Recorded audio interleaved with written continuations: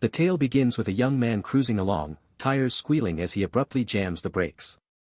A hum of excited chatter ripples through the crowd, fingers pointing and voices murmuring about the sleek supercar that just skidded to a stop. A confident young man steps out, flashing a grin that leaves onlookers dazzled. Someone in the crowd exclaims, "Chen Yuan. That second-gen rich kid, top dog at school, just rolled up in another new supercar." From the passenger side, a pair of elegant white heels descends gracefully, followed by a strikingly curvaceous young woman who steps out with a self-assured smirk. The sight sets the campus guys on edge, muttering under their breath, "He's barely set foot on campus and already nabbed a stunner from the N2 flight attendant program. Chen Yuan, that lucky jerk." A few others, faces flushed with jealousy, pipe up, "Rich, good-looking, and born with a silver spoon, of course he gets first pick of the girls." Another adds, "First pick. He's practically cornered the whole market." Word is, a ton of freshman beauties are already smitten with him. The couple struts into the building, whispers trailing them like shadows. Upstairs, girls lean over railings, gossiping with envy about the woman at Chen Yuan's side. One huffs, "She's not even that gorgeous, is she? I just dragged my feet a little, and now I've missed my shot, so frustrating." Her friend nudges her, saying, "Seize the day, girl. Don't let that Chen Yuan slip away." Chen Yuan, oozing charisma, glances up at the chattering girls and flashes a heart-melting smile that could charm anyone. The pair then strolls cheerfully through a bustling mall, arm in arm. But that's all a distant memory for Chen Yuan. He muses to himself, reflecting on how his lavish lifestyle and enviable status in his third year of university came crashing down. A catastrophe struck, leaving his family's 3 tourism businesses bankrupt and saddled with a staggering 100 million in debt. Back in the present, Chen Yuan steps into his dorm and calls out, "Yo, roomies. Anyone down for a late-night gaming sesh with Lao Jiang?" One roommate turns, his tone icy, "Chen Yuan, let's not pretend we're tight." Another, sprawled lazily, chimes in, "What, you think you're still the hotshot rich kid? You snap your fingers, and we jump? Nah, man." Chen Yuan stands there, wordless, swallowing his pride. He heads to the rooftop to clear his head, the cool breeze washing over him. In his mind, he laments how his old party buddies drifted away one by one, dodging him like the plague. With no other choice, his parents and little sister now live in a cramped rental, a far cry from the days when he'd book entire suites daily. Now, he's stuck in a basic dorm, wondering if a decent life is even possible anymore. Moments later, a girl named Chu Wanqing pulls him aside to a quiet corner for a talk. When he arrives, she says with a sneer, "Chen Yuan, enough. Don't reach out to me anymore. I hope you find someone more compatible." He freezes, stunned, his face clouding over in disbelief.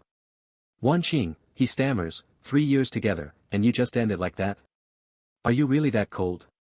Chu Wanqing fixes him with a steely glare, her voice sharp like a blade. "How much love was there, really? You know the truth." She flicks her hair and turns toward a sleek luxury car idling nearby. Before walking away, she tosses over her shoulder, "Oh, and don't call me Wanqing, it sounds so tacky. If we ever cross paths again, let's just hope we don't." With that, she slides into the waiting car. Chen Yuan's heart sinks, a heavy sigh escaping him. Chu Wanqing pauses, adding, "I'm leaving now, my friend's here to pick me up." Desperate, Chen Yuan lunges to block the car door, pleading, "Wait, Wanqing." Startled, sweat beading on her forehead, she snaps, "What do you want now?" Her eyes are devoid of warmth as she continues, "Those designer bags you got me? I don't need them anymore. Why don't you take them back?" Chen Yuan's face darkens, but he forces a strained smile. "If it's really over, I don't care about the money. Just, let me relive that dream one last time." Her face flushes with anger as she shrieks, "Chen Yuan, have some dignity. 3 years, and all I got were a few lousy bags, and now you're demanding them back after we're done." Suddenly, an older voice calls from the car, "Wanqing, get in. No need to waste your breath." The man inside adds, "Young man, where you headed? Need a lift?" Chen Yuan glances at the older guy, bitterness bubbling up as he thinks, calling her Wanqing is tacky when I do it, but not for him. Absurd, he replies curtly, "No thanks, I live close." The man's tone turns patronizing. "Wanqing and I have plans, but I'm worried you're too shaken to think straight. Let me drop you off to be safe." Chen Yuan's chest tightens, the words stinging like spice. You're kicking me while I'm down, he thinks, but I'm not letting you have the last word. Leaning toward the car window, he says smoothly, Big brother, you're a kind soul, and I appreciate it, but my place is just a few steps away. Turning to Chu Wanqing, he adds, Wanqing's a great girl. Take good care of her. She stares, confused, as the man in the car smirks and says, Don't worry, I've got her. Chen Yuan seizes the moment, his voice casual but pointed. Us guys gotta treat our girls right, yeah. A few things about Wanqing. First, she loves Okamoto 001s. Second, fishnet stockings, but cheap ones, the good ones aren't as practical. Oh, and she's big on nurse and police uniforms for, special nights. The man's face pales, his voice shaking with rage. You're just spouting nonsense now. He slams the window shut and peels out, tires screeching. Chen Yuan watches the car vanish, letting out a heavy sigh. Brother, I was just getting to the good part, he mutters. Wanqing, maybe you made the right call after all. The blazing sun forces him to shield his eyes as he says quietly, Forget it. It's not my problem anymore. I just hope your choice leads to the life you want. Out of nowhere, a robotic voice chimes in, Indeed, everyone deserves their ideal life. Perfect life system downloading. The sun fades, replaced by a glowing golden-orange panel that leaves Chen Yuan stunned. Data flashes across it, host, Chen Yuan, age, 21, height, 182 centimeters, weight, 70 kilograms, net worth, 87, health, 72, fitness, 75, skills, none. Sweat beads on his forehead as he points at himself, bewildered. Host. That's me. I didn't ask for this, what's going on? Am I losing it? The panel reappears, displaying a list of tasks, perfect life system download complete. A perfect life requires wealth as a foundation and valuing the opposite sex. Mission, spend money on a same-age female nearby with a favorability rating above 60 and earn her respect. Reward, triple refund on spending. Bonus, if her favorability rises by 3 points, refund doubles. Note, spending limited to cash or accounts, Chen Yuan blinks, scratching his head. A system? For real? This can't be a hallucination, can it? A gentle voice interrupts from behind. Chen Yuan. A girl peers at him, concern in her eyes. You're a guy, pull it together. It's just a breakup. Is it really that bad? The system pings, displaying, Academic Advisor Li Xia, favorability, 65, she steps closer, saying softly, I saw what happened. In your words, bye-bye's just bye-bye, right? The next one will be better. Chen Yuan glances at her, noticing a pink 65 hovering above her head, his mind racing. The system's real, Li Xia, oblivious, smiles encouragingly. Come on, Chen Yuan, chin up. Overwhelmed, he scratches his head, mumbling, I'm fine, teacher Li. In his head, he marvels, a cheat code. For real? Li Xia tilts her head, asking, oh, about that tuition aid I mentioned, have you considered it? I submitted the form early, it's one of the few ways I can help. He sighs, a few thousand yuan's nothing compared to my family's debt. Better let someone else have it. She nods thoughtfully, then says, all right, I won't push. But if you need help, school, life, even relationships, my door's open. With a wave, she turns to leave. Chen Yuan stares at the system panel, calculating. Triple refunds. Let's test it, he jogs after her, grabbing her hand. Teacher Li, thanks for looking out for me. Hold on, I'll get you a milk tea. Surprised, she protests, no need to be so formal. But he's already gone, returning moments later with a cup. Here you go, he says, handing it over. Li Xia takes it, cheeks pink, murmuring, thanks. He checks his phone, bank notification, card ending 0098, May 10, 1640, plus 18 yuan, balance, 99 yuan, his eyes widen. Spent 6 yuan, got 18 back, double refunds real, he watches Li Xia walk away, heart pounding. If her favorability stays above 60, I can keep spending and racking up refunds. My family's debt, we could be richer than ever, His mind races as he leans against a wall, scrolling his phone. Current balance, 99 yuan. Too low. JB loan, 8,000, another loan, 20,000, business loan, 21,585. Total, 49,684 yuan, asterisk he smirks, spotting a discarded box in a trash can. Perfect, inside is a bag, spring model, $800, high-end knockoff. Li Xiao'll accept this, at her door, he knocks, nerves tingling. Does she have a boyfriend? Li Xia answers, apron snug, surprised. Qin Yuan. You cooking? He asks. She glances at the bag. What's up? He hands it over, voice steady. You've helped me so much these 3 years. I finally get how much it means. This is a small thank you, please take it. She hesitates, eyeing the bag. It looks pricey. I can't. He anticipated this. It's a knockoff, 2 yuan. You know my situation, I'm not splashing cash. If I don't thank you, what kind of guy am I? It's cheap, but it's from the heart. Li Xia softens, thinking, if I refuse, it's like I'm dismissing him. She accepts it, saying, fine, I'll hold on to it. I'll get you something for your birthday. A burnt smell wafts from the kitchen, and she bolts, yelling, my stir-fry's burning. Chen Yuan slips inside, grinning. Dinner's a chance to boost favorability. She pokes her head out. You haven't eaten, right? Stay for dinner. He nods, thinking, asterisk no boyfriend. Perfect, asterisk a notification pings, card ending 0098, May 10, 1845, plus 119,400 yuan, balance, 122,000, he stares, elated. Asterisk bag was 39,800, triple refunds 119,400. Pure profit, asterisk Li Xia calls, Chen Yuan, sit. Why re you zoned out? Snapping back, he asks, just us. Where's your boyfriend? She laughs, wrestling off her apron. Boyfriend? Nope. Ugh, this thing's stuck. He steps closer, offering, let me help. She waves him off, but he's already behind her, loosening it. Her figure catches his eye, but a shout breaks the moment. What are you doing? It's Liang, Li Xia's sister, glaring from the doorway. Chen Yuan stammers, and nothing. Li Xia beams, introducing, this is Liang, my sister. He waves awkwardly. Hi. Liang's stare is cold. Not great. Sensing the tension, he mumbles, teacher Li, I ate earlier.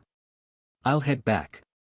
As he leaves, Li Xia watches, puzzled, thinking, he said he ate, but he seemed ready to stay. As Chen Yuan retreats, Li Xia crosses her arms, her gaze icy as she watches him go. Turning to her sister Liang, she says sharply, I think he's up to no good.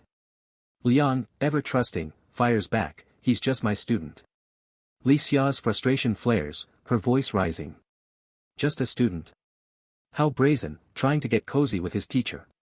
Blushing furiously, Li Xia nudges Liang toward the dining table, exasperated. Enough nonsense, let's eat already. Meanwhile, Chen Yuan paces along the road, lost in thought. Asterisk who's next to spend on? Miss Li's my teacher, sure, but she's not a gold digger like Wan Qing. Asterisk suddenly, a man stumbles into him from the front, no warning at all. Recognizing him instantly, Chen Yuan asks, Hang Hai, you okay? The man, pale and trembling, reaches out with a shaky hand, his face drained of life. Yuan Ji, my goddess Fang Minhui, she went to a movie with that damn Li Jianping. Hang Hai, Chen Yuan's roommate, looks utterly defeated.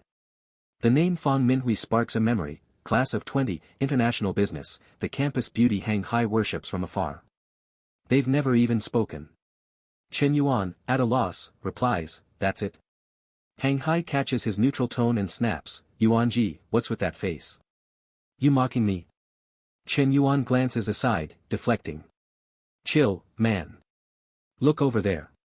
Hang Hai's eyes light up, locking onto two stunning girls strutting ahead, their figures striking. His cheeks flush, life flooding back as he stammers, Yuan Ji, she just saw a movie with Li Jianping, right? They didn't get a room or anything. I've still got a shot, yeah. Chen Yuan sighs inwardly at Hang Hai's pitiful desperation. Asterisk obsessing over a girl like that, humiliating yourself. How's that gonna win her over? Asterisk but then his gaze lands on one of the girls, and a glowing 72 hovers above her head. His jaw drops. Asterisk no way, she's got a number 2. Higher than teacher Li's, asterisk. The girl beside Fang Minhui steals a glance at Chen Yuan, whispering, Minhui, heard Chen Yuan got dumped. Fong Minhui looks surprised. Her friend rolls her eyes, muttering, "TCH, Chen Yuan." Minhui doesn't quite catch it, but as they pass, she sneaks a curious look back at him.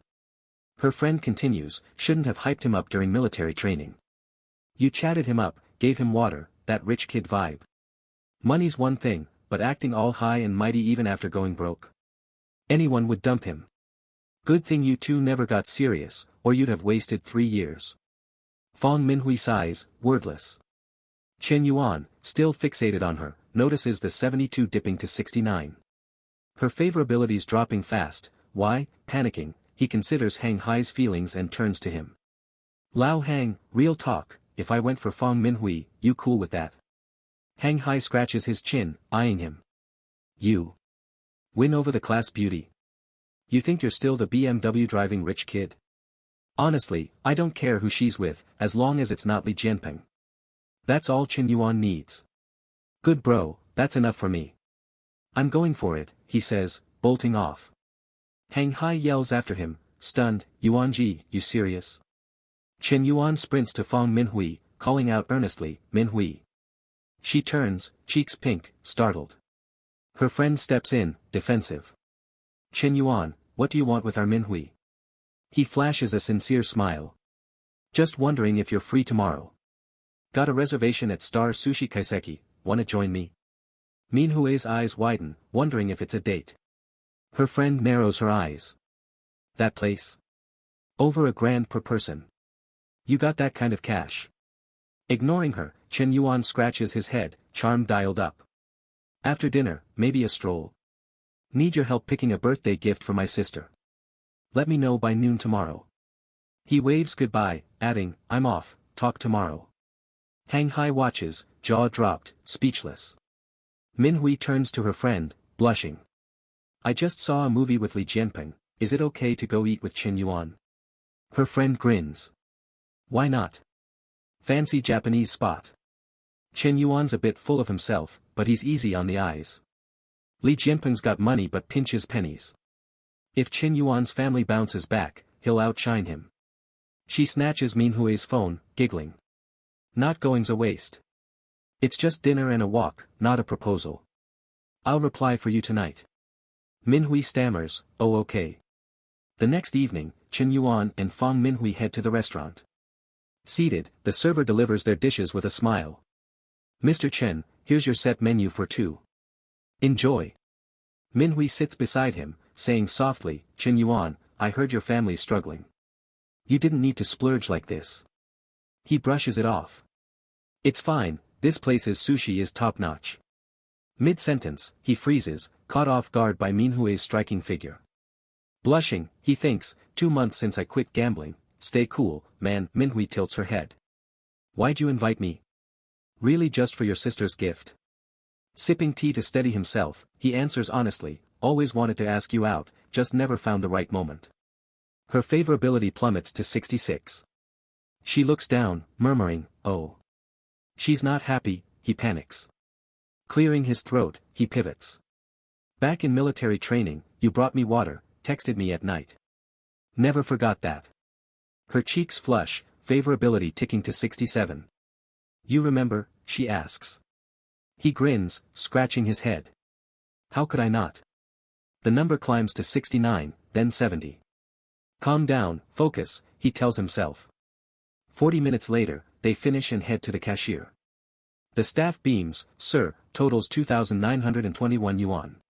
With your membership discount, 2,774 yuan. Chen Yuan nods, "Thanks." Minhui's favorability hits 73. She glances at him, thinking, "My monthly budget's 3,000 yuan, this meal's almost that." She recalls Li Jianping's cafeteria suggestion, promising that, next time, for dining out. He's got money but holds it tight. A bank ping sounds, followed by a system alert, * time-limited task, spend on a female with favorability over 60, gain respect. Reward, triple refund, double if favorability rises 3 points, * Chen Yuan checks Minhui's number, now 76. * from 72 to 76. This is wild, 10,000 yuan profit from one meal, *. Minhui smiles shyly, thinking, he's growing on me, maybe it's the money. She grabs his hand, saying, let's go pick that gift for your sister at Gujin. At the Gujin Mall, an older man spots Qin Yuan and mutters to Chu Wanqing beside him, Wanqing, what's that guy doing here? She gasps, Qin Yuan. Sneering, she thinks, dumped me yesterday, and today he's shopping with a new girl. The man scoffs, that broke student dares show up here. He fumes, I slave to buy Wanqing bags, and this debtor's got girls fawning over him. Qin Yuan, spotting them, says to Minhui, let's check another store. She nods, sure. Chu Wanqing, unable to let it slide, blocks their path. Why not look around? It's free. She glares at Minhui. Qin Yuan, who's this? He replies coolly, funny running into you. Just browsing for my sister's gift. The man laughs mockingly. A gift? Try the toy wholesale market, can you even afford this place? He gestures to the high-end store behind him. Chu Wanqing chimes in, sauntering toward Minhui with a biting smile. I don't know you, but a friendly tip, don't fall for his type. Qin Yuan steps in front of Minhui, retorting, what's it to you? Who am I deceiving? The man snaps, Qin Yuan, watch how you talk to Wanqing. Man up. We know your deal, broke, in debt, still acting big. No one's buying it. Qin Yuan bristles, thinking, what a pair, made for each other. A system ping interrupts, *perfect life task, spend on a female with favorability over 60, cause negative emotions in others. Reward, double refund per 5 negative emotion points, stackable with triple refund. * numbers appear above the couple, 30 and 35. Qin Yuan smirks inwardly.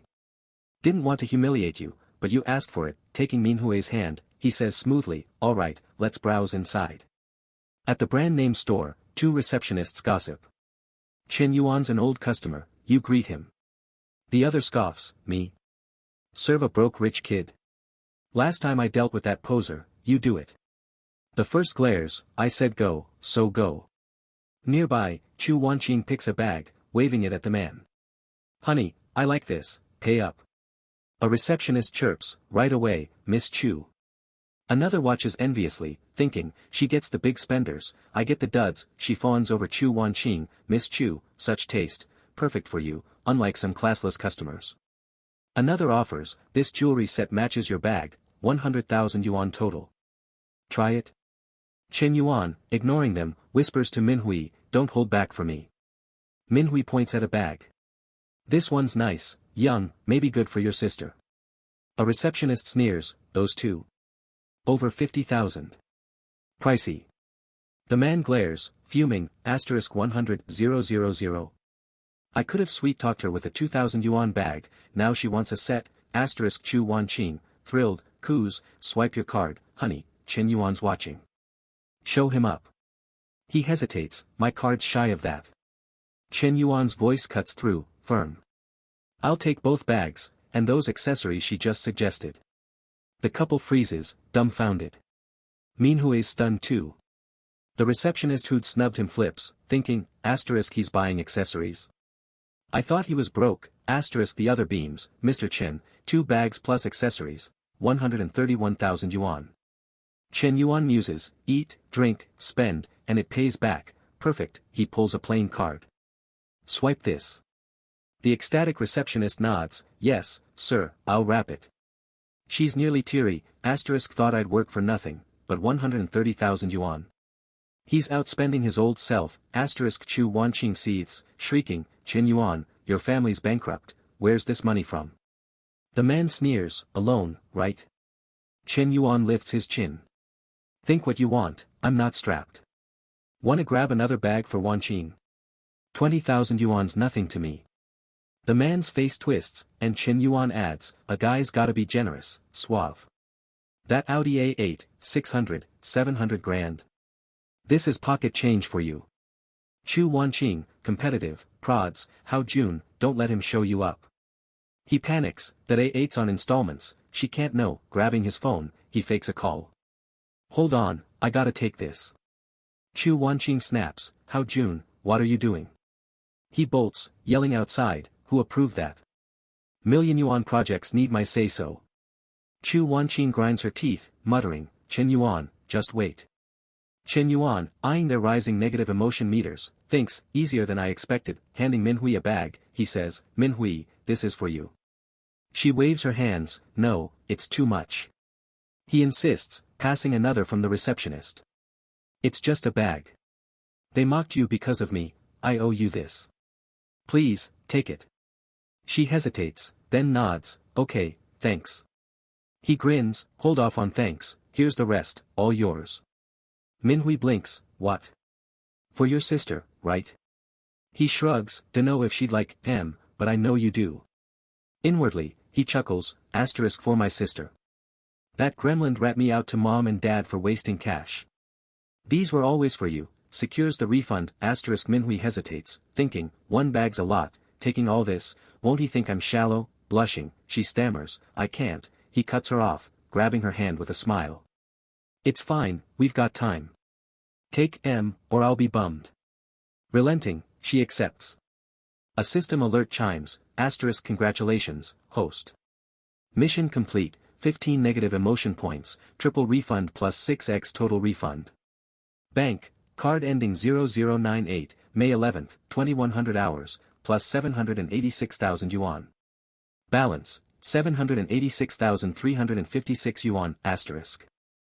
Chen Yuan clasped Fong Minhui's hand, thinking, Minhui's my golden ticket now, I've got to keep her close and avoid another favorability dip. He spoke softly, Minhui, let's head back to school. It's getting late. Inwardly, he mused, asterisk I'd love to take things further, but rushing it's a bad move. Let it flow naturally, asterisk Minhui, touched by his gesture, thought, asterisk Chen Yuan's nothing like Li Jianping. He didn't even suggest a bar, I was half expecting it, asterisk. Moments later, Chen Yuan reached the south dorm. A group of guys tumbled downstairs, chanting, Jianping, you dog. Snagging the class beauty while we're all still single. Another added, didn't see that coming, you sneak. This calls for a big celebration, your treat, and make it fancy. Li Jianping spotted Chen Yuan passing by and raised his voice deliberately, let's get the whole class together, make it a party. Chen Yuan, unfazed, returned to his dorm. Inside, a roommate, face sour, grumbled, you hear that? Li Jianping's bragging about his movie date with Fong Minhui, rubbing it in our faces, room 53's getting targeted. Chen Yuan smirked, reassuring him, he won't be gloating long. Minhui's not sticking with him. The roommate spun around, skeptical. Don't kid yourself. She went to a movie with him last night, who knows what else happened. And didn't she ditch your date today? She's with Jianping, man. Chen Yuan just plopped onto his bed, silent, and fired up his computer. Checking his account, he thought, asterisk new funds already. Might head home tomorrow to sort things out, asterisk. The scene shifts to Chen Yuan's family home. A heavy-set man lounges in a chair, greeting him, Xiao Yuan, you're back. It's his uncle, Chen Yade. Chen Yuan steps in, voice flat, hey, uncle. His father, tone gentle, says, we're talking, head to your room. Your uncle and I have business. In his room, Chen Yuan overhears his father's voice outside, brother, I get your situation, but please, give me a bit more time. I'm close to covering the debt, I'll pay part now. Chen Yade, smug, retorts, part. Not enough. I've been grinding daily, you've gotta settle it all, now. Chen Yuan's mother snaps, Chen Yade, who does that? We lent you 300,000 for your car wash, no pressure to repay.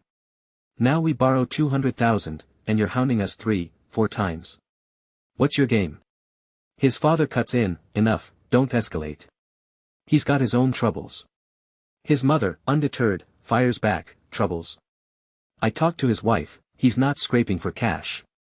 He's crowing about debts must be paid, it's only right. Family. Ha. If you were a stranger, you'd see real debt collection. She scoffs, violence to collect. The Chen family's full of snakes. Why'd we ever help you? His father sighs, stop. There's still jewelry, go grab some to sell. We'll replace it later. His mother, irritated, snaps, replace what? Let's clear the house debts first. Inside, Chen Yuan's system pings, asterisk perfect life task, a perfect life carries no debt. Mission, pay off family or personal debt. Reward, double the amount paid. First 200,000 payment yields 1 million for a car, asterisk staring at the alert, he thinks, perfect timing, his eyes gleam, even without the mission, I was gonna help Dad today, his mother, sighing, pulls out a jewelry box. All the jewelry you gave me's here. I can't sell it, no matter how tough things are. It's worth tens of thousands, let him take it. Seems 2 gold rings got lost in the move. Chen Yuan flushes, ashamed, recalling how he sold those rings to buy a bag for Chu Wanqing. I was such a lousy son, bursting out, he shouts, Mom, Dad, I've got money. His father frowns, not the time for jokes. His mother, weary, adds, you see our situation. Save your cash for the cafeteria card, don't mess around.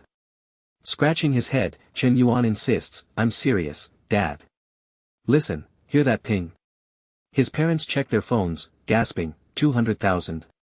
His father, stunned, asks, Kid, where'd you get this? Chen Yuan spins a tale, you gave me tons of pocket money before. I tossed some into crypto with a buddy.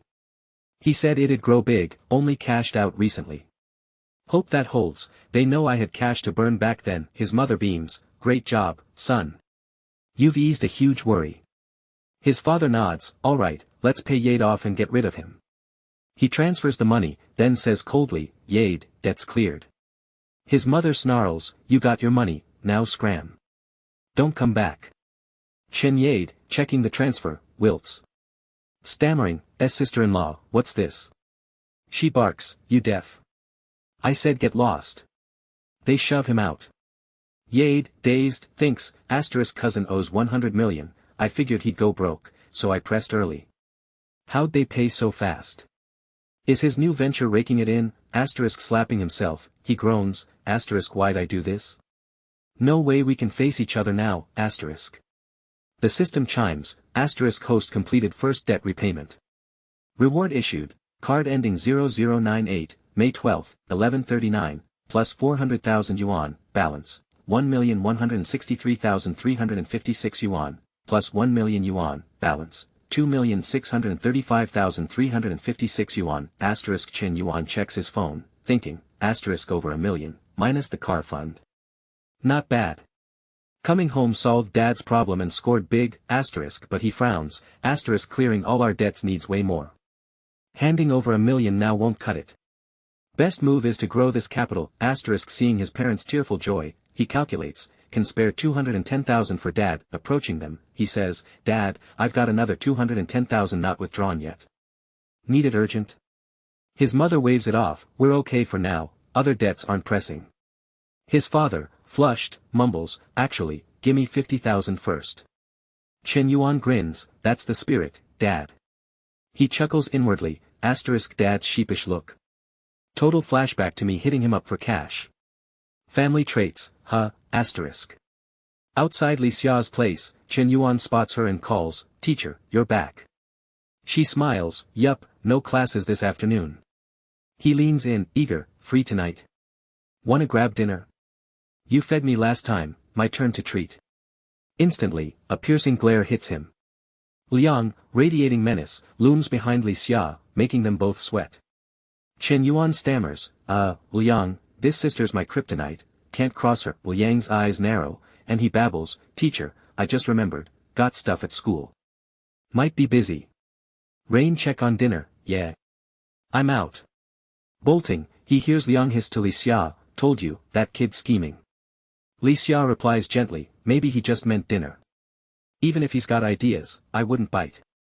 Walking away, Chen Yuan wipes his brow, too hot out, he recalls cruising with Chu Wanqing, AC blasting, cool and comfy. Then it hits him.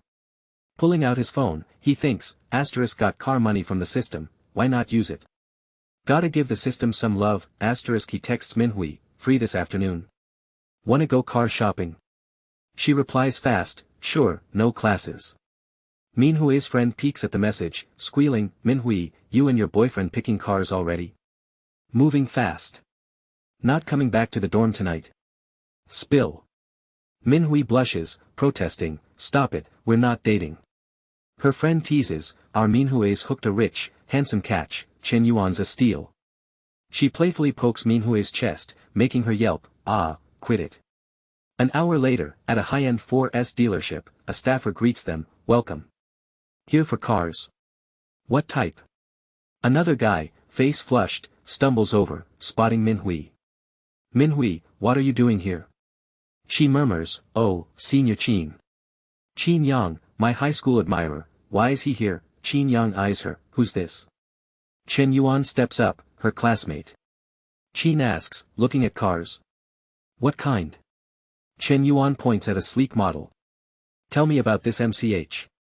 Qin, enthusiastic, says, exhibits are over there, check them out, sit inside.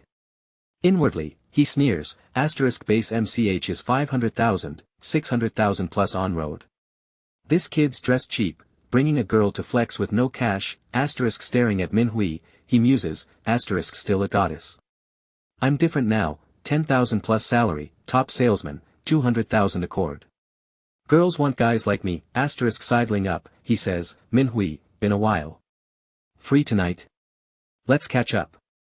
She replies awkwardly, sorry, senior, I'm booked. Chen Yuan cuts in, can we get a test drive? Qin, irritated, I'm trying to ask her out, why is he butting in?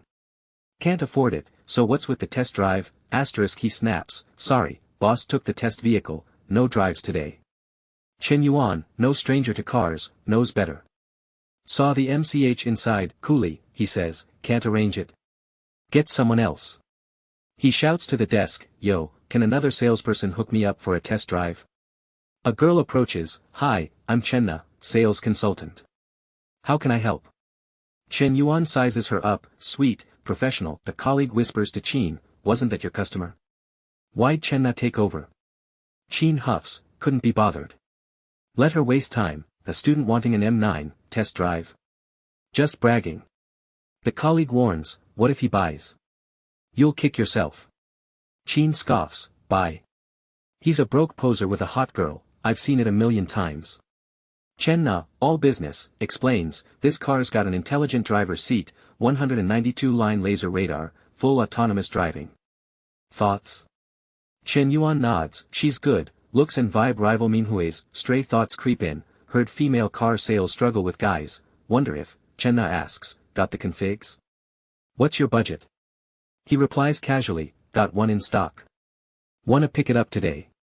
Chenna's eyes spark, most buyers hem and haw, this guy test drove and decided, no price check. Jackpot or ulterior motive, she checks, sorry, no stock here, but another store's got a cancelled order, financial issue. We can transfer it in a week. Chen Yuan agrees, cool, I'll order today. Chenna, floored, thinks, over 600,000 on road, and he's in. Angel customer or what, she stays professional, please rest inside. Need a 50,000 yuan deposit, I'll grab the contract. Back at the desk, Qin pries, what did he say? Chenna, prepping the contract, says, he bought it. A colleague gasps, what? That quick? Qin, hands on hips, sneers, he's faking. When it's time to pay, he'll bail with excuses, we get tons like him. Another agrees, yeah, never seen a buy that fast. Chenna, unfazed, repeats, he bought it, full payment. The colleague, floored, turns to Qin, you moron, you let a huge sale slip. You're gonna regret this. Qin clenches his fists, fuming.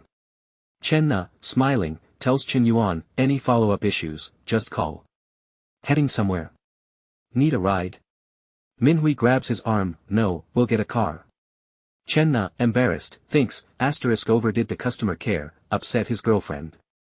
I'm toast, she nods, alright, safe travels. Strolling outside, Chen Yuan checks his phone. Wanna grab food?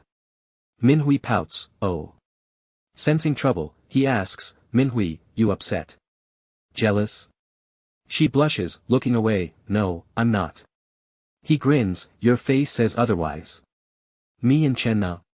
Just business, nothing else.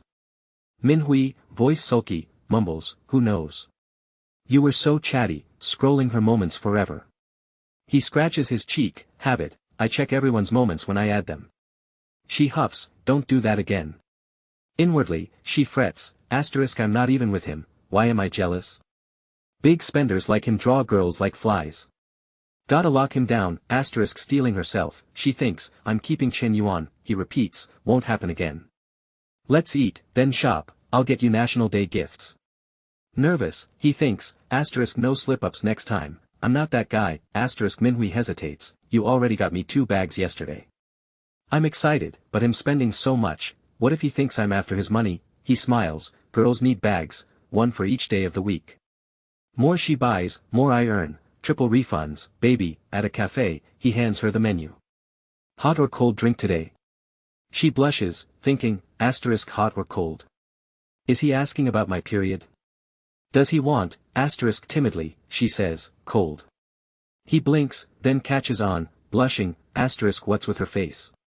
Oh, man, what's she thinking, asterisk been 2 months since Wanqing, pent up, huh? Might as well lean into the mix-up, asterisk. 3 hours later, they leave the mall. Manhwa's decked out, a 12,800 yuan watch, 20,800 yuan bracelet, 55,000 yuan handbag.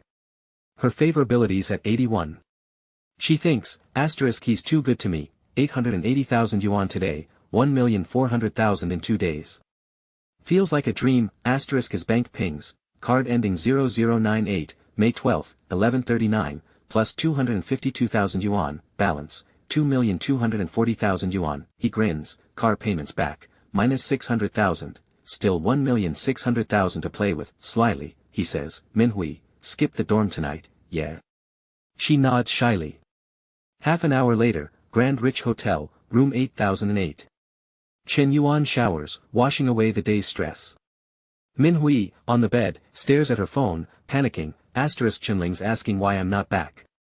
Say I'm with Chen Yuan. Too embarrassing, asterisk before she can decide, he emerges, toned body glistening. Drying his hair, he asks, Manhwa, ready? She blushes, thinking, sorry, Chenling, he's given me so much, she texts hurriedly, Chenling, not back tonight, say I'm visiting relatives if anyone asks. Turning to him, she stammers, Chen Yuan, I haven't showered. He buries his face in her shoulder, inhaling, love your scent. Pinning her down, he starts, deftly unzipping her dress with his mouth. Every scent on you, he murmurs. She places a hand on his chest, whispering, be gentle. He nods, diving in, both lost in the moment. Half an hour later, they rest.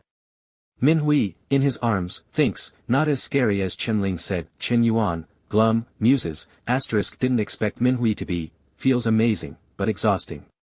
2 months off, and I'm out of practice, asterisk before he can recover, she climbs atop him, cooing, Chen Yuan, again. Startled, he laughs, Manhwa, gimme a sec to recharge. With a sultry look, she purrs, no, I want it now. The following morning, Chen Yuan woke up in his dorm, feeling invigorated. As he rose from bed, he mused to himself, asterisk the system even offers cashback on loan repayments. My total debts, loans and credit cards, amount to 52,000. I'll clear those first, asterisk glancing at his account balance, he reflected, asterisk there's still Lu Hang's 100,000. When my family went bankrupt, all those so-called friends vanished, but Lu Hang supported me without hesitation, asterisk. Just then, a roommate approached, saying, old third, where were you last night? Check the group chat, there's a friend meetup tonight at noon. Chen Yuan opened the chat and saw people chatting, asterisk the weather's nice this weekend. Let's all head out for some fun, asterisk soon after, a car photo popped up, followed by excited comments, asterisk whoa, Pang's getting a car. That's a Bowen lie, worth 280,000. Pang's loaded, asterisk someone else wrote, even 10 years after graduation, most of us couldn't afford that, another chimed in, asterisk did the saleswoman at the 4S shop have her kid yet? I say we all meet up tonight and celebrate, asterisk. The roommate added, that jerk Liang Pang bought a car. I bet he got the old class president to set this up just to brag. It's so annoying. If we skip it, though, we're out 200 yuan from the class fund. Chen Yuan replied, revolted, Liang Pang's fake act is almost cute. You guys go, I'm sitting this one out. Before he could say more, a message pinged, asterisk Yuan, been a while. Come grab dinner tonight. Chill out a bit, asterisk. Suddenly, the system buzzed with a notice, asterisk perfect life mission. It's not just about winning over the opposite sex but also building a career base. Limited time task, the host will receive 1 million yuan for investment within 1 week. Invest the full amount. Reward, any profits from business ventures will be doubled, asterisk reading it, Chen Yuan grinned, thinking, asterisk a career mission. Perfect timing. I need a legit way to explain all this money in my account. Lu Hang's acoustic bar is being renovated, maybe I can put money into that, asterisk. Staring at his phone, he reread Lu Hang's text, asterisk Yuan, long time no see. Dinner tonight, relax a bit, asterisk Chen Yuan typed back, asterisk send the spot. Tonight, your boy's switching up the vibe, asterisk. At South Scenery Bar, in a VIP room, Zhang Long, a young heir, lounged on a sofa, grumbling, young masterly, who are we still waiting on? I'm starving here. Lin Guangyao, sitting nearby, piped up, aren't all the big shots already here?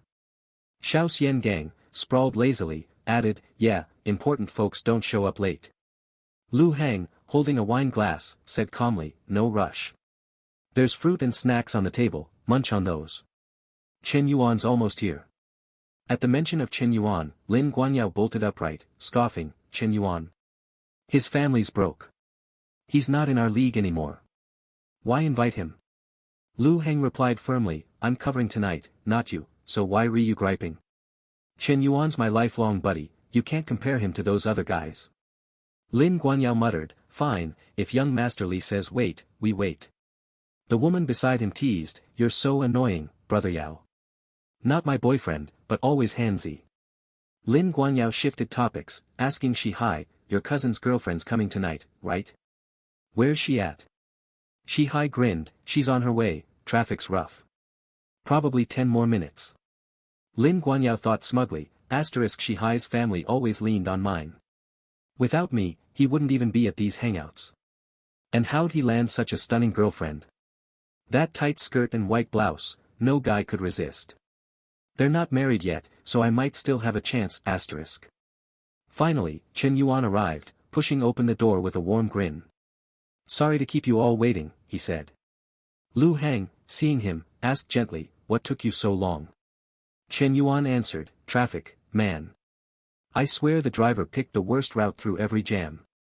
Lu Hang chuckled, giving his shoulder a light tap. Some drivers got no shame, report that guy. Lin Guangyao smirked to himself, asterisk a taxi.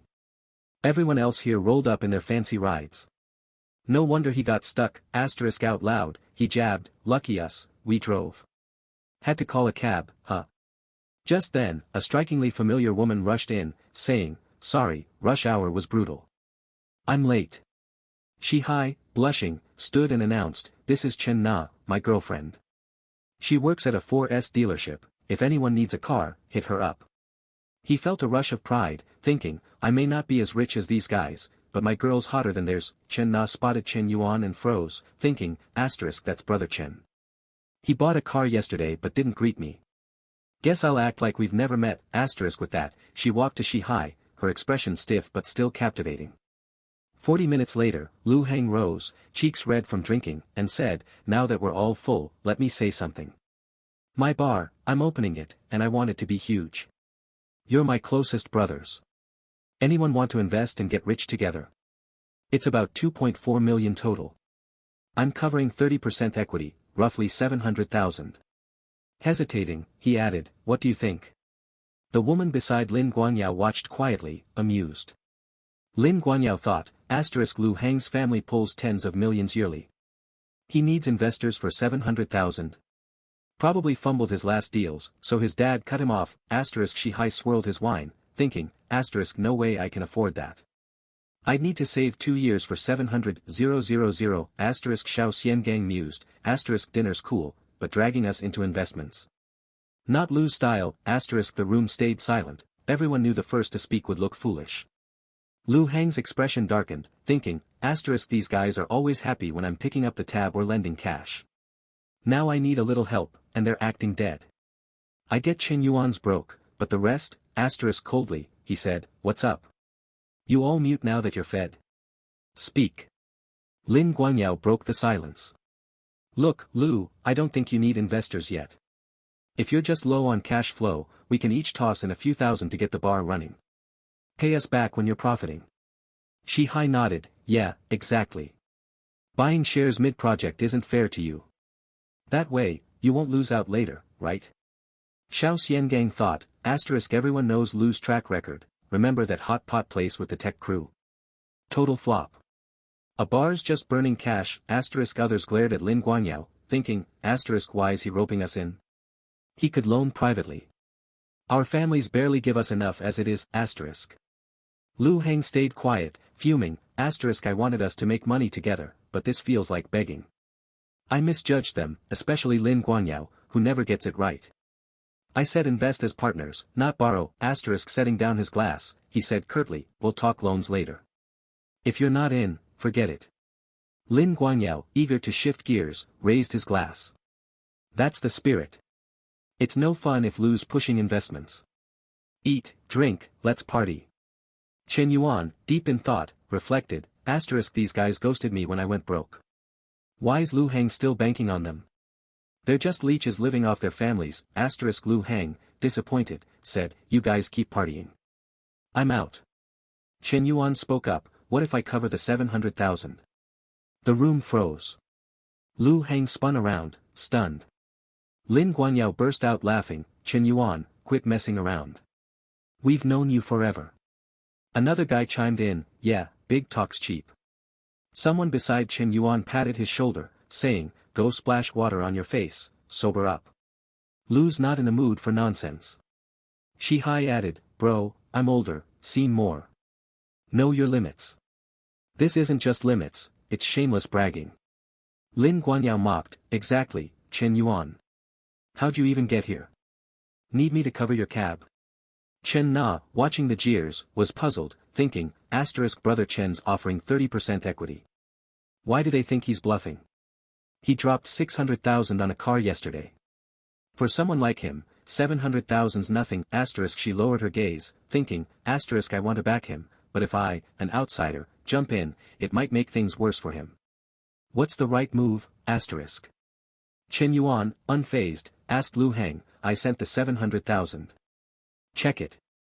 Lu Heng glanced at his phone, stammering, Chen Yuan, the screen showed clearly, your industrial and commercial bank card ending in 5854 received 700,000 at 1942 on May 13, Lin Guanyao, curious, asked, Lu, what's up? Lu Heng, speechless, shoved the phone toward him, saying, see for yourself. Lin Guanyao gaped at the number, thinking, what the hell? Why's Chen Yuan's transfer got so many zeros? Let me count, 1, 2, 3, 4, 5. Holy crap, 700,000, Chen Na, nearby, glanced at Chen Yuan, stunned, thinking, the tides turned fast. One of the guys, noticing Lin Guanyao leap up, curiously asked, Lin Sha, what's in that message? Lin Guangyao's voice shook as he answered, something's come up at home, Miss Chow. I can't hang out and drink with you all anymore, catch you later. Shihai, seeing this, stood too and asked, aren't you my cousin? What's happening? Lin Guanyao snapped back, don't ask me, you head out too. Your aunt and uncle are looking for you. Shihai blinked, confused. No way, they didn't call me. Lin Guanyao shot a bitter glare at Chen Yuan, thinking, this cousin of mine can't take a hint. Whatever, I'm not bothering with him. But that jerk Chen Yuan, if he's got this kind of cash, why was he acting like some taxi-riding nobody? He hogged all the spotlight tonight, damn him, Xiao, still puzzled by Lin Guangyao's over-the-top reaction, wandered over to Lu Heng and said, Lu, what was in that message? Let me see. The moment he glimpsed it, he swung the door open and stepped out, tossing back, something's up at my place, I've gotta bounce. The others caught on quick, rising one by one. Me too, Lu, let's chill another time. Shihai turned, baffled. Aren't you guys, wait, what's going on? Why's everyone bailing? Chen Na, standing beside him, said, let's head out too. Shihai trailed her, still lost, and pressed, what did you say? How'd you know they were gawking at a transfer message? You didn't even see it. Chen Na finally spilled it. Chen Yuan bought a McLaren from me yesterday, paid in full. Shihai's jaw dropped. Grabbing her hand, he blurted, for real. That's true. Chen Na replied coolly, why would I make it up? I've still got his purchase contract. Shihai's annoyance flared. Nah, I'm not doubting you, but if you know a loaded guy like that, you should have told me right away. You messed up not handling this better. Chen Na shook his hand off sharply and fired back, next time. What next time, Shihai? I just figured out who you really are, consider me done with the wrong guy. Don't call me again. The scene shifted back to the VIP room. Lu Heng plopped down, slinging an arm around Chen Yuan's shoulder. If I'd known you were this stacked, I wouldn't have bothered with this meetup today, what a waste of cash. Chen Yuan poured wine into a glass and said, good thing you know now. Those guys? They're unreliable. Fun for a laugh, but useless when it matters. Turning with a grin, he added, tell me about this quiet bar idea of yours. Even as a small shareholder, I've got to pitch in on future plans. Lu Heng's face lit up. Alright, I'll walk you through it. For the next half hour, Chen Yuan and Lu Heng hashed out decor styles and business logistics. After unloading his ideas, Lu Heng rubbed his head, exasperated. You sneaky bastard, university wasn't wasted on you. You've got a real knack for this business stuff. Chen Yuan stretched lazily. Call it business smarts. I can't be at the bar daily to babysit things, and it's trickier for you, so we've got to find a spot near the school. Lu Heng nodded eagerly. You call the shots, whatever you say. An hour later, a text from Chen Na popped up, *, Brother Chen, your car's almost at the store. Come by Friday to settle the final payment, *. Chen Yuan smirked, an idea sparking, and replied, *, no hurry. You free tomorrow night? I've got some car questions I'd rather ask you in person, *. Chen Na read it and thought, this Brother Chen is Chen Yuan. She smiled slyly, musing, *, he's a walking goldmine right now. Repayments are capped, but we've got to branch out everywhere to milk this sugar daddy system for all it's worth. Plus, Chen Yuan's got the looks and the build, spending on a guy this hot isn't a loss, * with that, he sent her the meetup spot, tomorrow, tea restaurant, 4th floor, Guajin Shopping Center. The next day, Chen Na arrived early as planned, settling by the window with her chin in her hand. Brother Chen's not here yet, am I too early? Just then, a pot-bellied man waddled in from outside, spotted her, and thought, * Chen Na. Why is she here, rocking the store uniform? Never got a shot to charm this chick at work, today's my lucky day, * he turned to the group behind him and said, you guys grab a spot to eat, I've got some business to handle. This was Zhang Jinyong, the general manager of Chen Na's 4S store. His crew smirked, catching his drift. Go handle your thing, President Zhang, we'll head off. As they walked away, they gossiped. Think Chen Na will go for President Zhang? One asked. Nah, she's not the type, another said. A third countered, not so sure. Why's a girl like her eating solo at a place like this? The first guy blinked. What are you getting at? The third explained, maybe she's staging a chance run-in with Zhang Jinyong, letting him bump into her on purpose. A colleague burst out laughing. Chen Na's all serious at work, didn't peg her for this. Shi Hai, overhearing nearby, frowned. Chen Na's setting up a meet with who? Zhang Jinyong strutted to her table and grinned. Chen Na, what a surprise. Eating here too. Solo. Mind if I sit? She replied bluntly, President Zhang, sorry, but I'm meeting a friend. He oozed confidence, thinking, she's playing hard to get, leaning on the table, he pressed, I'm your boss either way. So what if you've got a friend? We can all eat together. Chen Na shifted, uneasy. Honestly, please keep some distance. You've got a family, you shouldn't be doing this. Ignoring her, he plopped down. Worried about my family? No biggie, divorce solves that. Shi Hai, frantically searching for Chen Na, seethed. * She ditched me to chase some other guy. She's looking down on me, I pull 400 to 500k a year, got a car over 300k. What am I missing? * Storming to the 4th floor, he froze, enraged. Holy crap, I lost to this pig, charging in, he jabbed a finger at Zhang Jinyong and roared, you two-faced sleaze. Sneaking around behind my back. Chen Na stared, blank. What are you on about? Zhang Jinyong, irked, snapped, who the hell are you? Without a word, Shi Hai lunged, landing a punch on the older man, shouting, I should be asking you that, you creep. Not backing down, Zhang Jinyong grabbed Shi Hai's collar. Where'd this rabid mutt come from? You dare hit me? Chen Yuan walked in then, stunned by the chaos. * Shi Hai's here. What's this mess? Caught red-handed, or is this fat guy just a fall guy? Otherwise, I'd be the one flat out, * spotting Chen Na, he quickly pulled her aside. Miss Chen, let's go, forget them, we're out of here. Later, driving away, Chen Na explained, Shi Hai and I were only together half a month. I only saw his true colors after that dinner, good thing I ended it that night. Chen Yuan nodded. Better to spot someone's real self early. It's done now, don't sweat it. Chen Na bit her lip, worried. It's not over, though. Zheng Jinyong, the guy who got hit, is my boss. After taking a beating for nothing, who knows how he'll come after me. Chen Yuan suggested, a boss like that isn't worth sticking with. Just find a new gig. She sighed, eyes down. It's not that simple. Jobs are tough to come by. Switching stores means starting from scratch, all my clients from years of work, gone. As they passed a flower shop, Chen Na gazed out, lost in thought. Being a salesperson wears you down after a while. I'd love to switch, maybe run a cafe. When I'm in a good mood, I'd rake in business, when I'm not, I'd just lock up. How nice would that be? Too bad a cafe takes 300 to 400k to start, I'd need ages to save that. Chen Yuan perked up. You want a cafe? No cash. What if someone invested?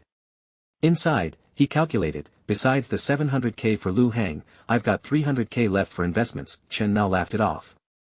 Then I'd quit my job on the spot and work for them, no hesitation. He turned serious. Alright, quit tomorrow. I'll put in 300k for a cafe, you work for me. Shi Hai's hand, mid-thigh slap, froze. Chen Na's favorability shot to 64, and she gasped.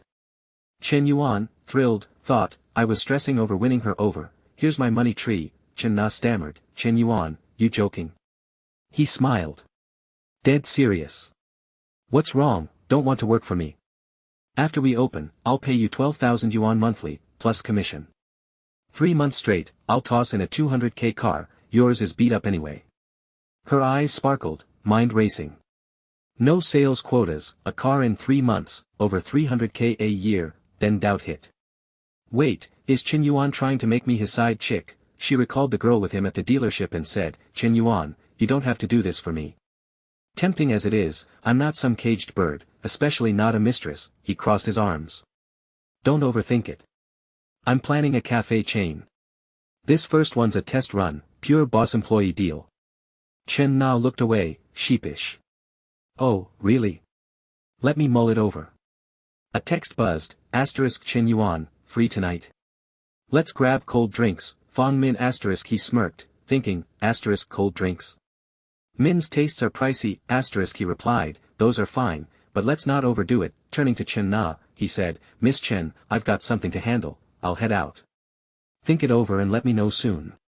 He dashed to Dawa Hotel, room 8008, slipping inside and shutting the door. Fong Min, waiting ages, rushed over, hugging him tight. Chen Yuan, I missed you. He softened. Me too, she cut in, suspicious. Wait, Chen Yuan, you smell like another woman's perfume. Startled, he sniffed himself. Huh? No way. Did Chen Na's car rub off on me? Fong Min shoved him back, fuming. Spill it, seeing someone else behind my back. He pulled her close, soothing, no chance, you're it for me. I hit the 4S store for car stuff today, those girls there drown in strong perfume, you know that. She melted under his charm. Fine, but if you chase other women, tell me first. And keep your distance from that staff chick, got it? He chuckled, thinking, asterisk this isn't about cheating, the system's about spending on women for rebates. Can't stick to one tree, asterisk, of course, he said aloud, grinning. She sauntered off, teasing, I'm showering first. He grabbed her arm, suggestive. Shower later. She purred, can't, I'm dressed. He stripped her quick, smirking, I like your natural scent. Blushing, Fong Min sat on the bed. Then we're alike, I love yours too. Chen Yuan shed his clothes, tossing them aside, and pounced, inhaling her deeply. That's my line. You've lit a wildfire in me. They tangled again, her moaning, Chen Yuan, I like you so much. 2 hours later, as they wound down, Fong Min murmured, Chen Yuan, I want more. He balked, shaky. Let me shower first, sweaty and gross. Stumbling to the bathroom, he thought, asterisk her appetite's bigger than mine. She's loving it, but I'm wiped, asterisk noticing her favorability hit 90, he grinned. This exercise boosts her fast, 86 last time, 90 now, the system pinged, asterisk opposite sex favorability over 90 detected. Mission complete. Rewards, 1 million yuan, 1 million consumption card, 1 random ability card, asterisk Chen Yuan gaped. Asterisk a million. Lotteries don't pay like this. Explains my cash flow, pays debts too, asterisk. Eyeing the random ability card, he puzzled, asterisk what's this? Future domination, asterisk glancing at Fong Min on the bed, he thought, asterisk sorry, Min, I'm climbing now. No more you using me, I'm flipping it, asterisk he picked the card. Fatigue vanished, energy surging below. Asterisk holy crap, I'm recharged. 90's reward is clutch, asterisk smirking, he mused, asterisk system gives what you need, 90 favorability's the key. Lu hangs over 60, Chen Na too, but 90's a haul. Next girl's a mystery, focus on testing this power now, asterisk. Striding out, he purred, Minmin. She blinked. What's up? He grinned, grabbing her hand. No shower, I changed my mind. She shifted, cooing, here, like this. He guided her gently, diving in. Pleasure hit her hard, and she yelped, Chen Yuan, why is it? Meanwhile, Chen Na lounged on her sofa, phone buzzing with excitement. Chen, this guy's offering 300k for a store and a 200k car after 3 months. Think he wants me as his kept girl? Her friend cut in, nah, you getting scammed? Chen Na shot back, no way, I've met him a few times. He bought a car from me. Chen pressed, how old? Your buyers are usually middle-aged. Just 21, Chen Na said. Chen, mid-face mask, gasped, a kid that young in a luxury car. Handsome. Chen Na sat up, cheeks pink. Kinda.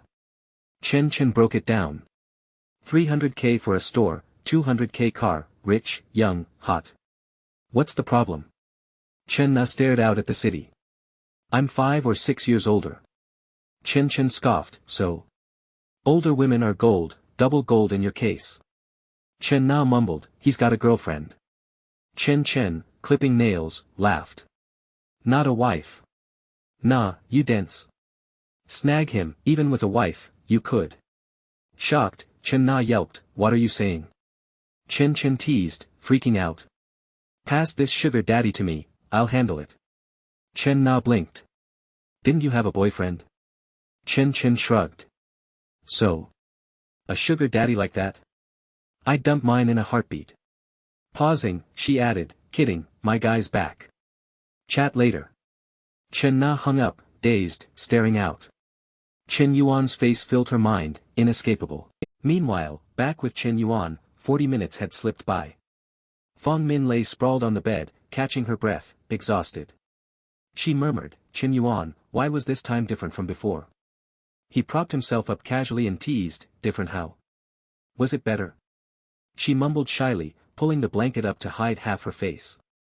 Fong Min, all flustered, whispered, we did it twice in those 40 minutes.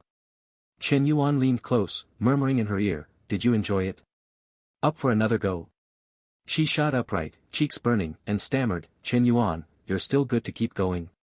He purred, remember how you moved so well up there last time? Why don't you take charge now? Her face flushed deeper as she muttered, me on top. But. I don't know how. Chen Yuan gave her a warm smile, pulling her close. You'll figure it out, life's all about learning, right? Fong Min nodded softly, barely audible, as if agreeing. He planted a gentle kiss on her, and she turned scarlet, playfully scolding, you're so bad, in a sweet, almost rehearsed way. Then, with a shy hop, she climbed atop him to keep their dance going. The next morning, after Fong Min headed back to campus, Chen Yuan lounged in bed, cozy and content. No classes this morning, might as well sleep in, he thought. Suddenly, he jolted upright, clutching a piece of paper and his phone. Hold up, that lottery ticket from the system. Gotta see if I'm loaded. Trying to steady his nerves, he checked each number, muttering, red numbers, 3, 4, 14, 22, 26, 27, and the blue ones 1. Nailed them all. He shrieked, holy crap, 68 million. Chen Yuan leapt out of bed, flinging the blanket skyward. I won 68 million. Gotta tell mom and dad, they've been scraping by too long since the company tanked. A bit later, he burst into his house, shouting, "Mom, I'm home." His mom, hands on hips, chided, you're back, quit yelling, you'll bother the neighbors." Beaming, he said, "Where's Dad? Get him out here fast, Mom, I've got big news." His mom, eyeing him warily, asked, "What's so urgent it can't wait for your dad? You little troublemaker, you in a mess again?" Grinning wide, Chen Yuan pulled a chair for her. "What's with that look, Mom? It's good news. Come on, both of you, sit down." Once they were settled, he flashed the lottery ticket and declared, "We're rich, 68 million. His mom's face went blank. "Son, you feeling too much pressure at school?" His dad chimed in, "Kid, just focus on studying. I'll handle the family debts, don't stress over strange ideas." Chen Yuan thrust the ticket and phone at his dad. "Dad, look closely before you say more." His dad muttered, checking each red number against the phone. His eyes widened as he stared at the ticket, shouting, "Honey, we actually won." Mom gasped, "Really? For real?" Dad, buzzing with excitement, confirmed, "It's really 68 million. Chen Yuan added, "Even after 20% taxes, we're looking at over 50 million. We can clear all our debts, and our lives will be so much better." His mom clapped her hands, overjoyed. "Son, your name's going in the family record books. Forget lunch at home, let's go celebrate this lottery win." Chen Yuan scratched his head, a bit bashful. "Oh, and I'm a junior now, graduating in a year. I want to start my own business, get some real-world experience." His dad nodded, pleased. "Starting a business isn't simple these days, but I love your drive. Young folks should push hard. It's your prize money, spend it how you want. But I'd suggest your mom and I hold on to some, just in case things don't pan out." Chen Yuan chuckled awkwardly. "Mom, Dad, I'll just take 1 million. The rest is yours, do whatever you like with it." His dad laughed and nodded. "Fair enough." His mom added, "Son, go chase your dreams, we've got your back." The scene shifted to Zhang Jinyong, still stewing from the fight days ago. Pointing to his bruised face, he sneered at Chen Na, "You know why I called you here, right? Take a good look, this is your boyfriend's handiwork." Chen Na replied icily, "Director, I've already dumped him. We're done. You should take up your injuries with him." Zhang Jinyong wasn't buying it. "Chen Na, that's not how it works. Debts get settled with the right person. If it wasn't for you, would I have gotten jumped for nothing?" His eyes roamed over her, dirty thoughts creeping in. "This woman's stunning, I can use this mess to reel her in." Chen Na stood firm.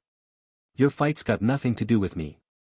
Besides, I told you yesterday I was meeting someone, you're the one who insisted on sitting there."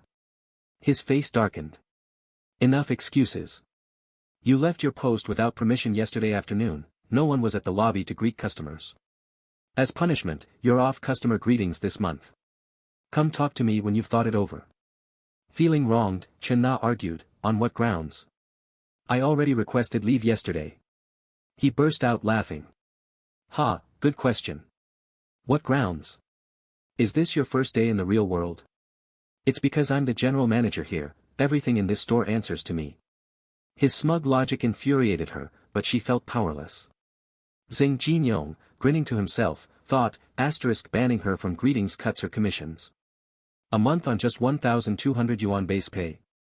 She can't even cover rent, Chen Na saw through his game.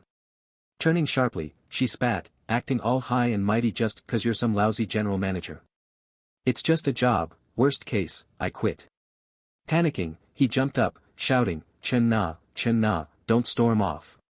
Think it over carefully." She was thinking, but not about him. Chen Yuan's young, but he's no ordinary guy, he gets things done. Even part-time work with him could be my way out, stealing herself, she said, "No need to think, I'm done here." Half an hour later, her message pinged Chen Yuan, "I'm ready." "You still serious about yesterday?" He shot back, "Congrats on ditching that misery and picking a brighter path. Check out some shop locations when you can, if you find a good spot, we'll lock it in." On his end, Chen Yuan strolled down the street, reading her text and grinning. Perfect, the last 300,000 from the investment mission set. No need to hunt for another project, He reached his destination and stepped inside, greeting warmly, "Hey, Lou, I'm here. Lu Xiao, juggling boxes on the floor, looked up. Chen Yuan, sorry to drag you into this. I'm moving my office, but there's too much stuff, I can't haul it all alone. I meant to call the class monitor, but she had to take leave. Chen Yuan glanced at the shelves. No worries, I'm free this morning, nothing going on at home. All this stuff need moving. Lu Xiao wiped her brow, smiling. Yeah, books and papers I could handle, but this table and filing cabinet are way too heavy. She reached for a cabinet, stretching. I can't quite get up there, she said. Standing on tiptoe, she strained, but a steady hand reached past her. Chen Yuan grabbed the stack of papers from the shelf. Their closeness made her backside brush against him, sparking a shy flush across Lu Xiao's face. Her heart raced as she thought, Chen Yuan, recalling a past moment, she mused, asterisk this is even closer than before. Does he have a thing for me, asterisk? Her cheeks glowed as she stammered, is it done? Chen Yuan, oblivious, set the papers down with a grin. Yup, all set. Just then, a cheery voice called from outside, Teacher, we're here to help. A group of students burst in, catching the scene. One whispered, why is Teacher Lu's face so red? Chen Yuan waved them over. Come on, guys, let's move stuff. Take this filing cabinet to the next room. The students dove in, each grabbing something. Lu Xiao slipped to a corner, smoothing her hair, heart still fluttering. Asterisk good thing those kids showed up a bit late, if they'd seen that, I'd die of shame. Chen Yuan's getting bold.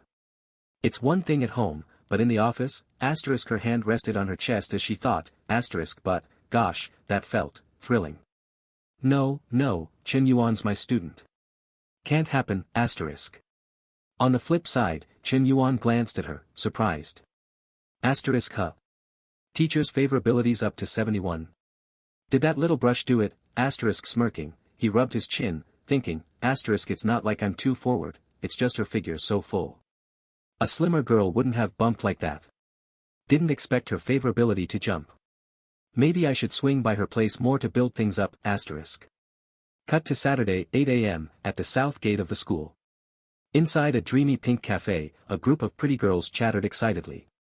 Liang Pang, heard you dropped 280,000 cash for that car. Driving a BBA before graduation, you've outdone 99.9% of our class. Liang Pang, puffed up with pride, thought, asterisk screw it, Fang Min plays all innocent, rejecting me. With my status, I've got women lining up, asterisk he laughed loudly. Ha, some folks even turn their noses up at a BBA. A long-haired girl gasped, no way, you're still complaining. Your family's loaded. Another added, right? Most people can't afford the car even after years of work. Liang Pang basked in the praise, then glanced outside and froze, face reddening, tea nearly spilling. Holy crap, that girl's stunning, it was Chen Na, lounging outside the cafe. Liang Pang stared, muttering, those legs. I'd trade 10 years for them. Who could land a goddess like that? A girl spotted a car below and squealed, look. That driverless car is so fancy, what is it? Liang Pang peered down, cool as ever. That's a top-tier mine M9. Then Chen Yuan appeared beside it, startling everyone. The long-haired girl whispered, hey, isn't that Chen Yuan? Liang Pang blinked, confused. Asterisk what's he doing with that car? Wasn't his family broke, asterisk. Chen Na spotted him from afar and waved. Chen Yuan. Over here. Her loud call made Liang Pang whip his head around, desperate for a look. He stood, stunned, thinking, this knockout's waiting for Chen Yuan. Chen Na smiled softly. The boss just texted, she'll be here soon. How's the car handling? Chen Yuan sat, sipping his drink. Pretty smooth. The long-haired girl nudged Liang Pang, whispering, look, seems like Chen Yuan and her are a thing. Liang Pang gritted his teeth, jealousy flaring. That damn Chen Yuan, dumps his senior and now he's with this stunner from outside school. Just then, a delicate hand tapped their table. A green-haired beauty approached. Hi, Miss Chen, sorry I'm late, had to pick up my kid. This was Lin Yuqing, the cafe owner. Chen Yuan stood, shaking her hand politely. She smiled warmly. Mr. Chen, you look so young. He laughed. We're all around the same age, early 20s. Miss Lin, let's sit and chat. Lin Yuqing settled in, cutting to the chase. I'll keep it short. My cafe's doing fine, especially with the school crowd, but my family's got too much going on. No choice but to transfer it. Asking price is 300,000. Chen Yuan nodded, calculating. I've got 300,000 for investment, but after the transfer, I'll need 50,000 for startup costs and Chen Na's first month's pay. Smiling, he said, here's my offer, no haggling. Let's do 250,000. Lin Yuqing paused. His price was a touch below her hope for 270,000, but if she didn't sell now Lin Yuqing hesitated, thinking, if I pass up this deal, I might not find someone this ready to commit again. After a brief pause, she asked, at this price, can we sign the contract and handle the transfer payment today? Chen Yuan grinned and replied, absolutely. Once the contract's signed, I'll wire 250,000 to you. With a firm nod, Lin Yuqing turned to the staff member nearby. Xiao Chu, from now on, this Mr. Chen is your new boss. Later, show him around to get a feel for the shop's operations. Xiao Chu hurried over, giving a polite bow. Hello, boss. Chen Yuan gestured toward Chen Na and told the employee, just take Miss Chen Na around to get familiar. I won't be at the shop much, so she's in charge of everything here. Over at Liang Pang's table, the blonde girl overheard and whispered to her friend, did you catch that? It's unreal, a 250,000 deal sealed in minutes. Her friend nodded. And it's clear Chen Yuan's buying this place for the girl with him. Liang Pang's jealousy flared, but he was powerless to act. Suddenly, Lin Yuqing's phone buzzed. She apologized, grabbing it and stepping away. Mr. Chen, Miss Chen, sorry, I need to take this call outside.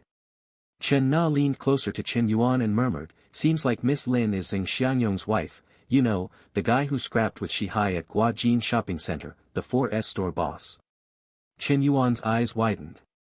What a coincidence, he said, thinking, asterisk with such a gorgeous wife at home, he's still abusing his position to harass female staff.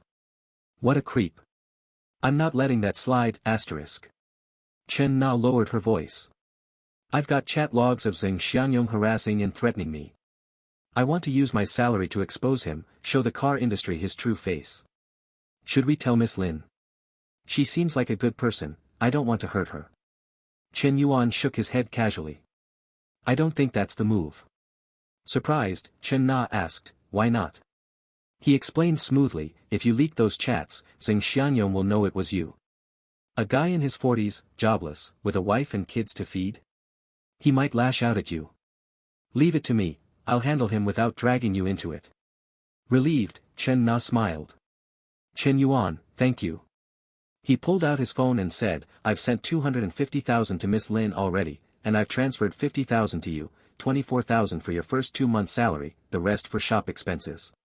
Just then, the system chimed, asterisk detected, host has used all 1 million dedicated investment funds.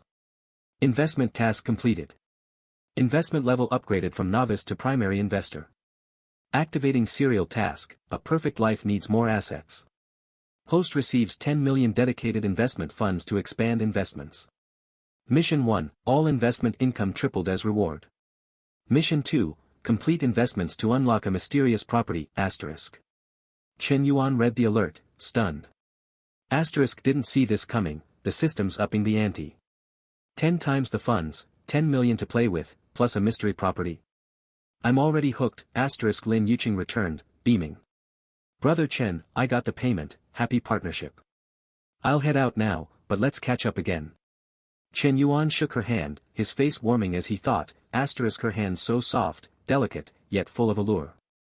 The charm of another man's wife, asterisk a fleeting, cheeky idea crossed his mind, but he smiled politely and said, definitely, we'll meet again. Half an hour later, at an upscale restaurant, Chen Na sat across from him, hesitant.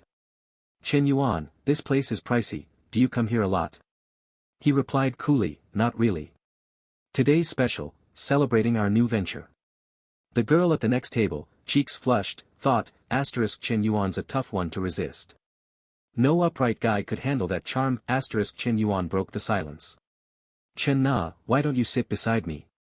She let out a soft, oh, and slid over obediently.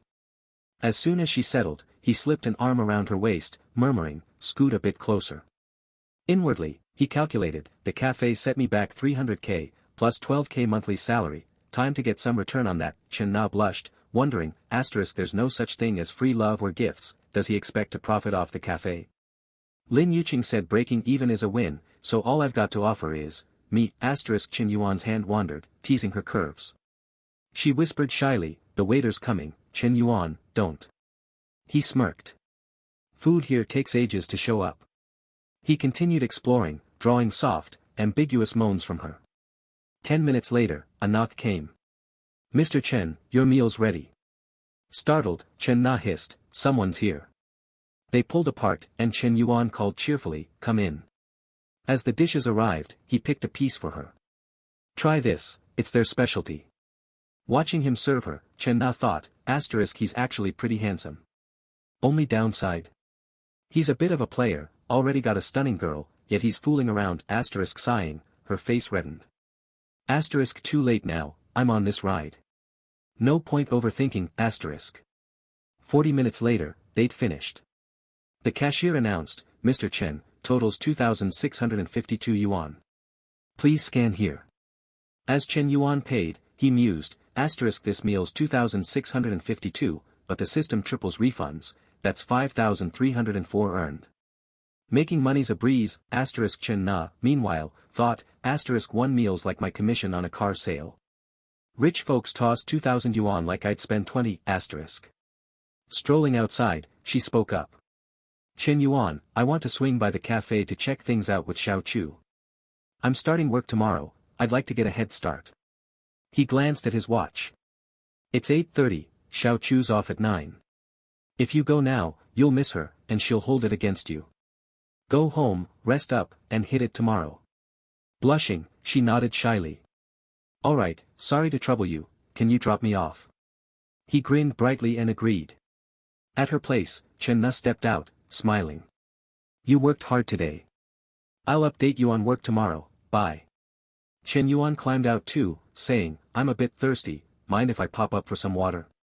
Nervously, she replied, it's not really convenient. Is this moving too fast? The restaurant was already my limit, he rubbed his chin, teasing, oh. Another guy upstairs. She spun around, correcting him. No way, Shi-Hai and I are done. Grinning, he said, then let's cut the games, I'm just grabbing a glass of water.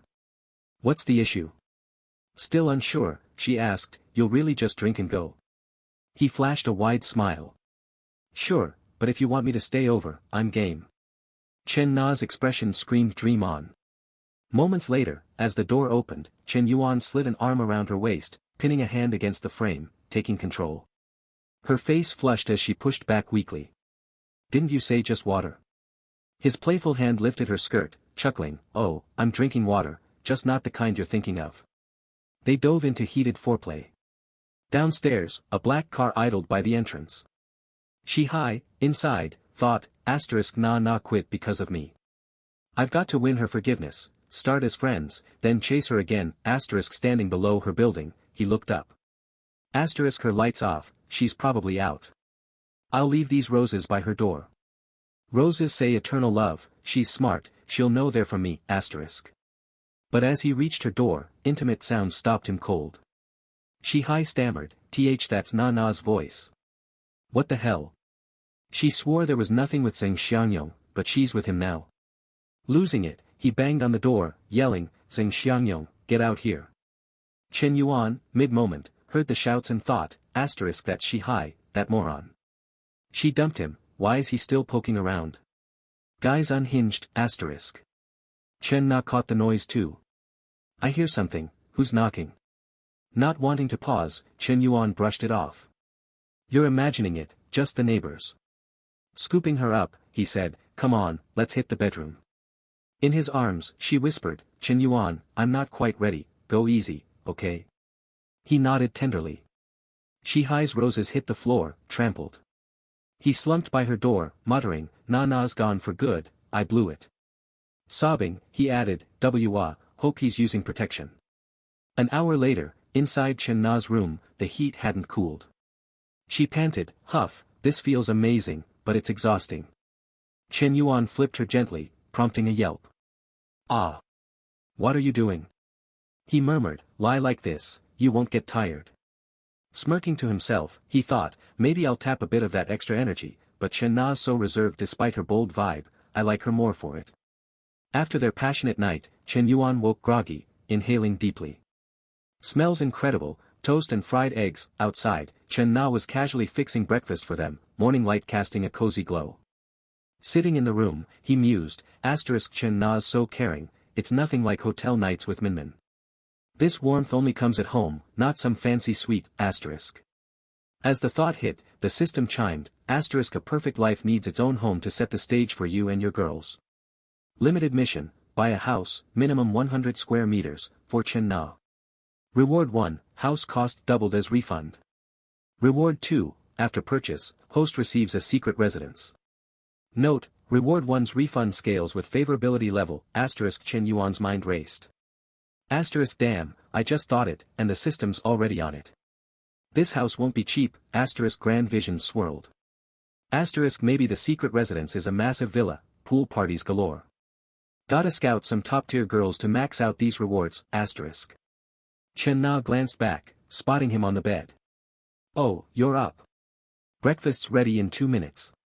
Chen Yuan strolled out, leaning against the wall, arms crossed, wondering, what'll I get if Chen Na's favorability hits 90, smiling slyly, he teased, what, just breakfast today. As he moved closer, hands wandering, she blushed, squeaking, huh. So many times last night, wasn't that enough? It's broad daylight. He chuckled, you cook your breakfast, I'll enjoy mine. Her spatula clattered to the floor. Leaning into her ear, he whispered, if you're free later, let's go house hunting, I'll gift you one. Stunned, Chen Na gasped, a house. Chen Na stood frozen, reeling from Chen Yuan's offer. He already dropped 300,000 to help me start the cafe, and now a house. Even if Xinjiang isn't a major city, a place here's still over $1 million. I've already given him everything, what's his angle? Maybe I really blew his mind last night. Chen Yuan, still holding her close, nudged, you're quiet, what's up? Don't want it? Chen Na fumbled, no, it's not that, it's just so out of the blue, and it's too much. Your money doesn't just fall from the sky, you know. Chen Yuan grinned inwardly, oh, it kinda does. My card's got over 35 million for a house, if I spend it all, the system's 5-fold cashback will push my balance past 170 million. Tightening his grip, he whispered, don't worry about my wallet. What's wrong with getting a house for my girl? Pick one that's 120 square meters or bigger, I'm not skimping on you. Chen Na's eyes welled up, and she gasped, Chen Yuan. Seeing her tears, he gently brushed them away. Look, we made quite the racket last night. This place's walls are thin, neighbors on both sides probably caught it all. We can't keep renting here. She pouted, muttering, that's on you. He smirked, okay, I'll take some blame, but your moans weren't exactly quiet. Chen Na whipped her head away, mortified, and huffed, jerk. Then, snapping to attention, she said, oh, crap, Chen Yuan, I nearly forgot. My 2 best friends are coming to see the cafe at 10 a.m. Can we house hunt later? He shrugged casually. Buying a house isn't like grabbing groceries. Finding the right spot and handling paperwork takes time, one afternoon might not cut it. Let's give it a proper go. Chen Na nodded, stepping back from his arms. Alright, let me tell them. She snatched her phone and texted Qian, something popped up, I can't make the cafe. How about tonight instead? Qian replied fast, what's going on? Mango and I are already there. In the car, Qian read the text aloud, Lulu, Na says something came up, she's not coming. Yu Manglu, Chen Na's close friend and a top fitness trainer, frowned. Huh? Why? Qian stared at her phone, skeptical. I bet the cafe story's a cover. Na's probably fibbing. Guys aren't that gullible, spending 300,000 on her just like that. Manglu waved it off. Na doesn't make stuff up. I don't think she's lying. Why not ask what's up? Privately, she thought, it's been ages since I met a guy who's young and loaded. Didn't expect Na to snag one first, I've gotta meet him. Qian typed furiously, saying, fine, I'll dig deeper. Suddenly, Manglu slammed the brakes, yelping, oh my god, is that for real? Qian gasped, he's taking her to buy a house. Manglu swerved, stunned, and blurted, what? In her head, Mangla calculated, not a purse or lipstick, a house. Even a 40 square meter flat runs 50 to 60,000. Add the cafe. They've known each other barely 2 weeks, and he's dropping 800 to 900,000. I need to meet this guy. If Na's with him, he's probably got other women too. When it comes to pleasing a man, I'm leagues above her, sisters are just stepping stones. Aloud, she said, Qian, ask where they're going and say we'll join to help pick. We've got nothing else today, better we help than she picks alone. She added silently, sorry, nah, this time, I'd rather our crew benefits than some random vixen. Qian nodded, typing, okay, I'm on it. 40 minutes later, at the Shuandi sales center, Yumanglu stepped out of the car, jaw dropping. Shuandi. The smallest unit here's over 1 million. Gifting a mistress a 1 million plus house. When's that luck hitting me? Qian scanned the lot, waving. Nah. Been a while. Chen Na rushed over, beaming, I've missed you guys. Qian grabbed her hand, teasing, nah, who's the good-looking guy beside you? Introduce us. Chen Na bounced to Chen Yuan's side, grinning, Chen Yuan, these are my besties. This is Yu Manglu, a fitness coach, and Qian, a sales rep at Fala. The girls were all smiles for their friend's man.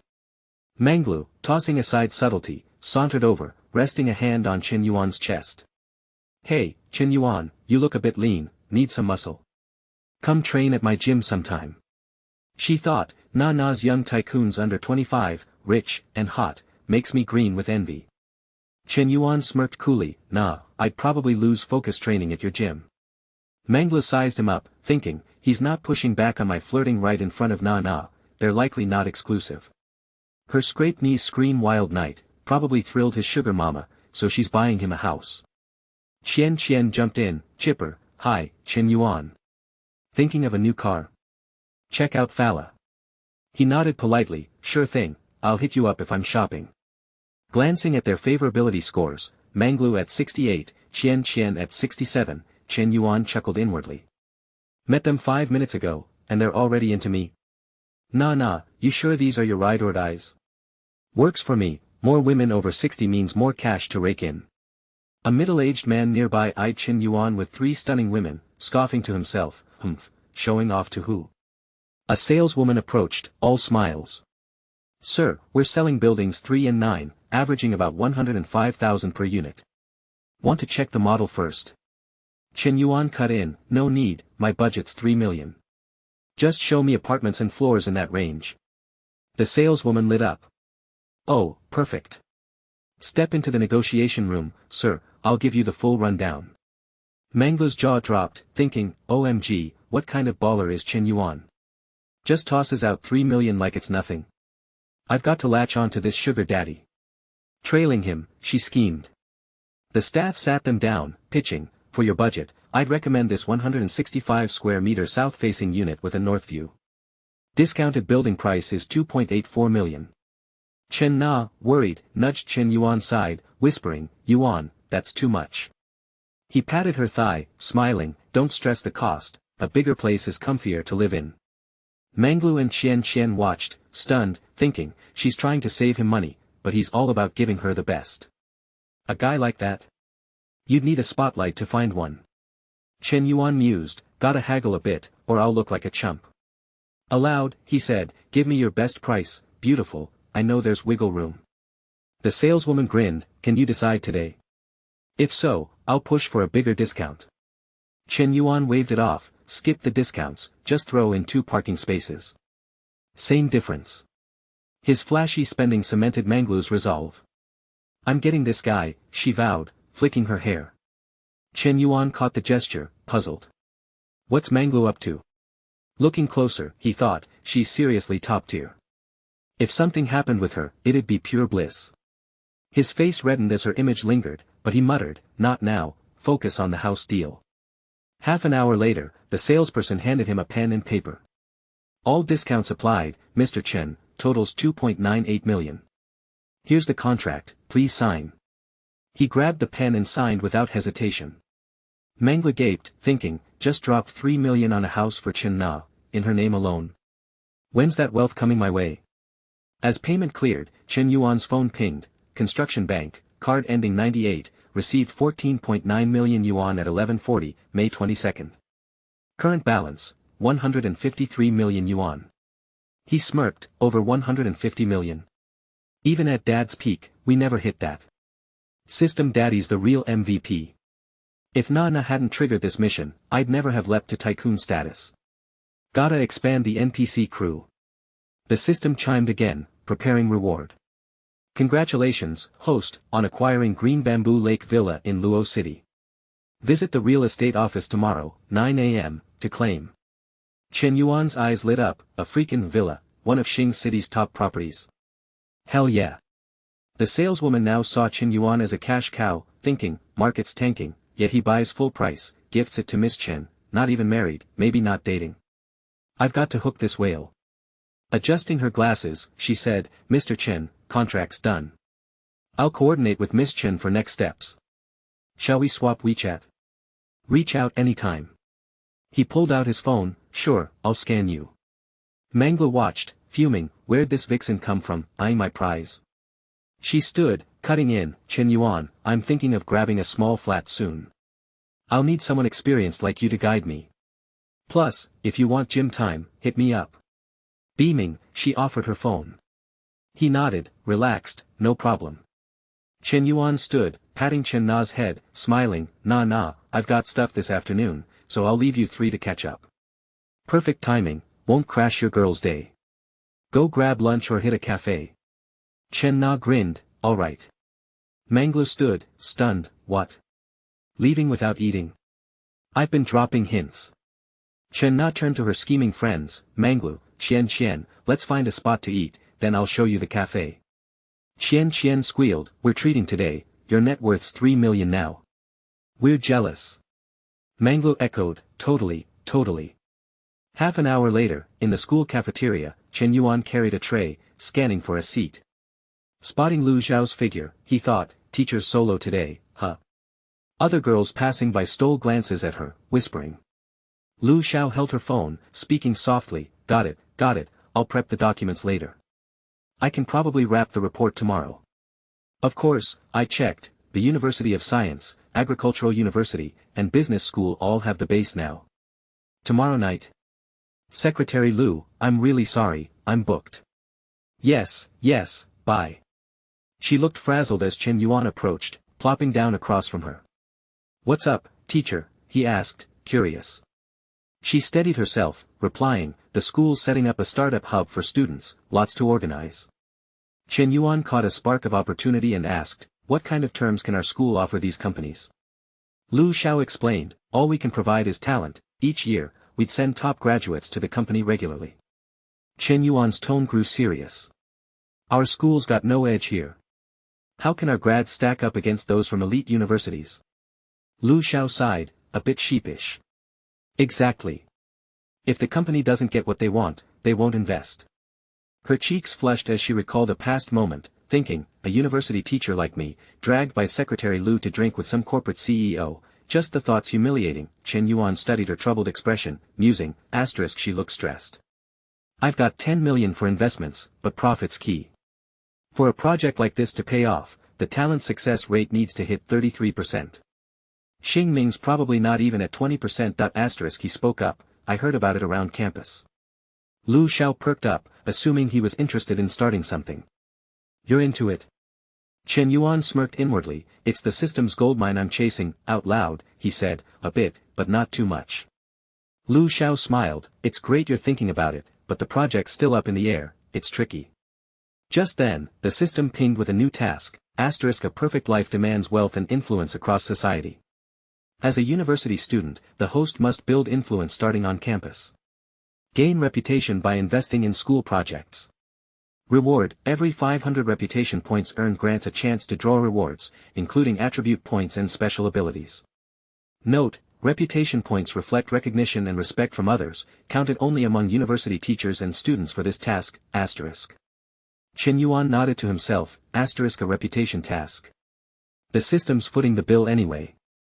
If I prioritize points over profit, this startup hub's perfect, and it bails teacher Lu out, asterisk his eyes gleamed as a plan formed.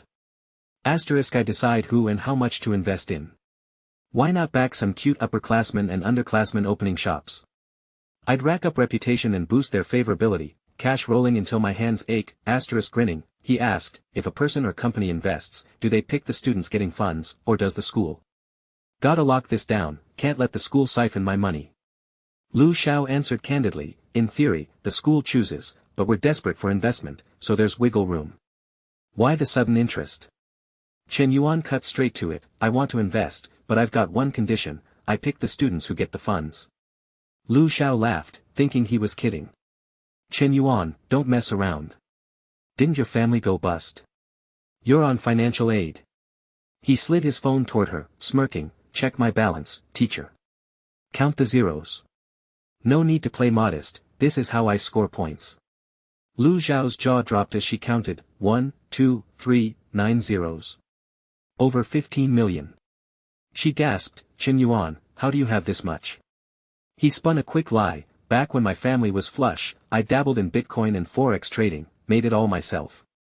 Lu Xiao, sweating, thought, unreal, my student's a multimillionaire. Chen Yuan leaned in, dropping a bombshell, teacher, you might not know, standing, he grinned, come with me.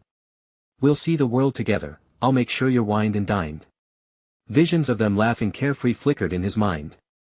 Lu Xiao tucked her hair back, blushing, don't talk crazy. Are you serious about investing?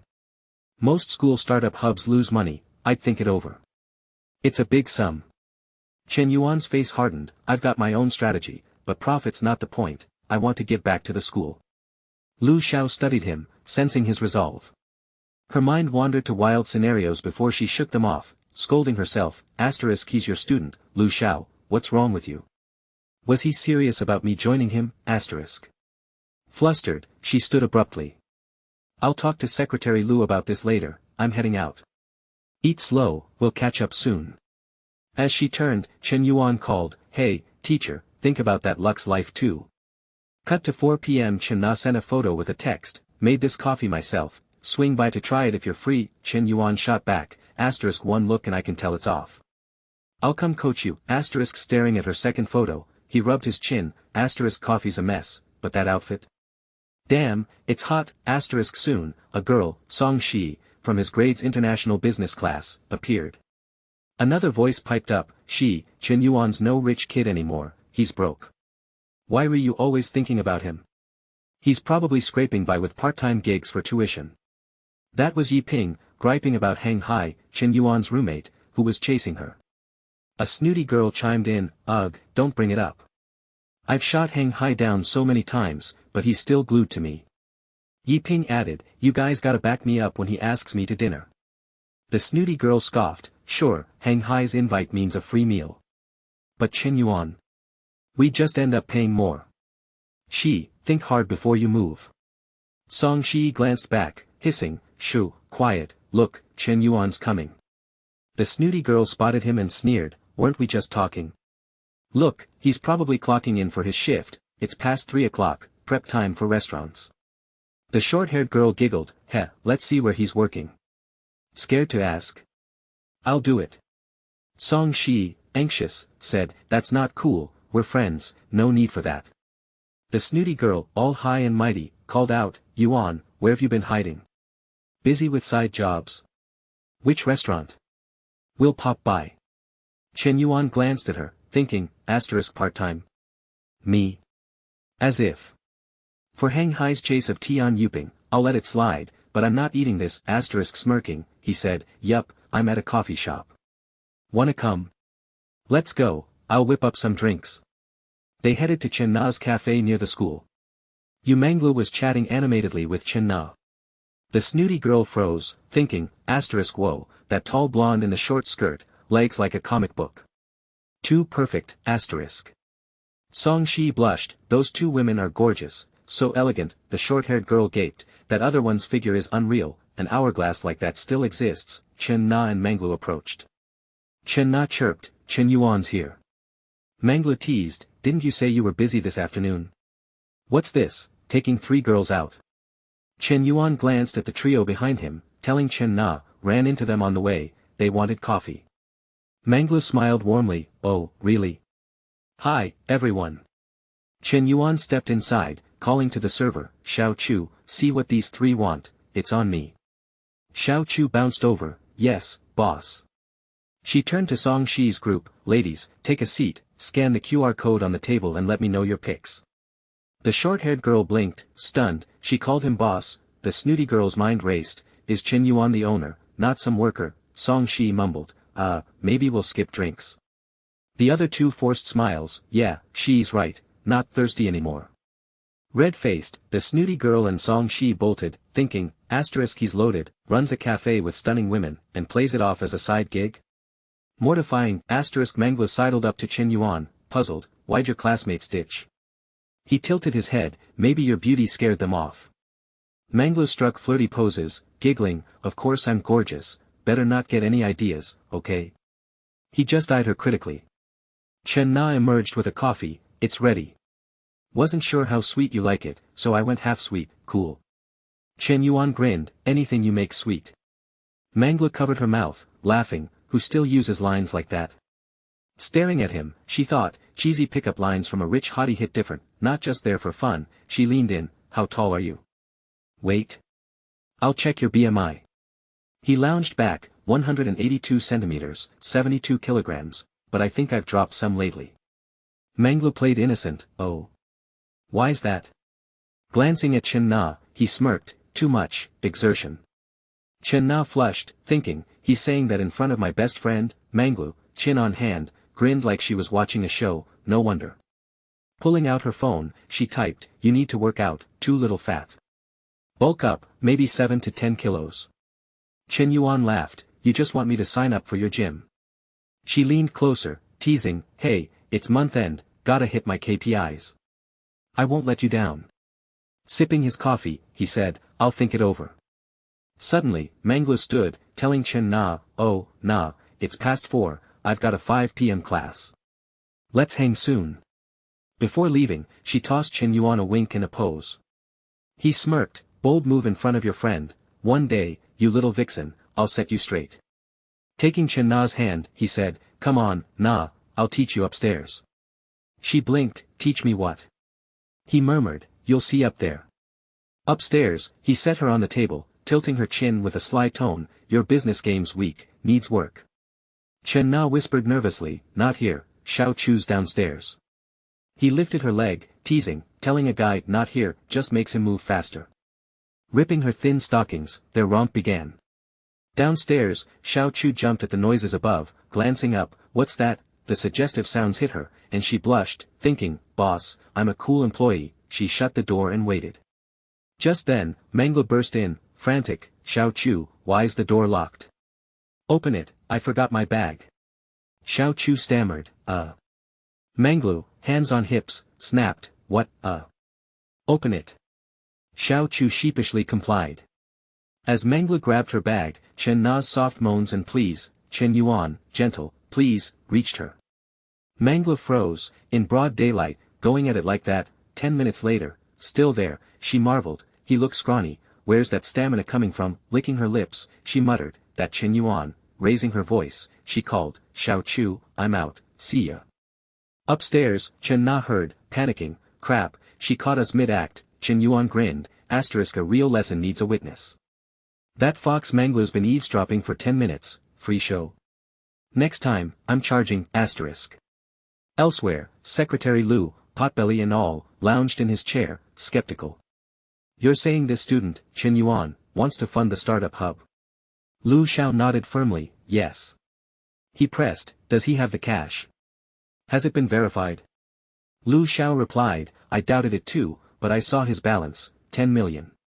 Lu's eyes bulged, 10 million. You sure it's not his parents'? Can he use it? She confirmed, it's his, and he's got full control. Lu lit up, perfect. No need for third parties then. Smirking, he ordered, tell Chen Yuan to visit my office, I want his pitch in person. Sensing trouble, Lu Xiao hesitated, he's a student, but if he's investing, shouldn't we show some respect? Lu waved it off, don't worry, just do it. He thought, a kid from our school. Can't let him get cocky, gotta keep him in line, Meanwhile, Chen Yuan, still caught up, saw Lu Xiao's call and told Chen Na, it's Teacher Lu, hold on. Answering, he said, "Yo, teacher, what's good?" Listening, he frowned, "The school's attitude toward investors sucks, they're nitpicking, if I back down now, they'll walk all over me later." He cut in, "Teacher, put it on speaker, I've got words for Secretary Lu." Once on, Chen Yuan's voice rang firm, "Hello, Secretary Lu, you hear me? I'm swamped with investment projects to review. Let's set a time when I'm free, I'll have Teacher Lu pass you my number." Lu jolted upright, stunned. This kid hung up on me. Lu Xiao, watching, thought, he's got guts, so bold. Abruptly, he displayed remarkable decisiveness. Once the call ended, the ambience in Secretary Lu's office grew eerily silent. He clenched his jaw, musing, to hang up on me. Which student doesn't grovel in my presence? It's merely a handful of petty coins. Never mind, this project can't afford further delays. If progress stalls too long, Secretary Kong will surely call me to account. Secretary Lu massaged his brow, gesturing dismissively as he instructed Li, "Teacher Li, if Shen Yuan has the funds to invest, invite him for a meal." Li, flustered, responded, "Right, I'll send a message immediately." On the other side, Shen Yuan had just concluded his business. Reading the teacher's message, he grinned, thinking, so now they want to dine with me. The upper hand in negotiations is mine. I'll secure full control over this investment. First, I'll gauge this Lu Jiajiang's preferences, then decide. Shen stood, slipping into his clothes, and said, "Chen Yuan, if you're busy, handle it. We can share a meal another time." Lounging in a chair, he gazed at Chen Yuan from behind, contentedly reflecting, "Chen Yuan is truly considerate, always thinking of me, a remarkable woman." Suddenly, his phone rang. Shen Yuan answered, and Min Huifang's voice came through, "Shen Yuan, what are you up to?" "Free. Come stroll at the sports field." Shen Yuan replied coolly, "Just a walk." "I thought you'd suggest grabbing a cold drink." Min Hui snapped back, annoyed, "No chance, I'm on my period." Shen Yuan thought to himself, "No wonder Min Hui hasn't sought me out these past couple of days. That explains it." Min Hui added coyly, "But if you're up for it, it's not entirely off the table." Shen Yuan tugged on his trousers, then responded gently, "Health comes first." "Don't say such things again, Min Hui. I can wait a few days. You need to take care of yourself." Min Hui pressed a soft kiss to Shen Yuan's cheek, brimming with affection, and said, "You're so sweet, Shen Yuan." Gathering her courage, she ventured, "Let me ask, what are we to each other now?" Min Hui resolved internally, "I need clarity today. We've done everything couples do, and even what we shouldn't. What girl doesn't crave a proper title?" Shen Yuan smiled, thinking, a dangerous question, but Min Hui's affection for me has ticked up a notch. She clearly adores me. Without pause, he answered, "We're obviously in a relationship." Overjoyed, Min Hui flung her arms around his neck, echoing, "Really?" He indulged her, affirming, "Yes." Min Hui nestled her cheek against his, asking gleefully, "Shen Yuan, I'm your only girlfriend, right?" Shen Yuan replied simply, "Yes," but inwardly mused, "The others don't hold the girlfriend title, my darling, my treasure, my love." Min Hui beamed, saying, "If you're this good, I'll treat you in a couple of days." Shen Yuan offered generously, "Silly girl, shall I take you shopping this weekend? Want a car or a house?" Min Hui gasped, "You're talking about buying me a car and a house? That's too much. A bag or some makeup would do." Shen Yuan smiled warmly, "No need to pinch pennies for me. But since you're at school daily, a house might be more practical now. If you need a car later, I'll get you one. Sound good?" Swept away by his sweet words, Minhui hugged him, murmuring, "I'll do whatever you say." He responded tenderly, "It's getting late. I'll walk you back to the dorm soon. Rest well during your period." In his mind, he noted, "I've still got to head to Chinga Lake tomorrow to finalize the house." The scene shifts to the next day. Lu Manglu video called Shin Yuan, saying, "Little punk, you up? If you're free, swing by the gym." Shin Yuan frowned, retorting, "Since when am I a punk? Is this video call of yours legit?" Lu Manglu smirked, "Only sleazy guys think this is sleazy. Tell me, got any impure thoughts?" She eyed her phone, thinking, "He's not treating me like a stranger at all. Let's see how long he holds out." A voice interrupted from behind. Lu Manglu turned to see a red-haired girl approaching, smiling. "You're here, Xiao Wanting," she greeted. Xiao Wanting asked curiously, "What's got you so chipper this early?" Manglu grinned, "Nothing big, just find a friend amusing." Xiao Wanting settled into a chair, saying, "Spill.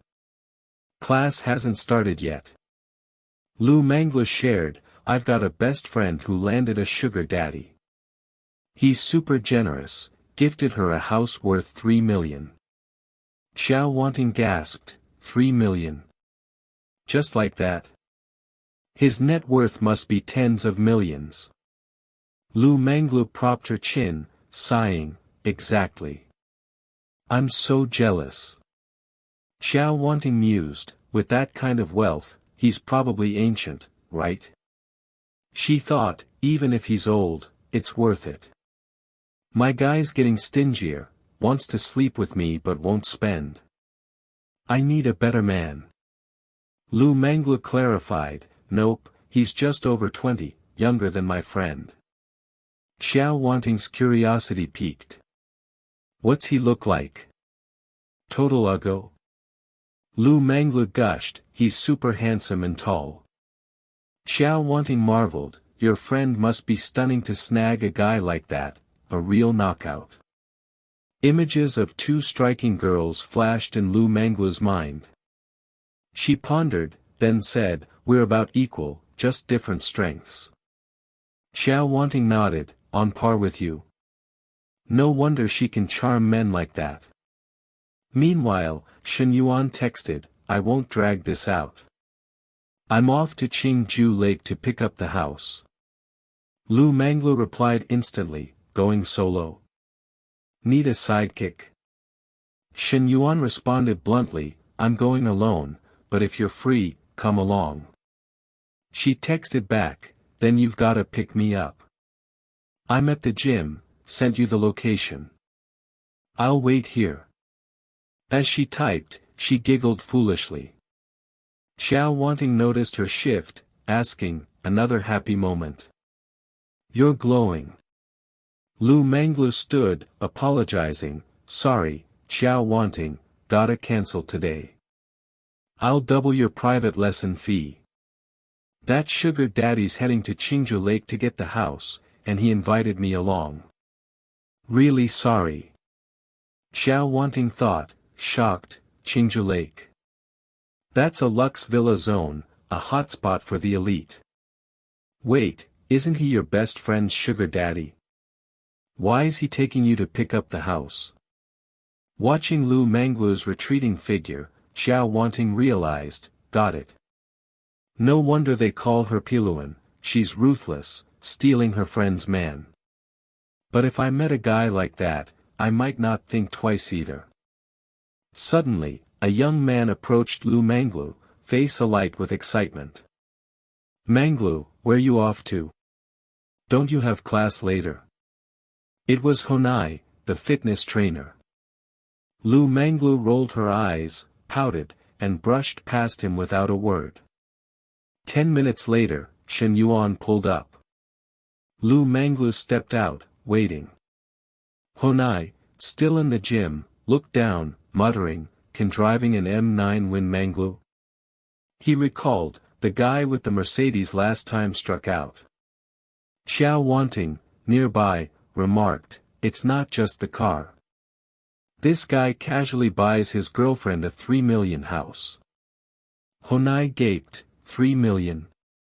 How many years would I need to earn that? Xiao Wanting suddenly gasped, "Hold on, he looks familiar." Spotting the young man exiting the car, she exclaimed, "Shen Yuan. It's Shen Yuan." Stunned, she thought, the tall, handsome sugar daddy Piluan mentioned is Shen Yuan.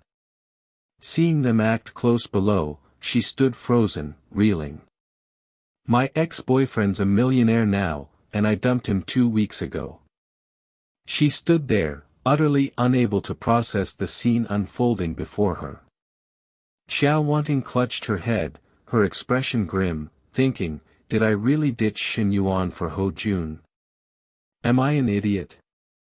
Honai, standing nearby, looked puzzled and asked, "Teacher Zhou, why are you crying? Is something wrong?" Just then, her phone pinged with a text from a man, "You're free today, right? Can you come over to my place tonight?" Xiao Wanting glared at the message, fuming inwardly, "Who do you think you are? Always skipping the niceties and cutting to the chase. Am I that easy?" With that, she fired back, "Get lost, you jerk." The man replied, baffled, "Is this really you?" Xiao Wanting shot back, "I'm your mom." He responded, incredulous, "What the hell?" But a stark notification appeared, "Message sent." The man persisted, texting, "Wanting, what's wrong with you?" Ho Jun, staring at the cold system message, shouted, "Damn it, she blocked me. What's going on?" Meanwhile, Xiao Wanting tried to steady herself, thinking, is there still a chance with Shen Yuan? There's got to be some lingering spark between us, right? The issue now is whether Shen Yuan's got too many girls. She calculated quietly, there's that junior sister Bestie Lu mentioned at Gojin, plus Bestie Lu's best friend, and me. Is that too crowded? The scene shifts to Lu Minglu. Sitting in Shen Yuan's car, she eyed him with fascination, saying, "Your car's huge. I'm jealous of how sleek it is. Perfect for off-roading in the wilderness." She thought, off-roading in the wild, with a curvy beauty in your passenger seat? I bet you can't keep your mind from wandering. Shen Yuan replied casually, "Off-roading's not a bad idea. I'll try it somewhere soon." Lu Minglu pivoted, teasing, "You're not playing by the usual rules, Shen Yuan." He countered calmly, "And how should I play by the usual rules?" Lu Minglu propped her chin, gazing elsewhere as if scheming. Suddenly, Shen Yuan spoke up, "Think it's alright if I say this?" He glanced over with a playful smirk, adding, "Coach Leo, I could use some polishing." Lu Minglu chuckled, lightly tapping his shoulder, and said, "You're such a pest." 30 minutes later, Shen Yuan and Lu Minglu arrived at their destination. Upon entering, Shen Yuan greeted politely, "Hello, I'm here to collect the house." "I'm Shen Yuan." Guan Shuang hurried forward, beaming, "Hello, Mr. Shen. I'm your real estate consultant, Guan Shuang. Would you like to view the house first or sign the contract?" Shen Yuan replied generously, "Let's sign the contract now, then see the house." Guan Shuang nodded enthusiastically, "Of course." After signing, she joined them in Shen Yuan's car to visit the property.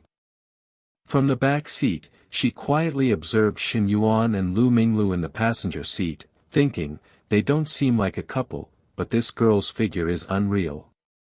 Indeed, Lu Minglu's curves were striking, every line perfectly placed. Guan Shuang lowered her gaze, fretting, why is there such a gap between women? She doesn't need skills, just her face and killer body make men smitten, buying her houses. It's enviable. I'm just ordinary, with no shot at this. Moments later, they reached the house. Lu Minglu stepped out, gasping, "Wow, Shen Yuan, this place is gorgeous." Trailing behind him, she thought, "The rich live so lavishly. If I could live here, that'd be the dream.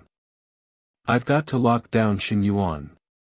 Guan Shuong began her pitch.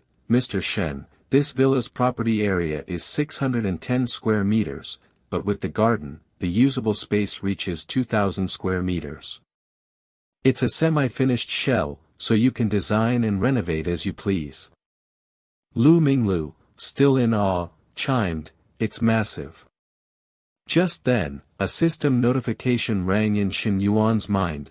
"Congratulations, host, on acquiring your first house. A perfect life needs unique decor. You've been granted 20 million for renovations." Shen Yuan thought, stunned, "System, for real? A house worth over 10 million, and you're tossing in 20 million for decor?" Smirking with satisfaction, he mused, "Well, if the system insists, I'll graciously accept." He turned to Guan Shuong, asking, "Ms. Guan, know any good renovation firms?" She replied eagerly, "Yes, Mr. Shen. There are several top-tier renovation companies in the city with solid reps and designs. I'll send you their contacts later." Shen Yuan waved it off, saying, "Cool, not much to see in an empty shell. Let's wrap up."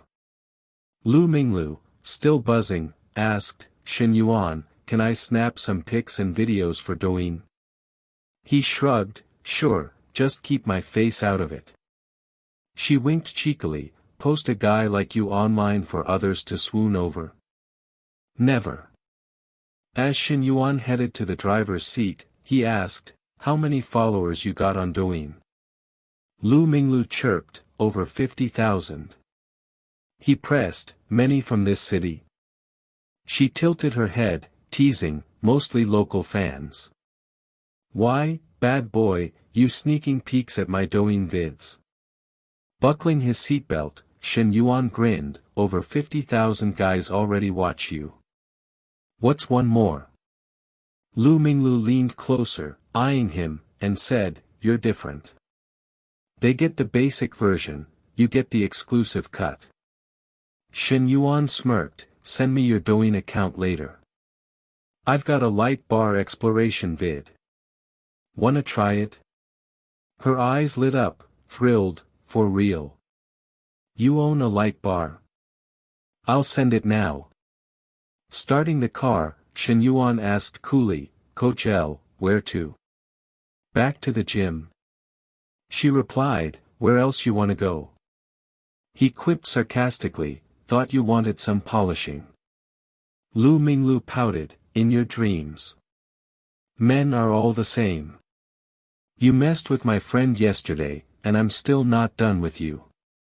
Shen Yuan slammed the brakes, startling Lu Minglu as she lurched forward. He said flatly, "Don't bring up yesterday. You eavesdropped for ages, and I haven't billed you for it." Lu Minglu shot him a look, muttering, "Keep dreaming." Giggling to herself, she thought, if a woman gives in too fast, she's cheap, and men won't value her. The more Shen Yuan can't have me, the more he'll want me, and spend on me. I'll tease him daily, dangling just enough bait. He'll treasure me after the chase. The more she schemed, the clearer her plan became. Back at the gym, Lu Minglu stepped out, saying softly, "Bye, Shen Yuan. Come train at the gym if you're free." From the car, Shen Yuan called, "See ya, Coach Lu. If you're free, let's get polished together." Lu Minglu, in high spirits, headed inside. The gym manager, Huang Mingbo, waited at the entrance, his face stern. "Minglu, what's going on? I heard you skipped a members class this morning. That's a contract violation." Lu Minglu, slightly guilty, replied, "I had an urgent matter. I already told teacher Zhou I'd double her fee for today." Huang Mingbo countered, even if you offer double, teacher Zhou's still upset. I've handled it for you, though. Lu Minglu frowned, confused, thinking, why is teacher Zhou suddenly making a fuss?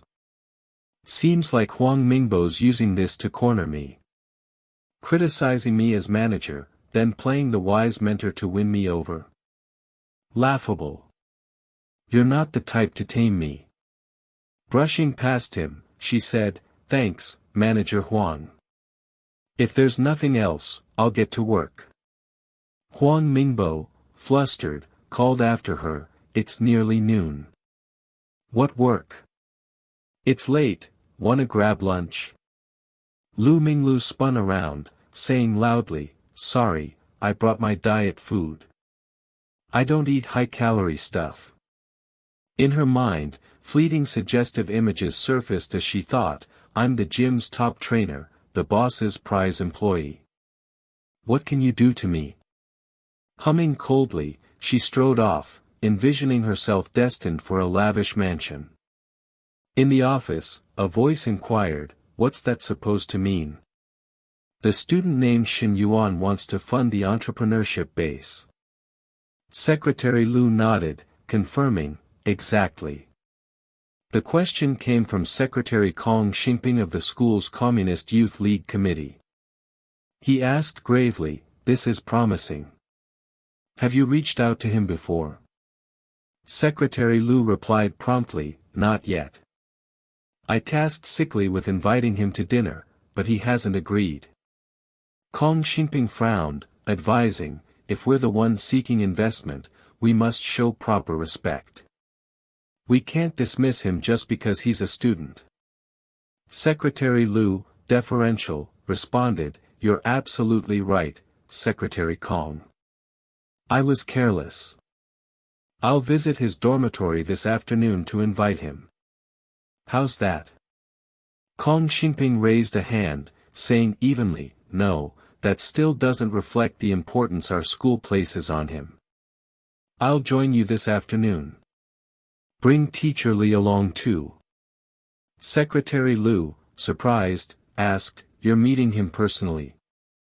Shin Yuan's just a student. Isn't that too much pomp? The scene shifts to 5 p.m. at the South Dormitory. A male student thrust his phone at Shin Yuan, pleading, Shin Yuan, I've been chatting with Chai Yuping on WeChat forever. Can you check how long it'll take to win her over? The messages were shallow. One side texted, morning. Want me to grab you breakfast? The reply was curt, no thanks. More caring texts followed, it's raining today, bring an umbrella to class. The kindness persisted, good night, don't set the AC too low. Cover your legs. Where do you want to hang out this weekend? How about you mountain? You seem off today. Feeling sick? Need meds? The responses remained brief, I'll let you know. No need. Shin Yuan scanned the chat, dumbfounded, thinking, Huang Haibao's been chasing her for over 3 years and hasn't moved an inch. Huang Haibao, unfazed, asked, Shin Yuan, what do you think? She replies to every message, way better than the class bell. It's steady progress.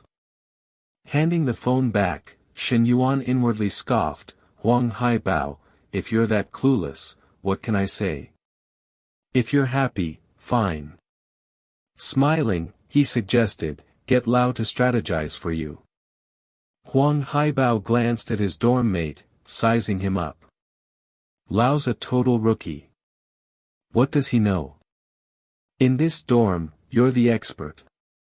Lao Chao spun around, protesting, Huang Haibao, I didn't mess with you today.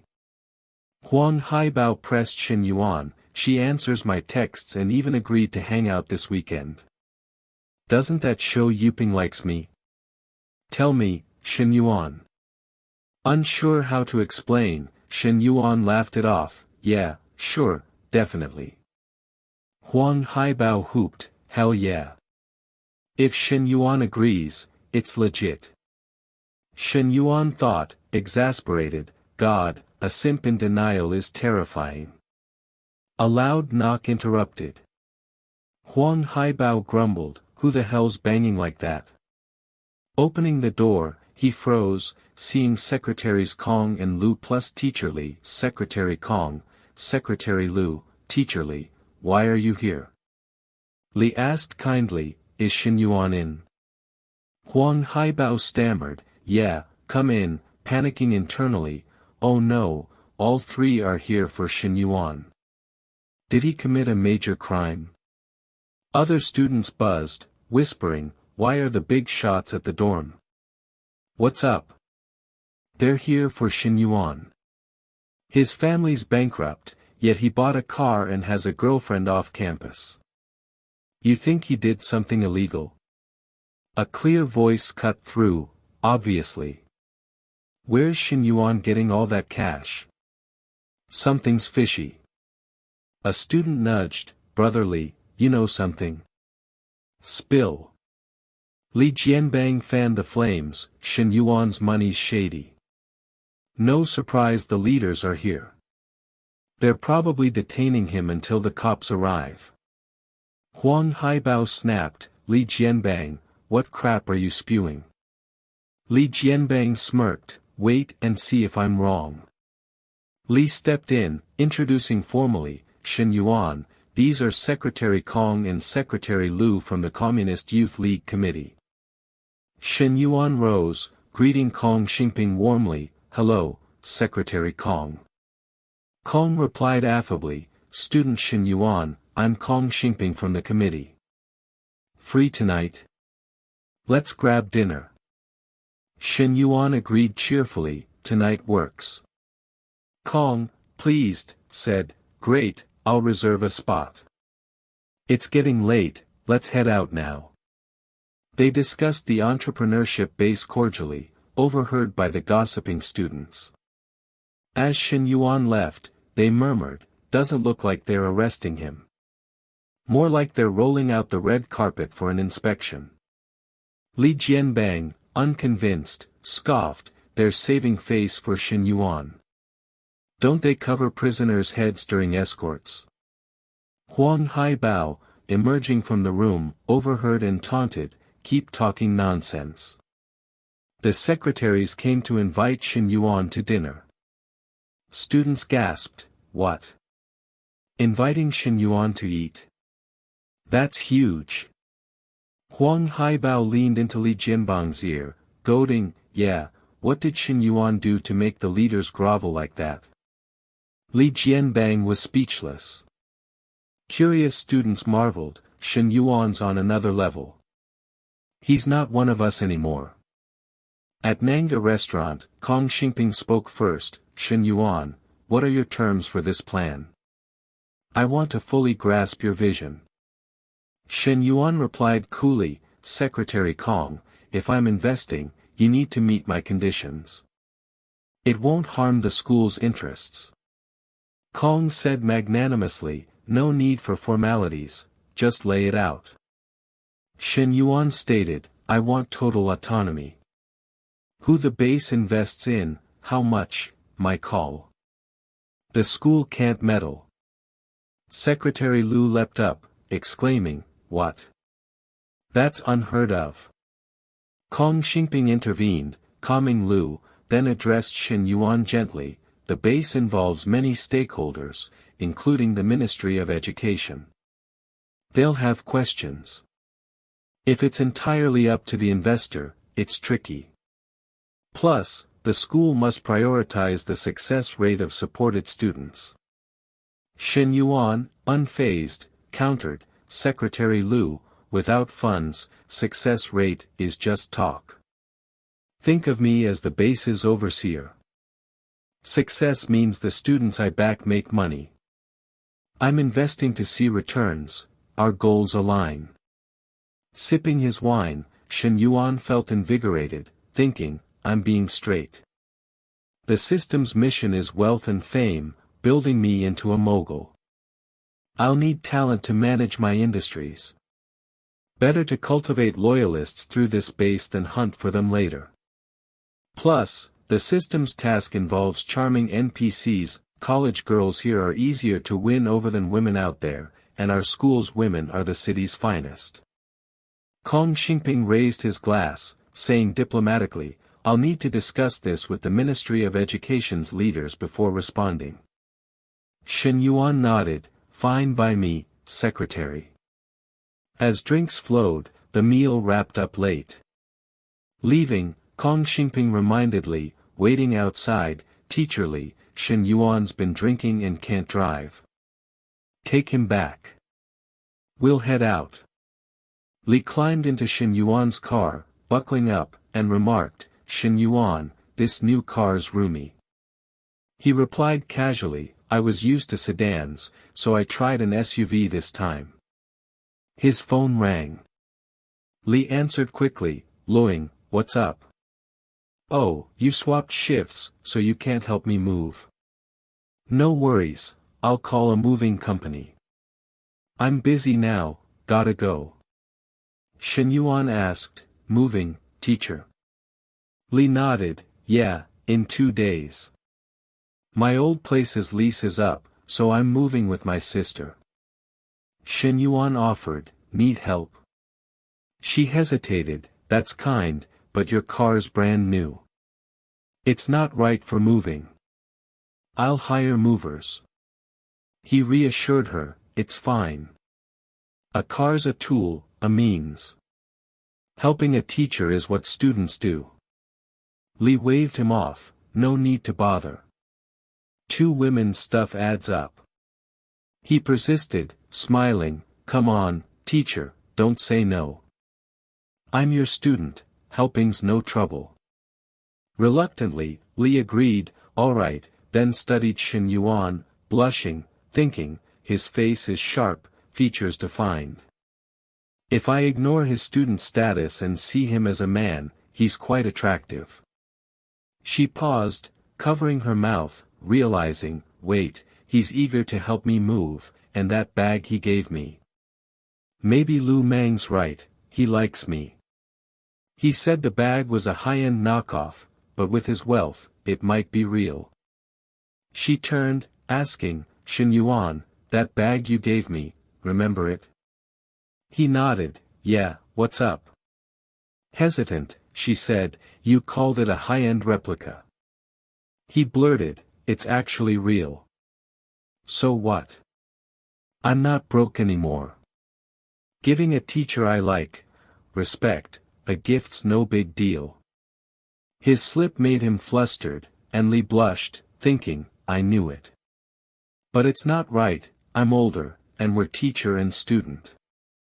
After a long pause, she started, Shen Yuan, but he cut in, no need to refuse, teacher. I'm not giving up. They arrived, and Li asked, heading home to sleep. Shen Yuan replied, nah, no space there. Back to the dorm. Li, shyly, said, I'll park here. Pick it up tomorrow. Here's the key. Shen Yuan leaned close, murmuring, got it. His move froze Li in place. Li Xia cradled her cheeks, her face flushed, thinking shyly, he's getting bolder by the day. He kissed me once at home during dinner, and now he dares to kiss me right in the office.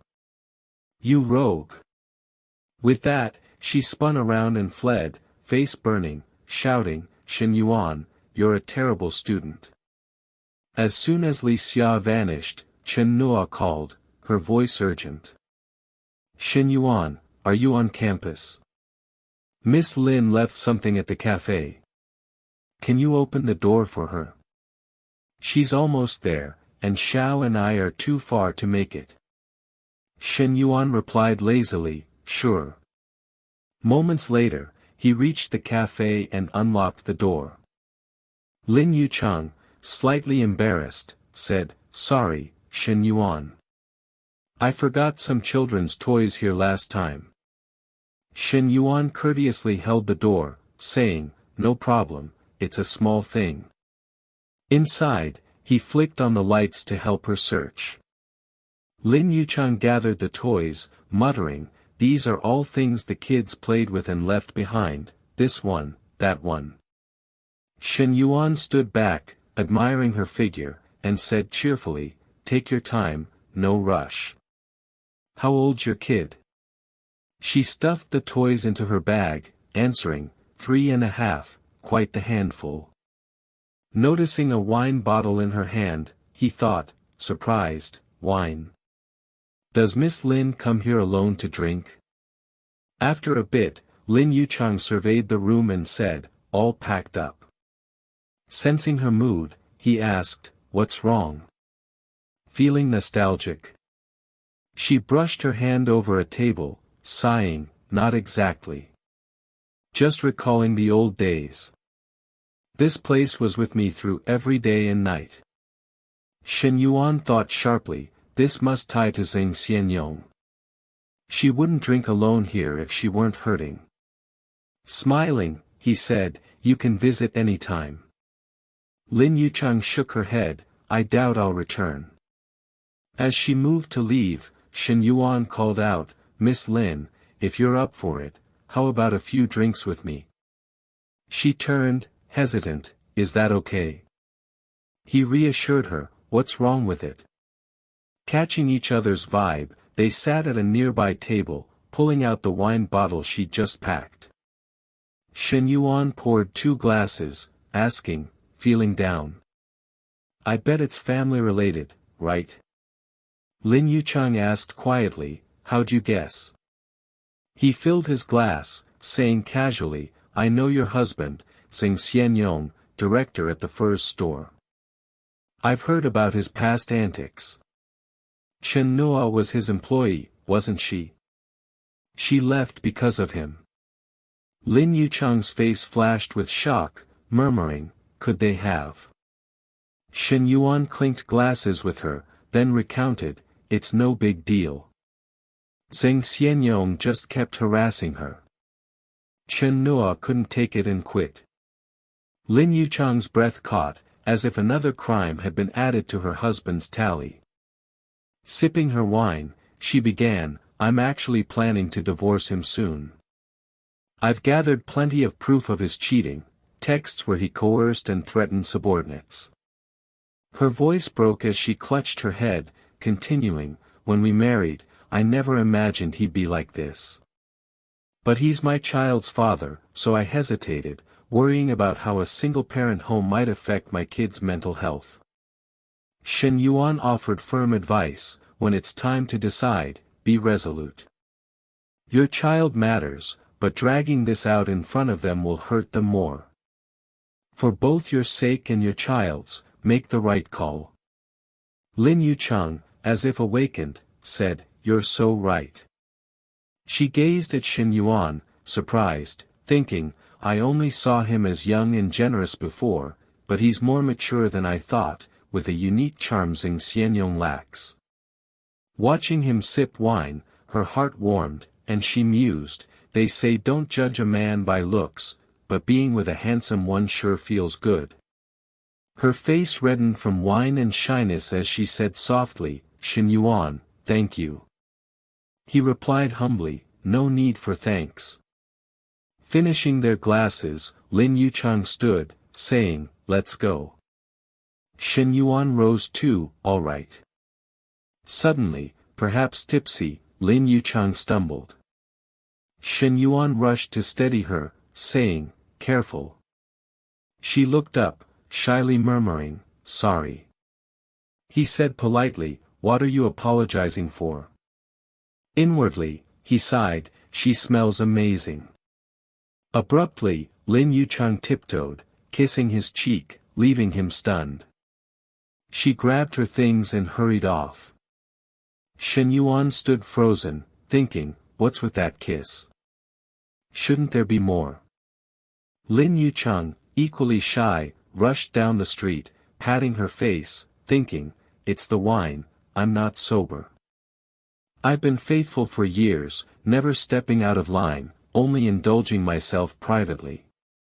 It's all Zheng Xianyong's fault, he's useless. But what possessed me just now? Shen Yuan, buoyant, called Chen Nuo. Hey, Chen, the dorm's locked. Can't get in. Can I crash at your place? No need to waste money on a hotel. Don't worry, I won't try anything, just cuddling. 20 minutes later, Chen Nuo, in thin pajamas, opened her door, gasping, "My God, how much did you drink?" Shen Yuan leaned on the frame, tilting his head, "Dinner with school leaders." Helpless, Chen Nuo supported him inside, saying, "Sit for 10 minutes, then shower. I'll make hangover tea." A few steps in, Shen Yuan hugged her from behind, murmuring, "Wait, let me hold you. I just wanna hold you." His hands wandered. Chen Nuo, flustered, said, "This is your just hugging?" Shen Yuan slurred, "I'm just hugging, nothing else. You know me." Old memories surfaced. Chen Nuo thought, first time, he conned me with just a glass of water. Second time, it was training. Now it's just hugging. Lame. She scoffed, "Your character. You have any?" Shen Yuan, feigning innocence, said, "Chen, no trust between us." Blushing, Chen Nuo replied, "Fine, you said it. Sleep with that blanket. You can hug without one." Shen Yuan watched her burrow into her blanket, smirking, thinking, she was reluctant before, but she's warming up. "The night's long, I've got moves." He sneezed, prompting Chen Nuo to sit up, worried. He shivered, muttering, "It's cold, too cold." Chen Nuo asked, "What's wrong?" He whined, "AC's freezing." She hurried out of bed, saying, "I'll adjust it." Like a predator, Shen Yuan grabbed her arm, saying, "No need for that." He pulled her close, bare-skinned, and purred, "Share a blanket, and we won't be cold." He enveloped her, attacking from behind as she endured silently. He grinned, "See? Not cold anymore." After a passionate night, Shen Yuan woke to find Chen Nuo gone, leaving a note, "I'm at the cafe, you filthy guy. I washed your clothes, but they're not dry, so I got you new ones. Breakfast's in the steamer. If you're cold, warm it up yourself." Shen Yuan read it, heart warmed, thinking, "Where do you find a girl this good? I gotta reward her, maybe a car." His phone rang, revealing Lu Minglu's curvaceous figure and sultry voice, "When you hitting the gym with me?" "I'm waiting." Shen Yuan shoved the phone aside, eyes shut, thinking, why this first thing in the morning? Her best friend's too much. "I won't look." Lu Minglu, noticing, pressed her chest to the screen, cooing, "Why'd you push the phone away? Scared I'll devour you?" Shen Yuan peeked, cursing inwardly, "Damn it." While conversing with Lu Minglu, a sudden call interrupted. Shen Yuan murmured in surprise, "My teacher's calling." He told her, "I'm tied up now. I'll ring you back soon." Lu Minglu gave a playful wink, saying, "All right, go handle it." Shen Yuan picked up the call, asking casually, "Teacher, what's up?" On the other end, Li Xiao sounded cheerful, "Your proposal got the green light from the school board and the education department. Within the next couple of days, they'll prepare the paperwork and begin the announcements. Once the school gets the students' applications and business plans, they'll forward them to you for review." Shen Yuan, intrigued, asked, "Do they need to include their height, weight, and photos in the applications?" Li Xiao, puzzled, responded, "Why? What's that got to do with their entrepreneurial goals or physical stats?" Shen Yuan grinned, saying, "Oh, it matters. Those fit to start a business should have a striking appearance. I can gauge their discipline by their looks. My standards are quite strict.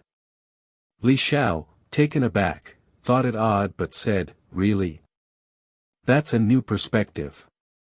She then agreed, fine, I'll include that requirement for you. Secretary Liu has set up for the Youth League Committee's student representatives to reach out to you later tonight. Shen Yuan tossed his blanket aside, getting out of bed, and said calmly, then I'm all set for now. Li Xiao's tone shifted, her voice shy and her cheeks flushing as she hesitated. By the way, Shen Yuan, my sister and I are moving tomorrow morning. Are you free? Shen Yuan replied instantly, definitely. See you then.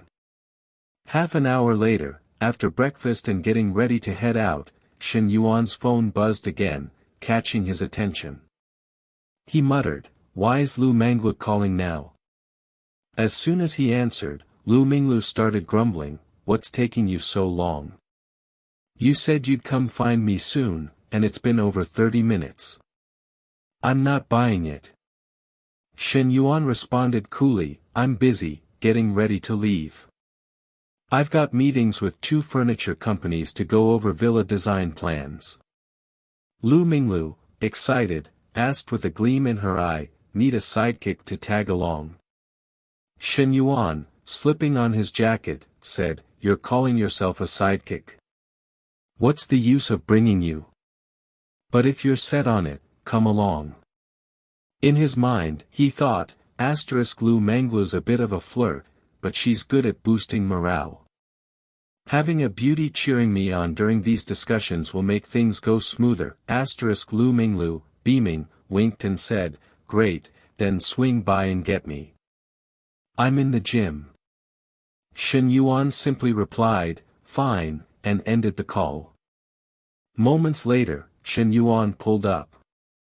As he stepped out of his car, a man approached, asking, hey, you here waiting for someone too? Let me guess, a girl, right? Shen Yuan glanced at him, nodding, yeah, that's right. The man sized up Shen Yuan's car, then remarked, nice ride, but it's just decent for chasing girls. To land top-tier ones, it's not enough. You want a goddess, you gotta roll like me. Keep at it, kid. He leaned smugly against his luxury car. Shen Yuan gave a relaxed smile, saying, oh, really? Just then, Lu Minglu strutted over in a bold outfit, her face glowing. The man's demeanor shifted as he saw her, exclaiming, Minglu, you're finally done. I've been waiting forever. Let's grab dinner, what do you feel like? Lu Minglu tilted her head, flashing a polite smile, and said, sorry, President Fan, I've got plans with a friend. I mentioned it in my text. In her mind, she thought, President Fan's loaded, but it's all his parents' money. He controls so little himself. Shen Yuan's different, he's the real deal, so your second place, Fan didn't back down, saying, no worries, I can join you both. I'll cover lunch if your friend's cool with it. Shen Yuan courteously opened the car door for Lu Minglu, turning to Fan, sorry, man, I'm not big on dining with G-class drivers. As Lu Minglu slid into the car, she shut the door, grinning widely and urging Shen Yuan, let's roll. She playfully dodged past Fan, teasing, better luck next time. Fan, fuming, gritted his teeth, thinking, Minglu picked this guy's car over mine. I'm in a G-class and still lost to some dude in an M9, On the road, Lu Minglu lounged in the passenger seat, saying casually, that President Fan's a premium member at our gym. He's dropped a ton of cash there, and his family's loaded. That car's worth over 2 million. Shen Yuan shrugged, so what? Lu Minglu went on, he's been after me forever, but I've never said yes. Shen Yuan just muttered, Noticing his indifference, Lu Minglu pouted, why are you so quiet today? It's not like you. Shen Yuan shot back, what do you want me to say? Lu Minglu huffed, I don't know, but you're acting so lukewarm. Seeing her turn away, pretending to sulk, Shen Yuan smirked inwardly. He said lazily, I get it. You're not just dangling me, you've got other guys chasing you, trying to make me jealous. He paused, then added, guys only get fired up when they're in the game or about to play. But you're not playing ball with me, so why would I be all in? Lu Minglu spun around, gasping, Shen Yuan. She grabbed his hand, exclaiming, are all guys as wild as you? Shen Yuan chuckled, wild? I'm talking about basketball. Her face flushed red as she stammered, stop it. Last time at the cafe, the second I left, you bolted upstairs to sweet-talk Nana. I know what was on your mind. Shen Yuan thought, she's never letting that go, not wanting to argue. He switched topics, why re you so free lately? Got time to trail me around? Lu Minglu replied bluntly, I'm not free, I pushed back a few personal training sessions for you. Shen Yuan tossed out a compliment, now I feel kinda bad. Lu Minglu gave him a sly look, saying, if you're feeling guilty, make it up to me with some tasty meals. Shen Yuan flashed a grin, deal. I've got plenty of good food for you. Lu Minglu blushed, snapping, what's that supposed to mean? You're always taking advantage. Shen Yuan laughed, alright, I'll stop messing with you. Let's eat first, then head to the furniture company. That afternoon, at the furniture company, design director Fu Jianmai greeted them warmly, hello, Mr. Shen, I'm Fu Jianmai, Guanding's design director. Let's sit and chat. Shen Yuan cut to the chase, keep it brief. I sent all my requirements online yesterday. I'm here to review the plans. Fu Jianmai sat down, explaining, based on your budget and preferences, we've crafted 3 styles, European, light luxury, and modern Chinese. Take a look and pick one. We'll tweak anything you need. Lu Minglu, sitting nearby with her arms crossed, gushed, all 3 designs are gorgeous. She turned to Shen Yuan, curious, what's your budget? Shen Yuan said softly but firmly, 20 million. Lu Minglu gasped, what? Her mind raced, a villa over 1,000 square meters with a 20 million yuan decor budget?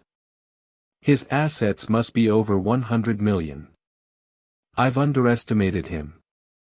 My old tactics won't cut it, I need to step up my game, as she thought this, she tugged at her outfit, accentuating her curves. 15 minutes later, Shen Yuan stood, saying, let's go with the modern Chinese style. Add the changes I mentioned, and we'll talk again. I'm also meeting another design firm to compare final plans before deciding. Fu Jianmai rose, enthusiastic, no problem. Comparing options is smart. By the way, Mr. Shen, are you free tonight? Our president, wanting, would love to treat you to dinner, contract or no contract, just to connect. Shen Yuan checked his phone, hesitant, we haven't signed anything yet. Dinner feels a bit off, doesn't it? Fu Jianmai smiled, don't worry, Mr. Shen. President Wanting just wants to be friends. Shen Yuan nodded, all right. Fu Jianmai, thrilled, said, I'll add you on WeChat and send the restaurant address. It'll make discussing plans easier later. Shen Yuan agreed, sounds good. We'll head out now. As they left, Fu Jianmai waved, her eyes gleaming with admiration, thinking, 20 million for interiors, more than the villa itself. This order could sustain a company. A client this big isn't your average rich kid. We need to handle him with care, After seeing Shen Yuan off, Fu Jianmai turned to a man, announcing eagerly, President Wan, Mr. Shen's agreed to dinner tonight. Ren Man, Guanding's general manager, tilted his head, analyzing, if we can share a meal, our chances of sealing the deal skyrocket. We can't let a client this big slip to competitors. Is he coming alone? Fu Zhenmai replied, no, he's with a girl who doesn't seem to be his girlfriend. Ren Man smirked, good, she's not his girlfriend. Make sure to bring Suzue to entertain tonight. A client like Shen Yuan deserves our best card. Back with Shen Yuan and Lu Minglu, she tugged at her clothes, blushing, and said suggestively, is the car's AC on? It's so warm. Shen Yuan replied calmly, is it? I'm not feeling it. Lu Minglu batted her eyes, asking, really? What's next? Shen Yuan said, don't you have work, or are you sticking around to mooch another meal? Lu Minglu leaned closer, teasing, following you means eating and chilling. I'm your shadow for the whole day. Shen Yuan laughed, my shadows are well behaved. If they tag along, it's for a full day and night, not just daytime. The suggestive words painted a vivid scene in her mind. Lu Minglu covered her face, shyly exclaiming, a day and night. What are you saying, you perv? I don't care, I'm coming with you. I'm not getting out. The phone buzzed inside the car, and Lu Minglu picked it up. The voice on the other end chirped brightly, Lu Bao, what's up? Lu Minglu responded with a grin, Chi-Ian, I'm just riding in a car. Curious, Chi-Ian pressed, whose car are you in? Lu Minglu answered, Fanzong's sleek glass car. As she slipped on her jacket, she mused to herself, sure, Fanzong isn't like Chenwan, splashing 3 million on a house, but he's got no issue buying me Mangla bags or fancy makeup. Then, with a cool tone, she corrected, actually, no, I'm in Chen Yuan's car. Chi-Ian, stunned, furrowed her brow and gasped, who? Chen Yuan. Since when are you two hanging out? Lu Minglu smirked and explained, oh, I went with him today to check out some decor plans. You won't believe this, he dropped over 10 million on a villa and is sinking another 20 million into decorating it. Chi-Ian choked, barely catching her breath, what? That's insane. He just burned 3 million, and now, poof, 30 million more. She couldn't help but think, Chen Yuan's luck is unreal, snagging such a loaded sugar daddy. We swore we'd struggle together, but she's quietly climbed aboard.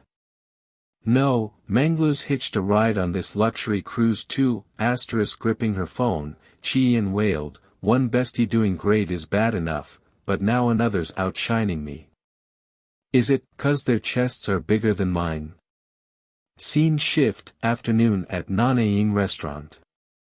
A young guy strolled up, calling out, Wan Shu, you dining here too? Wanzhong approached with a warm smile, Shao Hai, what a coincidence. I'm here waiting for a guest. Xia Hui stepped forward, shook his hand, and said, I've got a dinner invite here too. I'll swing by to toast you later. In his head, he thought, this guest must be a big deal for Uncle Wan to wait personally. As he walked off, he spotted the innocent-looking girl trailing Wanzhong. He wondered, when did Uncle Wan start keeping such a stunning girl around? If he wasn't my future father-in-law, I'd have already asked for her digits, Moments later, Chen Yuan showed up. His assistant stepped forward respectfully, introducing, this is Wanzhong. Wanzhong greeted warmly, Chenzong, you're truly young and talented. Chen Yuan approached, shook hands politely with Wan Renmin, and said, greetings, Wanzhong. Noticing Lu Minglu, he asked, is this your girlfriend? Chen Yuan quickly waved it off, clarifying, no, don't get the wrong idea. We're just friends. She tagged along today. Her last name's Lu. After confirming, he nodded politely, hello, Miss Lu. Lu Manglu returned, hello, Wanzong. Pouting, she shot Chen Yuan a look, thinking, ugh, Chen Yuan, why so jumpy? If you're not my boyfriend, what are you? Nobody made you deny it. So annoying, Wan Renmin gestured, Chenzong, let's head upstairs. Chen Yuan replied courteously, after you, Wanzong. Soon, they settled into a private room. Wan Renmin spoke up, pointing to the orange-haired girl beside him, Chenzong, I forgot to mention, this is our company's design assistant. Sui, the girl murmured shyly, hello, Chenzong. Chen Yuan extended his hand politely, hi. Inwardly, he thought, her skin so smooth, her hands like soft jade, almost weightless. Sui's pure vibe is totally different from the girls I know, noticing Chen Yuan's demeanor, Wan Renmin lifted his glass, thinking, perfect. Sui's made a solid impression on Chenzong, closing the gap, he beamed, Chenzong, no business talk today, just friendship. Here's a toast to you. Fu Jiangmi nudged Sui, who sat frozen, why re you zoning out? Hurry and toast Chenzong. Sui awkwardly raised her glass, mumbling, Chenzong, a toast to you. Chen Yuan clinked glasses cheerfully.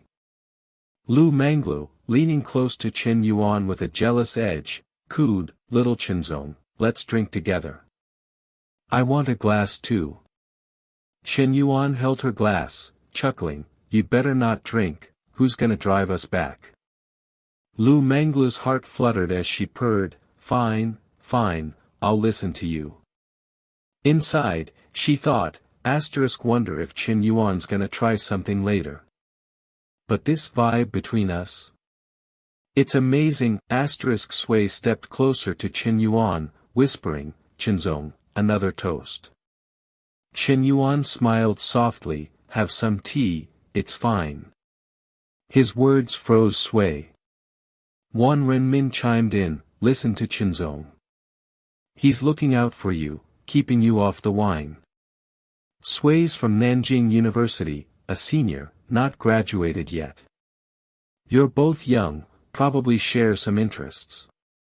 Chat more. That old fox, Lu Manglu thought, frowning. Saying it's not business, but it's all business. This girl's clearly inexperienced, and pushing her to connect is basically pimping, Suddenly, Xiaoi burst in, glass in hand, shouting, Wanzong, I'm here to toast you. Wan Renmin laughed, Xiao, you're too kind. Seizing the moment, he introduced, this is my nephew, Ling Guanyao. To his nephew, he added, this is Chenzong, about your age. Go toast him, get acquainted. Ling Guanyao nodded, sure. He thought, Uncle Wan's introducing me to this VIP.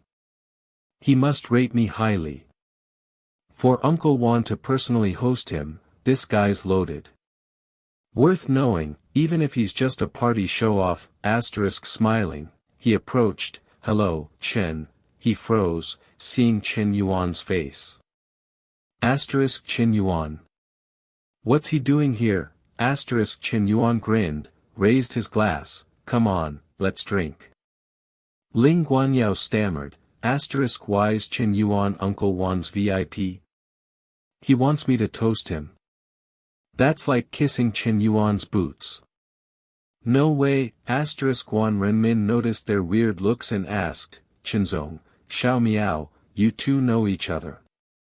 Chen Yuan replied coolly, we've crossed paths, I suppose. Wan Renmin slapped Ling Guanyao's shoulder, chuckling, what a coincidence, Xiao Miao. You probably didn't know, but your buddy here bought a Qingshu Lake villa in Lu City and dropped 20 million on renovations with us. Ling Guanyao's face twitched. What? That nobody bought a villa and spent 20 million on decor. How rich is Qin Yuan? Is his family mining gold in Africa? Qin Yuan was now a giant, and he was a speck. He thought, Uncle Wan, who I'm busting my ass to impress, is groveling to Qin Yuan. The gap between us is massive now, resigned, he decided, fine, I'll grovel too.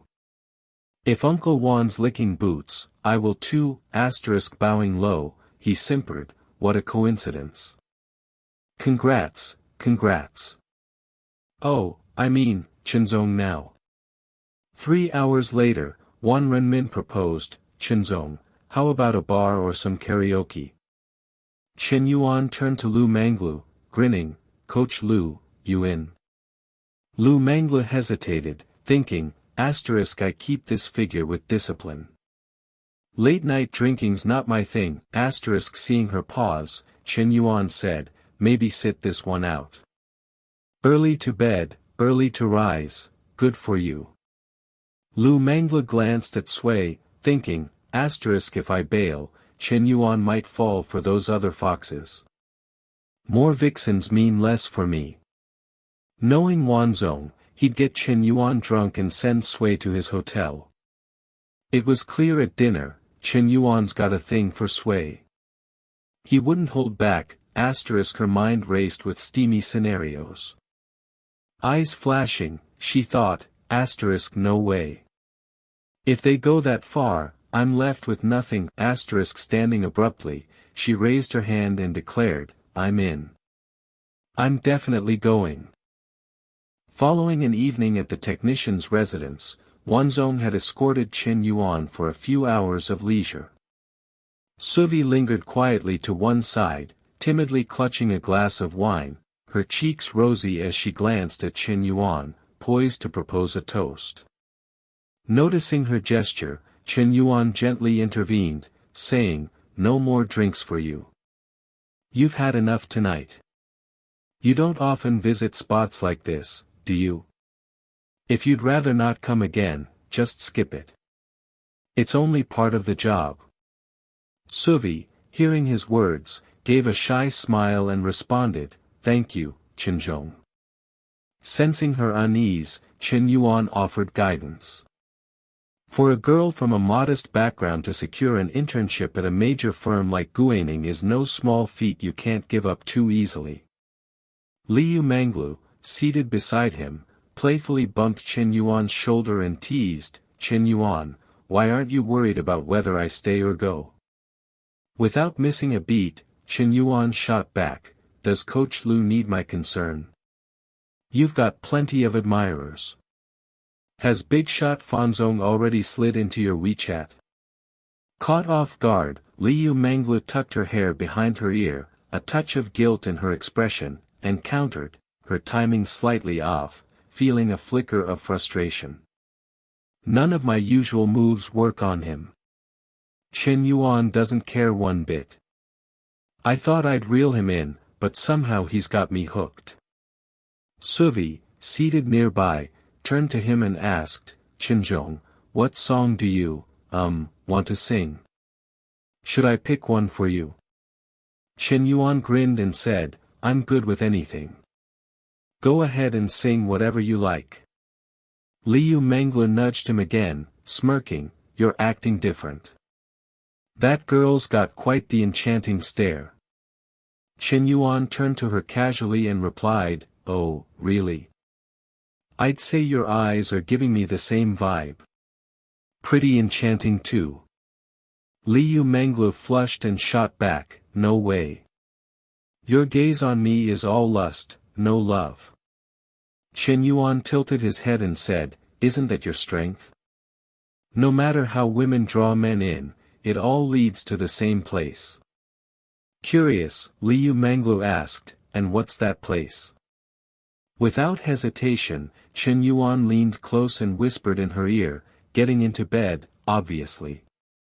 That single line made her face glow scarlet, her favorability spiking to 68. How infuriating. She thought. This guy always traps me when we talk. But Chen Yuan's honesty stood out, unlike other men who dressed up their desires as love. As he spoke, Chen Yuan reached out, grazing Liu Manglu's thigh, making her jump slightly as she whispered, "Stop it, there are people around." Wan Renmin, having finished his song, spun around and passed the microphone to Chen Yuan, saying, "Qinzhong, I've queued another track for you. Your turn, finally." The group sang until 11 p.m. outside, standing by the car. Wan Renmin warmly clasped Chen Yuan's hand and said, "Qinzhong, I never imagined I'd connect with someone your age. Let's hang out more. Oh, and Guaning's renovation work will be top-notch. I hope we can collaborate. As your elder, I'll ensure the best service."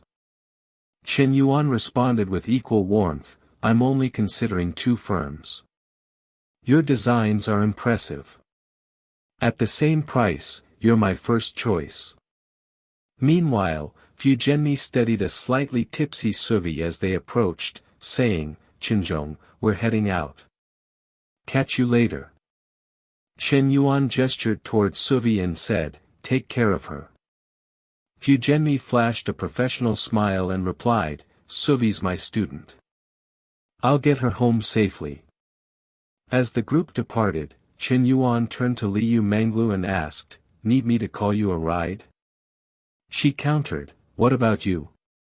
Glancing elsewhere, Chen Yuan said, "I'll book a room nearby and crash." Surprised, Liu Manglu asked, "Why book a room? Don't you have a place to sleep?"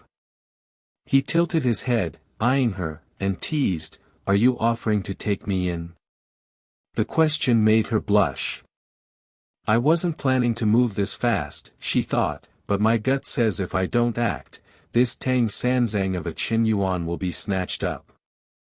Taking his arm, she said, "Don't get the wrong idea. I don't just bring guys home. I'm a proper girl." Her favorability climbed steadily to 75. Chen Yuan, surprised, exclaimed, "Really? I didn't do anything special tonight," he thought. "How's Liu Manglu's affection for me spiking like this?" Shrugging it off, he pulled out his phone and said, "All right, where are you headed?" "I'll get you a car." Liu Manglu protested, "I don't want to go home." He frowned, asking, "Not going home? Then where are you sleeping?" Her face turned crimson as she flailed her hands, exasperated, "You're so clueless. I'm being this obvious, and you're still acting dense." Chen Yuan stopped teasing, opened the car door, ruffled her hair, and said, "Come on, let's head to a different hotel." They hopped into the car. Tipsy and dazed, she leaned against Chen Yuan, nervous, thinking, "I wonder if he'll be gentle, not rough like he was with Nam at the cafe." The driver, catching the scene in the rearview mirror, thought, "That look, that car, man, being rich must be the life." Later, at the lavish Junyu Hotel in Xingchang, Chen Yuan stood at the front desk and said calmly, "I'd like a presidential suite, booked for a month." The receptionist processed it swiftly, stating, "Sir, the suite is 368 per night, so a month comes to 110,640. Liu Manglu, still a bit hazy, tugged at his sleeve and asked, "A whole month?" Chen Yuan didn't hesitate, telling the receptionist, "It's just 110,000. Swipe the card. I want room 1, 52nd floor." Her affection's over 60 now, he thought. With triple cashback, I'm still profiting. No loss here. Liu Manglu's cheeks warmed at the room number, thinking, 521, Chen Yuan's got style.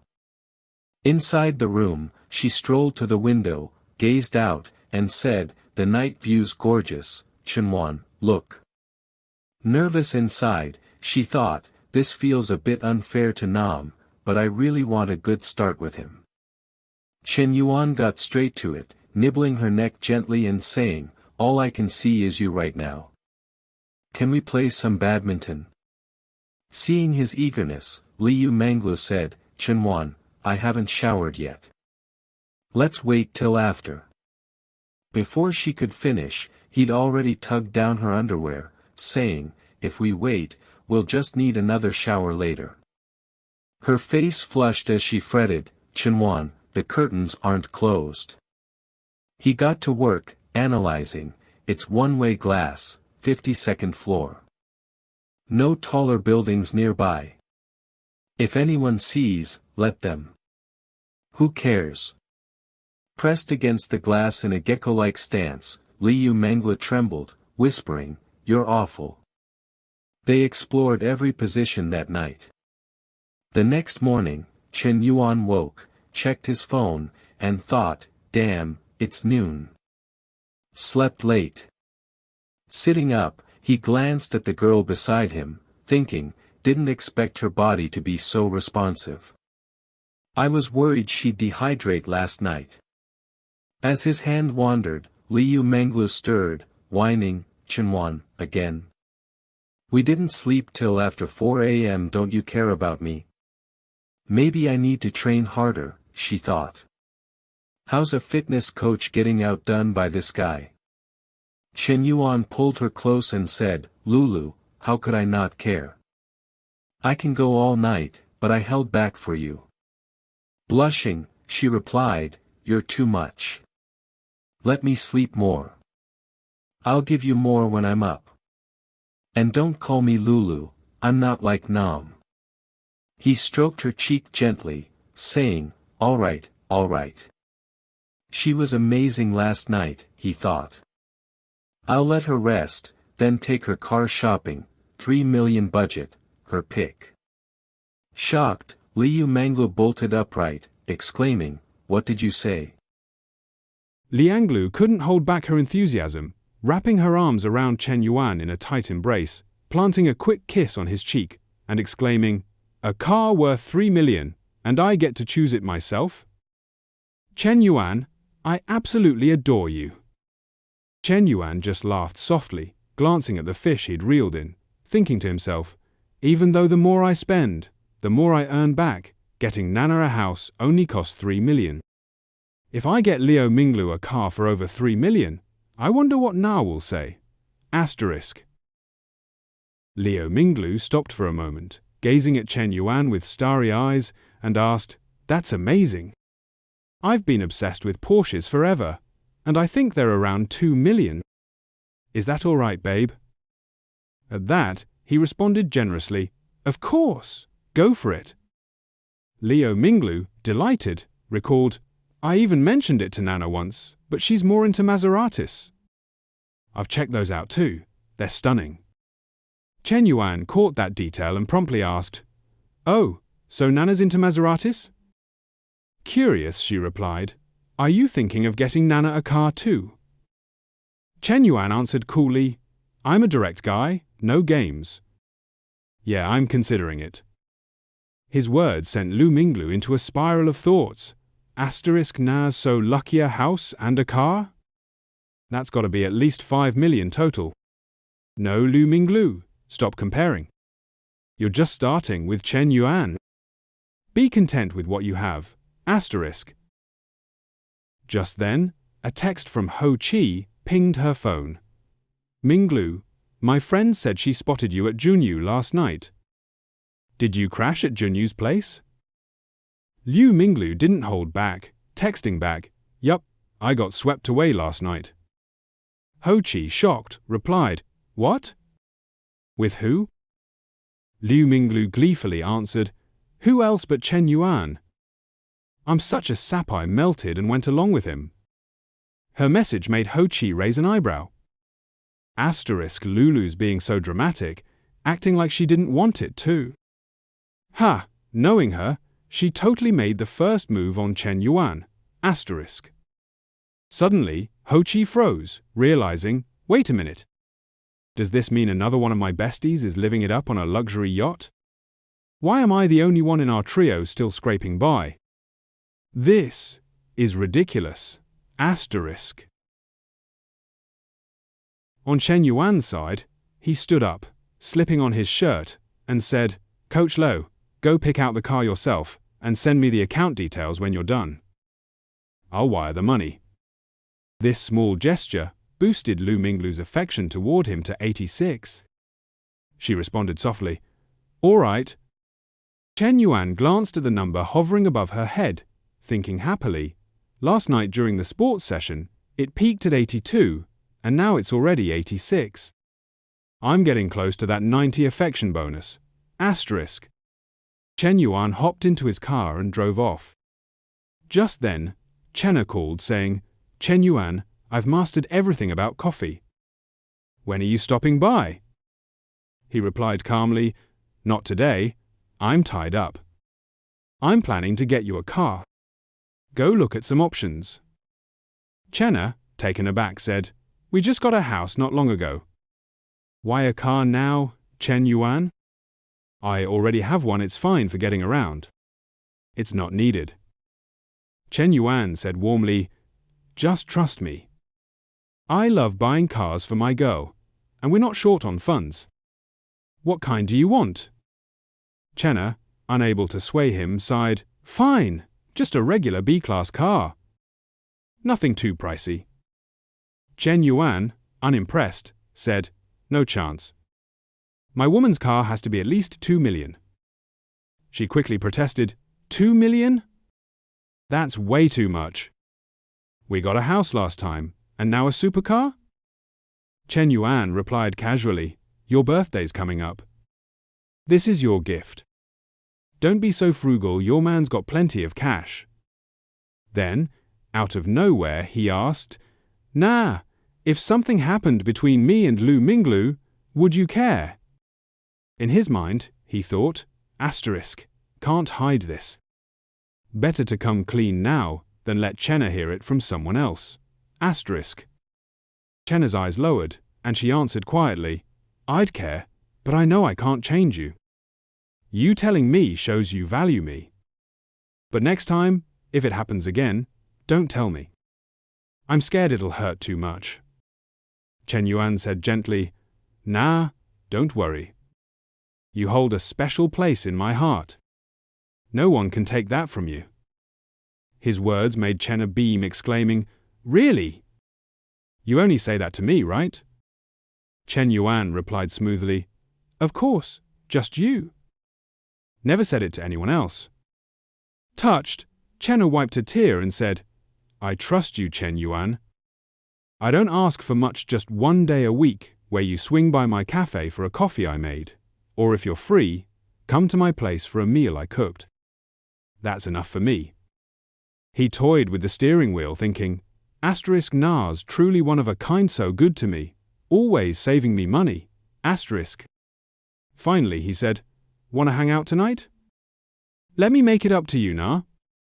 She replied cheerfully, "For real this time?" Chen Yuan grinned, "Absolutely. You know how I am." His words made Chenna burst into laughter. "Your character? Okay, I'm done talking. Gotta get back to the shop." As soon as she hung up, Chen Yuan, still driving, scratched his head, thinking, being a player is exhausting. How do those other guys juggle so many girls? Asterisk. Cut to Li Sha's house, where she was hauling 2 big bags downstairs. Spotting Chen Yuan, she called out, "Chen Yuan, you made it!" He hurried over, saying, "Teacher, let me take those." He grabbed the box from Li Sha's hands, adding, "Here, I'll carry it for you." Unfortunately, the top box wobbled and fell open. Chen Yuan gasped, "Oh no!" Li Sha's underwear spilled out, and a sudden gust of wind scattered them everywhere. Suggestive images flooded Chen Yuan's mind as he stood there, stunned, staring at Li Sha. She shyly gathered her things and stuffed them back in. Chen Yuan, still holding the box, thought, if only that were real. Asterisk. Li Sha, flustered, said, "Chen Yuan, I'll handle this. You grab the other stuff."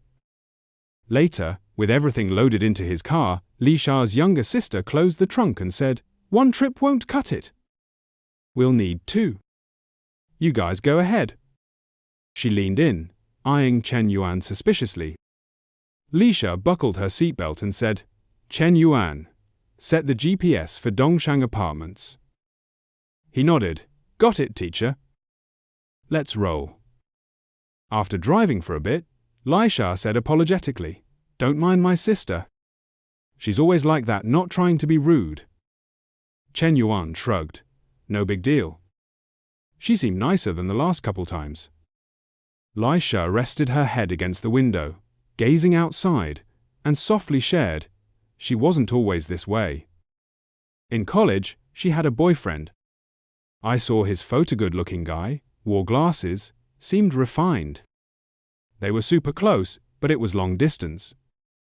One Christmas, she visited him and caught him hugging another girl outside a hotel. She was heartbroken and swore off men after that. Chen Yuan, indignant, said, That guy's a total jerk. Scum like that gives men a bad name. Lisha laughed at his reaction and teased, And you? Aren't you a bit of a player too? Chen Yuan, cheeks reddening, protested, Me? No way. I'm the most innocent, straightforward guy you'll ever meet. What about you? What's your take on men? Lisha smiled. Me?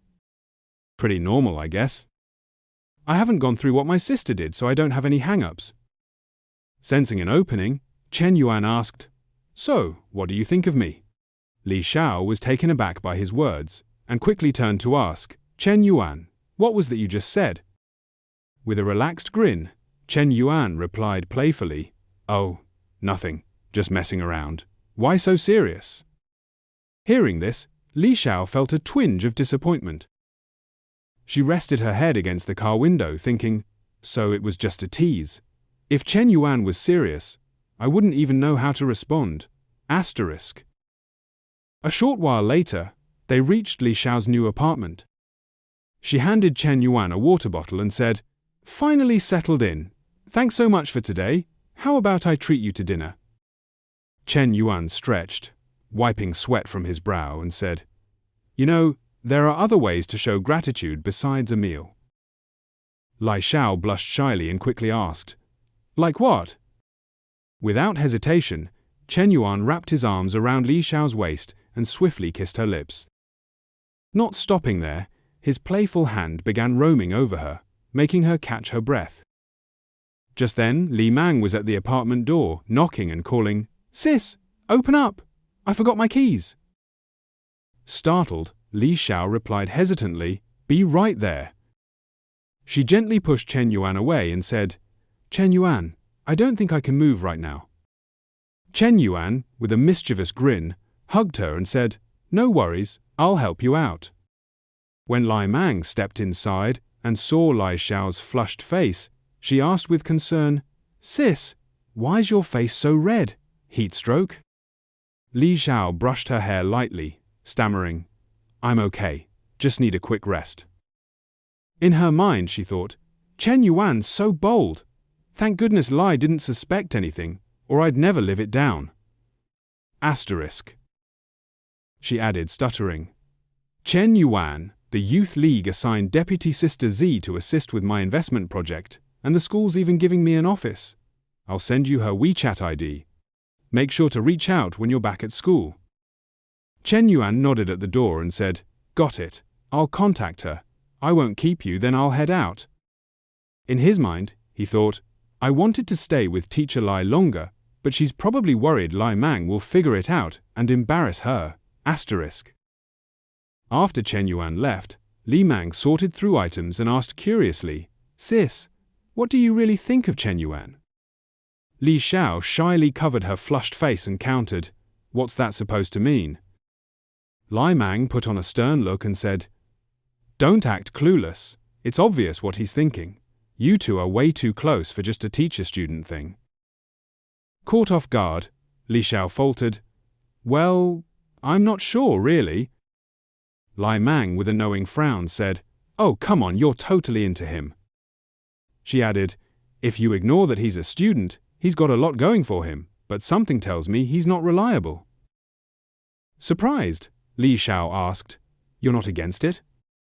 Lai Mang hugged her and said, "Honestly, what's the point of me objecting? It's your life.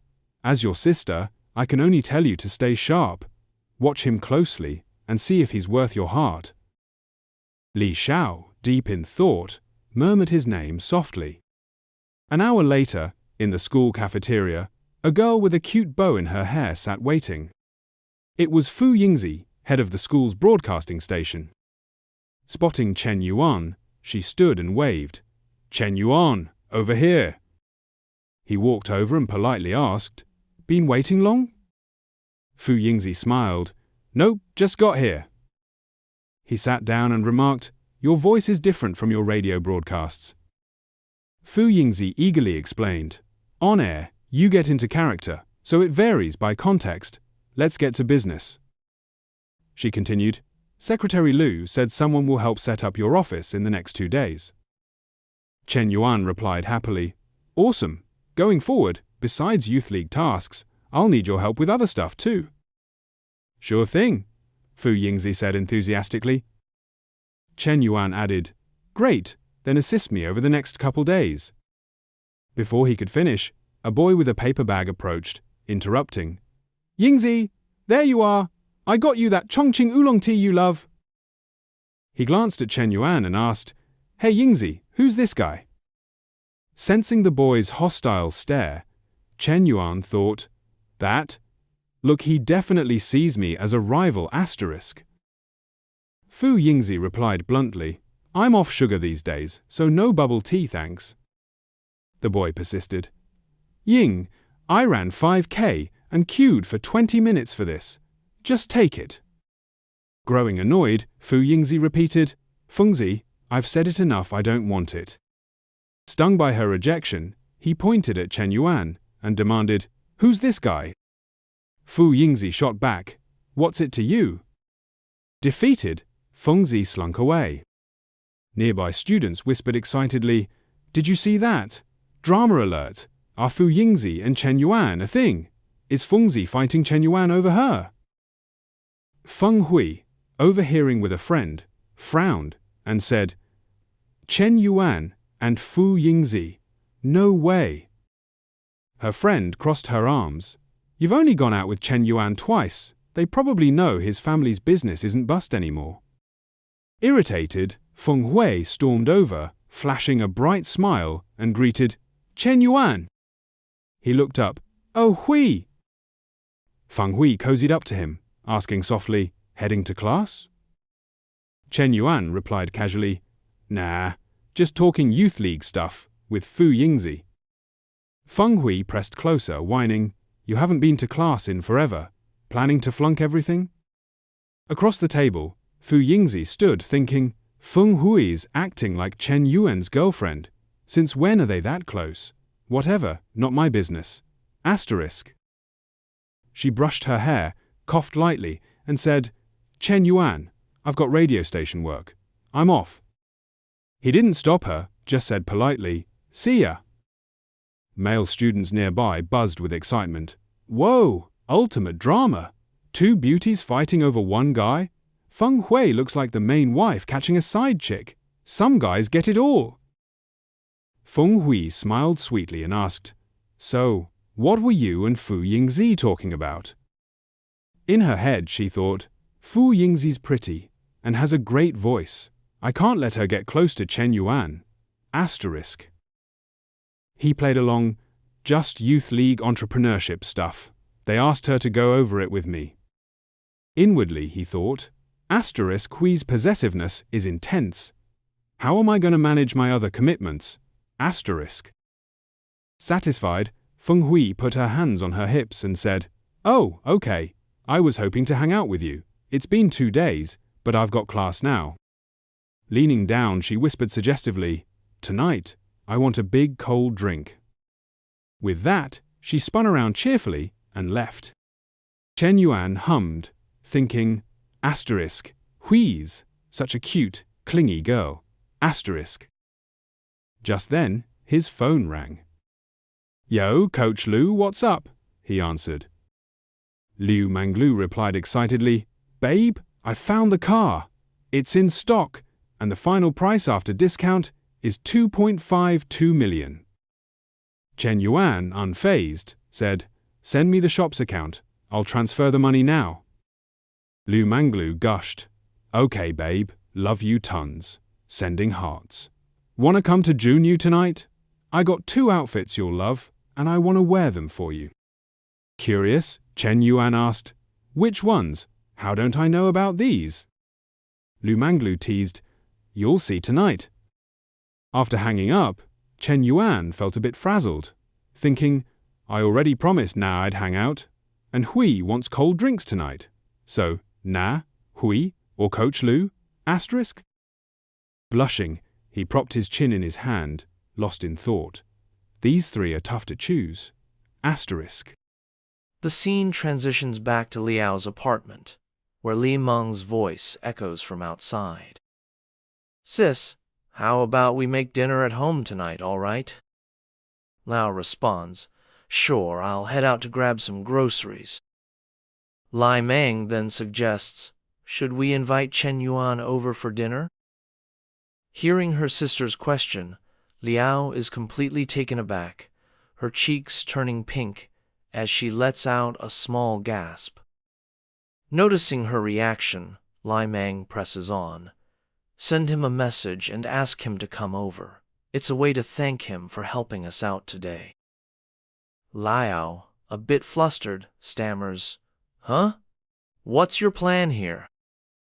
In her mind, she thinks, "Just picturing his cunning, playful face makes me want to snap at him." This instantly reminds her of their last encounter in the kitchen.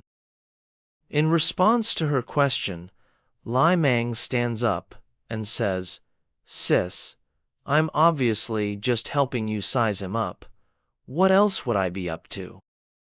Liao pulls out her phone and says, "Fine, I'll call him." She then texts Chen Yuan. "Chen Yuan, Li Meng really appreciates your help with cleaning today, so she wants you to join us for dinner. Come over, okay?" Chen Yuan, however, already had plans with Chen Na, Manglu, and Minhu that evening. Now, with the Liao sisters' invitation, he thinks to himself, "What kind of love luck did I stumble into today? So many girls reaching out, I'd need to be a time management guru to juggle this. Oh well, don't overdo it, and no need to stress out my buddy Peter. I'll just politely decline Hui Hui and Coach Liu." Before he knows it, it's late afternoon, and Chen Yuan arrives at Liao's place. As she opens the door, Liao's face flushes, and she says, "Come in, take a seat. Dinner's still cooking." With that, she hurries inside, avoiding his eyes. Chen Yuan grins and replies, "All right, I'll make myself comfortable. You go do your thing." Looking around, he thinks, "No surprise she's a consultant. This place is already so warm and inviting." He steps into the kitchen and asks, "Where's Li Meng?" Liao, still avoiding his gaze, answers, "She's in the shower." Chen Yuan nods and starts moving closer to her. Seeing this, Liao's cheeks redden, and she waves her hands frantically, saying, "Chen Yuan, don't come over here." He smiles and says, "Why so nervous? I'm just checking if you need a hand." As he edges closer, Liao quickly responds, "No need. The food's almost done. Just wait in the living room." Chen Yuan keeps inching forward, saying, "It's fine. I'll just hang out in the kitchen and chat." Liao, blushing harder, turns away and says, "Okay, this distance is fine for talking." With a sly grin, Chen Yuan teases, "Is it really? We're still half a meter apart." As he gets even closer, Liao grows more flustered, stammering, "Chen Yuan, what are you trying to do?" He reaches out, pulls her into his arms with a mischievous smile, and says, "Nothing at all." Liao trembles, her voice shaky. "My sister's here." Chen Yuan leans close to her ear and whispers, "She's in the shower, right? Girls take long showers, she won't be out for a while." As he speaks, his hand slides under Liao's pants, squeezing her firmly, making her panic. "No, Chen Yuan, not there," she gasps. Ignoring her, he silences her with a kiss, his hand slipping under her shirt. Liao lets out a soft moan. Just then, Lai Mang, ever the mood killer, calls out, "Sis, I'm done showering. Is dinner ready?" Panicked, Liao pushes Chen Yuan away, her face beet red. He smiles calmly and says, "Relax, it's fine." Liao adjusts her shirt, muttering in frustration, "Don't do that again. If you try that one more time, I'll..." Before she can finish, Chen Yuan cuts in, "You know how I feel, consultant." Soon, they sit down to eat. Looking at the spread, Chen Yuan starts praising her. "Consultant, your cooking is incredible. Tastes like heaven needs a TV show filmed here." Lai Mang, unimpressed, snaps, "Don't be a flatterer. My sister doesn't fall for that." Then she adds, "Chen Yuan, I've got some questions for you." He replies, "Sure, ask away." Lai Mang, with a serious tone, asks, "How many girls have you dated?"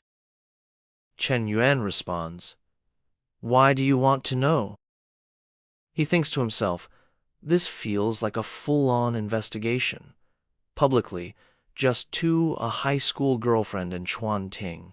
The others, hard to track. Lai Mang remarks, "Oh, so you're quite the romantic expert." She thinks, my sister's never even dated. She could easily be fooled by someone with that much experience. Chen Yuan, sweating internally, thinks 2 is plenty. If she knew about Hui Hui and Nulu, I'd be toast. Lai Mang continues, "Got any siblings?" He answers, "Yeah, a younger sister." She asks, "How old is she?"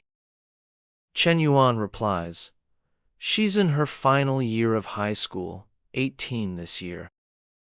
10 minutes later, he breathes a sigh of relief, thinking, finally, the interrogation's over. If Lai Mang's digging into my family, the teacher must have mentioned me. Seems like she's warming up to progress is solid. He glances at Liao, thinking, right, teacher? Then, he subtly stretches his foot to brush her leg. Startled, Liao sweats, thinking, Chen Yuan, pulling this in front of Lai Mang? I underestimated his nerve. She quickly stands and says, "You two eat. I'll go wash some fruit." Chen Yuan checks his phone and says, "No need to bother, teacher. It's late, and you must be tired from cleaning. Rest up. I'll head out after eating no fruit for me." Lai Mang notices her sister's odd behavior, thinking, she's so quiet today, and her mood's off. Shouldn't she be happy around a guy she likes? Turning to Chen Yuan, she says, "You sure you can't stay longer?" He stands and replies, "Yeah, I've got stuff to do." In his head, he thinks, know when to quit, so I don't annoy the consultant. Lose 1, gain 10, plus, I've got another battlefield to tackle. After Chen Yuan leaves, Lai Mang stretches and says, "Sis, I asked everything you needed, and some you didn't. You should really vet this guy." Liao recalls the earlier moment, thinking, Chen Yuan's more mature and independent than most, but he's bold. We haven't even defined our relationship, and he's already so forward with me. Meanwhile, at Chen Na's apartment, as soon as they step inside, Chen Yuan pulls her along eagerly. Surprised, Chen Na asks, "Chen Yuan, didn't you say we were going to the cafe to try my coffee? Why the rush home?" He doesn't answer, instead asking, "Do you still have that gray office outfit and black fishnet stockings here?" Chen Na, caught off guard, says, "Huh? What are you planning?" Rummaging through her closet, Chen Yuan replies, "Guess." Chen Na says, "Didn't you say tonight was just a proper makeup session? You told me to trust your character forgotten already." He grins. "It is a proper makeup session. I'm making it up to you with millions." Chen Na quickly protests, "No way. I don't want that kind of makeup." A moment later, Chen Na donned the office attire, her cheeks flushing as she turned to Chen Yuan and asked, "Why do guys like this sort of thing?" Chen Yuan, with a mischievous glint in his eye, leaned in closer and replied, "You'll see." As he spoke, he planted a kiss on her cheek, his hands beginning to roam and explore. Chen Na's face reddened, and she let out 2 soft moans. About an hour and a half later, Chen Yuan and Chen Na transitioned to practicing their martial arts, moving from the immortal grandpa planting radish stance to the Lu Han pushing a cart form. Growing weary of the latter, they shifted to the carrying a plow across the mountain pose. Just as they were settling into position, Chen Na's favorability surged to 90. Chen Yuan was stunned, thinking, "Damn, it broke 90? So this kind of workout really boosts favorability." At that moment, the system chimed with a notification, detected that the host has a second girl with favorability reaching 90, achieving the favorability mission milestone, preparing to distribute rewards. Chen Wan's anticipation spiked as he mused, "Let's see what the reward is this time." No sooner had the thought crossed his mind than the system flashed a new message. Reward: Peter's length growth, 5 million yuan for car shopping, exclusive skill card X1. Chen Yuan's jaw dropped. Wait, is that first reward for real? Damn. Is that even possible? Curious, he tapped to open the reward, wondering, let's check out what this exclusive weapon card for men does. Sorry, Na, you'll have to endure it tonight inside the cave. Sun Wukong's Ru Yi Jingu Bang extended dramatically. Chen Na's eyes widened in horror. Chen Yuan. What's happening inside? Chen Yuan smirked smugly and said, Nah, didn't you ask earlier why men like women dressed like this? Here's your answer. At that, Chen Na's face paled like a pangolin, and she shouted his name, Chen Yuan! After that intense night, Chen Na was utterly spent, her body still quivering from the aftershocks of their battle. She whispered faintly, Hey, Chen Yuan, why do you seem so different this time? It's like my body's been drained. Chen Yuan, smug as ever, slid closer and asked, Different how? Chen Na murmured, Just different. Dropping the pretense, Chen Yuan grinned and said, I'm gonna keep surprising you, Chen Na. She smiled warmly, her cheeks flushed, and replied, before drifting off to sleep. Chen Yuan rolled over, resting his head on his arm, and thought, if I could level up a bit more, that'd be epic. Wonder if I can go Super Saiyan next time. Then he recalled the system reward, muttering, All right, let's check out this special skill. He opened the system, and it promptly announced, This skill card can be exchanged for any of the following skills. Effective immediately. Skill list: Novice cooking skill, Novice electrical repair skill, Novice haircutting skill, Novice dancing skill, Novice combat skill, Novice racing skill, Novice basketball skill. Chen Yuan blinked in surprise. Huh? What the hell? No Peter-related stuff? Electrical repair makes sense, but haircutting? Seriously?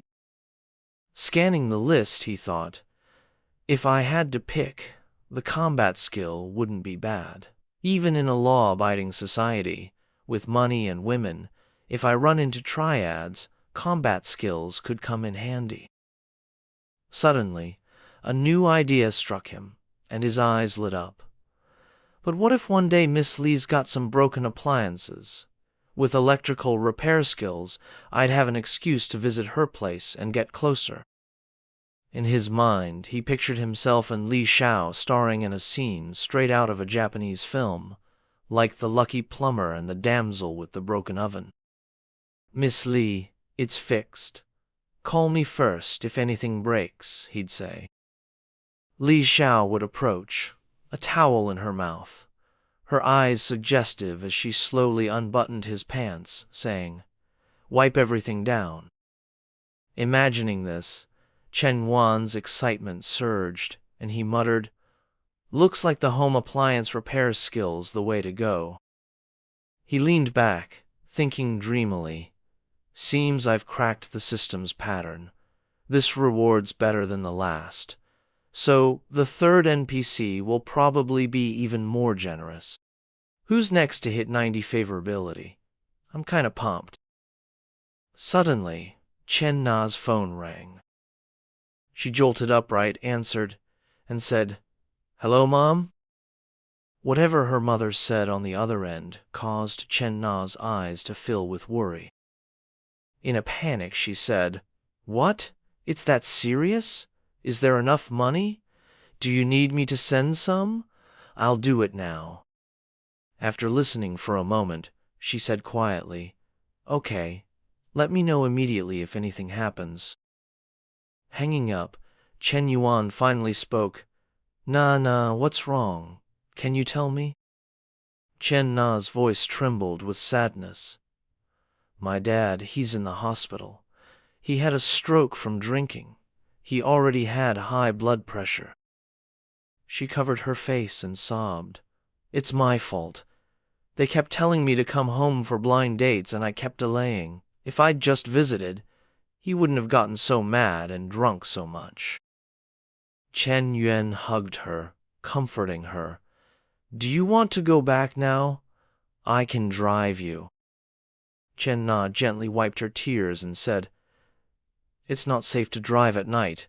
I'll head back tomorrow morning." Chen Yuan nodded. "Okay, I'm here for you, no matter what."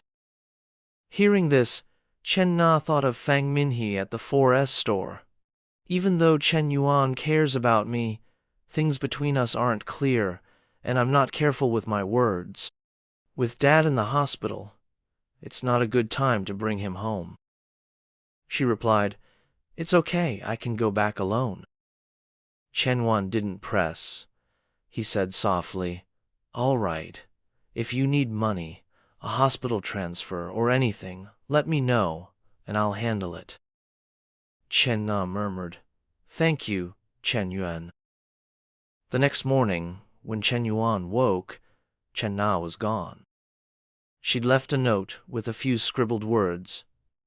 "Breakfast is ready. I went home." Chen Yuan smiled, muttering, "She rushed home and still made me breakfast. She's not like Coach Lu, always asking for cash, or Minhe always eyeing my assets. She handles everything. Truly, the best of the best." Suddenly, his phone rang. Seeing the caller ID, he wondered, Fu Yingzi, what's she calling about so early?" He answered, and Fu Yingzi launched in, "Chen Yuan, the office is cleaned up. I sent you some desk styles. Which do you like? Once you pick, I'll head to the furniture store. Chen Yuan replied calmly. You choose. Anything's fine. Fu Yingzi said, Okay, I'll hang up now. I'll let you know when the office is set. Chen Yuan chuckled, thinking, This girl's solid. Even if her work skills aren't top tier, her attitude's already impressive. Just after hanging up, Feng Xiao, the little tagalong, asked, Ying, what's next? Fu Yingzi snapped, What's next? Can you stop tailing me? Earlier, too, there were people cleaning. I told you not to, but you still jumped in and made a mess. Feng Xiao said awkwardly, Hey, Yingzi, I just wanted to help. Yingzi grabbed her bag, turned, and stormed out, saying, Help? You're not even on the student council. Stop following me, or I'll really lose it. Gazing at her receding silhouette, Zia felt a pang of despair, thinking to himself, I've been pursuing her for 3 years, and it doesn't even compare to a single day with some guy she just met. Meanwhile, Fu Yingzi was oblivious to his emotions. Her mind was fixated on Chen Yuan's family wealth. She mused, That startup park is such a low-cost area, yet Chen Yuan spent nearly 10 million to acquire it. He clearly doesn't care about the expense, so his family must be worth at least 100 million, maybe more.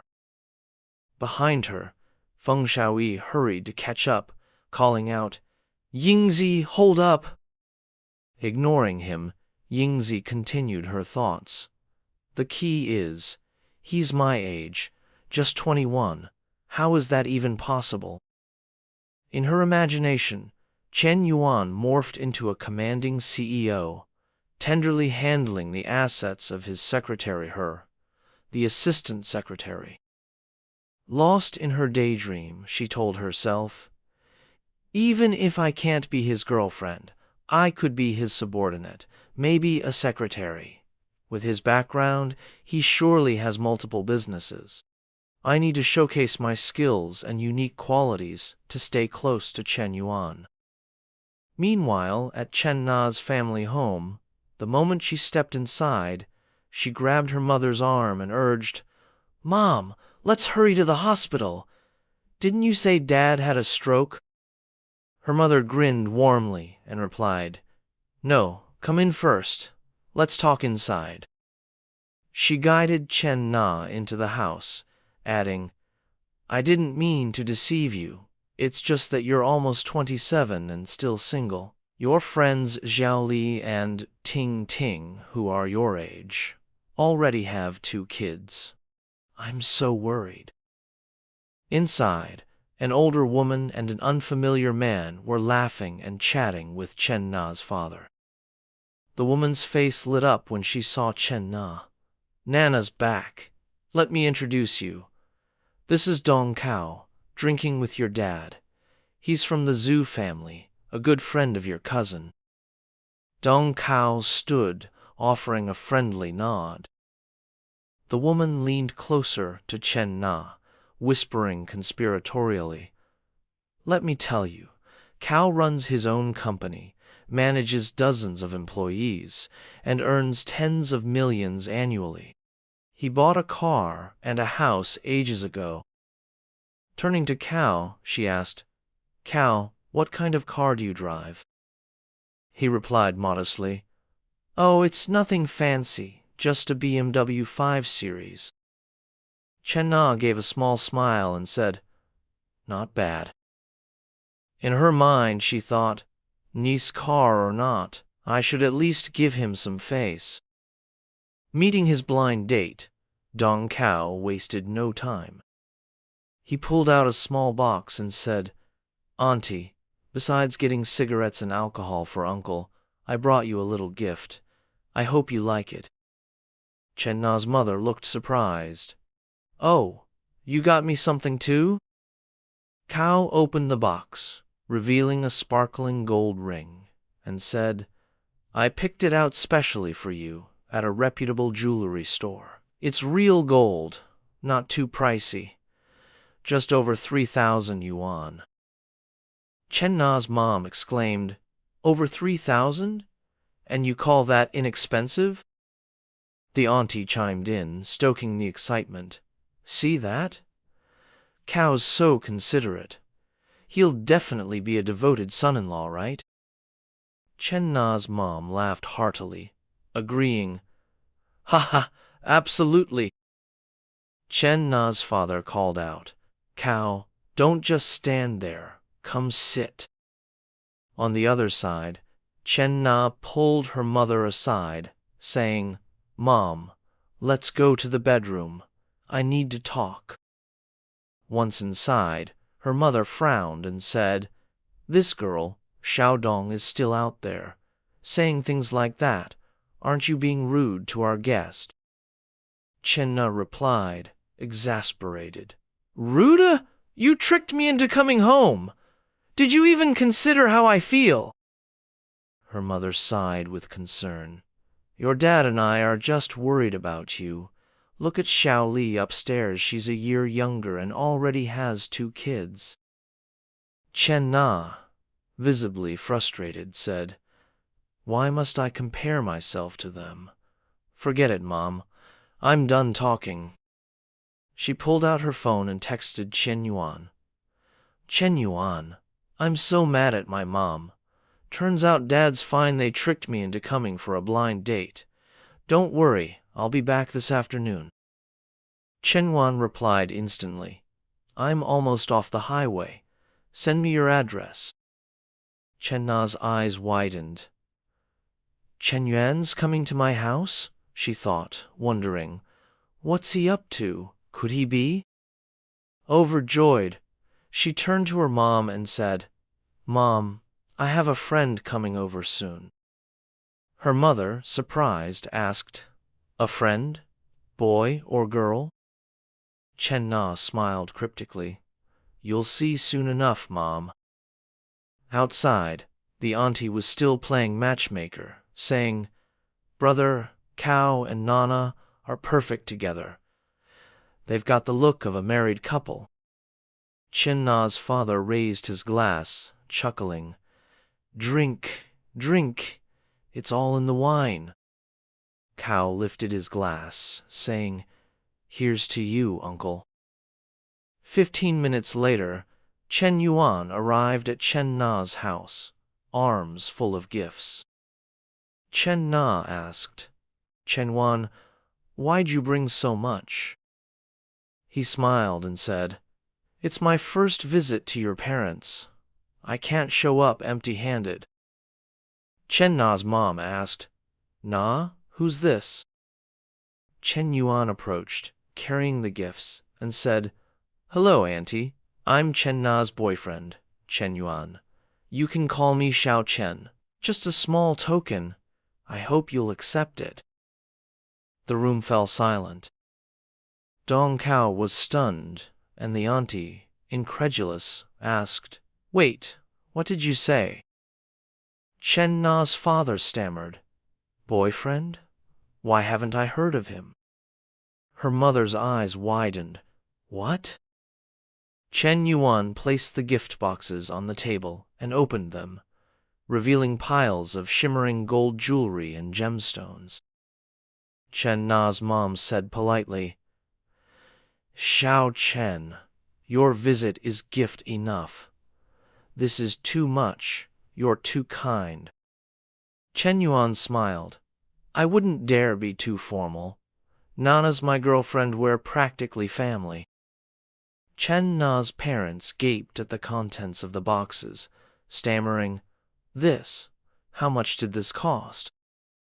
Chen Yuan replied casually, Not much, just around 300,000.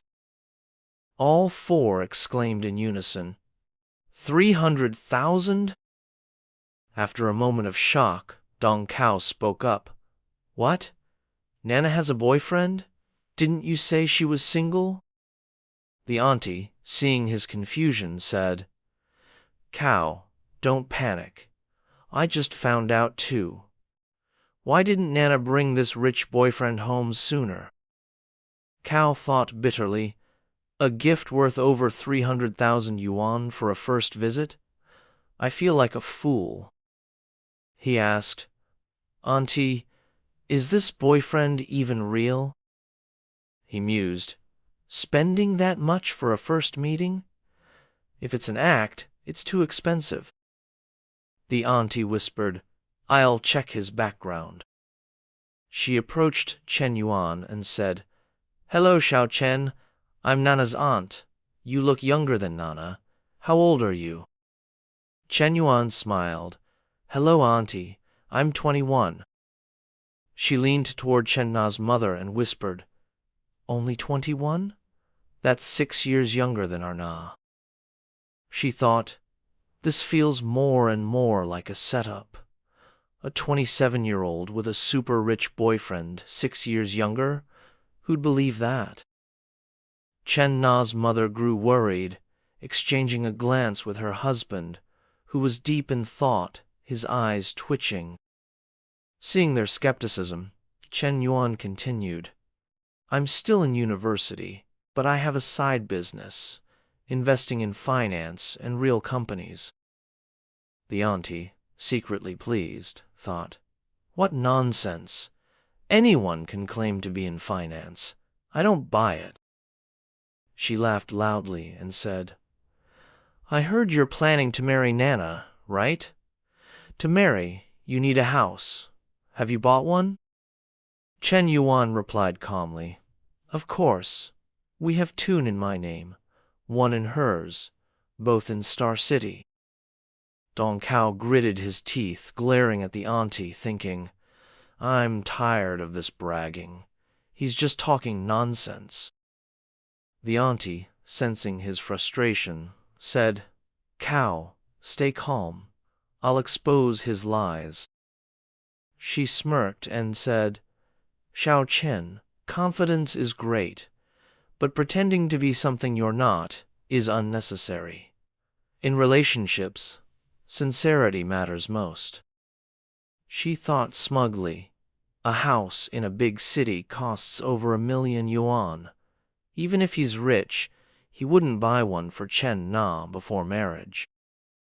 Chen Na's parents stood silently, exchanging glances.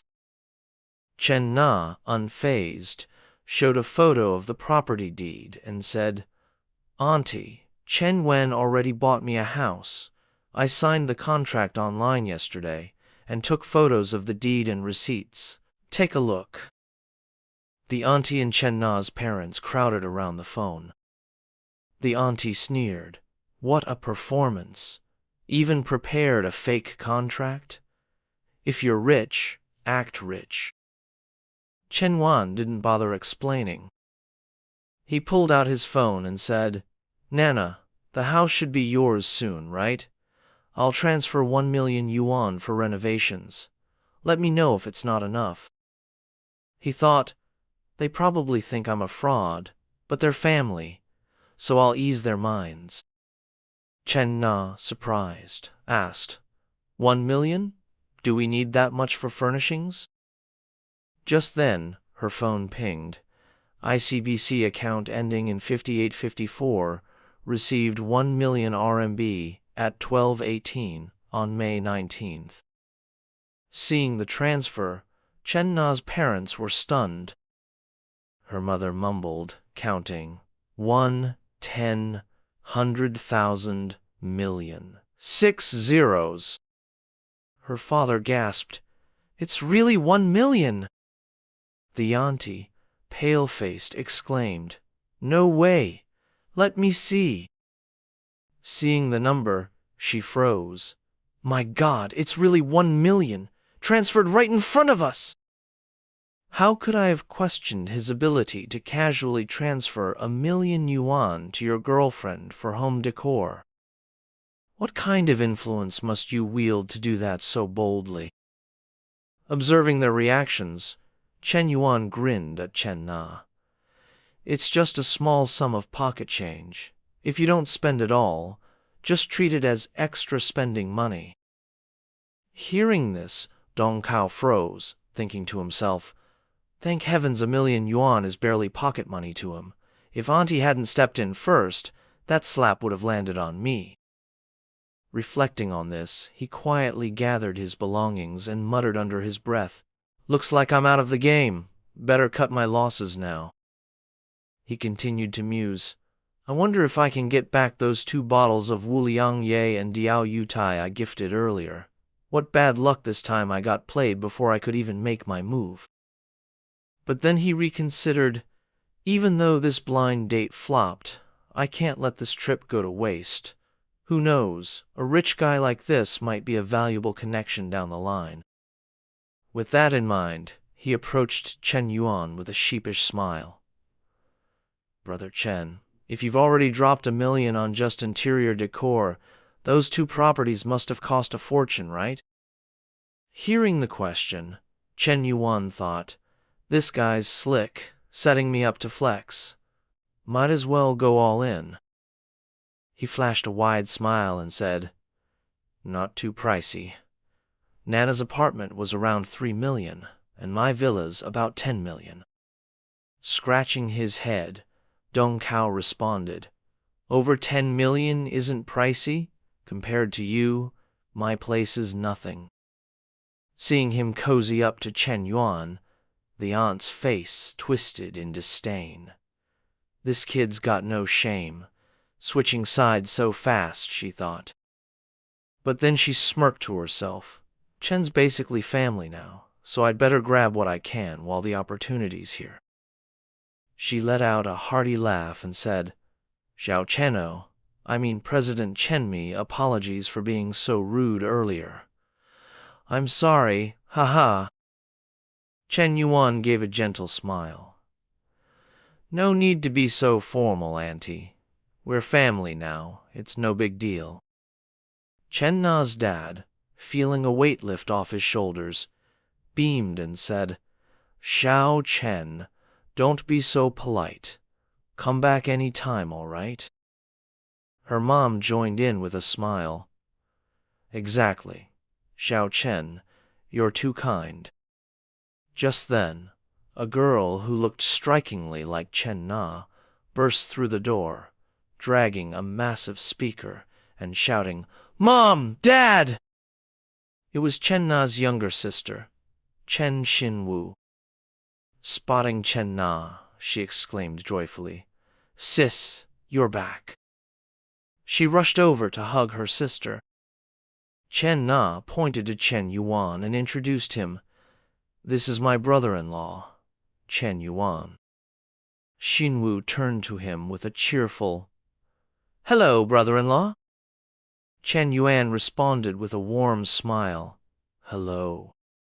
But as he glanced at her, more developed features compared to her sister, he thought, she's definitely Nana's sister, though she's missing a bit of Nana's sharpness.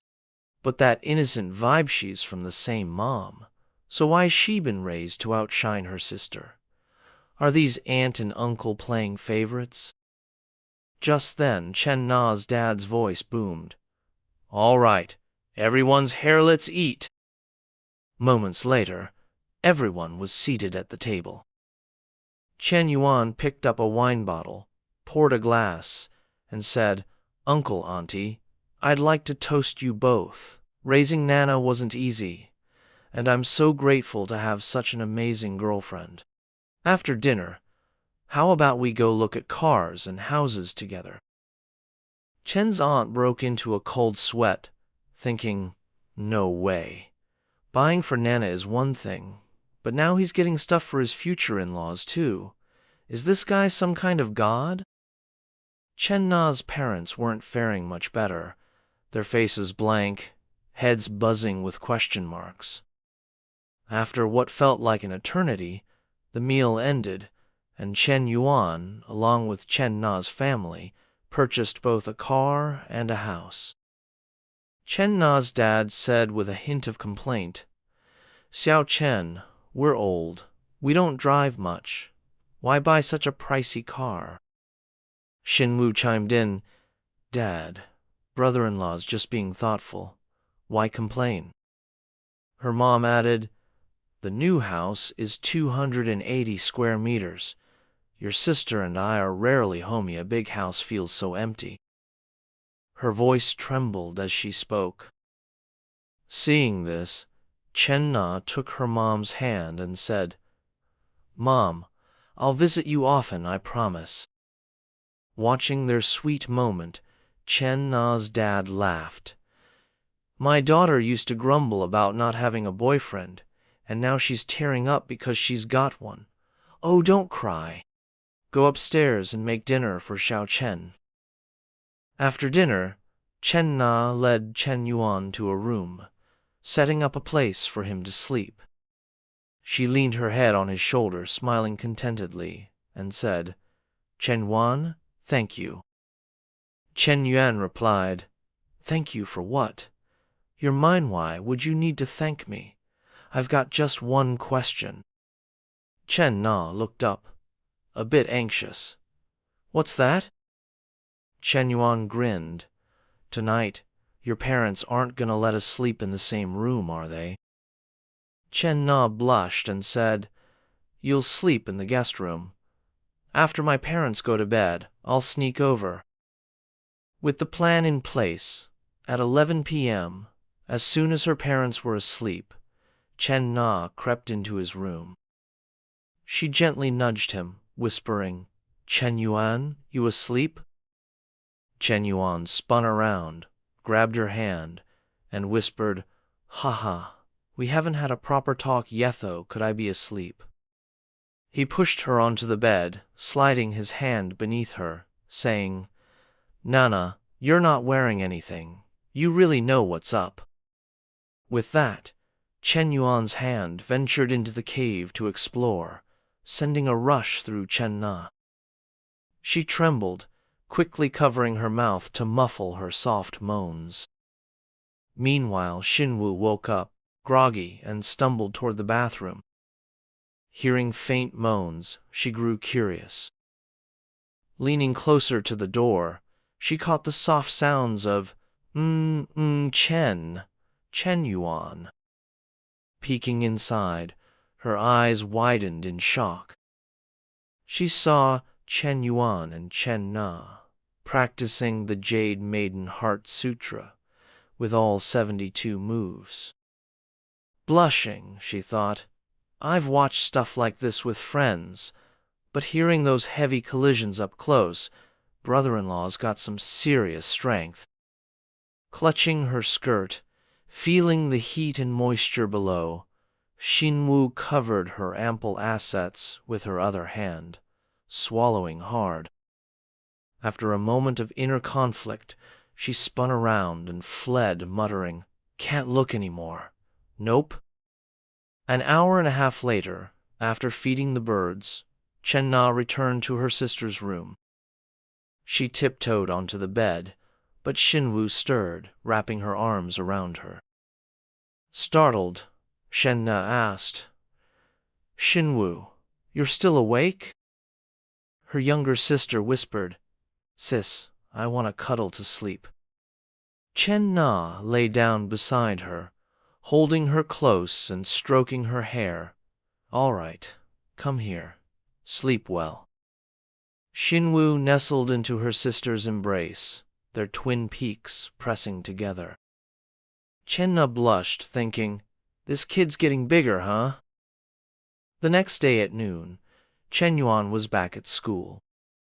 Fu Yingzi led him to the office, saying, "Chen Yuan, is this setup all right? Any changes needed?" Chen Yuan sank into the chair, looked around, and replied, "No changes needed. Everything's good." He thought, Fu Yingzi's not just stunning, but also efficient, always giving clear feedback. She's a top-tier secretary candidate. Everything's perfect.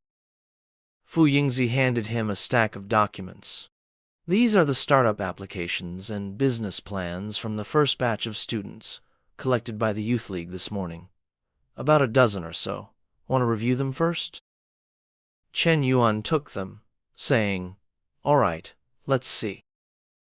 He flipped through a few pages, pausing at a girl's resume, mumbling, "Gender, female, height, 156 centimeters, weight, 70 kilograms." Author's note: in China, 1 kilogram equals 0.6 kilograms, so 70 kilograms here is about 41 kilograms, 156 centimeters, and 70. Staring at the ID photo, he thought, even ID photos are this photoshopped now? Shaking his head, he muttered, "Forget it, too lazy to bother with the pictures. Let's just check the startup plans." As he skimmed through them, his expression grew darker. A coffee shop on campus? A pet store? An esports cafe? Really? Flipping further, he stopped at one proposal. A sexy lingerie store on campus. Chen Yuan nearly tossed it in the bin, exclaiming, "What kind of brilliant idea is this? Who'd dare buy lingerie on campus? You'd die of embarrassment if your classmates spotted you." After reading a bit longer, he clutched his head in frustration, thinking, these proposals are all over the place. Even with the school's 10 million yuan for this startup center, we can't just fool around. I'm not here to play kids' games. He imagined himself as an 80-year-old man in a wheelchair, chasing girls and muttering, "Sure, I can charm girls now for high rebates, but am I really going to do this forever? When I'm 80, will I still be hustling on the beach to flirt with girls in bikinis? No way. I don't want to be some old playboy." The school's startup base and Nana's coffee shop, these projects need to be taken seriously. I need to build real business experience. When the time's right, I'll dive into the business world, turning small companies into giants like Samsung, Apple, or Tesla. I, Chen Yuan, won't just be a flirt, I'll be a legend who contributes to society and the nation. Frowning, he said sternly, "Friend Fu, it seems I overestimated your foreign language students. These impractical proposals don't even consider the target market or consumers. I don't want any of them. You need to start over and plan seriously." Yingzi hesitated, then replied, "Maybe it's because too few people were interested initially." Chen Yuan nodded. "Could be. Can the school and youth league ramp up promotion efforts?" Yingzi responded, "Absolutely. Secretary Lao has already asked me to fully support you."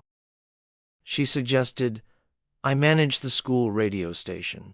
Starting tomorrow, we'll broadcast twice daily, morning and evening, and sync promotions across the school's Weibo, public account, and Douyin channels. Sound good?" Chen Yuan nodded. "Let's do it. Also, prepare another batch of applications for a second round of reviews. Include majors like business administration, investment studies, marketing, psychology, and international trade.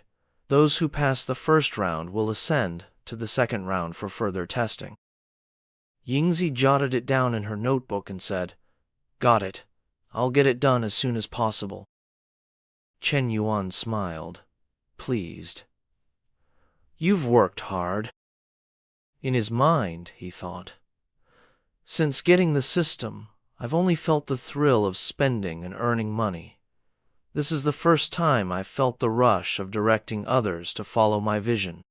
Money doesn't just bring houses, cars, and women, it brings power." His gaze landed on Fu Yingzi. "With more capable talents like her, I'll hold the key to my future." He realized he didn't just need romantic relationships, she needed skilled subordinates, fast. Meanwhile, at the fitness center where Lu Mengluo worked, a man stormed up to her, shouting, "Lu Mengluo, do you know what time it is? Showing up this latato, you even want this job?" Mengluo turned, annoyed, and said, "I texted you about taking leave and informed my class members." The man snapped, "You dare bring up leave? Did I approve it?" Mangluo shot back coldly. Want to check the message you sent? Have lunch with me and I'll approve your leave, Manager Gong. Got any other tricks? Gong stammered, furious. You, I didn't approve it. You're quitting without permission. He raised his voice. You know how much we deduct for that per company rules? Mangluo replied calmly. Deduct whatever you want. I'm done here. I quit. She strutted out. A PT nearby asked, Did Mangluo really quit? The manager grumbled, She's been here for years. All her clients are with us. How's she gonna survive?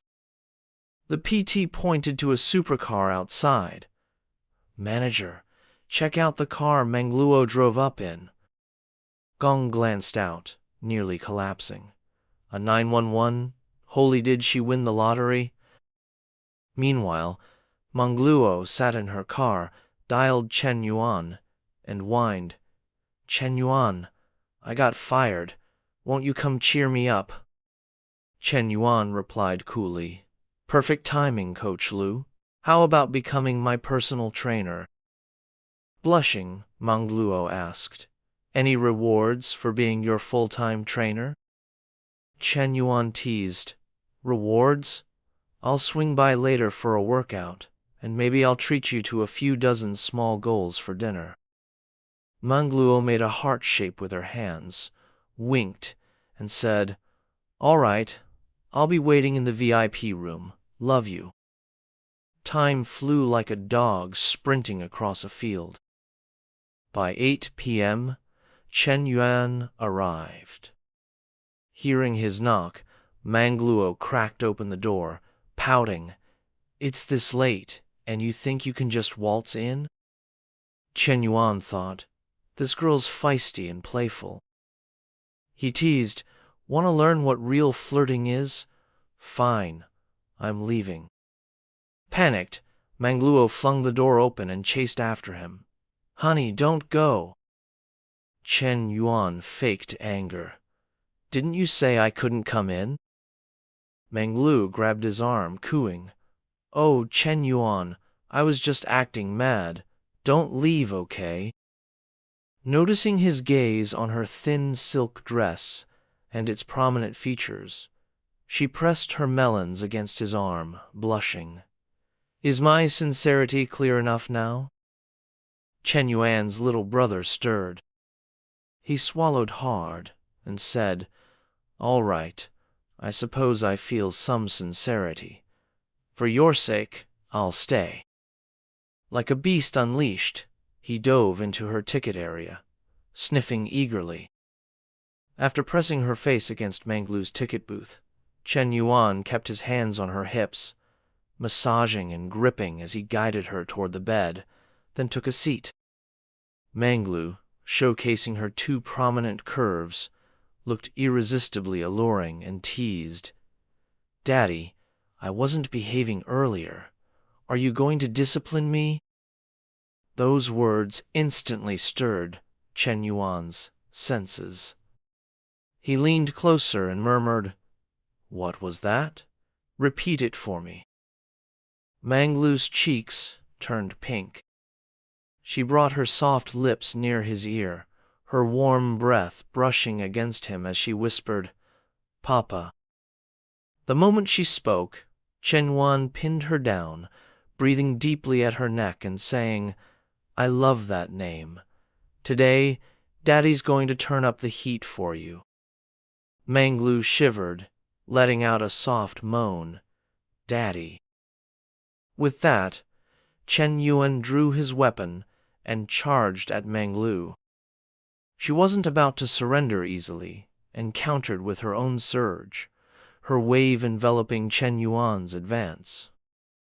A fierce clash ensued, lasting a full hour. By then, Mangluo's body was numb, her gaze distant as she thought to herself, Forget the money, this alone makes Chen Yuan irresistible. Barely 2 minutes after stepping out, Chen Yuan wiped his lips, flashed a sly grin, and said, Hey, Aren't you my personal coach? I'm ready for another round. Don't quit on me now. Without pause, he found a narrow pass between her peaks and thrust forward. Manglu's eyes widened in disbelief. No way. So soon after finishing? You're ready again? This defies logic. They kept drilling for another hour until the well overflowed. Exhausted, they finally stopped. Manglu, drenched in sweat and gasping, exclaimed, "Oh my gosh, I'm done for. Is this how you treat me?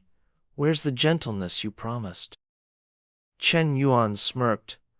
"That was gentle. I only used half my strength compared to with Nana." Manglu scoffed. "Don't lie. I overheard you at the cafe. No way that was half." You clearly went all out. It's way different from last time." Her words made Chen Yuan pause. He glanced at himself, thinking, unending vitality. This skill keeps me going without fatigue, but my energy's draining. I've gotten thinner lately. He commanded, "System, show my stats." Instantly, a notification appeared. Height, 182 centimeters. Weight, 70 kilograms. Health index, 69. Chen Yuan broke into a cold sweat. "As I thought, I've lost 2 kilograms in 2 weeks, and my health index dropped 3 points. At 182 centimeters and only 70 kilograms, this isn't good." Turning to Manglu, he said, "Coach Lu, let's hit the gym tomorrow morning." Manglu replied, "Planning tomorrow already? What if you change your mind?" Misunderstanding her, Chen Yuan clarified, "All you think about is that? I mean real exercise. Look at me, I'm too skinny." Manglu burst out laughing. "Ha ha! You finally see you're a scrawny pup." Annoyed, Chen Yuan shot back, "Keep talking, and I'll make sure you can't walk." Manglu quickly raised her hands. "My bad, Daddy. I won't do it again." Smirking, Chen Yuan said, "That's better. Now, help me make a serious workout plan."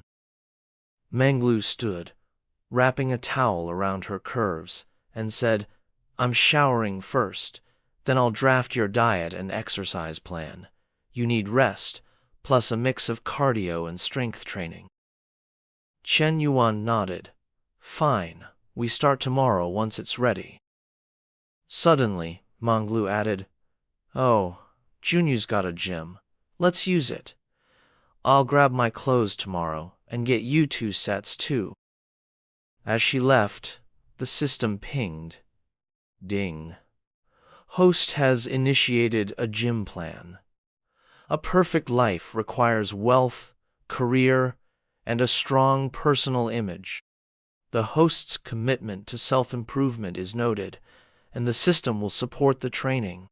Limited time mission. Within 1 month, reach 75 kilograms with 115% body fat to upgrade to level 3, gaining physical enhancements for 2 years. A new interface appeared. Chen Yuan clicked it, muttering, "Fitness assessment panel? The system has this too?" Another notification popped up.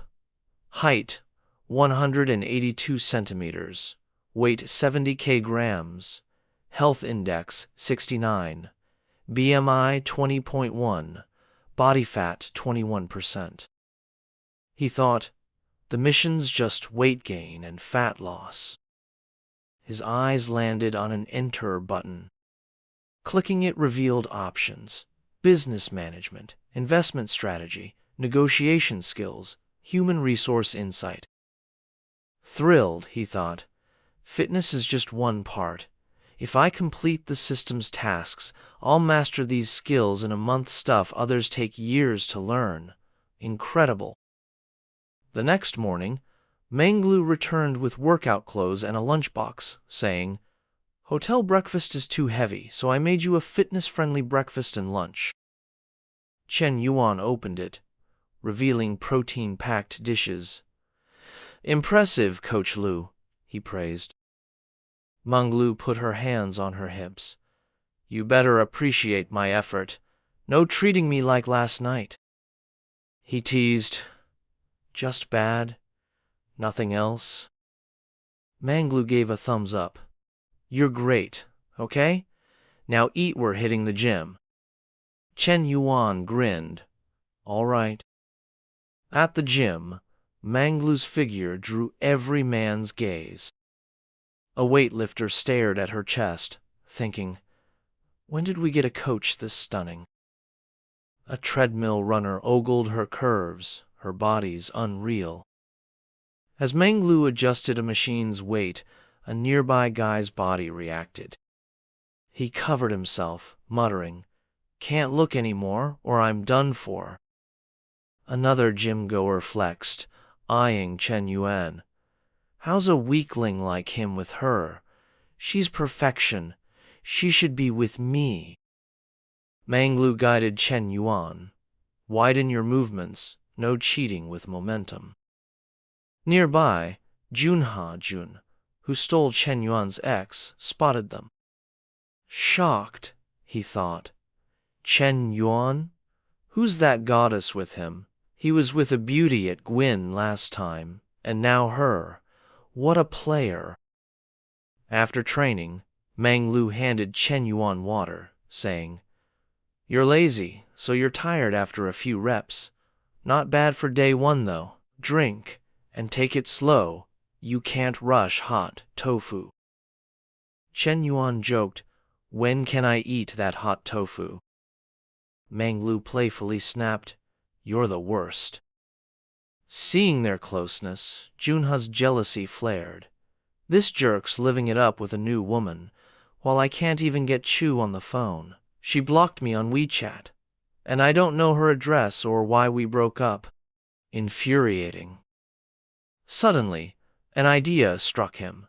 Is he really two-timing multiple women at once? I'm going to unmask his true nature. Most women would lose it right away. Ha ha ha, let's see how this plays out.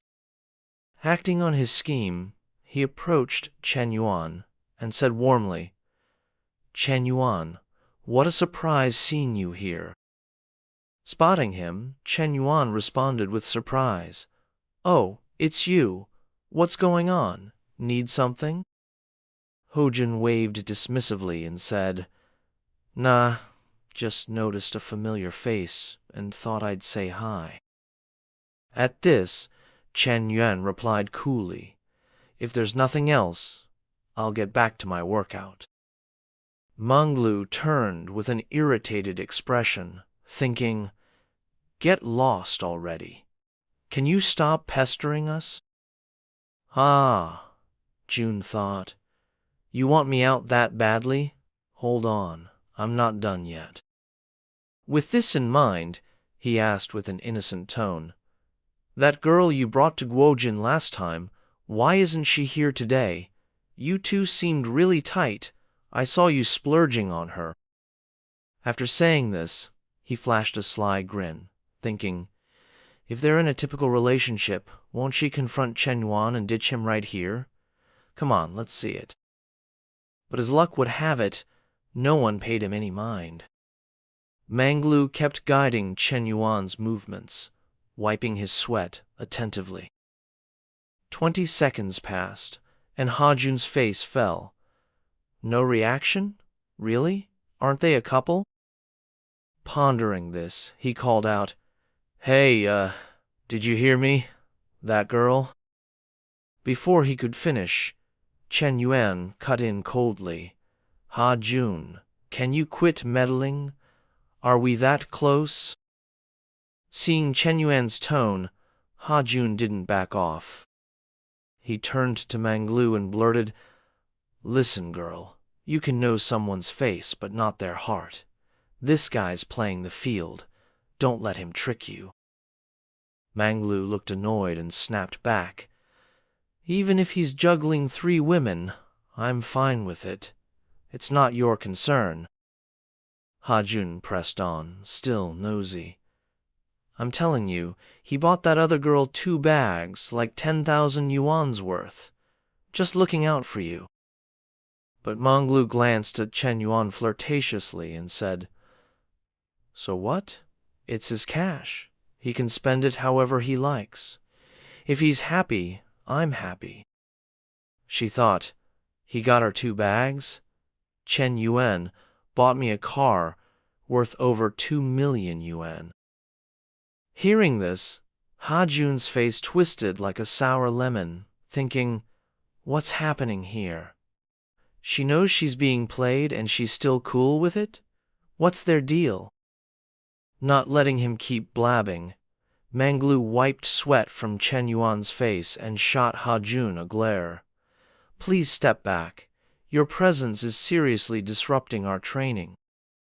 At this, Ha-jun stomped off, fuming and grinding his teeth.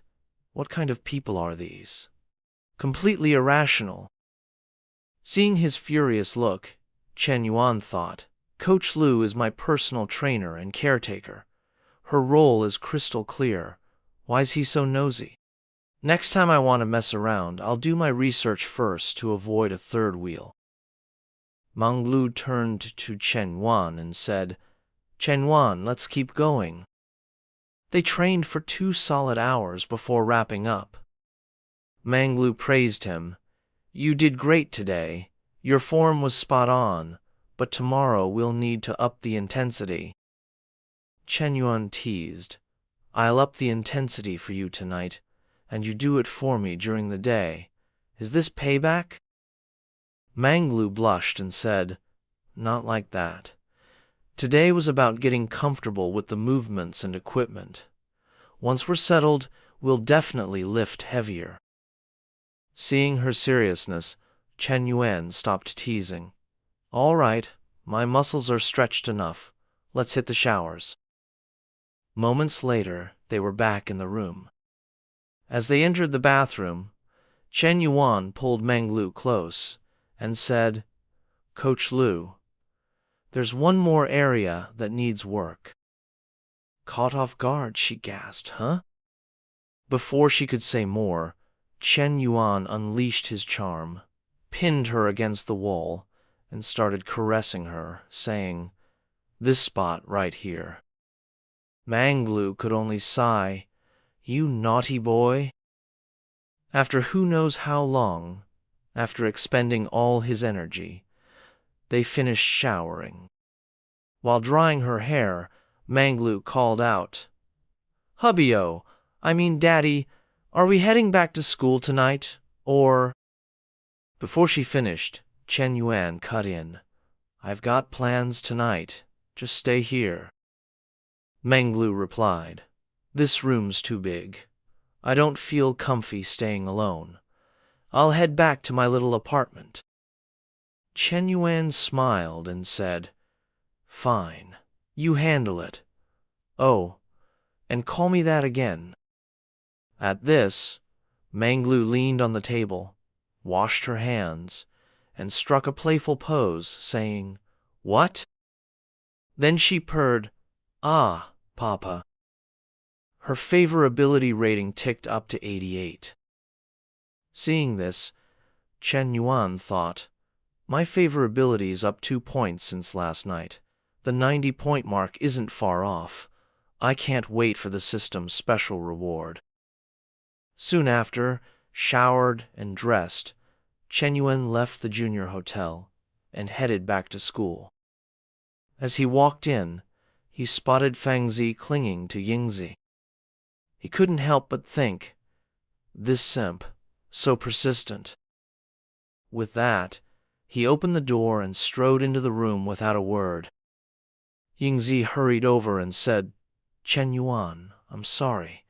He saw me at the canteen and insisted on tagging along. I've told him multiple times, but he won't listen. Fangzi quickly added, Don't blame Yingzi. I just wanted to see if I could help with anything. More hands, more help, right? Hearing this, Chen Yuan paused and said icily, No need. There's nothing you can do. With that, they walked inside and slammed the door in Fangzi's face. Not only that, but the curtain by the door was promptly drawn shut.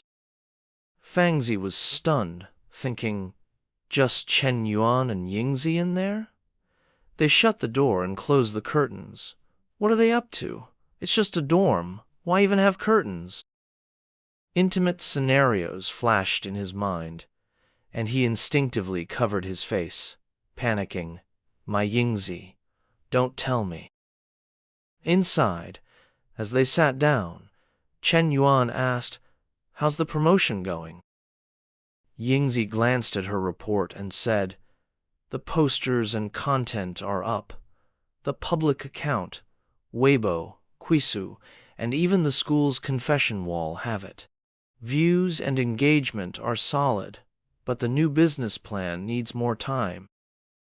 Chen Yuan replied, I'm planning another promotion wave to boost the buzz even more. Yingzi asked, surprised, How do you want to do that? Anything I need to arrange? Chen Yuan raised a finger and said, Plaster my name across that entrepreneurship zone so every international student knows I'm the big shot behind it. Drop some attention-grabbing posts or captions like, OMG, our school's entrepreneurship zone just scored a 10 million yuan investment. No way, it's student-funded. I'm shook. We've got a secret billionaire on campus. But keep my identity under wraps for now. Build the hype first. Yingzi caught on immediately, thinking, So, we're teasing info bit by bit, hyping them up until they're dying to know. Then Bam Chen Yuan steps in when the buzz is at its peak, right? She mused, No clue why he wants the spotlight, but it's not my business. I just do what he says. Chen Yuan, pleased, said, Exactly. This'll make the hype explode, and startup applications will flood in. With enough data, we can pick the real winners. He thought, First, I get clout in school and the education world. Second, it's easier to spot top-tier juniors and seniors. Third, after dropping 10 million, the system will hook me up with a whole industry. He added, For max impact, keep it quiet at first. Any issues with the rollout? Yingzi replied, Nope. We can have unofficial accounts post first, then use burners to stir up the comments. Chen Yuan nodded. Perfect. That's the plan. Now, what do you want from me? Yingzi was caught off guard. Huh? Didn't expect him to just ask like that. I was kinda hoping we could date, but he's got a girlfriend and probably isn't into me. After a pause, she said, Internships start next semester. You know how it is for private school students like us. Good jobs are tough to find, especially in marketing. I was thinking, if I could work for you, maybe I'd earn more than the usual gigs. Chen Yuan thought, she's still a student, so she's being coy, huh? If she just said she wanted me, we'd roll with it. He asked, How much more are we talking? Yingzi hesitated, then said, 8,000. She thought, marketing jobs for fresh grads pay like 3,000 to 4,000 yuan a month. 8,000 is double or triple that. Worried about rejection, she was relieved when Chen Yuan said, I'll make it 10,000, plus bonuses and perks if you do well. You'll work for me from now on. Yingzi's eyes widened. He's paying that much? Wait, what does work for me mean? The tension spiked when Fangzi's whiny voice came from outside. Yingzi, are you done talking yet? What's taking so long? Chen Yuan cursed in annoyance. That clingy simp is such a disgrace to guys. Yingzi said, Sorry, I'll go talk to him. Chen Yuan stopped her. Wait, I'll handle this once and for all. Yingzi looked surprised. huh? Before she could react, Chen Yuan leaned in and gave her a quick hickey on the neck. Admiring his work, he said smugly, "Let's go." Arm in arm, they walked out, putting on a show. As soon as the door opened, Chen Yuan declared, "Ying, you need a 'no simps allowed' sign." Seeing this, Fengzi's heart shattered. Teary-eyed, he asked, "Ying, what's happening?" She replied coldly, "Stop coming around. I have a boyfriend now." Fengzi sobbed, "Boyfriend? When did you two get together?" Yingzi answered, "Just now. Stay away from me, or both Chen Yuan and I will be really annoyed." With that, Fengzi's world collapsed. He crumpled to the ground, wailing, "Ying! No! Yingzi wouldn't do this!" After a long cry, Fengzi staggered away. Watching him go, Chen Yuan thought with a smirk, "Sorry, pal. Money talks. Deal with it." Yingzi pointed at her waist and asked, "So is Chen Yuan like?" Chen Yuan let go and said, "Yeah, he probably won't bug you anymore. If there's nothing else, I'm out." He bolted, leaving Yingzi watching him go. Later, back in his room, Chen Yuan plopped on his bed, thinking, "Honestly, Vice President Yingzi is total secretary material, but I'm not skilled enough to run a company well yet." He opened his business management skill panel, thinking, "Without the skills, even with all this money, I'm just a nouveau riche. Gotta unlock this knowledge fast to level up." He mused, "School's required courses cover management basics, but when I think about what I've learned, I feel underprepared." Just then, the system pinged. Ding. Detected that the host has initiated a business management learning plan. Managing a business well requires mastering specialized knowledge. The host recognizes the need for self-improvement. Business Management Control Panel successfully activated. Limited time task, 1 month. If the host masters key management foundation knowledge, the system will inject an entire MBA program's worth of knowledge from the Chinese University of Hong Kong directly into the host's brain. Chen Yuan rubbed his chin, thinking, an MBA blends theory and practice, and it's from a top Asian business school. But mastering all this in a month? That's tough. Then he remembered Leo. Right. My study buddy's a double-degree super student, and her first degree is in business management. Just then, his phone buzzed with a text. It was Miss Lin. "You there? Want to grab some drinks tonight?" Chen Yuan chuckled. Knew last time wouldn't be the last. He texted back, "Any plans tonight? Perhaps tomorrow." Yang read the message, feeling a touch disappointed, toying with her wine glass, and muttered to herself, "Tomorrow, huh? Another whole day to wait." Back in Chen Yuan's room, time slipped by, and an hour later, Manhwa showed up. She gave a playful wink, saying, "Chen Yuan, I've finally tracked you down. How do I look in this outfit today?" Chen Yuan, hearing her, reached out and softly brushed her hair, responding, "Stunning, as always. My Manhwa shines in anything." With that, Manhwa flung herself onto Chen Yuan, wrapping him in a tight embrace and kissing him passionately. Chen Yuan recalled Yusa's text, thinking to himself, "Sorry, Miss Lin, date request denied. You'll have to wait your turn." Then they dove into a heated makeout session. Who knows how much time passed? All that was visible was Manhwa, passed out, her clothes in disarray, her fondness points climbing to 93. Chen Yuan grinned, noting to himself, Hui Hui's fondness jumped from 91 to 93 already. I'm seeing a trend here. Past 90, boosting fondness gets trickier and slower. But the tougher the challenge, the greater the payoff, like tackling a dungeon in a game.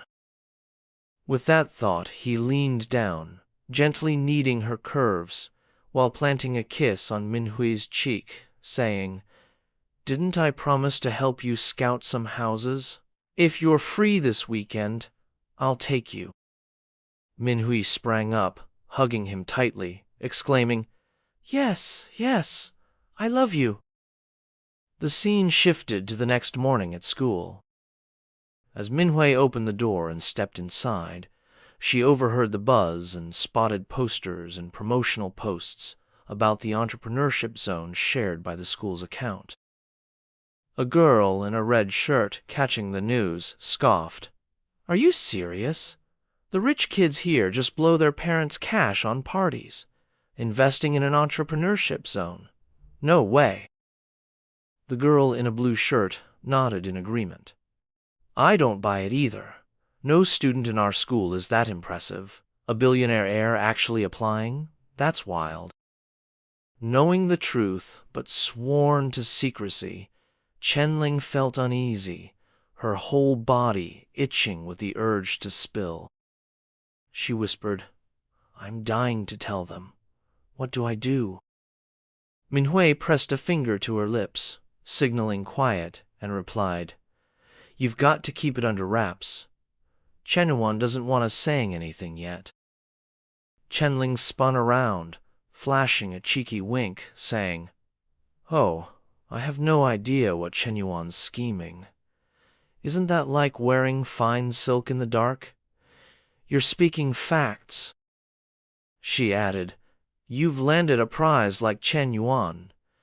Hey, ask if they need a maid or helper. I'm done working hard." Minhui, hearing this, chuckled and patted her shoulder, saying, "What? Like a live-in personal nanny?" Chenling shot back, "Nice one, Minhui. You think I'm aiming to be a mistress? I'd love to, but they wouldn't even notice me." With that, Chenling playfully poked at Minhui's chest, teasing in a light-hearted tone, "You're still the queen, Minhui. I bet he was over the moon last night, right?" Minhui blushed, responding, "Oh, come on, stop it." Chenling didn't let up, pressing her chest against Minhui's with a sly grin, saying, "Admit it, isn't that true?" "Fine," Minhui sighed, exasperated. "You're such a nuisance." Meanwhile, in the library, a tomboyish girl burst in, calling out, "Yuping, did you hear? Some student supposedly dropped 10 million yuan on the startup zone." Yuping, without lifting her eyes, replied, "Yeah, I saw it. Do I look gullible? You believe every rumor?" The tomboy continued, "I thought the same. 10 million yuan? To toss that into a startup zone, their family's got to be worth hundreds of millions at least. If our school has a sugar daddy like that, I'd do whatever to win them over." Yuping rolled her eyes. "Keep dreaming. Someone that loaded wouldn't even spare you a glance, would they?" The tomboy cleared her throat and said, "If someone really threw down that kind of cash, they'd be flaunting it already. Not just anyone can pull that off. And what's the point of all that wealth if you can't show it off?" "Exactly," Yuping agreed. "Take Chen Yuan. He gets a bit of money and suddenly he's acting all high and mighty, chasing girls left and right, even helping old ladies open coffee shops."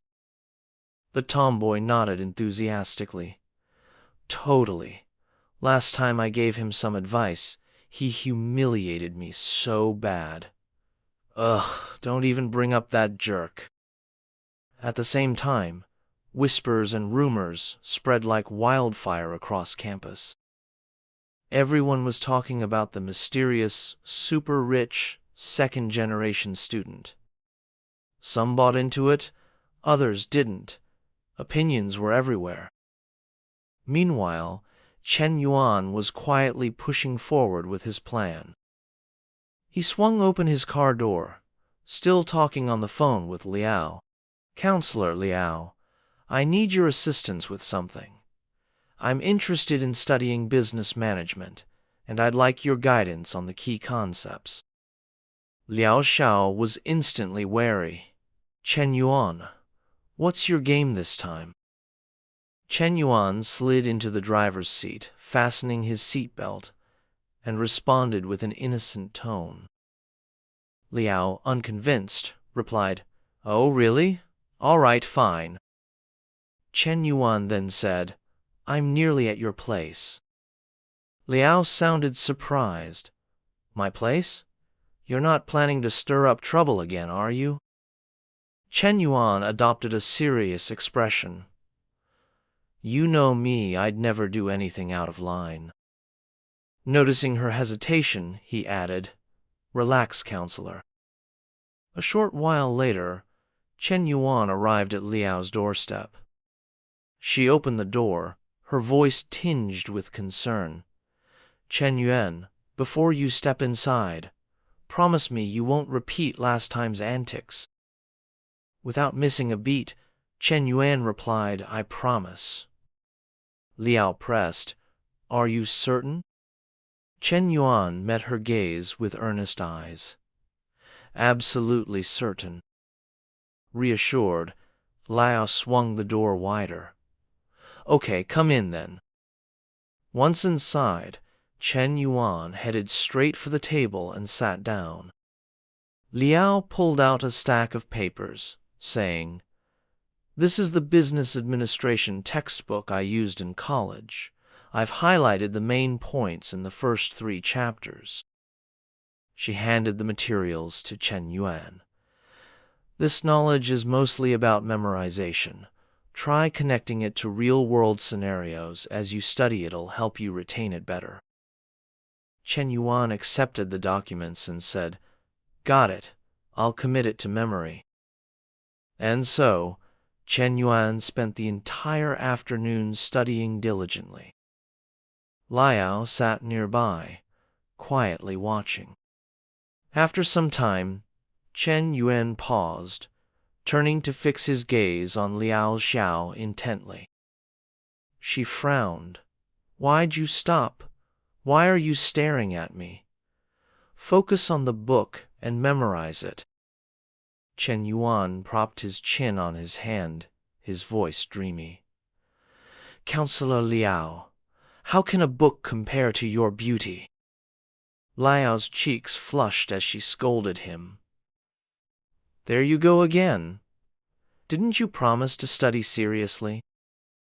Quick as lightning, Chen Yuan leaned in close. "I am here to study seriously, but I also want you to be my girlfriend. Those two aren't mutually exclusive." Liao stood abruptly, visibly displeased. What nonsense is this?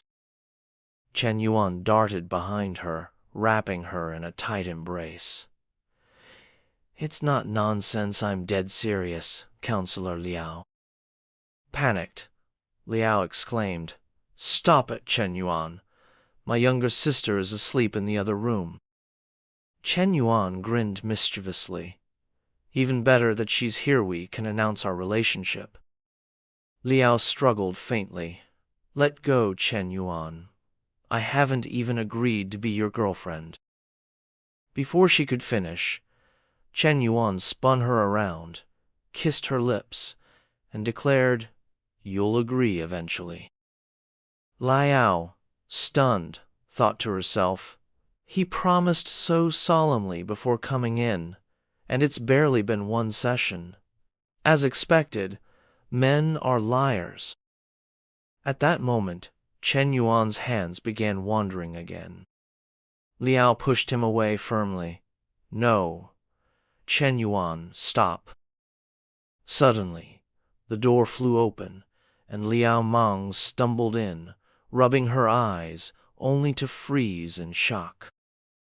There, in the living room, were Chen Yuan and Liao in a compromising position. Internally, she screamed, "What the heck? My sister and Chen Yuan are going at it on the couch. Since when did she get so bold?" With that, she slammed the door shut faster than lightning. Flustered, Liao shoved Chen Yuan off, exclaiming, "What do you think you're doing? My little sister saw everything." Chen Yuan, unfazed, leaned closer to reassure her. If she's going to find out eventually, why not tell her now? Liao snapped back, clearly irritated. "Not helpful," she continued. "I haven't even agreed to be your girlfriend, and now I don't know how to explain this to my sister." Chen Yuan pulled her to face him, closing the distance, and asked directly, "Counselor, do you like me or not?"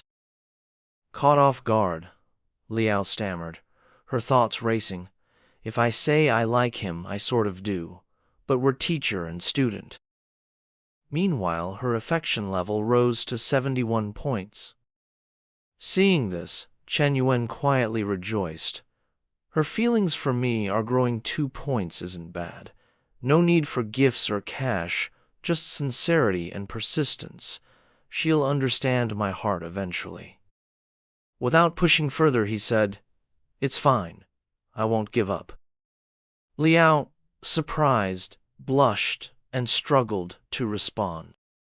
Seeing her reaction, Chen Yuan felt a spark of joy. He stood, heading for the door. "I'll head out now. Catch you later." As soon as Chen Yuan left, Liao called out, "You can come out now, no need to hide in the bedroom." Hesitantly, Liao Mang peeked out, then approached. "All done?" she asked. Liao bent down to gather the documents, replying, Mang leaned closer, curious. "Sis, are you and him, like, official now? Should I call him brother-in-law?" Embarrassed, Liao clenched her fists and stuttered, "Not exactly." Surprised, Mang pressed, "Not yet? How are you two doing that without being official?" Liao faltered, "We haven't gone all the way yet." Mang pushed further. "So, what do you really feel?" Liao's heart was a jumbled mess. "I don't even know anymore," she admitted, embarrassed. Seeing her sister's expression, Mang smirked, thinking, "She's totally smitten and doesn't even see it." Before they knew it, evening arrived, and Chen Yuan was at MS Cafe. Yu Cheng was already there, preparing for the night in a revealing 2-strap dress that flaunted her curves. Spotting Chen Yuan, she said, "Chen Yuan, I hope it's not inconvenient. I've been feeling down lately and wanted to talk. Not taking up too much of your time, am I?" Chen Yuan sat across from her. "It's fine, Miss Lin. What's wrong? You seem upset." Yu Chang lowered her gaze, a hint of sadness on her face, hesitating before speaking. "Zheng Shenyang is getting worse, staying out all night. Lately, he doesn't even hide it. He comes home reeking of other women's perfume." She opened up, thinking, if he's doing shady stuff, I can go out for drinks and chats too. I won't go too far, even if I put a green hat on him. His head's already green anyway. Then she asked, "Chen Yuan, is Chen Nai your girlfriend?" He nodded. "You could say that." Yu Chang continued, "You're out drinking with Mitos, she know?" Chen Yuan replied, "She doesn't, but even if she did, she wouldn't mind." Hearing this, Yu Chang thought, "All right, then I won't feel guilty. I don't want to mess with anyone's relationship." Blushing, she said cautiously, "Chen Yuan, could you hold me, just for a bit?" Without hesitation, he scooted over, leaving space beside him. "Come here, then." Yu Chang stood, her figure even more striking up close. Instead of sitting on the chair, she settled onto Chen Yuan's lap. He wrapped his arms around her waist without pause. She asked, "He knows you're out drinking with me." Instantly, Yu Chang slid her arms around his neck, pressing herself against him, and kissed him intensely, saying, "Don't mention him." Caught off guard, Chen Yuan hesitated, thinking, "In Nana's cafe with another woman, I feel a bit guilty." But temptation won out. Who could resist this? He reciprocated, thinking, "Forget it. I'm a jerk. Why overthink?" His hands began wandering, reaching for her waistband. Yu Chang, clinging to her last shred of restraint, grabbed his hand. "No, you can't." Chen Yuan teased. "What, you want me to go vegetarian?" Blushing, Yu Chang replied, "Chen Yuan, let me help you." He smirked, pulling her closer. "Nah, I'm eating meat today." With that, he moved decisively, diving into the moment. She let out a startled, "Oh!" Dusheng felt a rush like a cascade of water flowing through her, rejuvenating her spirit. She wondered silently, could this be paradise? 30 minutes later, Du Chang was still caught in that sensation, softly murmuring, Afterward, Chen Yuan gestured toward his lower half and said, "Take care of it for me." At those words, Du Chang promptly dropped to her knees. The following scene of licking we'll gloss over. Chen Yuan's face radiated satisfaction as he recalled a saying to himself, "Youth is squandered on the wedded, and maidens are misjudged as gems. No truer words exist." Afterward, Du Chang seemed to bask in the lingering euphoria. She reached out, savoring the remnants, her expression one of pure ecstasy, and the favorability score hovering above her head displayed 63. Chen Yuan was taken aback, finding it odd. Typically, with others, such progress only happened when favorability exceeded 60. With her, though, it surfaced post-encounter. Then, a system notification appeared. "Congratulations, host, for achieving over 60 favorability with 5 NPCs. Stage mission accomplished. A fulfilling life requires ample encounters with the opposite sex. System rewards. Effective study card X2, special skill pack exchange card X1, perfect life lucky wheel X2. Reading the notification, Chen Yuan thought gleefully, "I didn't expect the system to assess not just favorability value, but also the number of NPCs." With that in mind, he mused, "Let's see what's in store this time." He tapped to inspect the effective study card.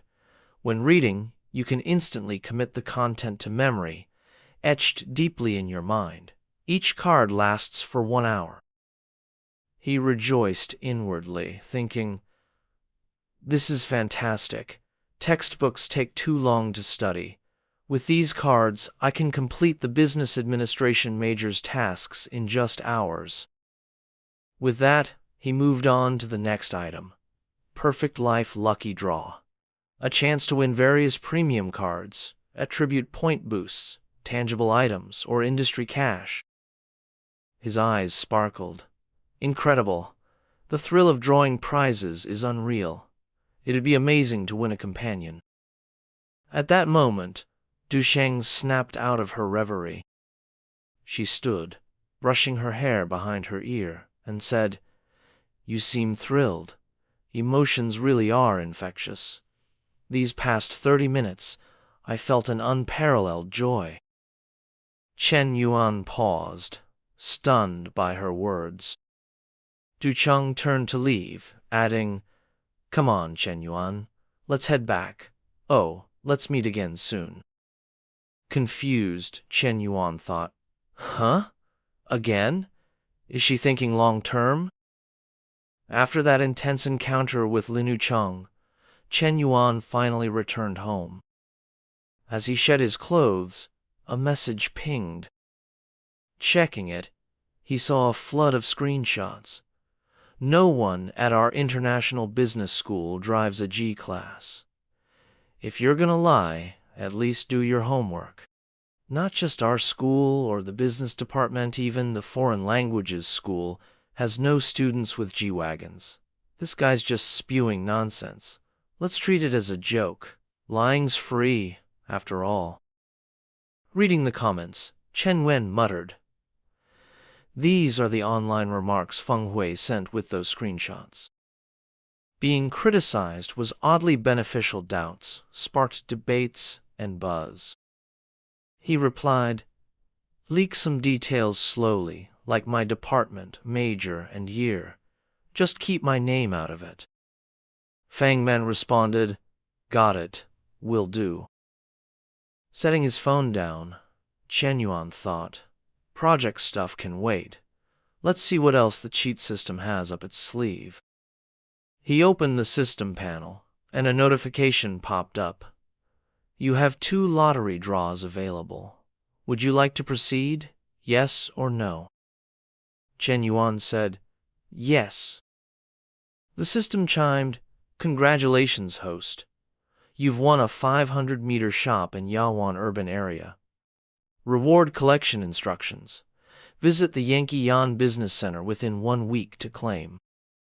His eyes lit up as he exclaimed, wow, a street-facing shop in Yonggi Yawen. That's the ritziest area in Xingcheng. This is another income stream. Even if I don't use it, I can rent it out. After celebrating, he tapped for the second draw. The system announced, congratulations, host. You've received 2 physique attribute modification opportunities. Chen Yuan rubbed his chin, thinking, modify physique attributes? If I tweak body fat or weight, the physique mission could be done instantly. He opened his attribute panel. Height, 182 centimeters. Weight, 70.6 kilograms. Health index, 70. Body fat percentage, 19.5%. He mused, gaining weight is tough when you're lean like me.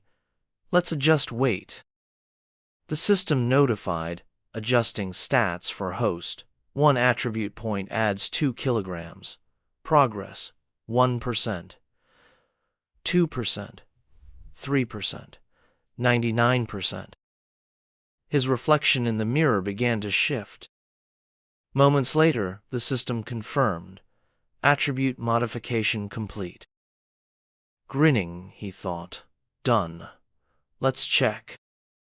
Combined with the weight from Coach Lu's training, it was like gaining 10 kilos of muscle instantly. Still short of the physique goal, but the change was noticeable. Attribute points were incredible. He summarized the cheat system's rules. 1. Higher favorability yields big rewards. 2. Reaching intimacy with a certain number of NPCs triggers rewards. In other words, he needed to keep expanding his connections. With that, he checked the system rewards. Initially, he planned to study and connect with a consultant, but the study card would give him more to discuss. Over the next few days, he studied with Li Hao, trained with Manglu, bought a Chen Na AMC-20, and got himself a G63. Soon, the job fair for international students arrived. People attended out of curiosity or to seek opportunities. Someone remarked, no one in this school drives a car like that. It's worth, what, 300 million? Another said, did you hear? The Startup Zone investor, an international business student, drives a G-class. Haha, like the last guy said, lying's free. Why would someone with that car attend a second-rate private school like ours? Focus on the job fair, another replied. The companies at the fair weren't major corporations, just local small and medium-sized enterprises in Xingcheng.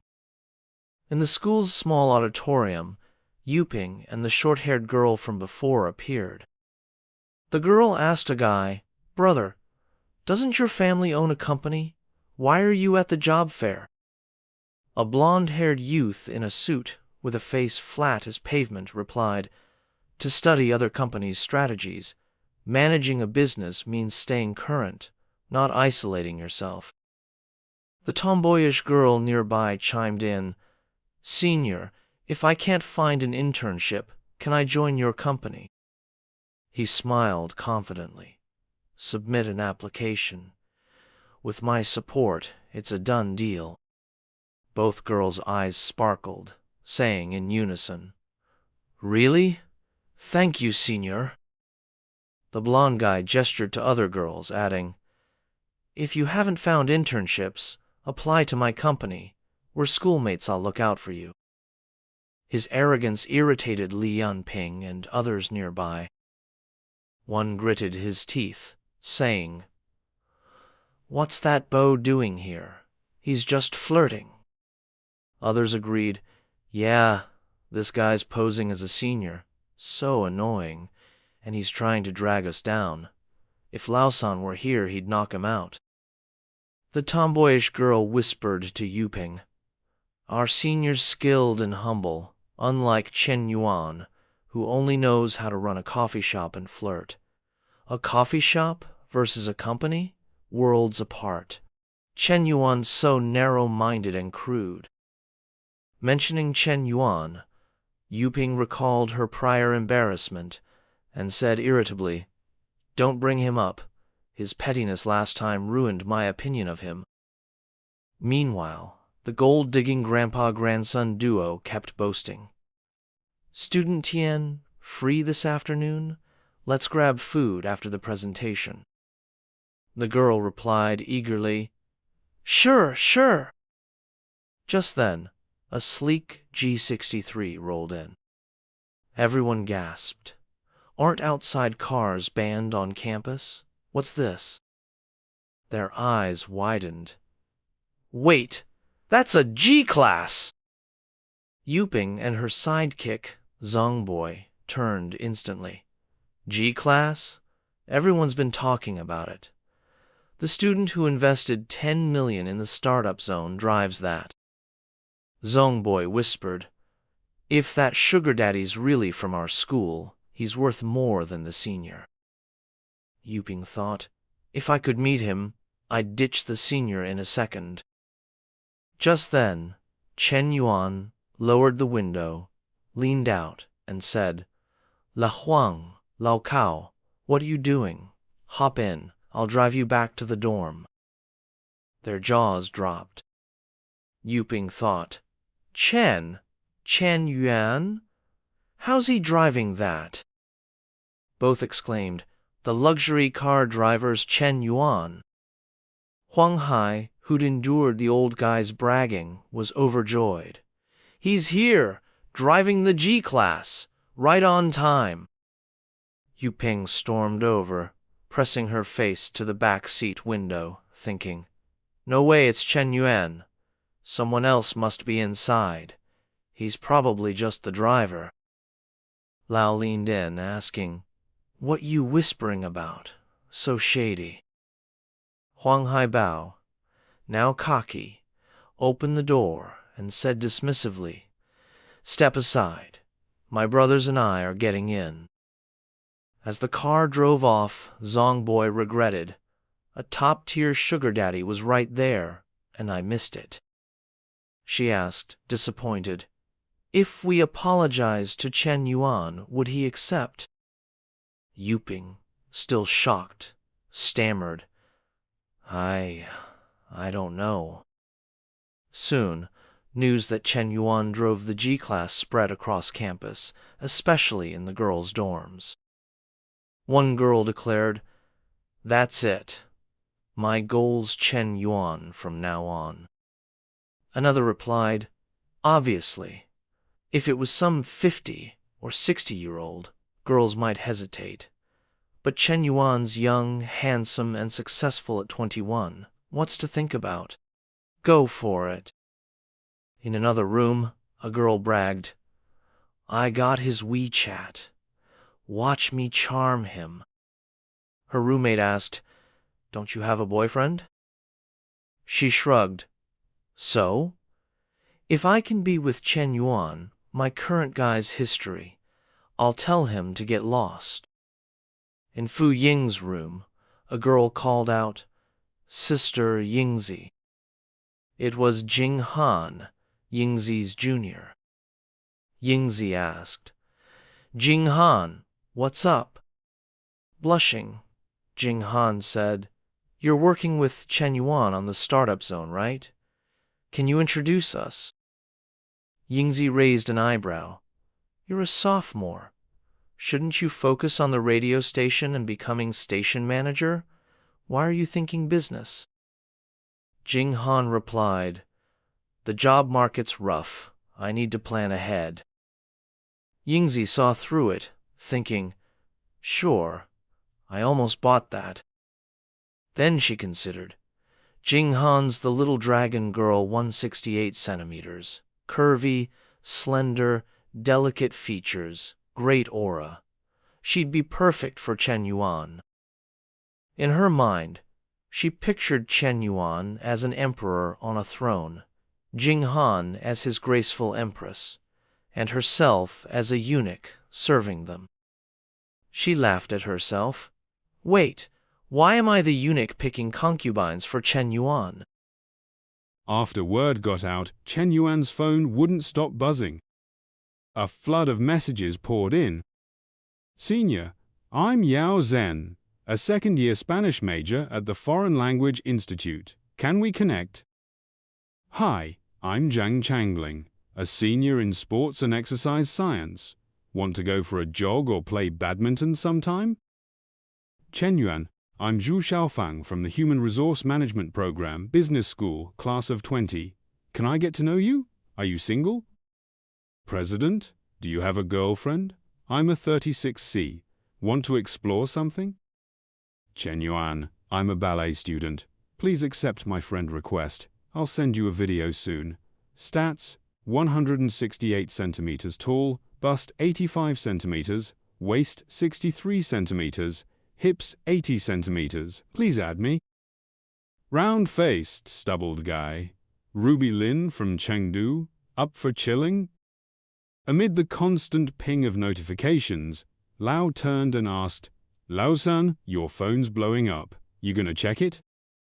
Chen Yuan, sprawled on his bed, muttered, No way. It's kinda disgusting. Lao raised an eyebrow and said, What? You're tired of all these girls hitting you up? Chen Yuan waved his phone, showing the stack of messages. Rubbish. If it was just girls, I wouldn't mind. But there's a ton of guys too. I'm not into that. So irritating. Just then, Lao Huang held up his phone and said, Lao-san, all the girls chasing you are now flooding my WeChat too. Chen Yuan shot back, Ignore those girls. At that, Hang Hai exploded, yelling, Lao-san, you're done for. Lao and I have been forever alone for 3 years of college, not a single girl in sight, and here you are, soaring like a kite in a storm. Chen Yuan opened the system panel to check his progress. Accumulate 500 reputation points for a lottery draw. Rewards, attribute point boost or special ability. Note, reputation reflects the admiration and respect others have for you. Only reputation from university teachers and students counts for this task. Current points, 33. He mused to himself, if it weren't for this system's reputation quest, I wouldn't bother with any of this. Fame means nothing if it doesn't bring real benefits to my friends. True recognition and respect come from that. To really boost my reputation, I'll need a successful project. Aloud, he said, First, I need to meet Fu Yingzi. He grabbed his phone and texted, Secretary Fu, let's meet at the office later. She replied promptly, got it, boss. Just then, Chen Yuan's phone rang. It was Minwei. He picked up and said, Hey babe, what's up? Minhui answered, Chen Yuan, I heard you're on campus. Where are you? Free to hang out today? He replied, Meet me at my office at school. Wait for me there. He thought, now that I'm a public figure handling external affairs, I can't be seen strolling around campus with Minhui. It'll spark wild rumors among the older and younger female students. After hanging up, Chen Yuan got up and said, I'm heading out for a bit. Don't wait for me to game. He walked out, waving, and added, Oh, and Lao Huang, your time will come too. Lao Huang flipped him off with both hands, grumbling, What time? It's already summer, and I'm still setting off my own fireworks. Moments later, Chen Yuan reached the meeting spot with Minhui. The second she saw him, she threw herself into his arms, saying, Chen Yuan, I missed you so much. He nudged her gently, saying, Let's head inside to talk. He led Minhui into the office. As soon as they entered, she huffed, Well, now you're a big deal. Every girl on campus knows who you are. Chen Yuan raised an eyebrow. Really? Minhui plopped into a chair and said, Yup, your personal info's all over the internet. He sighed. Those people have way too much free time. Minhui stood, walked over, and pulled the curtains shut, saying, When guys go out, they need to know how to stay safe. Got it? Chen Yuan blinked naively. I know how to stay safe, but what's that got to do with closing the curtains? She slipped her hand under her skirt, slowly sliding off her panties, and said, It's related, of course. I can do it here too. Chen Yuan, you want to? He stammered, It's not that, Minhui. I've got a meeting with someone else to discuss stuff. Minhui tugged him up, saying, Chen Yuan, get up. As he stood, she reached down, gently unzipping his pants. Chen Yuan froze, staring blankly. Then she turned, facing her rear toward him, and asked, Like this position? Chen Yuan slid his sweet potato into the oven, murmuring, Uh-huh. Meanwhile, outside, Fu Yingzi had arrived. Hearing noises from inside, she thought, This sound isn't good. She leaned closer, catching the increasingly rapid pitter-patter sounds, and thought, the sound of card games is so loud. Did the boss call me here just to overhear this?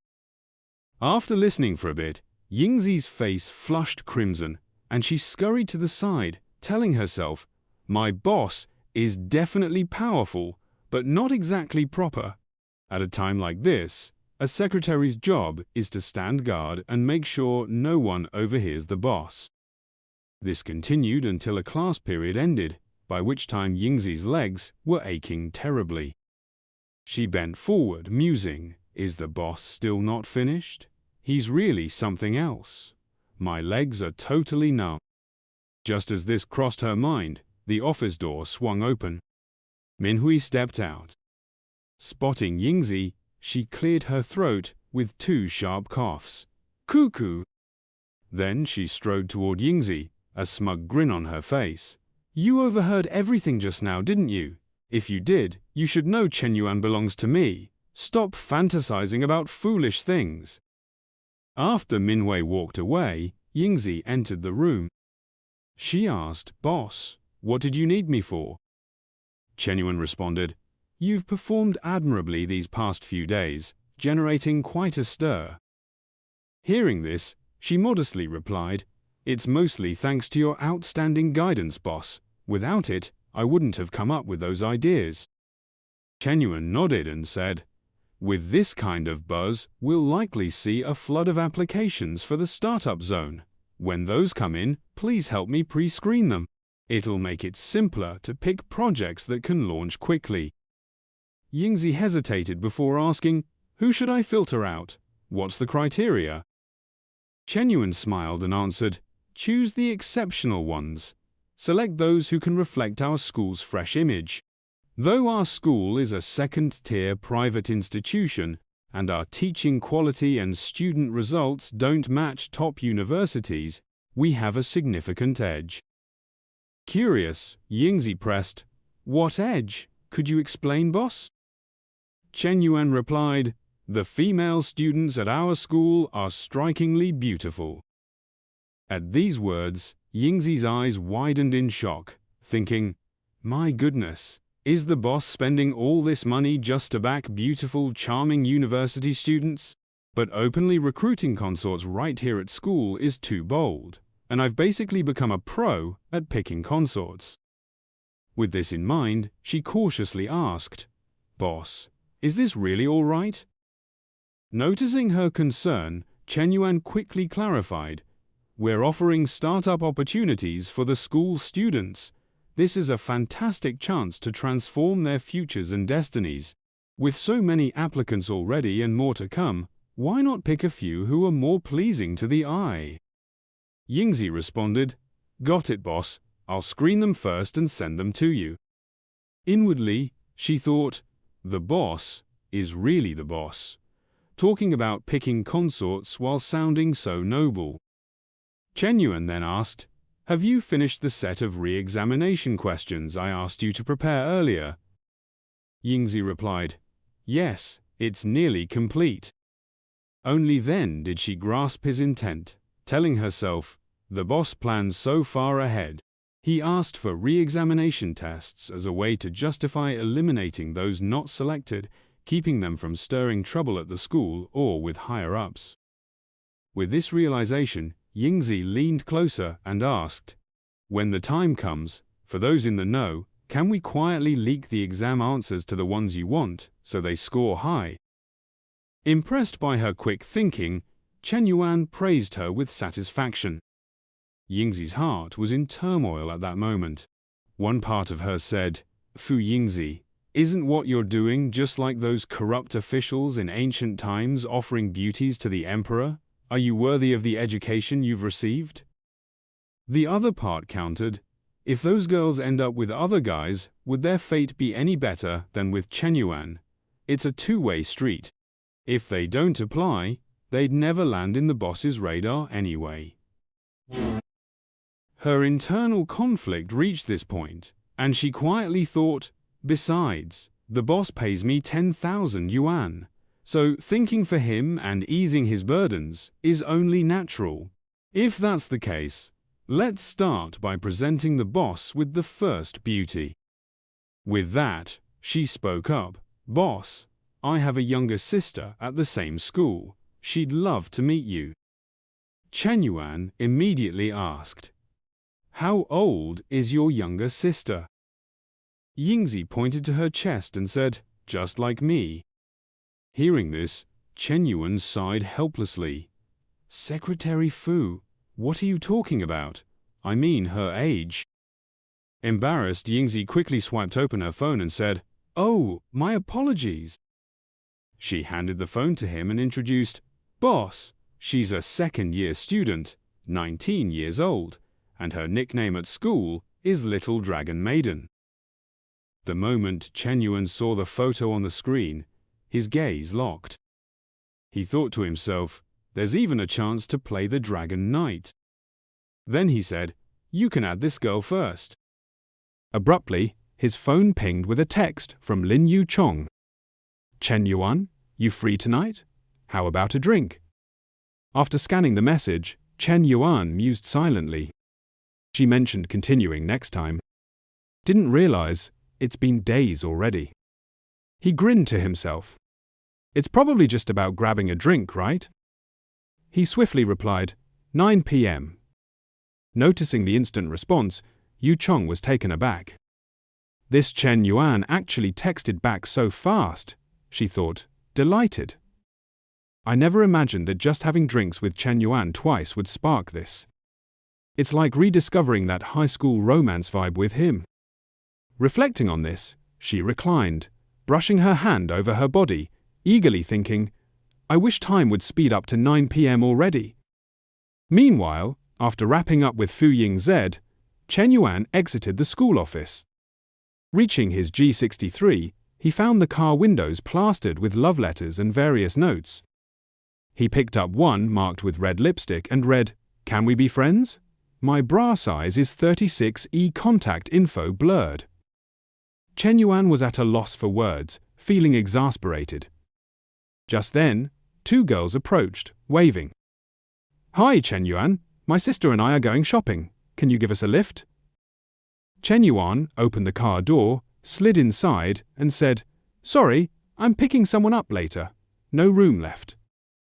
The girl with the ponytail responded, Oh, can we exchange WeChat contacts? Maybe hang out next time? Chen Yuan rolled down the window and said, Sorry, too many people adding me on WeChat. Can't add more right now. The girls went quiet, saying nothing further. Nearby, two male students witnessed the exchange. One remarked, See, that's what being rich gets you. We try to get on his good side, and he doesn't even glance our way. Isn't that maddening? The other replied, He's just a bit taller, better looking, and wealthier than us. Why do so many girls flock to him? The first sighed. It's definitely the money. That Mercedes G-Class worth 3 million yuan, we might never earn enough in our lives to afford it. The other looked skyward and sighed. Honestly, not just the girls, even I'd throw myself at him. The buzzcut guy recoiled. Hey man, you're a dude. Got any standards? The other wiggled his hips and said, So what if I'm a guy? If I hit financial freedom, I'd pledge my loyalty too. Buzzcut, tempted by the thought, blushed and admitted, You know, thinking about it, it doesn't sound half bad. Time flew by, and soon it was 9 p.m. As planned, Chen Yuan and Yu Chong met at the cafe. As he settled in, Chen Yuan asked, Something troubling you at home again? Yu Chong didn't respond directly. She lifted her wine glass and said pensively, Chen Yuan, I have a question for you. Chen Yuan nodded. Go ahead, ask. Yu Chong, a bit shy, murmured, Do you believe in love? Chen Yuan answered, I could say I do, or I could say I don't.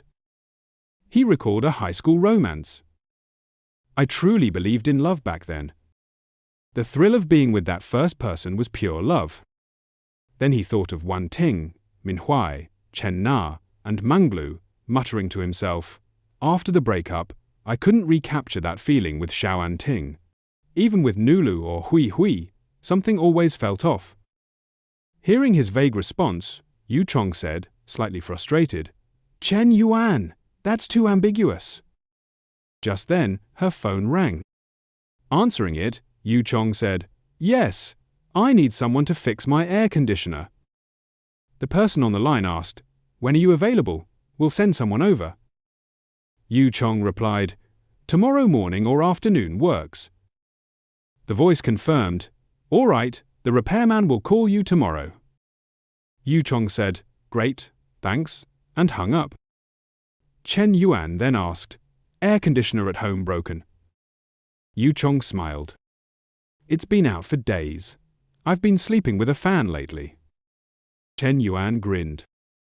You don't need to call a repairman. I know my way around this stuff. Yu Chong was surprised. You know how to fix air conditioners too? At that moment, Chen Yuan activated the system. SS system, I'd like to use the skill exchange card from last time. The system displayed a notification. Host can select from elementary cooking, wrestling, household appliance repair, or race car driving skills. Chen Yuan chose the appliance repair skill and confirmed the exchange. The system notified, Exchange complete. Host can now repair TVs, refrigerators, range hoods, and air conditioners.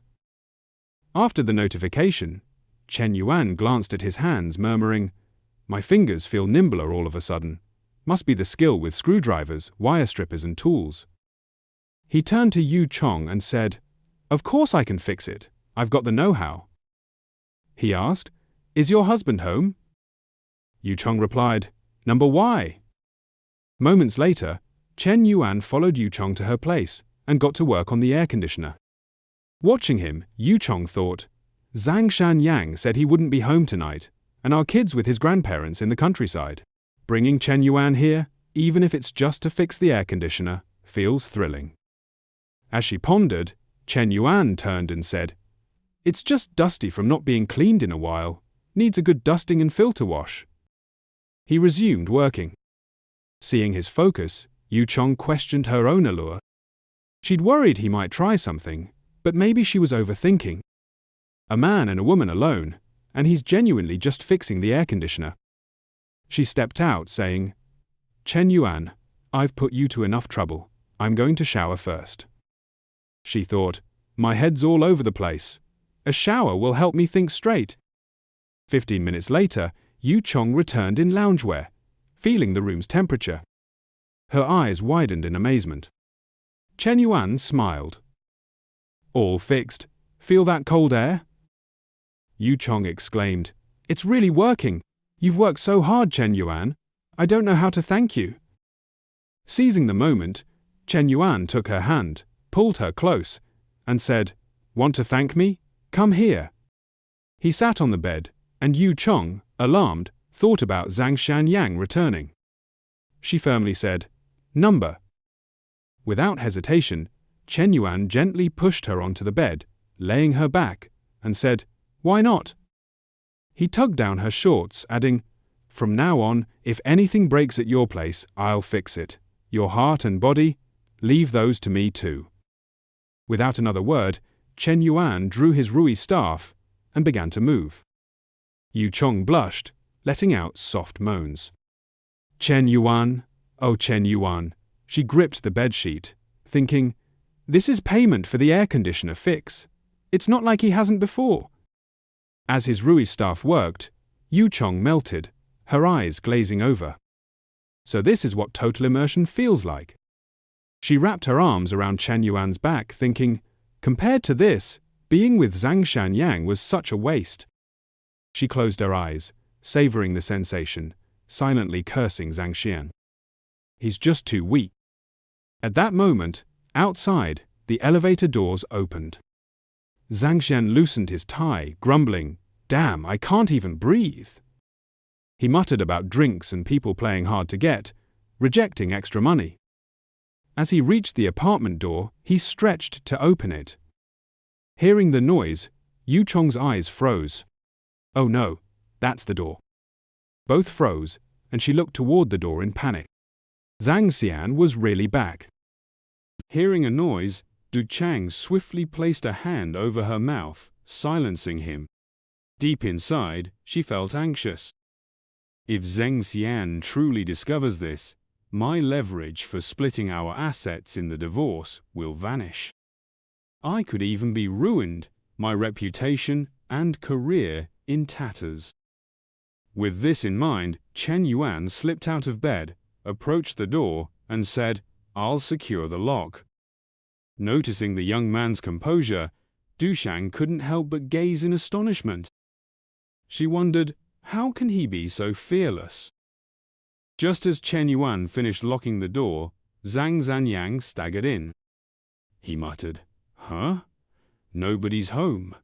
Nobody's here, yet the air conditioner's running. Think electricity grows on trees? The old man grabbed a glass and shuffled to the water dispenser. About to pour, he noticed it was empty and cursed in frustration. Useless woman! You do nothing all day, not even chores, not a drop of water to drink. He set the glass down and moved to open the door. Finding it locked from the inside, Zhang Shanyong paused, puzzled, and thought, What's this? Why's the door bolted from within? Forget it. Chen Yuan gently placed Dushang back on the bed and whispered, Shh, my dear. You wouldn't want to upset your husband, would you? At these words, Dushang quickly pressed her hand to her lips, not daring to make a sound. After fumbling for a while and realizing the person inside wasn't opening the door, Zhang Xian grumbled irritably, Are you mad at me again? So what if I got home late? Don't you know I had to entertain clients for work? Ignoring his complaints, Chen Yuan and Du Chang continued their encounter in the room.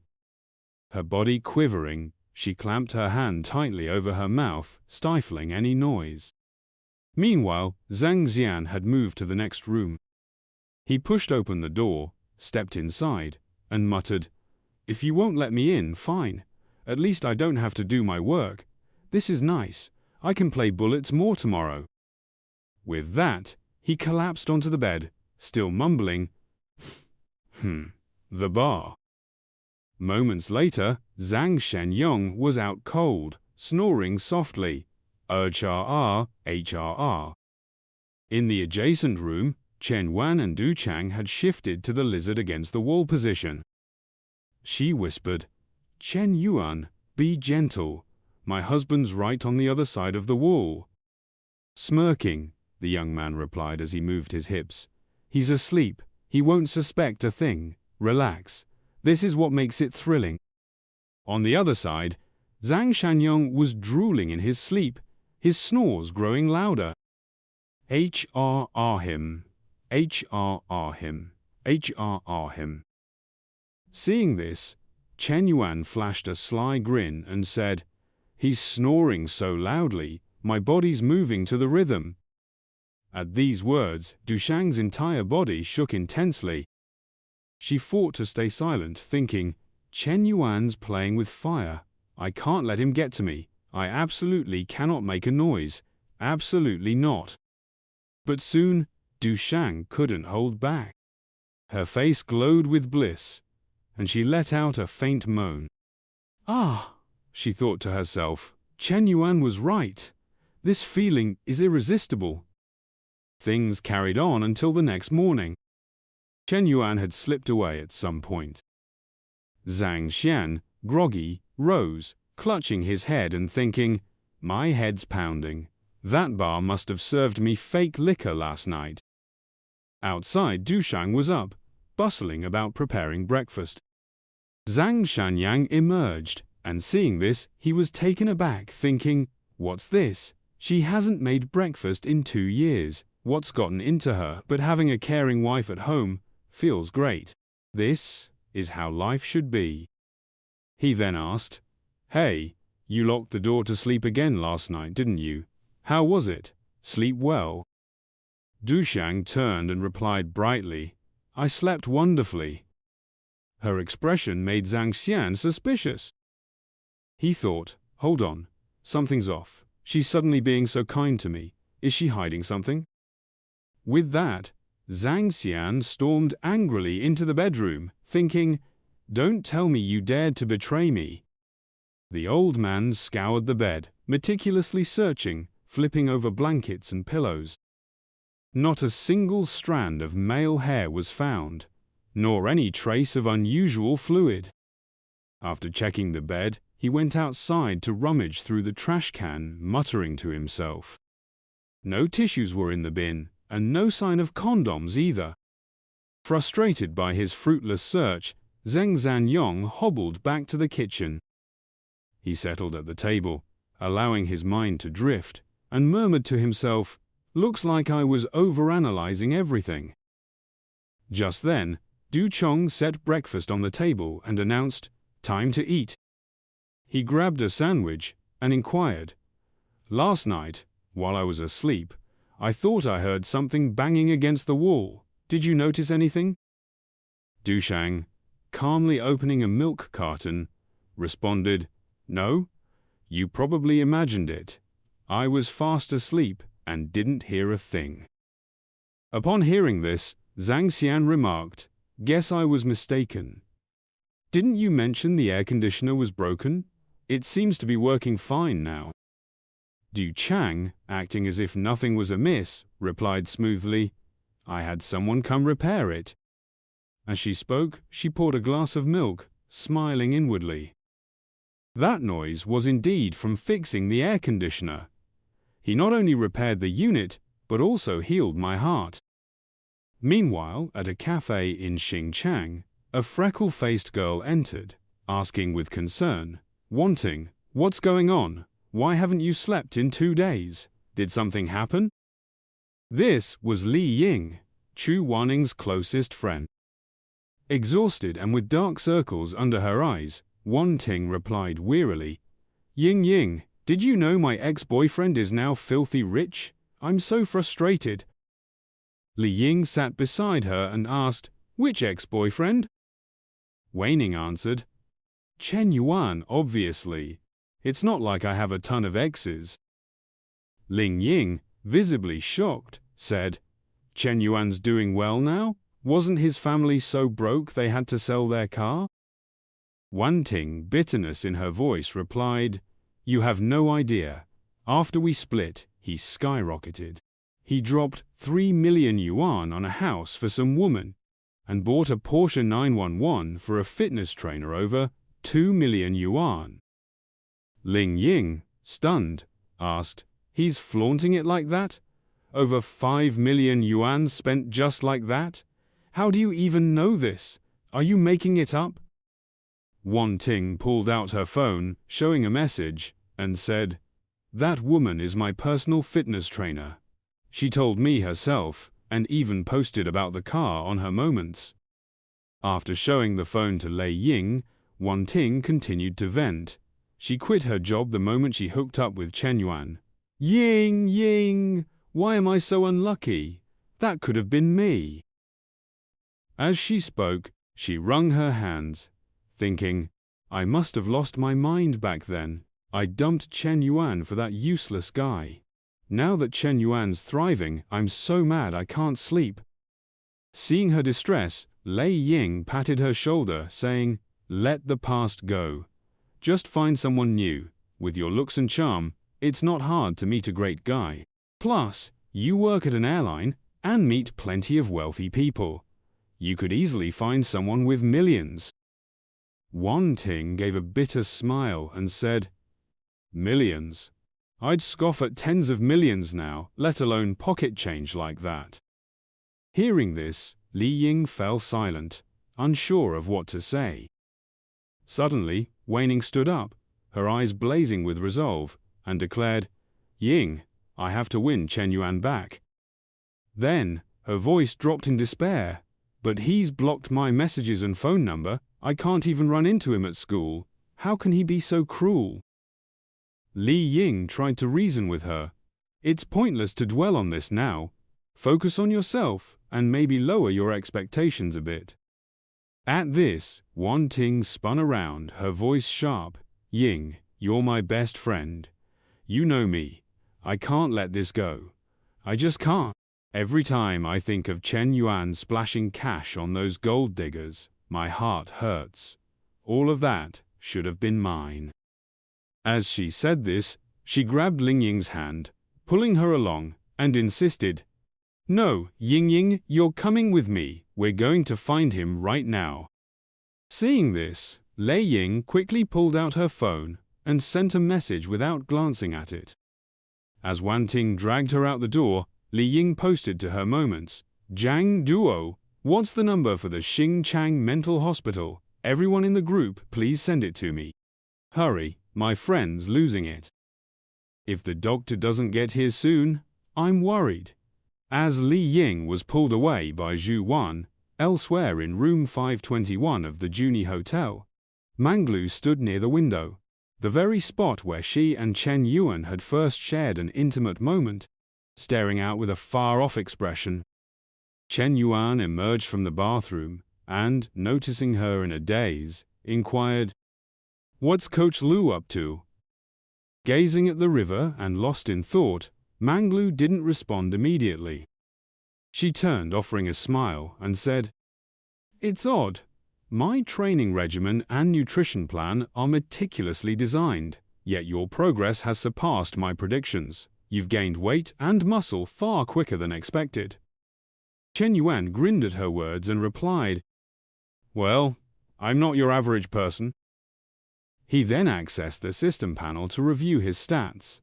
Height, 182 centimeters, health value 70, BMI 20.8, body fat percentage 18.3%, immunity 70, brain activity level 71. Reflecting on the data, Chen Yuan mused to himself, "Consistent training has boosted both my immunity and brain activity. This physical regimen isn't just a task, it should become a lifelong habit. With so many people struggling with health these days, once my startup stabilizes, I should venture into society and build a career. Health is a promising field. It can enhance people's fitness, generate income, and steadily increase my reputation and influence." A short while later, after finishing his shower and dressing, Chen Yuan stepped out and said, "Coach Lu, don't wait up for me tonight. I've got other plans today." Manglu smoothed her hair upon hearing this and responded, "All right, go handle your business. I'll wait for your call." Inwardly she thought, "I prepare his workout gear and a hearty meal every morning, and it finally feels like I'm needed. Could I stay by his side like this forever?" Moments later, Chen Yuan reached his G63, pondering to himself, "Huey was the first to stand by me and has received little beyond a couple of multi-million-dollar handbags as a small gesture. Even Nana and Lulu, who came later, already have houses and cars. It's not entirely fair to her. I need to make it up to her properly today." Meanwhile, at a Hunan restaurant near the Foreign Affairs University's entrance, Minhui was dining with a couple. The woman asked, "Minhui, this place has great food. Do you and your classmates come here often?" Minhui smiled and replied, "Sometimes I come here with friends. Older sister, brother-in-law. Please have some more." The pair were Minhui's older cousin, Soen, and her husband, Jiang Zhen. Jiang Zhen inquired, "Minhui, what does your international studies major lead to after graduation? You're a junior now, so internships must be coming up, right?" Minhui answered, "Internships start next semester. I haven't even considered part-time jobs yet." Jiang Zhen advised, "You should plan ahead. You're at a second-tier school, so you need to think carefully." Minhui nodded and said, "Yes, I understand." Soen then asked, "By the way, Minhui, do you have a boyfriend yet? If you don't date in college, it'll be tough to find someone after entering the workforce." Hearing this, Jiang Zhen grinned and added, "Your cousin's right. My younger brother is a senior at Hunan University and has interned at a top 500 company. He's highly regarded by the leadership. With a degree, he can go full-time. Minhui, if you're single, you could get to know my brother." Minhui responded, "No need, brother-in-law. I already have a boyfriend." Soen, surprised, asked, "Since when? Why haven't we heard about this at home?" Minhui explained, "He's a classmate from university. We've only been together for a little over 2 weeks, so I haven't told the family yet."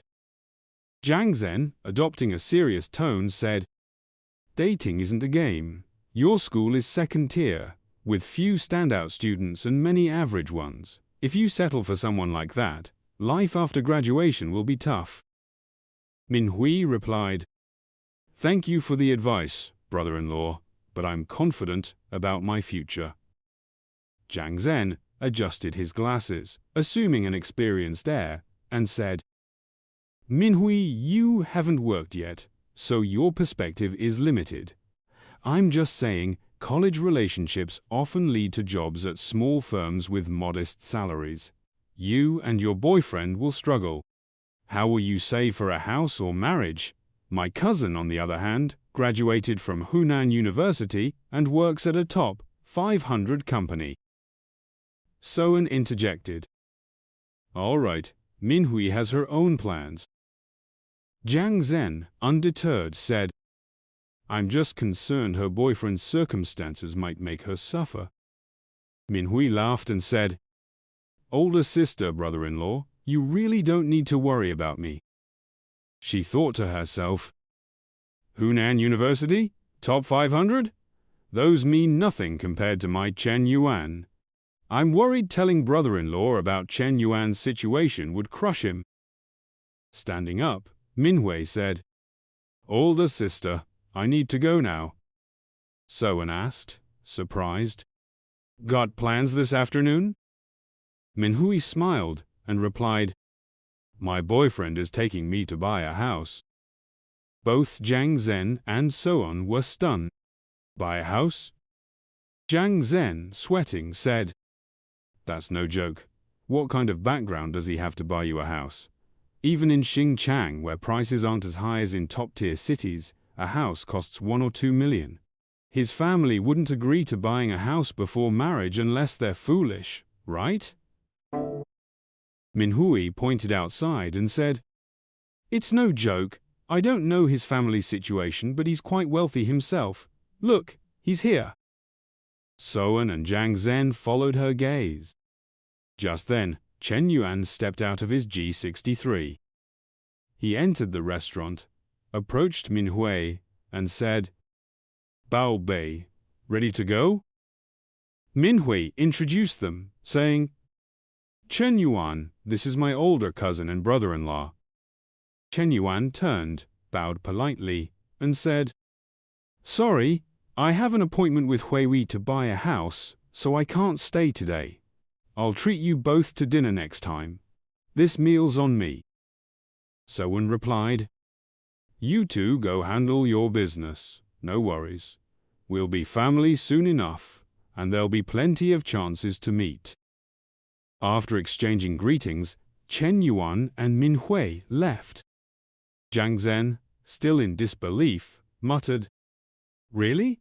They're actually buying a house? Soan responded, He drives a 3 million yuan car.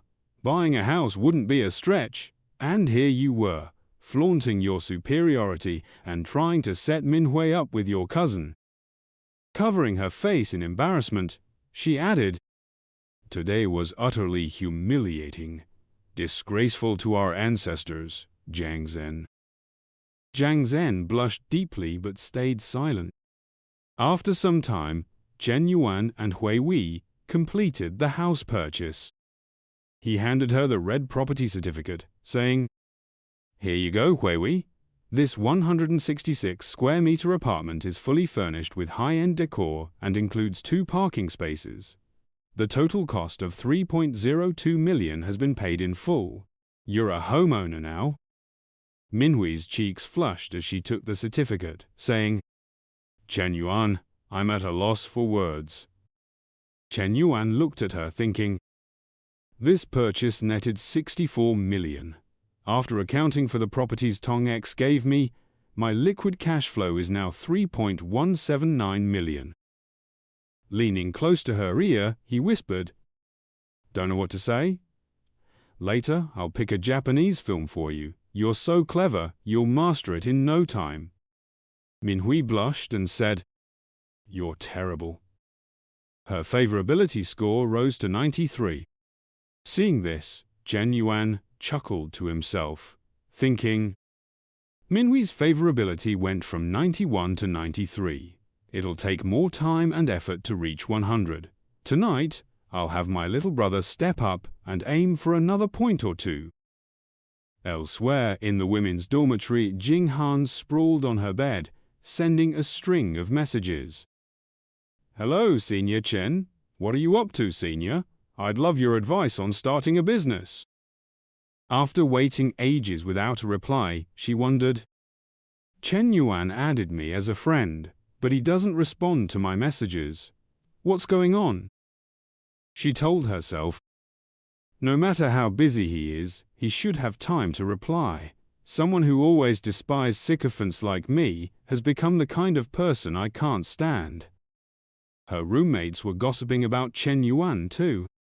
One said, Sisters, don't get hung up on him. There's too much competition, it's pointless chasing Chen Yuan. Another added, We're all in good shape here. Why lower ourselves for him when we can find great partners? The third agreed. Exactly. Let's focus on studying, reading, and passing exams. Getting more certificates matters. Come on, let's hit the library for materials. Jing Han thought to herself, aren't they just secretly working on a business plan while pretending it's about books? Why the act? Getting out of bed, she mused, a top-tier tycoon with hundreds of millions in assets who wouldn't be smitten. I'm no different, so I can't judge. She headed to her desk, thinking, first, I'll finish the startup plan. Back with Chen Yuan, he asked while tapping his phone, Hui, have you thought about your future plans? Minhui replied, not really. Maybe I'll apply to the startup zone? Zhen Wan turned to her and said, that's not a bad idea, but I have other industries. I'll set something up for you. Minhui nodded, saying, okay. Seeing her agree, Chen Yuan sighed in relief, thinking, Minhui's the clingy type. If she's checking on me at school daily, I'll have no room to grow. To build my team step by step, she can't be around all the time. He raised his phone, already playing an adult film, and said, didn't you want to learn some island nation techniques? Let's see Saika Kawakita, Machiko Ono, Mizuki Yayoi, which teacher do you pick? Minhui, shocked, asked, Chen Yuan, how do you know so much? He smiled and said, I just looked it up online. How else would I know? Minhui said, fine, I'll close my eyes and choose one randomly. 20 minutes later, after studying several adult films, Minhui began practicing. Using her soft assets, she massaged Chen Yuan, gently moving back and forth, and whispered, Chen Yuan, how's it feel? Do you like it? Chen Yuan moaned in pleasure. Oh, baby, keep going. Seeing his reaction, Minhui thought happily, I can't believe I actually learned this. This way, he'll want me more, right? Chen Yuan, noticing her effort, thought, is she working this hard for me? Give me a dozen more girls like her. The next morning, while Chen Yuan was still asleep, his phone rang. Answering it, he heard Liu Hong's urgent voice. Chen Yuan, hurry up! Get over here quick! Half asleep, Chen Yuan mumbled, Hong, we're brothers. What's the rush? What's wrong? Liu Hong snapped, no time for nonsense. I sent you the location. Just get here fast. Sensing his tone, Chen Yuan grew concerned. A short while later, after getting a call from Liu Hong, Chen Yuan climbed into his car and drove toward their agreed-upon meeting place. Out of the blue, Liu Hong called again. Yuan, we switched spots. I'm at Shu Yunjian now. Hurry over. Chen Yuan groaned in frustration. I was nearly there, and you're only telling me now to change locations? Liu Hong responded, I just got off work, and my buddies dragged me here. I'm not exactly thrilled about it, you know. Irritated, Chen Yuan snapped, no excuses. Get a move on. I'll be waiting downstairs at Shu Yunjian. If you're not there in 30 minutes, I'm gone. Soon after, Chen Yuan pulled up to the new spot. Glancing around, he thought to himself, Shu Yunjian is awfully close to Advisor Li's place. No way, it's that much of a coincidence, right? Asterisk. As he pondered this, Liu Hong came down the stairs. Spotting Chen Yuan, he flashed a grin and said, Yo, why are you standing out here? Come upstairs for a session. Technician 98 is top-notch. Chen Yuan folded his arms and replied coolly, Pass. I've got my own personal technician. Why would I bother with this joint? That's when Liu Hong noticed the car parked nearby. In a shocked tone, he said, Hold up, Yuan. Is that your ride? What's the deal? Chen Yuan shrugged. What's it look like? I just bought it. Hearing this, Liu Hong slung an arm around his shoulder and exclaimed, You sly dog! Did you hit the jackpot or what? A GC glass? That's my dream car. After enduring his chatter, Chen Yuan cut in impatiently. Enough with the chatter. Why'd you drag me out here? Liu Hong gave a knowing wink and a thumbs up.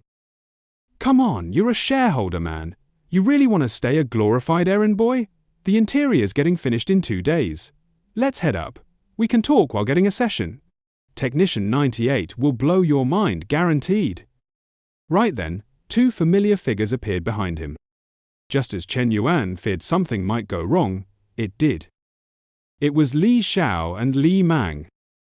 The moment Li Mang saw him, she recognized him instantly and called out, "Sis, isn't that Chen Yuan?" Li Xiao's eyes held a thoughtful glint as she replied, "Yeah, it's him." Meanwhile, Lu Hong was still rambling. "Look at that expression. You falling for number 98 already? Number 98? But Chen Yuan's face wasn't frozen because of some technician. He stared in their direction, thinking, "Damn it, it's the advisor. You really get what you dread." Asterisk. Hearing Liu Hong's words, Li Mang and Li Xiao had starkly different reactions. Li Mang looked furious, while Li Xiao seemed utterly disappointed. Realizing the situation could spiral, Chen Yuan knew he had to clear things up or risk disaster. He rushed over, forcing an awkward smile, and said, "Advisor, fancy meeting you here." Liu Hong, in a hushed tone, asked, "Yuan, who are they? They're gorgeous." Li Mang stayed silent, just grabbing Li Xiao's hand and storming off. Panicked, Chen Yuan shouted, "Hold on, wait!" He chased after them and said, "Heading home to cook? Mind making an extra portion? I can lend a hand." Li Mang, unable to hold back, spun around and snapped, "Help with what, Chen Yuan? Have you no shame? Coming to a place like this? Do you even deserve my sister?" Seeing she'd cut to the chase, Chen Yuan tried to explain, "You've got it all wrong. I'm just here waiting for someone." Li Mang wasn't having it. She kept scolding him. "That's your excuse? My sister's been warming up to you these past 2 days. She even bought a gift to thank you for that bag you gave her. And you're here? I'm done talking. Get lost, you jerk."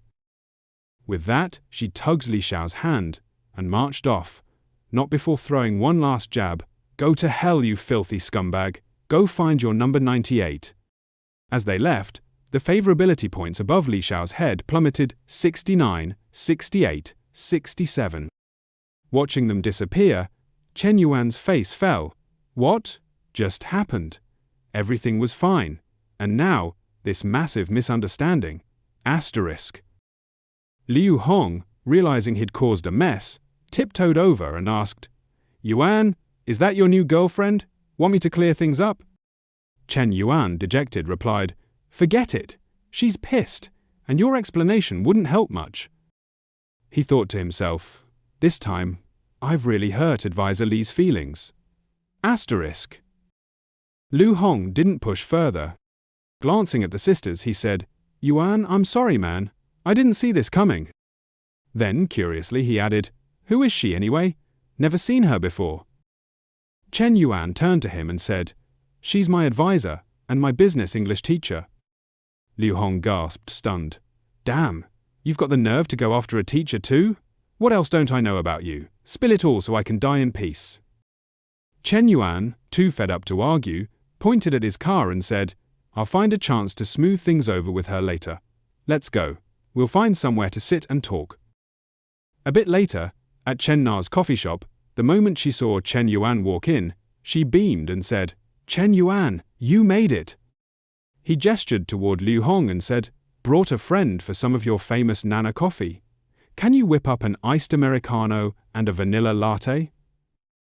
Chen Na nodded, "Of course." With that, Chen Yuan and Liu Hong grabbed a table. Liu Hong, with a sense of déjà vu, said, "Hey, I swear I've seen that woman before." Chen Yuan smirked. "Forgot already?"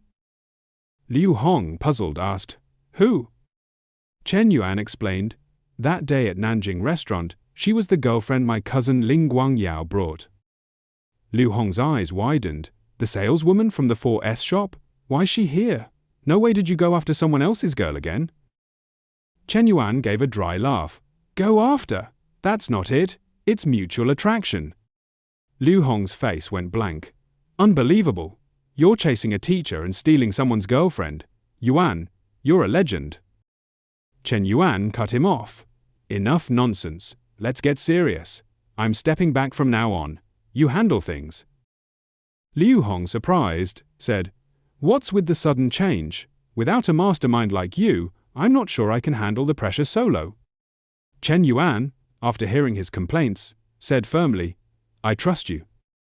In his mind, he thought, if I meddle too much in business between brothers, disagreements are bound to happen.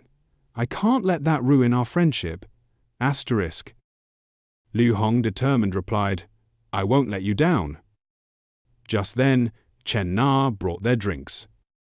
Setting them down, she said, Your coffee's ready.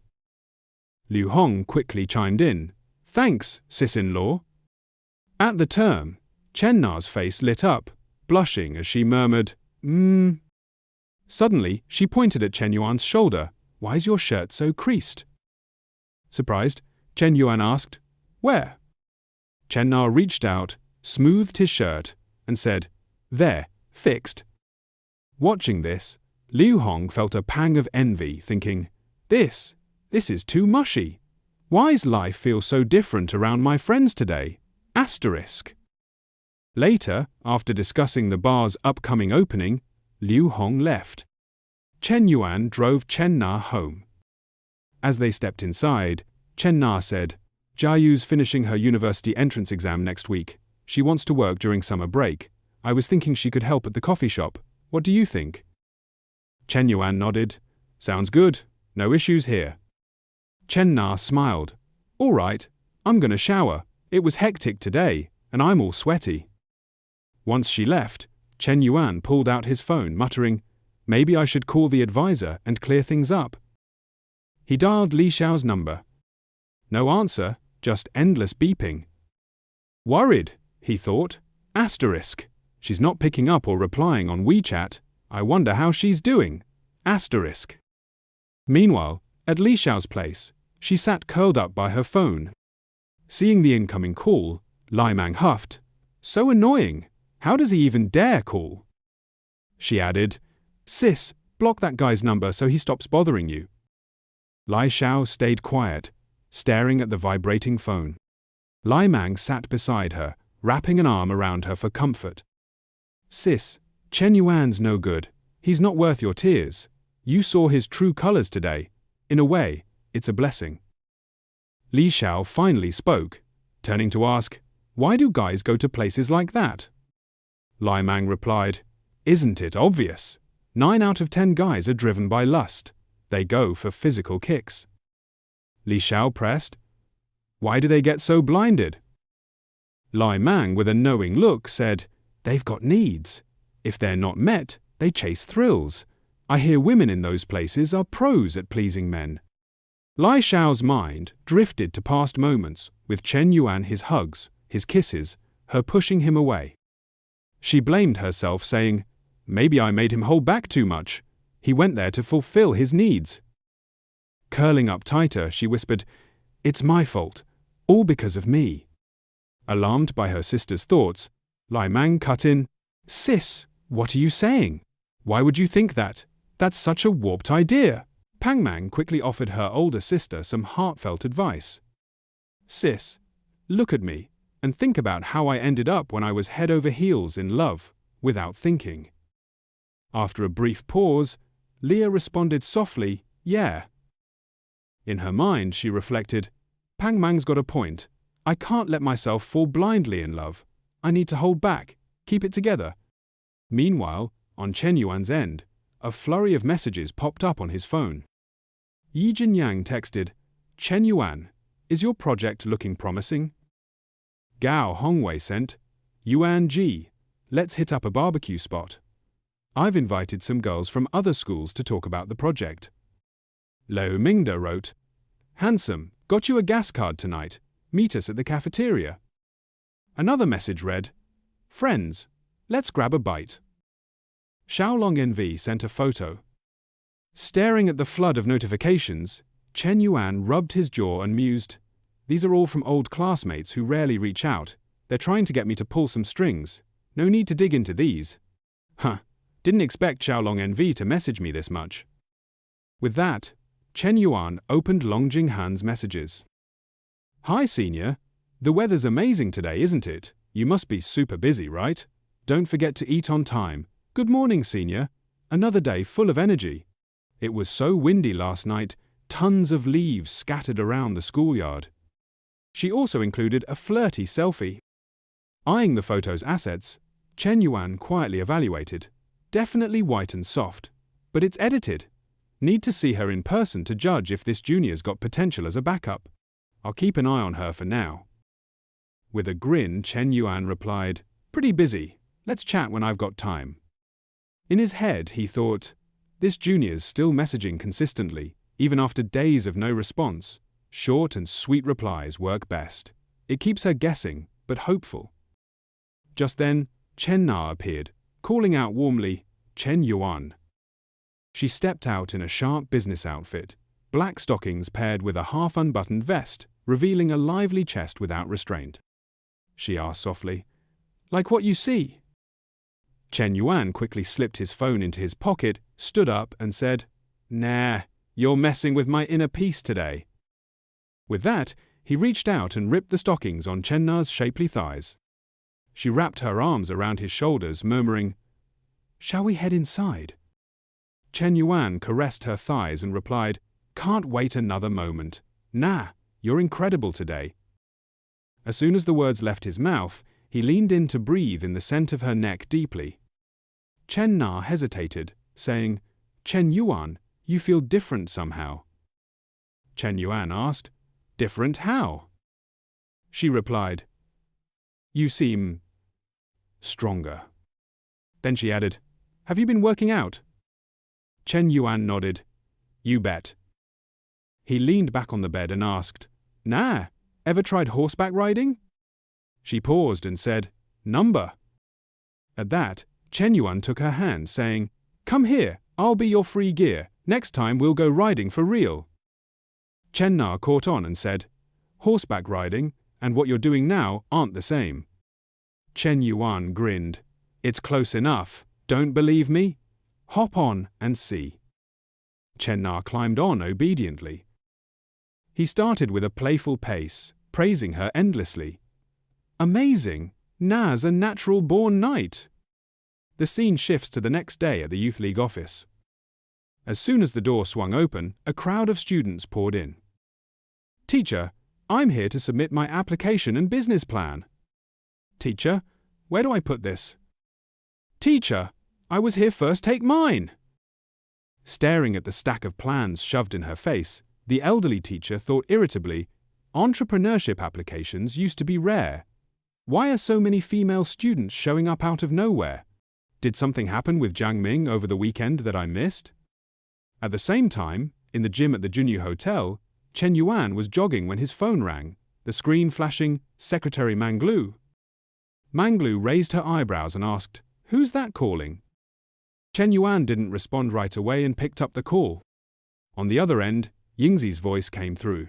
Boss, we got the first batch of applications and business plans today, 653-inch total. Chen Yuan asked, What's the male-to-female ratio? Yingzi answered, 628 women, 25 men. He replied, Go through them and pick the best, keep the good ones, toss the rest. His implication was clear, prioritize the attractive girls and discard the others. Back at the Youth League office, chaos reigned. The old teacher tried to maintain order, saying, Everyone, calm down, line up properly, no pushing, one at a time. Watching the frenzy, Yingzi quietly asked, So, you're saying let all the pretty girls through? Chen Yuan clarified, Number, if any male student submitted standout entrepreneurial plans, send those over too. Hearing this, Yingzi glanced at the towering pile of plans on the desk and sighed, This is overwhelming. Then she added, Got it, boss. After the update, Chen Yuan hung up thinking, If it's all beauties, this'll turn into some kind of performance troupe. I need to nurture real talent, so when the system grants me assets later, I'll have capable people to manage them. Just then, Manglu turned to him and said, Chen Yuan, I asked you something, and you still haven't answered. Chen Yuan replied, Just a subordinate from school. What, jealous again? Manglu looked away, pouting. Not at all. I was just curious. Chen Yuan smiled, patting her head. Don't overthink it. It's strictly professional. Suddenly, the system's notification chimed. Ding! Asterisk. The system has detected that the host has a third girl with a favorability rating of 90 or above, completing the favorability stage mission. Rewards will be issued shortly. Caught off guard, Chen Yuan glanced at Manglu, spotting the glowing 90 above her head. He thought to himself, Mu Bao, well done. Such a simple gesture of reassurance, yet it yielded such a surprising reward. Every time an NPC's favorability hits 90, the system's rewards are generous. What would it be this time? The system promptly delivered. A 5mm increase in diameter, 30 million in filial piety funds, and 2 exclusive skill exchange cards. Overjoyed, Chen Yuan muttered, Well damn, it actually came through. The filial piety money was for Old Man Chen and Madam Li, no question. He still had 1 skill card saved from last time, but the first reward was truly game-changing. No man wouldn't lose it over that. Without hesitation, he commanded the system, Activate the first reward. Instantly, Chen Yuan's divine weapon glowed with a 5-colored golden light. A warm sensation spread from his abdomen downward, and the small birdcage suddenly felt tight. Overwhelmed with excitement, Chen Yuan called out to Manglu, Come here for a sec. Surprised, she asked, What's up? He grabbed her hand, pulling her along, and said, No time to explain. Let's head upstairs. Seeing his urgency, Manglu grew concerned. What's going on? Once they reached the bathroom and shed their outer clothes, Chen Yuan charged forward, thrusting his enhanced divine weapon into the cave.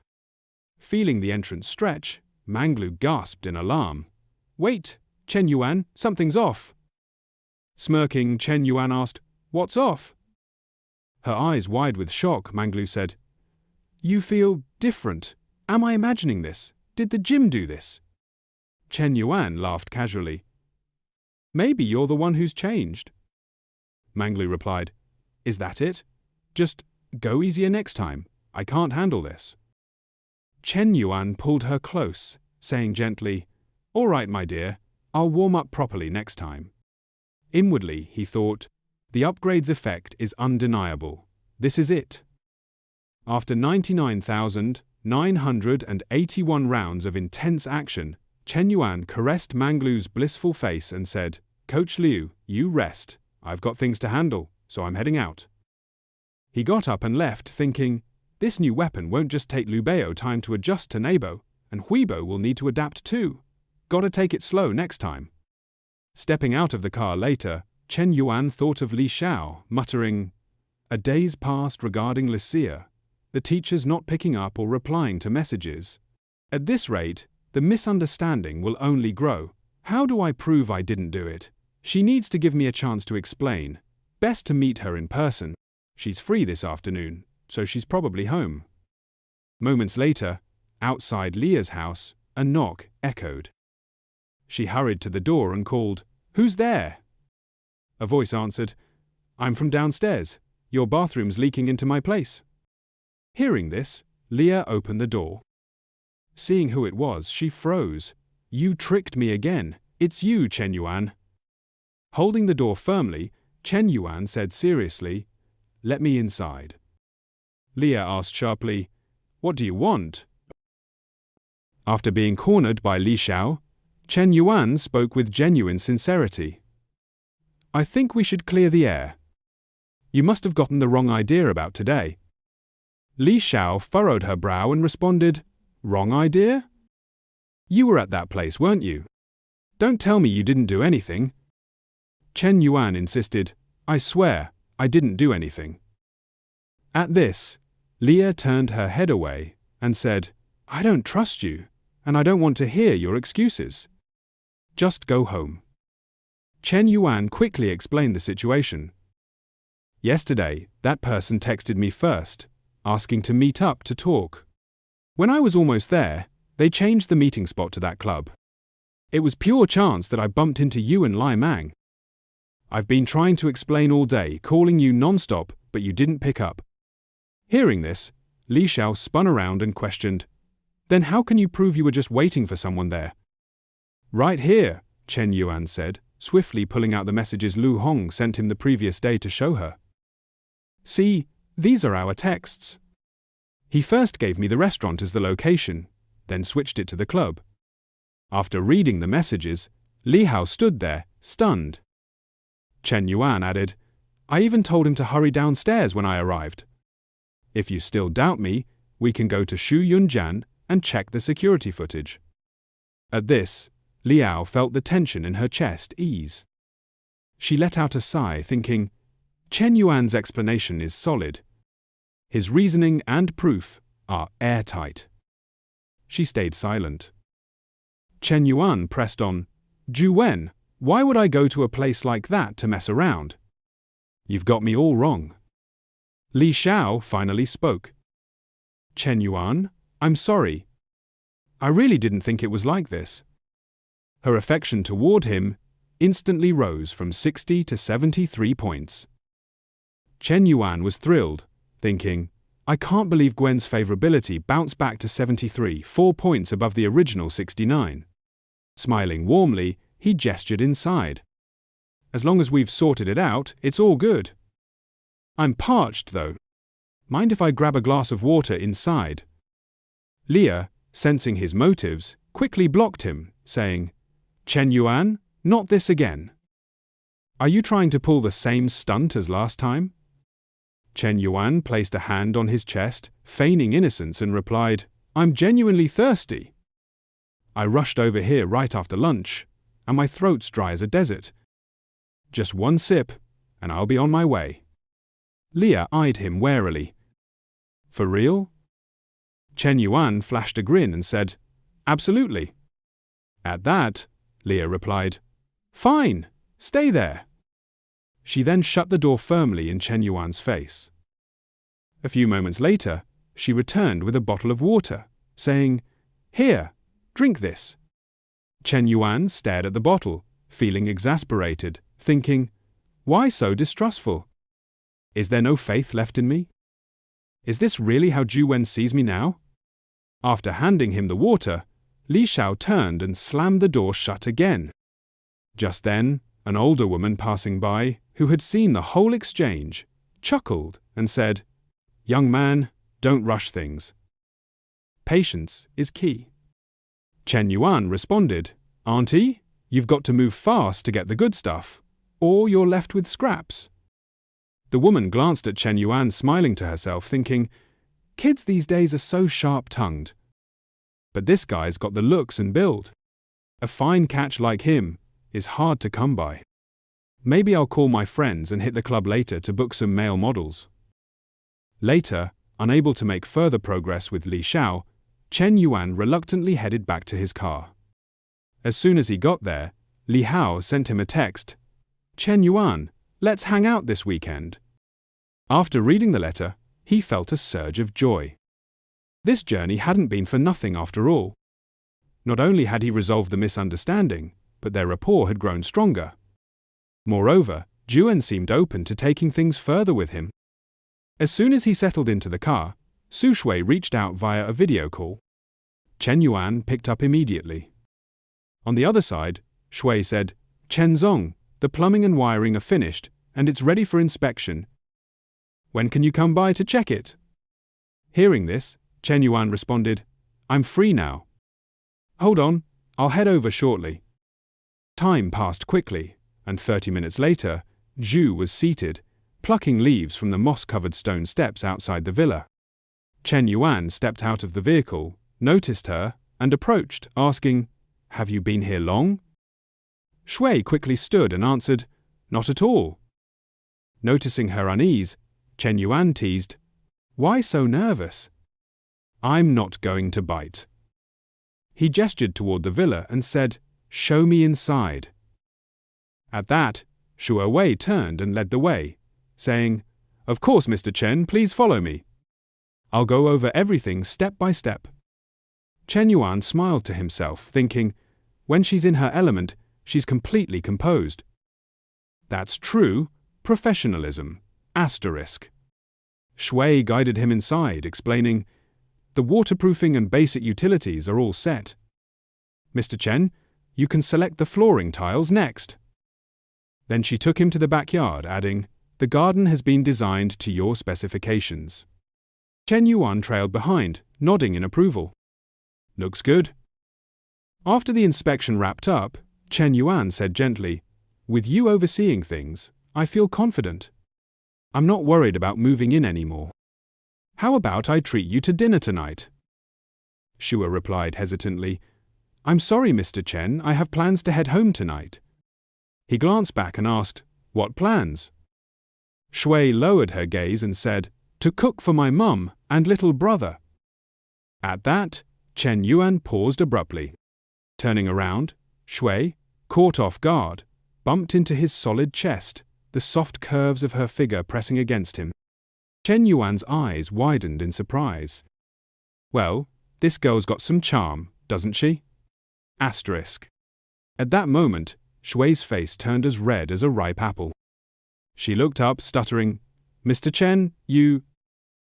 Before she could finish, a sudden downpour started, and the only sound around was the rapid patter of raindrops.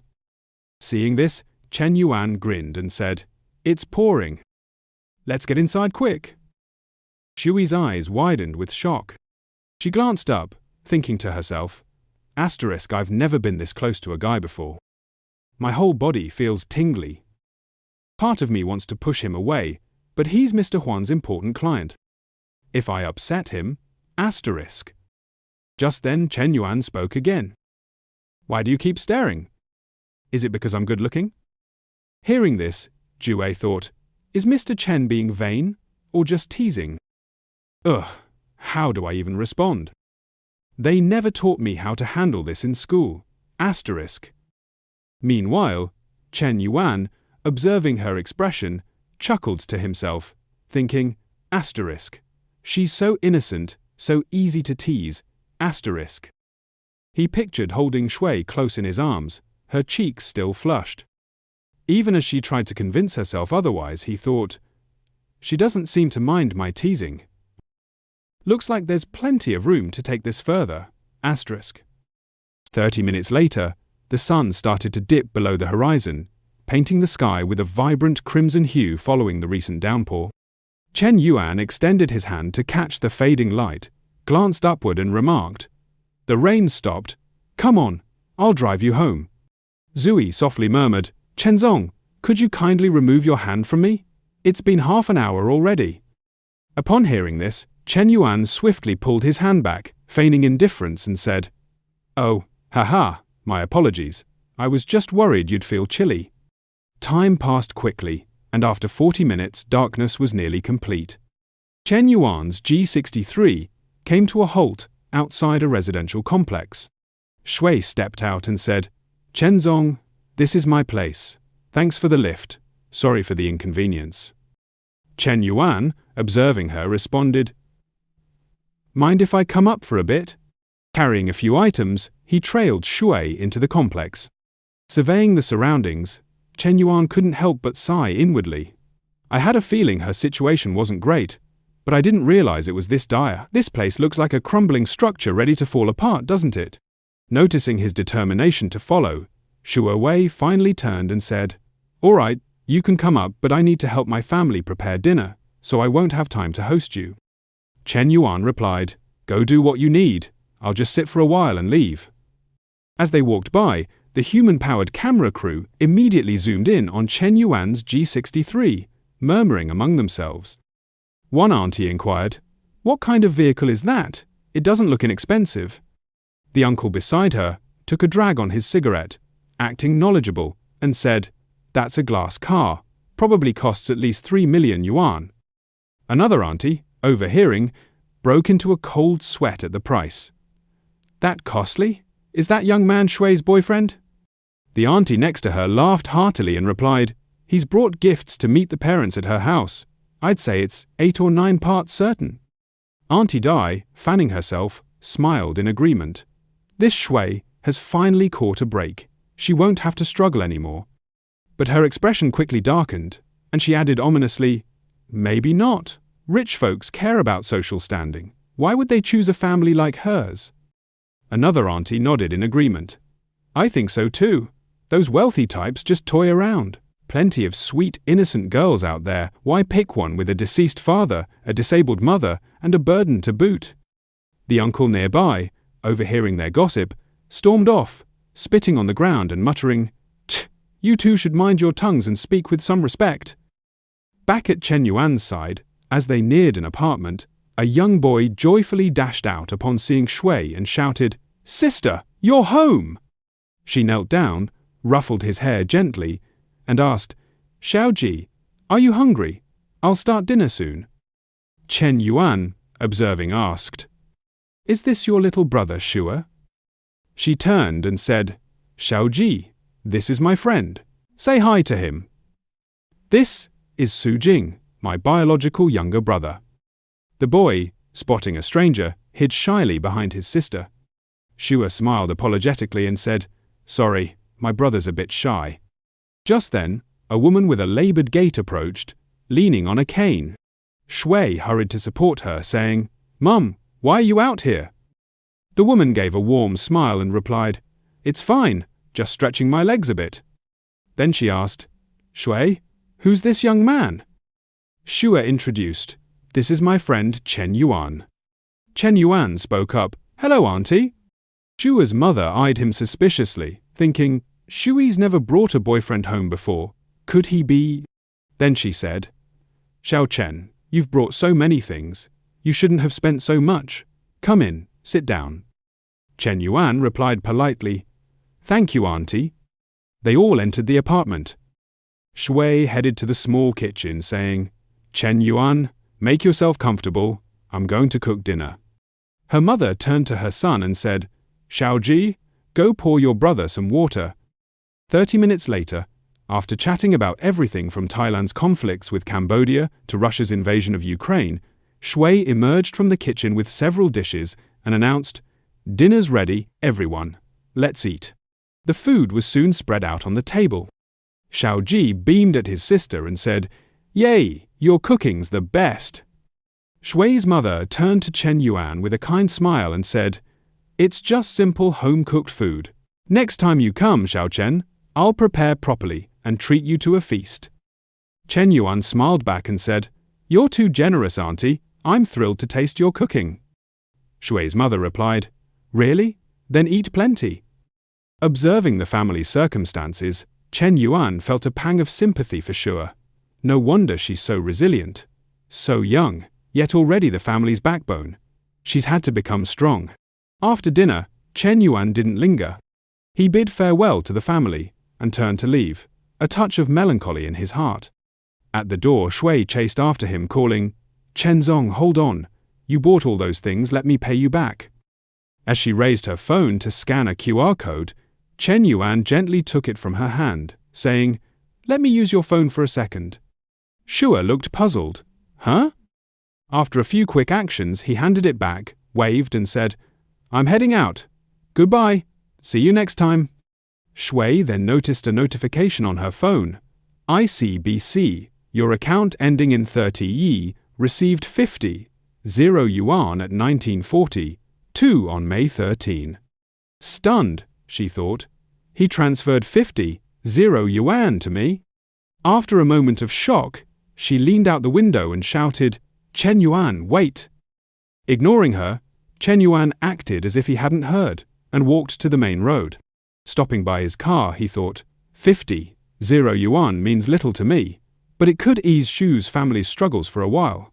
I just wonder if she'll accept it no favorability points above her head. Sigh. What if she refuses it later? 5. Back in his car, his mind raced, but a faint sense stirred within him, like something lost was returning. What could it be? His phone rang, and seeing the caller, he answered, "Little secretary, go ahead." Fu Yingzi's voice came through briskly. "Boss, we've narrowed 653 applicants down to 12. 1 female, 11 males. I've sent the electronic file and the female applicants' candid photos to your mailbox." Chen Yuan replied approvingly, "Good work. Bonus for you this month." Yingzi chirped. Thank you, boss. Keep working. Call me if you need anything. Hanging up now. After the call, Chen Yuan mused. Friday's Lao Chen's birthday. Gotta pick out a gift tomorrow. After all, there's 30 million for filial piety. Lao Chen and Mother Lai are truly fortunate. Then there's Hui Hui No, Coach Lu, one night each. Perfectly balanced. A master of fairness does it this way. Back at Shui's home, as soon as Chen Yuan left, the fan-wielding auntie approached to gossip. Seeing Shui's mother, she asked, Was that young man Shui's boyfriend? Her mother replied, I'm not sure. Shui hasn't said anything. The aunt leaned in and whispered, He's clearly wealthy. That car he drives? Worth 2 or 3 million yuan. Shui's mother's eyes widened. That much? The aunt, fanning herself, chuckled. If Shui ends up with him, you and Xiaoji's lives will get better. You need to talk to her. Shui's mother's gaze grew pensive. This is a big deal for Shui's future.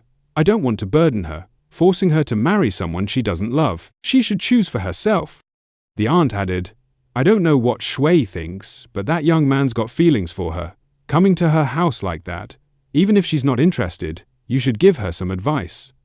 She left soon after. A few steps away, another woman who'd overheard spoke up. You all are dreaming too big, aren't you? He just visited for a bit, and you're already planning a romance? The fan auntie retorted, He came to her house. That means something. The other woman scoffed. Maybe he was interested at first, but seeing their situation, those feelings probably evaporated. These words reached Shui's mother's ears from behind the door, and her heart ached for her daughter. She went to the kitchen where Shui was tidying up and said, Shui, I need the truth. Shui, cleaning, looked surprised. Mum, what's up? Her mother asked directly, What's your relationship with that young man? Shui replied, He's a big client at the company. He was inspecting the site today, it rained, and he offered me a ride home. That's all. Her mother pressed, Does this client like you? Shui thought back to the afternoon, recalling Chen Yuan's odd behavior, but also the beautiful girl with him at their last dinner, likely his girlfriend. She said, I don't know. Her mother sighed, You don't know? Then she asked, What do you think of him?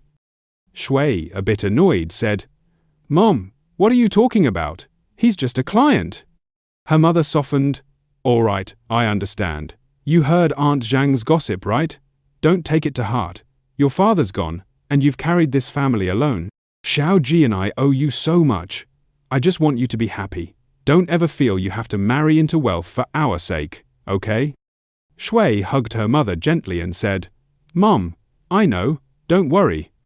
Her eyes betrayed a hint of sadness as memories of the villa flashed through her mind, bumping into Chen Yuan's chest, his arms around her from behind. Her heart stirred faintly. Meanwhile, at the Juni Hotel, in that same room, Chen Yuan and Manglu were locked in a frenzy of action again, trading moves with techniques drawn from across the globe. The next morning arrived swiftly. After a night filled with intense field combat, Manglu and Chen Yuan were still deep in slumber. The sharp ring of the phone jolted Chen Yuan awake, and he groggily picked it up. A woman's voice came through the line. President Chen, it's Fu Jiang from Guanting Decoration Company. Chen Yuan, still half asleep, mumbled, You finally got through. Is something urgent? Fu Jiangmei responded, My apologies, President Chen. Is now a good time? I'd like to discuss my student, Sui. Chen Yuan replied, All right, give me a moment. After a quick wash, he threw on some athletic wear and a baseball cap, then headed out mysteriously to meet her. Upon arriving and settling down, he asked, You called me so early about Shua. What's the issue? Fu Jiangmei handed him a matcha latte, smiling. Yesterday you sent her 50 yuan, and she sent it back, but you didn't accept it. Chen Yuan sipped the latte and said, That's true. Fu Jiangmei continued, Please don't take it the wrong way. I noticed she seemed upset at work this morning, so I asked her about it. After a brief pause, she added, Shua isn't that type of person. Your gesture might weigh heavily on her mind. She won't keep the money. Please accept it back. Chen Yuan raised an eyebrow. Is that why you wanted to meet? Fu Jiangmei looked slightly embarrassed and said, 04. President Chen. Shua isn't after money. If you're interested in her, you'll need to try harder. Chen Yuan's gaze turned thoughtful. That wasn't my intention with the money, he said, waving it off. But fine, I'll take it back. He tapped his phone to accept the transfer. A notification popped up. Industrial and Commercial Bank, your account ending in 30X, received 200 yuan at 9:42 a.m. on the 14th. He sighed. She even added 200 yuan, probably for what I bought her yesterday. Stubborn girl. Turning to Fu Jiangmei, he asked, has Wan Shong been sending Shua to entertain clients with drinks at other projects lately? She shook her head. No, President Chen, rest assured. She's only overseeing your construction site. With that, Chen Yuan took a sip of his latte and stood. All right, thanks for your time. I'll head out. As he left, Fu Jiangmei reflected deeply. If Shua and Chen Yuan got together, her life would be comfortable, and her family's situation would change dramatically. But she's so stubborn and independent. Girls like her are rare these days, with so many chasing shortcuts. Back in his car, Chen Yuan's phone rang again. Yu Chang's soft voice came through. Chen Yuan, are you free tonight? Want to grab a drink at a cafe? He grinned. I'm free. Come over to my place. Yu Chang hesitated. My husband might be home this evening. 05. The thrill of danger surged through Chen Yuan, and he cut in. Doesn't that make it more exciting? After a moment, Yu Chang said, All right, come over. With a mischievous tone, Chen Yuan replied, I haven't eaten yet. I need a full stomach to fix that air conditioner. Yu Chang caught his meaning and said, I'll make you dinner. The day passed quickly, like a dog sprinting through a field. By 6 p.m., Chen Yuan was at Yu Chang's house, watching her cook in the kitchen. What's on the menu? He asked. She turned with a smile. Dujang pig kidney soup. Chen Yuan's expression turned sly. She chose this dish on purpose. Married women really know what's up. He slid behind her, wrapping his arms around her, and whispered, Have you made this for your husband before? Yu Chang frowned slightly. No, it's my first time. I learned it online. Noticing her reaction, Chen Yuan slipped one hand under her shirt, cupping her breast, while the other moved lower. What time's your husband back? Around 9, she replied. Chen Yuan pulled a condom from his pocket, swiftly entering her. So, we've got an hour and a half. It felt tight, and Yu Chang turned, her voice tinged with surprise. It feels different today. Chen Yuan nibbled her shoulder, thrusting deeper. Like it? The kitchen soon filled with soft moans. An hour later, after their passionate encounter, Yu Chang served him a bowl of the nourishing soup. He took a sip. Not bad for your first try. She beamed. If you like it, I can make it often. He hesitated. Wouldn't that be inconvenient? Yu Chang's face hardened. No. I've decided to divorce him. I want real happiness. Chen Yuan adopted a serious tone. That's great, Lin. Congrats on taking that step. He left just before 9 p.m. As he started his car, Zhang Shenyong approached, eyeing the luxury vehicle with sweat beading on his face. A glass car? Nobody in this neighborhood drives something like this. Recognizing Chen Yuan, he froze. Wait, isn't that the rich guy who bought a car from Chen Na and is bankrolling her? What's he doing here? Grumbling, he headed inside. Seeing Yu Chang sipping soup, he said cheerfully, Wow, you made soup for me? You're getting so thoughtful. Yu Chang smirked inwardly. Sorry, Dang, this isn't for you. Note, search Wu Dang online for context. Before she could respond, Zhang poured himself a bowl and asked, Why's the air conditioner off? It's hot. Why use this fan? We're not that broke. Yu Chang replied, It's not hot. She chuckled to herself. You're overthinking. I just don't want Chen Yuan's scent lingering. Misreading her smile, Zhang loosened his tie smugly. Finish the soup, huh? I get it. Let me shower, and I'll make you feel good. Quote. He headed to the bathroom. 10 minutes later, he returned, eager, but stopped short at the closed bedroom door. What? Wasn't the soup to energize me for her? Did she fall asleep? Grumbling, he flopped onto the sofa. I gave you a chance, but you didn't take it. I'll save my energy for a younger girl tomorrow. The next morning, on the school field, a crowd of attractive students gathered. Fu Ying surveyed them with satisfaction, thinking, based on Chen Yuan's advice, I tweaked the original plan 11 times. Now, we've got 2 male students, and mostly campus beauties, like senior Yayan from the flight attendant class. At 1.75 meters tall, Yayun was a heartthrob. Fu Ying's gaze shifted to a graceful girl. Junior AI-20, the little hot devil, caused a stir on arrival. Then, to a girl in a cosplay outfit, Zhang Man, the female neuro of Star Origin City, with her Mizi cosplay and 200 Douyin followers. Little dragon girl Long Jing Han observed, feeling underdressed. I miscalculated. Competing with them is intense. Yanong, the class monitor from Chen Yuan's international trade class, eyed the female students warily. This doesn't feel like a starter. It's a harem audition. I thought Chen Yuan liked the business plan. I'm such an idiot. Annoyed, he thought, why am I on this shortlist for his harem? That jerk Chen Yuan is playing dirty. Fu Ying, hands on her hips, smirked with satisfaction, thinking, now, it's time for the boss to shine. Observing Yansong standing uneasily among a cluster of attractive girls, a male student approached to strike up a conversation. Greetings, classmate. I'm Mojin Wong. It's great to finally meet another townsmith.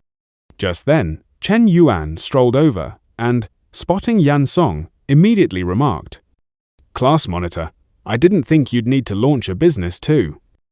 Yansong responded with a wry smile, President Chen, I come from a humble background.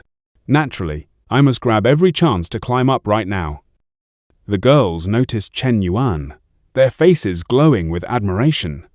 It's Chen Yuan! Chen Yuan's here! Chen Yuan then turned to Zhen Wang. I recall your name is Moz?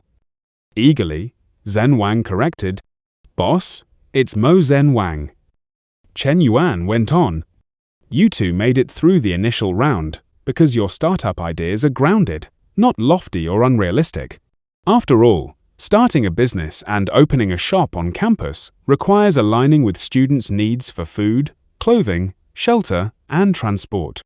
He then asked, I remember you two, one's planning a fried food shop, the other a fruit shop, correct? Zhen Wang quickly nodded. Yes, exactly. Mine's the fried food shop. Chen Yuan grinned. There's no fried food shop on campus yet. You filling that gap is smart. If the flavor's good and prices are fair, business will thrive. Plus, the startup base's location is right beneath the girls' dormitory. So, class monitor, your fruit shop has great potential too. Hearing such praise, Zhen Wang couldn't help but feel elated inside. He thought to himself, sounds like we're definitely in. Nearby, Yan Song gave a faint nubile smile. With the current male-to-female ratio, our project might just be a token entry. If the startup base were all women, the public would lose it. Chen Yuan's tactic to dodge criticism is clever, but I'm fine as long as I secure the funding. At that moment, Chen Yuan turned to Zhen Wang and asked, Student Mo, I saw on your application that you've worked as a social media influencer. Zhen Wang replied, in simple terms, it's like an online water army. Chen Yuan raised an eyebrow. Do you have a team? Zhen Wang scratched his head, grinning sheepishly. Yeah, I've got a chat group with over 100 people. We've collaborated a few times. Organized. Chen Yuan raised a hand to cut him off. All right, enough. You two head back. I've still got to interview the female students. Zhen Wang thought to himself, once I've got my own company, who knows? I might tap into those resources of Mo Zhen Wang. 2 hours later, after navigating a crowd of charming girls, Chen Yuan returned to his office on campus. Watching Ying Zed haul a stack of documents to the desk, he praised, Little secretary, you're doing great work. I had no expectations, but there are actually some top-notch ones, both stunning and sharp. Ying Zed smiled and responded, Working for the boss, I've got to give my all. Just then, a knock echoed from the door. Knock, knock, knock. Ying Zi, went to answer it. To her surprise, Long Jing-han stood outside.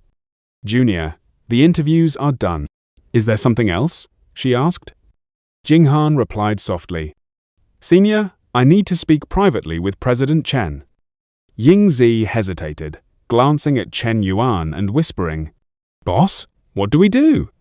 Chen Yuan said, "Step outside for now." Ying-zi exited, and Jing-han entered, gently shutting the door. Chen Yuan spoke first. "Go ahead, what's up?" Jing-han faltered, then asked anxiously, "Senior, have I been cut?" In her mind, she replayed the interview, thinking Chen Yuan's attention was mostly on those two. He barely glanced at me. Chen Yuan responded, "The final list comes after the re-examination." Jing-han pressed, "Do I have a shot?" Chen Yuan gave a sly smile. "Haven't I already given you one?" Jing-han thought, "He's right. Being let back in here is the chance." She spoke earnestly. "Senior, I hold a primary accounting certificate and an international CPA. I'm also working on a primary economist certificate.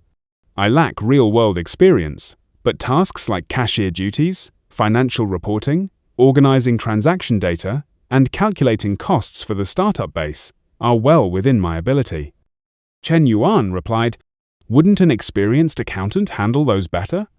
Jing-han froze, unsure how to respond. In her head, she thought, guys chasing me could line up from the school's front gate to the back, but they're all broke and pitiful. None are worth my time. After 2 years, I finally found a catch like Chen Yuan. You only get so many chances in life. If I don't act now, when will I?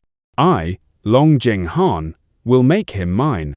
With that, she stepped forward, kissed Chen Yuan's cheek, and said in a sultry tone, "I'm sure I'm prettier and have a better figure than some old accountant." She grabbed his tie, eyes brimming with hope. Chen Yuan smirked to himself. She's right.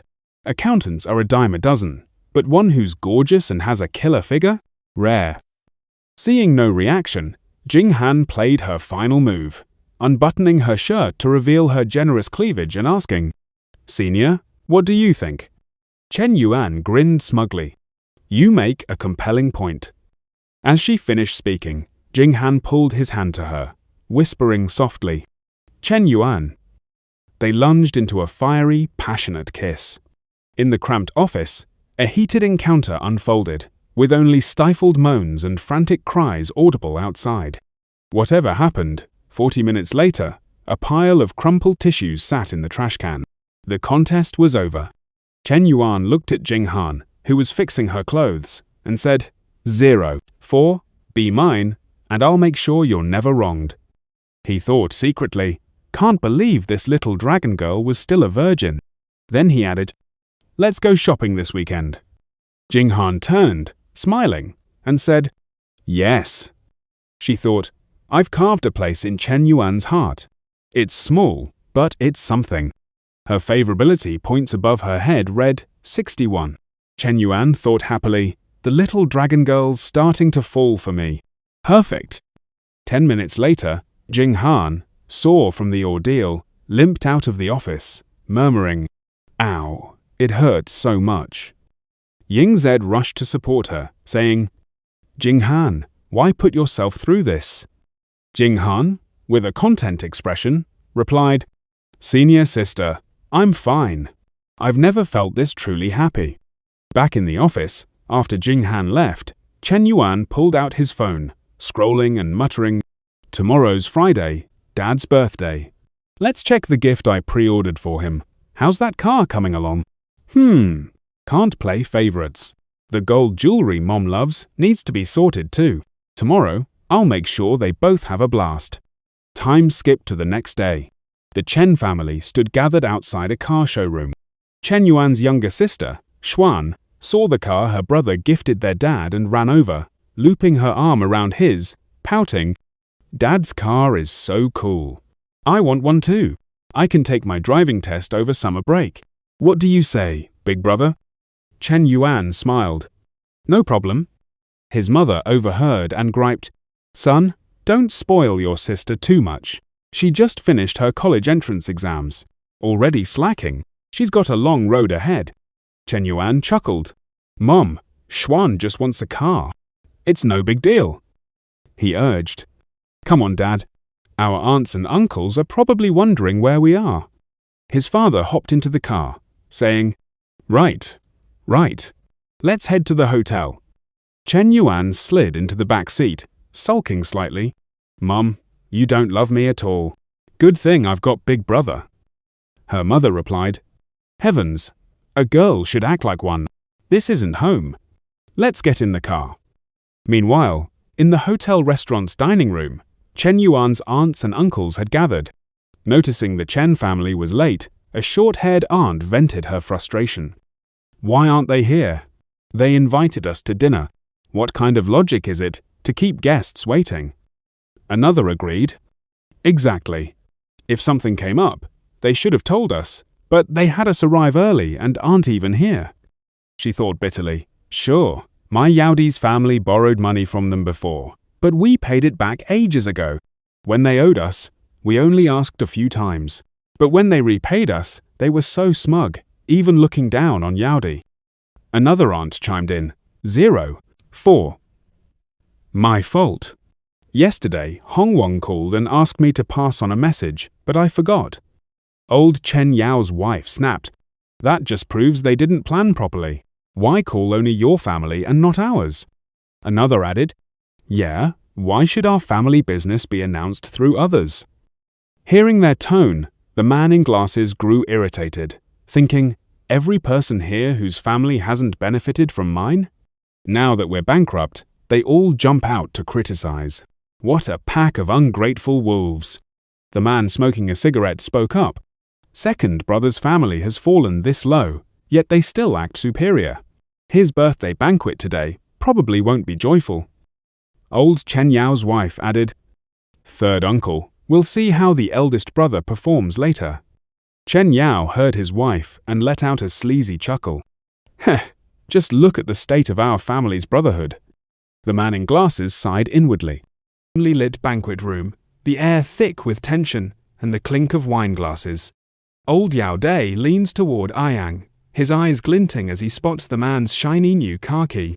Ayang, I see you've changed to a new car, he says, voice dripping with curiosity.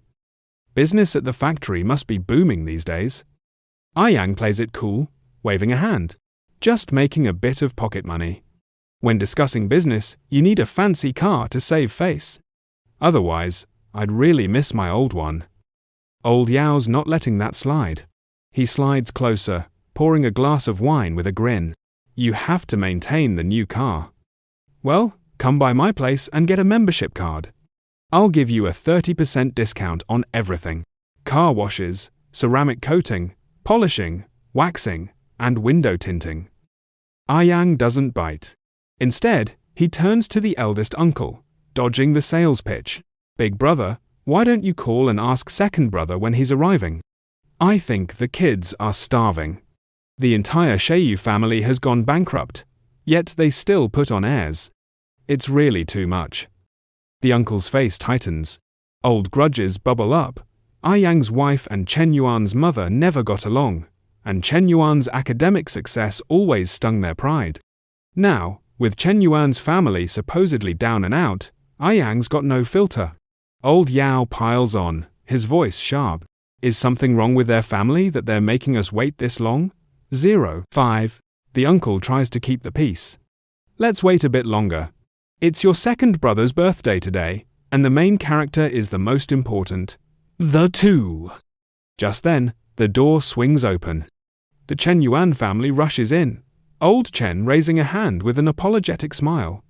Sorry for making everyone wait. We were held up by something, so we're late. I'll punish myself with 3 drinks later. The eldest uncle stands, his smile warm but strained. You weren't that late, and it's not time to eat yet. Ayang's wife can't resist a jab. It's fine. No one will die from being hungry for a little while anyway. The uncle's patience snaps. He glares at her. What kind of talk is that? If you don't know how to talk, then shut your mouth. Then he turns to old Chen, softening.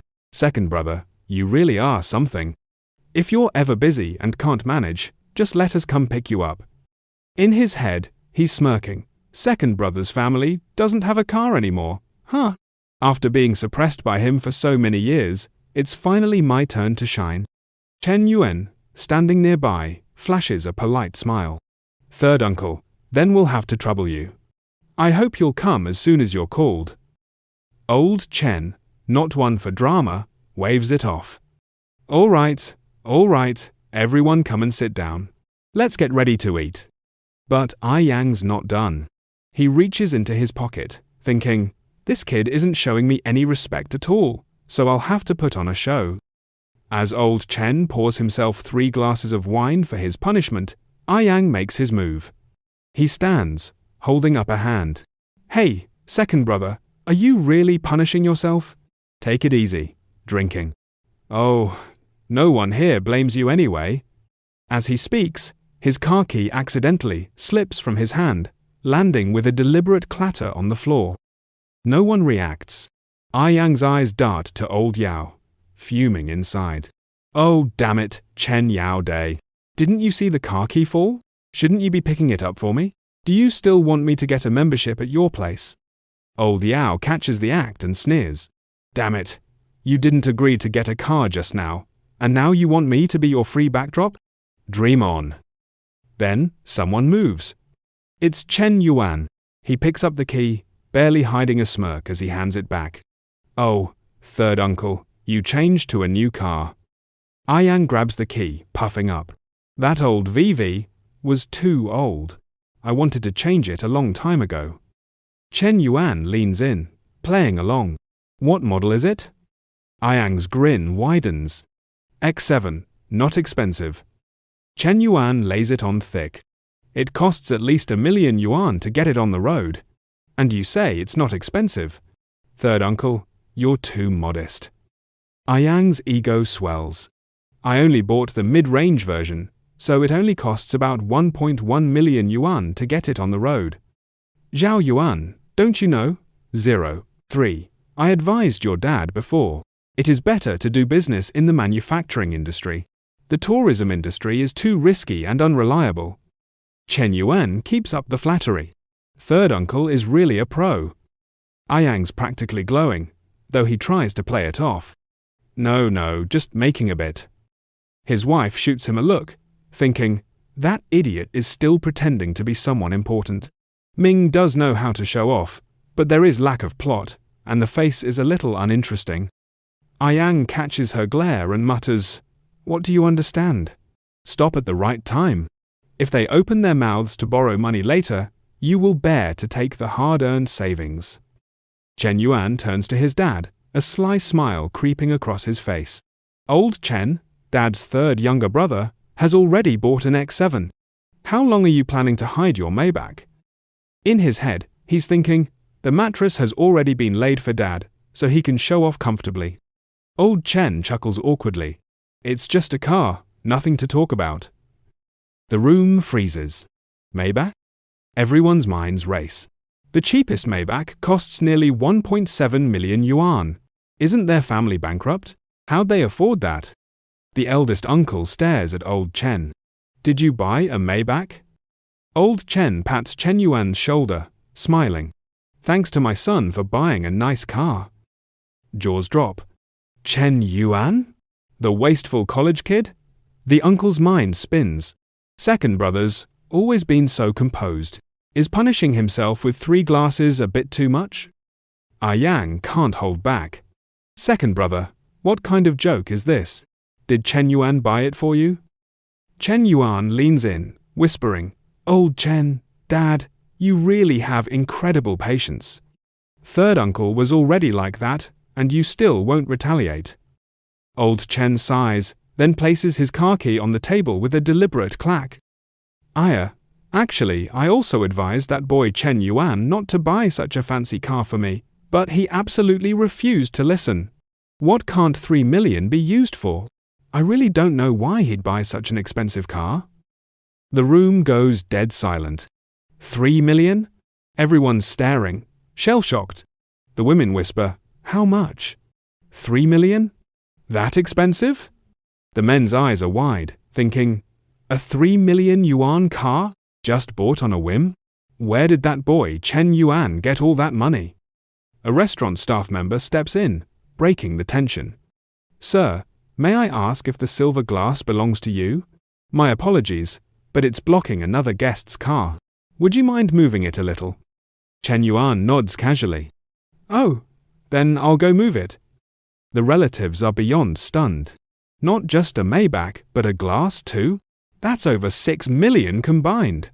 Old Yao's mind flashes back to when he demanded money from Chen Yuan's family, thinking, so they already knew they'd struck it rich last time, but I never imagined it would reach this level. He grabs a wine bottle, pouring a glass for old Chen with a forced smile. Brother, congratulations. You are truly the successful one in life. New cars need careful maintenance, so come by my place anytime to get a membership card, and I'll give you a 30% discount on all services.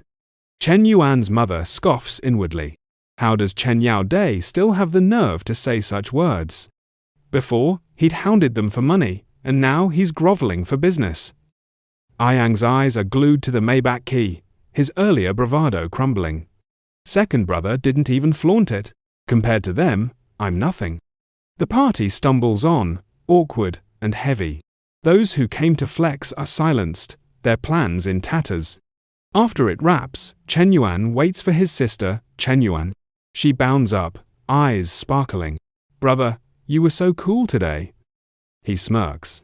What do kids know about adult matters? I'll take you home first. I have important things to do later. Chen Yuan pouts. Brother, I'm so bored at home. I want to go out with you. What important matter of yours could possibly surprise me anymore? He laughs. Indeed, no one understands me better than my little sister. All right, I'll take you to visit your sister-in-law. They pull up to Chena's coffee shop, a sleek luxury car parked out front. Chenawan's eyes widen. Brother, this car is so cool. How much does one cost? Chen Yuan's voice is calm, almost bored. The on-the-road price is 2.73 million yuan. Chenawan gasps. That expensive? Then she pauses, confused. Wait a minute, brother. How do you know how much it cost someone to buy it? From? He doesn't miss a beat. This car belongs to your sister-in-law. I bought it. Chen Yuan's jaw drops. Holy crap. Manglu steps out, all smiles. Chen Yuan, you're here. Come inside quickly. She freezes when she sees Chen Yuan. Chen Yuan gestures. This is my younger sister. Qian, and Chenna rush over, beaming. Chenna says warmly, Oh, is your little sister here to visit too? You two siblings look so alike. Come inside quickly. The three women swarm Chen Yuan. Qian grins. Little sister is so cute. Chenna offers a slice of apple. Little sister, have some fruit. Manglu hands her a glass. Little sister, would you like some coffee? Chen Yuan's sweating, overwhelmed by their enthusiasm. All three beautiful older sisters are so enthusiastic toward me. Their tone even has a hint of trying to curry favor. What in the world is going on? She shoots Chen Yuan a bewildered look, thinking, Wait a minute, brother. Who exactly is my sister-in-law? Manglu leans in with that easy smile of hers and says, Qian, and I knew Na was moving, so we came specifically to celebrate her new home. I will refend. She turns to Chen Yuan, all warm and welcoming. Little sister, let me introduce myself. My name is Liu Manglu. You can call me Sister Manglu from now on. Then she nods toward Chen Na. And this is the owner of this house. Her name is Chen Na. You can call her sister Nana. Okay. Chen Yuan's eyes light up like she's just unwrapped a gift. She looks straight at Chen Na and blurts out, So, you're my sister-in-law, right?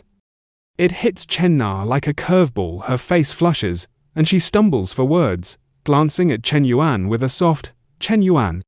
Manglu's off to the side, smirking like she planned this exact moment, thinking, Let's see how you explain this. Chen Yuan doesn't flinch. He just lays it out calm as ever. Actually, Both of these ladies are her sisters-in-law. Chenuan freezes, mouth half open.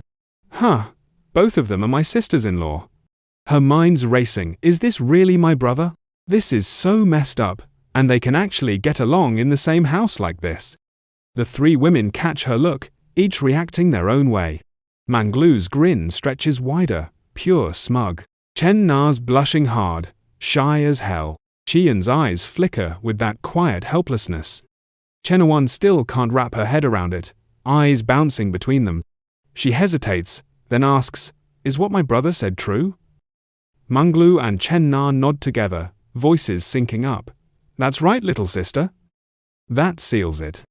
Chenuan whips around to her brother, firing off, "Brother, you're such a damn playboy." Chen Yuan just smiles to himself, dark thoughts churning. "My dear Chenuan, this is just the beginning. You can't even accept two people. What will happen when my harem expands in the future? Won't your worldview completely collapse? You might as well get used to it gradually." Introductions wrapped, Manglu and Chen Na step up. Manglu grabs Chenuan's hand, all sunshine. "Xuanuan, is there anywhere you want to go? Just tell us and we'll go together." Chen Na chimes in next. "My sister also just finished her college entrance exams, and she'll be coming to Star City tomorrow. You all will probably have a lot to talk about, but my sister is quite introverted." Chenuan flashes a grin. "Don't worry, sister-in-law. She'll open up after hanging out with me for a few days. I guarantee it." Qian's been hanging back, just watching this family vibe unfold like she's crashing the party. She sighs to herself. I didn't expect them to become so close so quickly. Sure enough, birds of a feather flock together. In Chenuan's family gathering, I'm really just an outsider. Her mind drifts back to that first chat with Manglu. Qian had asked, surprised as hell, "You two are already like this, and you can still get along in the same house?" Manglu had shrugged it off, cool as ice. Men are men. Best friends are best friends. In ancient times, there were many cases of sisters serving the same husband, let alone best friends sharing a husband. Qian couldn't help it, pure helplessness washed over her. If you two are really still the same as before, then just talk to each other directly, okay? Why do you always make me the messenger? The key point is that Chen Yuan bought supercars for the two of you to enjoy, and I don't even get a whiff of it, yet I have to endure this fatigue. She sighs again, muttering under her breath, "Hi, you two are really terrible sisters." Right then, Chenuan stands up, stretching. "You guys keep talking. I'm going to rest for a while." Chen Na's quick grabs her hand. "Xuanwan, your brother wants to sleep. How about we go shopping?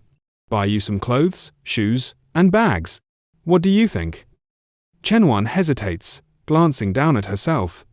"Although my sisters-in-law's fashion sense is top-notch, can I even pull off the same vibe as you?" Manglu jumps in, smiling wide. "Don't worry, Xuanwan.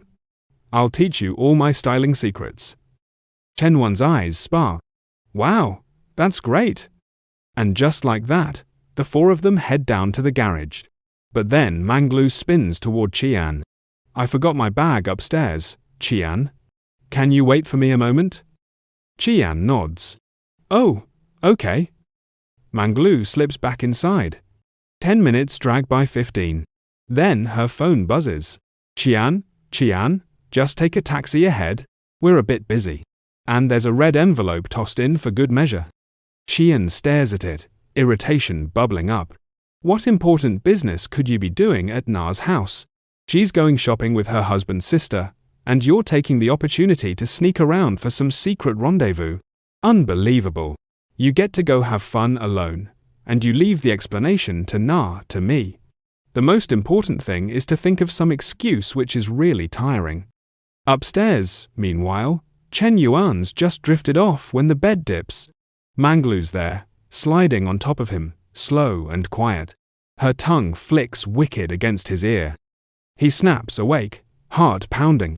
"What's pressing against my face?" This feeling. He looks up. Is that Instructor Lu? He bolts upright. "Are you crazy?" Manglu's face goes all soft longing. They went out shopping. Now it's just the two of us at home. Chen Yuan narrows his eyes. Then why didn't you go with them? She pushes him back down, voice dropping low. I wanted to stay here and keep you company. That flips something in him. He leans in close, a sharp edge to his grin. I think you're playing a feint to the east and attack in the west. Manglu shrugs off her outer layer, bra hugging her curves tight. She plays innocent. Feint to the east and attack in the west? I don't understand. Jestem of Vizik. No more games. Chen Yuan grabs her wrist, flips her onto the bed. She gasps. Twice. Ouch, darling. I missed you so much. His hand slides down, face twisting lewd. Seems like you messed up the way you address me again, huh? Manglu corrects, quick, breath hitching. Daddy, I miss you. That's the trigger. Chen Yuan drives in hard. No mercy. As he thrusts, he growls. Not loud enough. Say it again. Her cheeks burn red. She shouts it out. Daddy, Papa! Time blurs, an hour and a half gone in a haze. Cut to the street. Chen Yuan's loaded with bags. Dialing Chen Yuan. Bro, Sister Qian went ahead. She said, Sister-in-law Lulu has other things to do with her.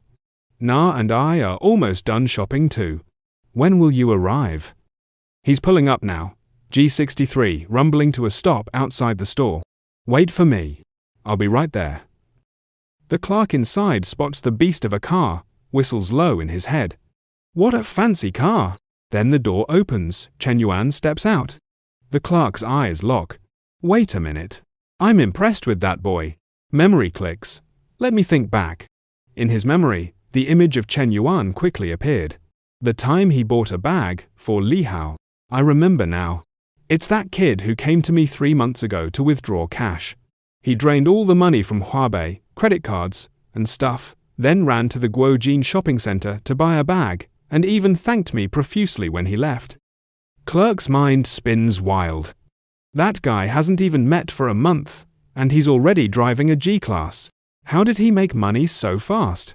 Did he go to the Golden Triangle or Northern Myanmar to do big business and strike it rich at this time? Outside, Chen Yuan's linking up with Chen Na and Chen Wan, eyeing the hall. He grins. Looks like you've spent quite a bit of my sister-in-law's money. The clerk's eavesdropping scraps, gears turning. Oh, so he met a rich older woman. Well, being young and handsome is really great.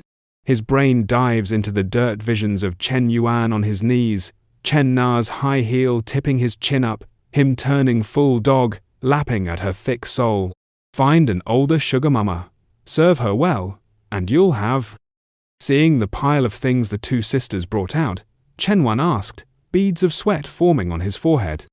Why did you buy so much? Chen Yuan replied, It's not like I wanted to, it's just that sister-in-law was too enthusiastic. Hearing them talking, Chen Na stepped forward to smooth things over, saying with a bright smile, Is going to college soon. Of course, she needs new clothes and bags. I also bought some small gifts for uncle and auntie. I wonder if they'll like them. Seeing these actions, Chen Yuan was a little touched, thinking, 5 million for Nana's pocket money. She usually never dares to spend a penny, but she's so generous with my parents in Chen Yuan. Just as he was thinking this, Chen Na waved goodbye, saying, Chen Yuan, I'm going back to the cafe first. Xiao is doing good business today.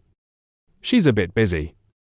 Chen Yuan nodded, replying, Okay, I'll come see you tonight. After Chen left, Chen Yuan and Chen Yuan also got into the car. Looking at his younger sister who couldn't stop smiling, Chen Yuan gently asked, Smiling like that? How much money did you spend of your sister-in-law's? Chen Yuan, while testing out the new makeup she bought, replied with a bright smile. It seems to be more than 400.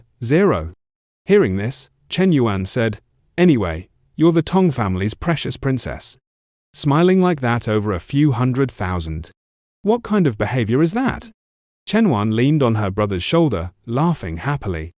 Oh brother, even when our family was well off before, our parents never splurged like this. Not wanting to dwell on this subject any further, Chen Yuan turned and asked, Do you know what to say when we get home? The girl winked playfully, replying, Of course I know. I'll just tell Mum and Dad that you found me 2 sisters. And hearing this answer, Chen Yuan slammed on the brakes. He turned to her, frowning, and said, "Do you want Mum to break my legs? Don't you know that Mum has always been the strictest when it comes to relationships?" Seeing his reaction, Chen Yuan laughed out loud. "Haha, I'm just kidding, brother. I know what to say, but how are you going to thank me?" Chen Yuan replied. "Didn't you just receive a 400 gift?" Chen Yuan immediately retorted, "That was bought by sister-in-law, not you." Hearing this, Chen Yuan's eyes widened as he asked, "So, you're trying to extort your brother?" Chen Yuan giggled, replying, How could a businessman's deal be called extortion?" At this point, Chen Yuan couldn't help but sigh helplessly.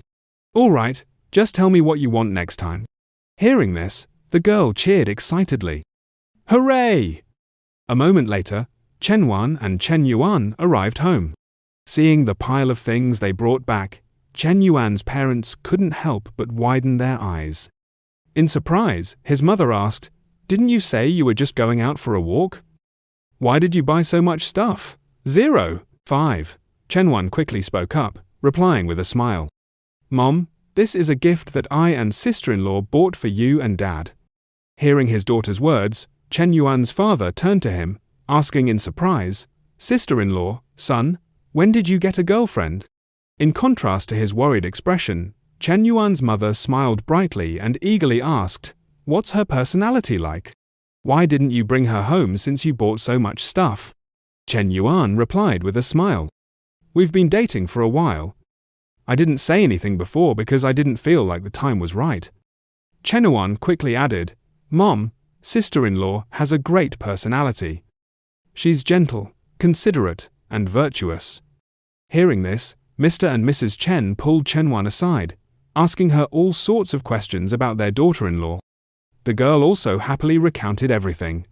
Seeing this scene, Chen Yuan chuckled to himself, feeling lucky. Luckily, Chen Yuan is here, or I definitely wouldn't have been able to handle it. Next, there are many things to do. Tomorrow, I have to pick up my sister-in-law, Xin Yu. This weekend, I have to go shopping with my consultant.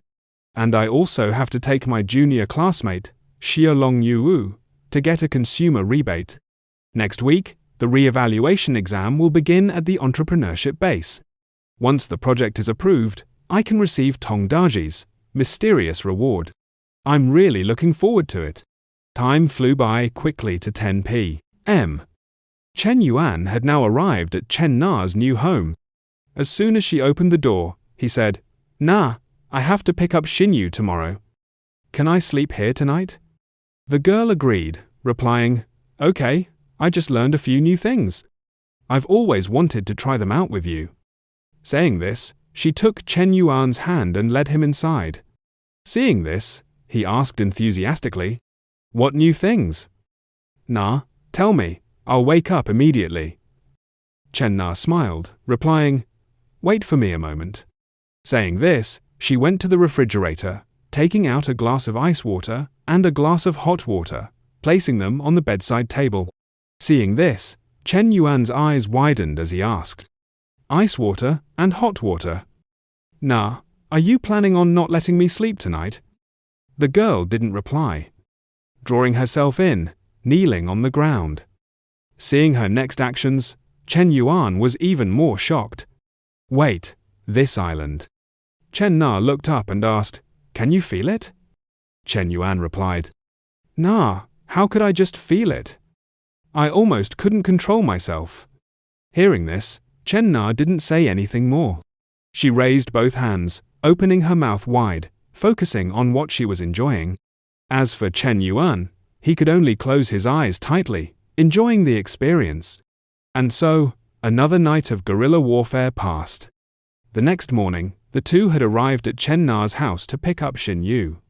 Watching her daughter leave, Chen Na's mother carefully instructed, "Help your sister out a lot at her place. After all, your sister is busy with work." Hearing this, Xin Yu replied, "Mom, brother-in-law said he's hiring a nanny for her. There's nothing she has to do herself." Hearing her daughter's words, Chen Na's mother immediately reminded, A nanny? No need to waste money. We can do things like laundry and cooking ourselves. Shin Yu, you need to be more understanding and help your sister share the burden. Seeing this, Chen Na smoothed things over. Mom, Shin Yu is just coming early to get acquainted with me and Chen Yuan here. Everything will be fine.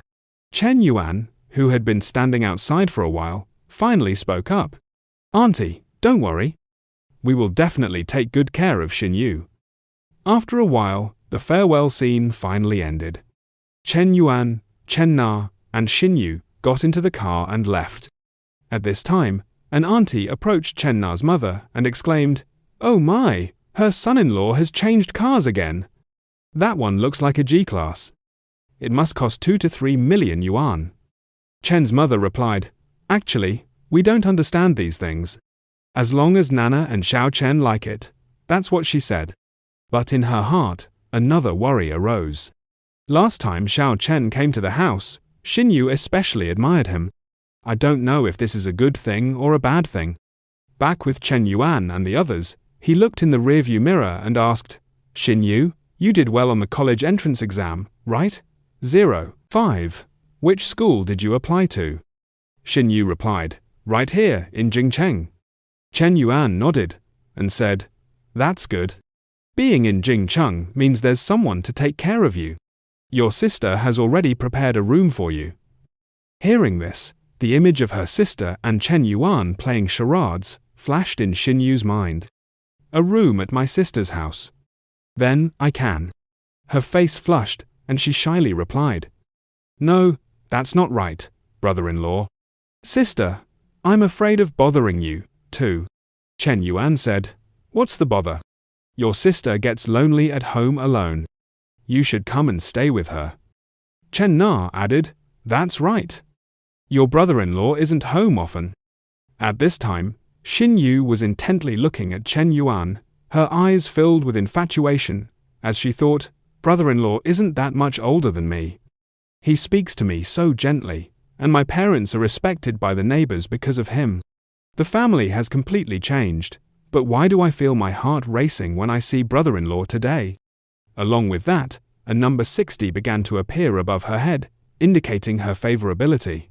Seeing this, Chen Yuan couldn't help but break out in a cold sweat, thinking to himself, "Why is favorability appearing? Has this girl developed feelings for me, or is she trying to seduce me into committing a crime?" A moment later, the car arrived. After dropping Shin Yu and Chen Na off, Chen Yuan lowered the car window and said, "Na, take Shin Yu out to play. I have work to do. Don't wait for me for dinner." Chen Na waved goodbye and replied, "I know. Go to work." A moment later, Chen Yuan arrived below Li Jia's apartment. As soon as he entered the parking lot, he saw an idiot parking attendant standing there talking on the phone. He didn't know what the other side was saying, but he kept rattling off, "Mang, give me another chance. I just made a mistake that any man could make. Don't be like this. I didn't even want to that time. How about this? Mang, come downstairs. Give me a chance to explain in person." Overhearing this, Chen Yuan immediately understood, thinking, "So, he's Li Mang's ex-boyfriend. No wonder Li Mang is so angry about men cheating. He's the one who caused her to scold someone at the club last time. He's already a jerk, and he's still clinging to her after the breakup." Thinking of this, an idea popped into Chen Yuan's head. "Then I have to help Li Mang out of this trouble. Although I don't expect her to be grateful, the advisor will understand my feelings. After all, loving someone means loving everything about them." Just as he thought this, the young man outside honked his horn loudly and cursed. "What kind of parking is that? You're blocking my car." Chen Yuan was speechless, thinking, "What's with the temper? It's already impolite to take up 2 parking spaces, so I'm too lazy to be polite." Thinking this, he lowered the car window and said, "So what if I parked here? 05. I'm blocking you. So what? Anyway, the car inside isn't mine." The other guy retorted, "You're blocking my car and you're still being loud just because you have money." Without further ado, Chen Yuan went straight to the point and asked, Are you Li Meng's ex-boyfriend? The other guy was stunned and asked, Who? Who are you? Chen Yuan replied, Guess who I am? Hearing this, the other guy immediately got out of the car, raised his neck, and said, Could it be that you are Li Meng's current boyfriend? Hearing him ask this, Chen Yuan didn't answer, letting him make up his own story. After a while, the other guy continued, Good. No wonder she wouldn't see me, so she's hooked up with a sugar daddy. But Li Meng has such a bad temper. You two won't have a good ending. He lightly adjusted his glasses and sneered. You still don't know, do you? Li Meng dated me for 2 years, and she still hasn't found a boyfriend because she can't forget me. So even if you are with her now, you won't get a complete Li Meng. In his heart, he evilly thought, What? Are you disgusted yet? Hearing the words he had just said, Chen Yuan thought uncomfortably. This guy is so funny. Isn't this the trick I used to mess with Hojun's mind right in front of the school gate? Compared to me, this guy's tricks are much worse. Thinking this, he said, It's okay. I never wanted to have a complete her.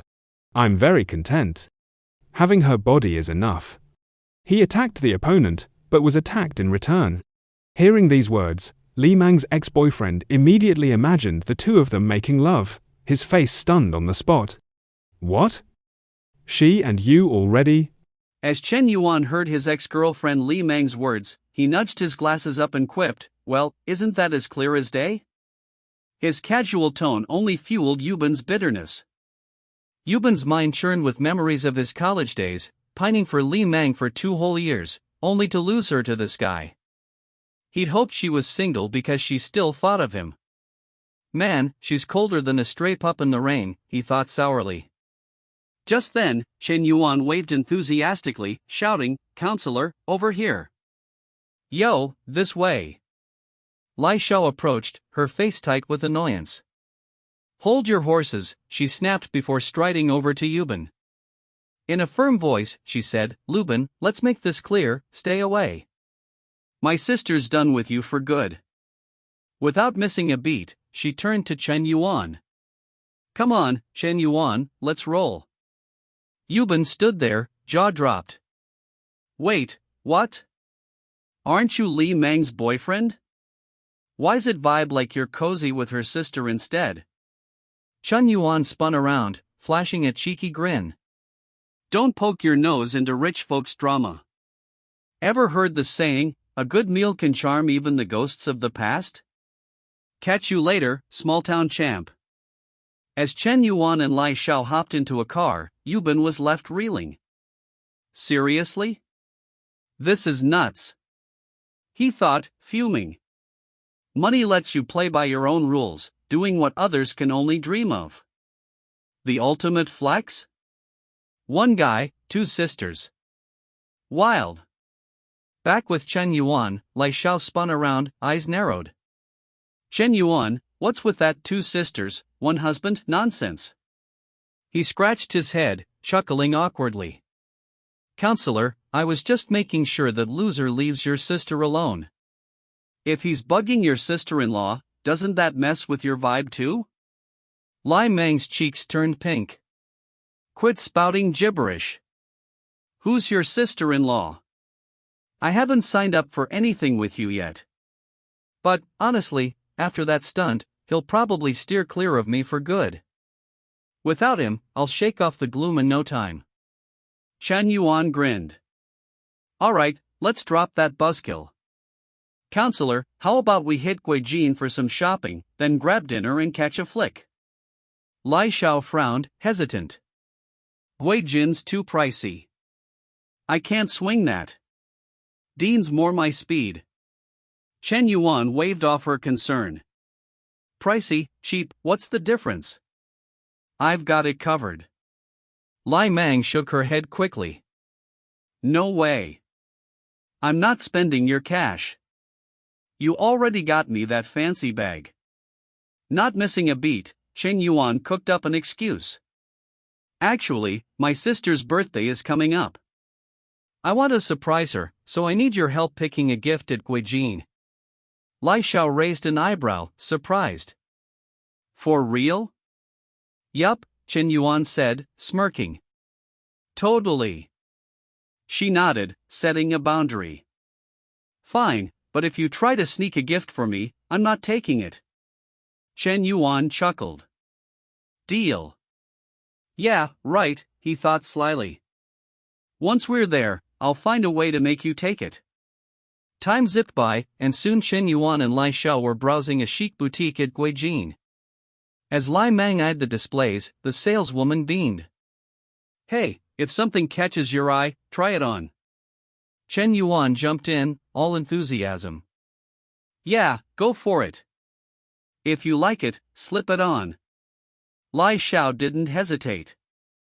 Alright, miss, could you grab this dress in size S for me to try?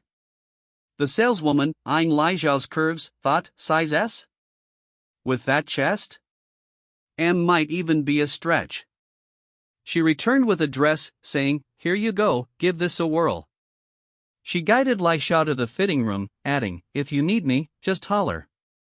As Lai Xiao stepped inside, Chen Yuan's phone buzzed.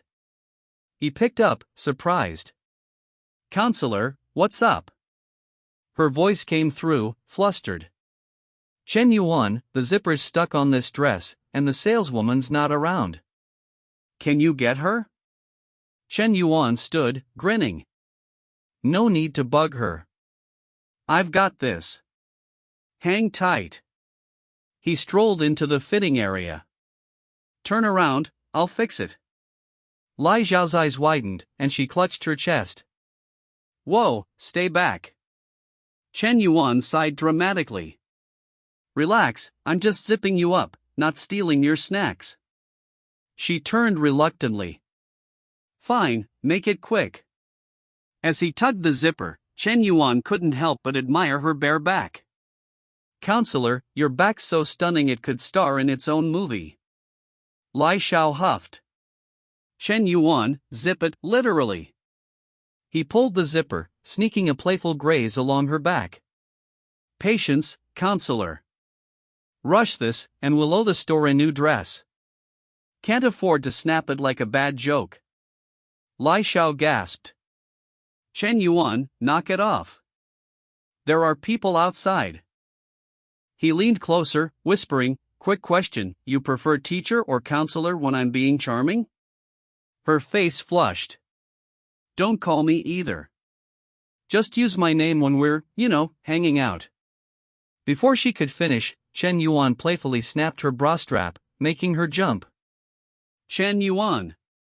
He pulled her into a tight hug. Lai Xiao, first time calling you that. Feels special, right? I'm locking this moment in my brain. They stood there for 5 minutes, lost in the moment, until Lai Xiao snapped back to reality. Enough. If you keep this up, I'll. Chen Yuan let go, covering his eyes with one hand and giving a mock pat to his trousers.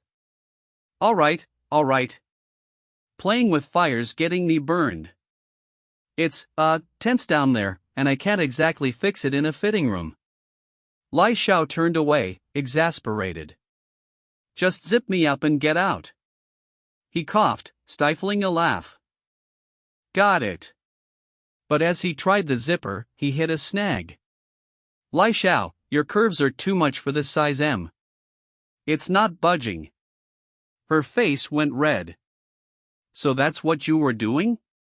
Out. She shoved him toward the door. Chen Yuan stumbled out, dazed, muttering, what just happened? Lai Xiao returned the dress to the saleswoman, who asked, not the right fit? Want to try another? No, thanks, Lai Xiao replied curtly. The two left, leaving the saleswoman puzzled. Why the grumpy face? If you don't want it, just say so. Outside, Lai Xiao glared at Chen Yuan. Do that again, and I'm done. He gave a sheepish smile. Okay, I'll behave. Scout's honor. He grabbed her hand, adding, next time, I'll keep it chill. Promise. Her heart softened, and her affection for him ticked up to 75 points. Chen Yuan smirked to himself. Shameless moves really do work wonders. Nearby, a few women in a handbag shop spotted them. One gasped, "Is that Mr. Chen? New girlfriend already? This guy's smoother than a sunny day." Her friend chimed in, "That's not new, he's on his fourth." "Remember Miss Zhu?" The first nodded. "Oh, right. Miss Zhu's with some other guy now. Haven't seen her here in ages." Her colleague sighed dramatically. "I picked the wrong side back then, going with Miss Zhu. Should have stuck with Mr. Chen." In her mind, she pictured him flashing his card, dropping thousands like it was pocket change. She whispered, "Mr. Chen, bring your new girl in here. I'd roll out the red carpet for you." Her friend rolled her eyes. "Regret's a tough pill, huh? Too bad there's no refund on bad choices." Meanwhile, Chen Yuan and Lai Xiao reached a restaurant. He peeked inside and said, "Lai Xiao, hot pot sound good?" She smiled. "Sure, let's do it." They grabbed a table, and Chen Yuan called to the waiter, "Hey, we're parched. 2 iced tanguans, pronto." He glanced at Lai Xiao, thinking, "I'm getting the hang of this seduction game. No need to double-check with her. If the drink's too cold, she'll swap it out herself. Bet she'd trade it for a hot cocoa faster than you can say BRRR." A moment later, a feast-laden table rolled out, steaming with savory aromas. Lai Xiao leaned in, her voice soft as a whisper. "Chinwan, summer break's just around the corner. Got any big plans?" Chinwan flashed a cheeky grin. "Only plan is sticking by your side." Lai Xiao rolled her eyes, chuckling. "Oh, come on, quit the sweet talk. I heard the startup incubator picks are nearly finalized, right? Campus is buzzing with tales about you, practically a legend now. Everyone's itching to know more." Chen Yuan felt a bead of sweat trickle down his neck, sensing the need to pivot fast. Lai Xiao, meanwhile, was all too aware of the growing risk of her secrets spilling out. Among the incubator's chosen few, there were 2 guys, but the rest? Absolute stunners of the school. He shrugged, playing it cool. "Not my thing, honestly. I don't keep up with the gossip." Then, shifting gears, he added, "Oh, by the way, that textbook you lent me? I've got all the key points locked in my brain." Lai Xiao's eyes widened. "All of it? Already? That's, like, superhero-level memory." Chen Yuan nodded, smirking. "Yup. Oh, and do I need to tackle the HR management course too? Got that textbook handy?" Lai Xiao nodded. "Yeah, I've got it." Seizing the moment, Chen Yuan said, "Perfect. I'll swing by your place tonight to grab it." Lai Xiao blinked, surprised. "Tonight? That's quick." Chen Yuan's eyes twinkled with mischief. "Gotta be ready for that incubator, right? The sooner, the better." Inside, he was scheming, her affection points spiked back in the fitting room. "Time to lock this in while the vibe's hot." Lai Xiao raised a brow. "Fine, but no funny business at my place. My little sister's home." Chen Yuan plucked a slice of meat with his chopsticks, dipping it into the bubbling hot pot with a mock-serious nod.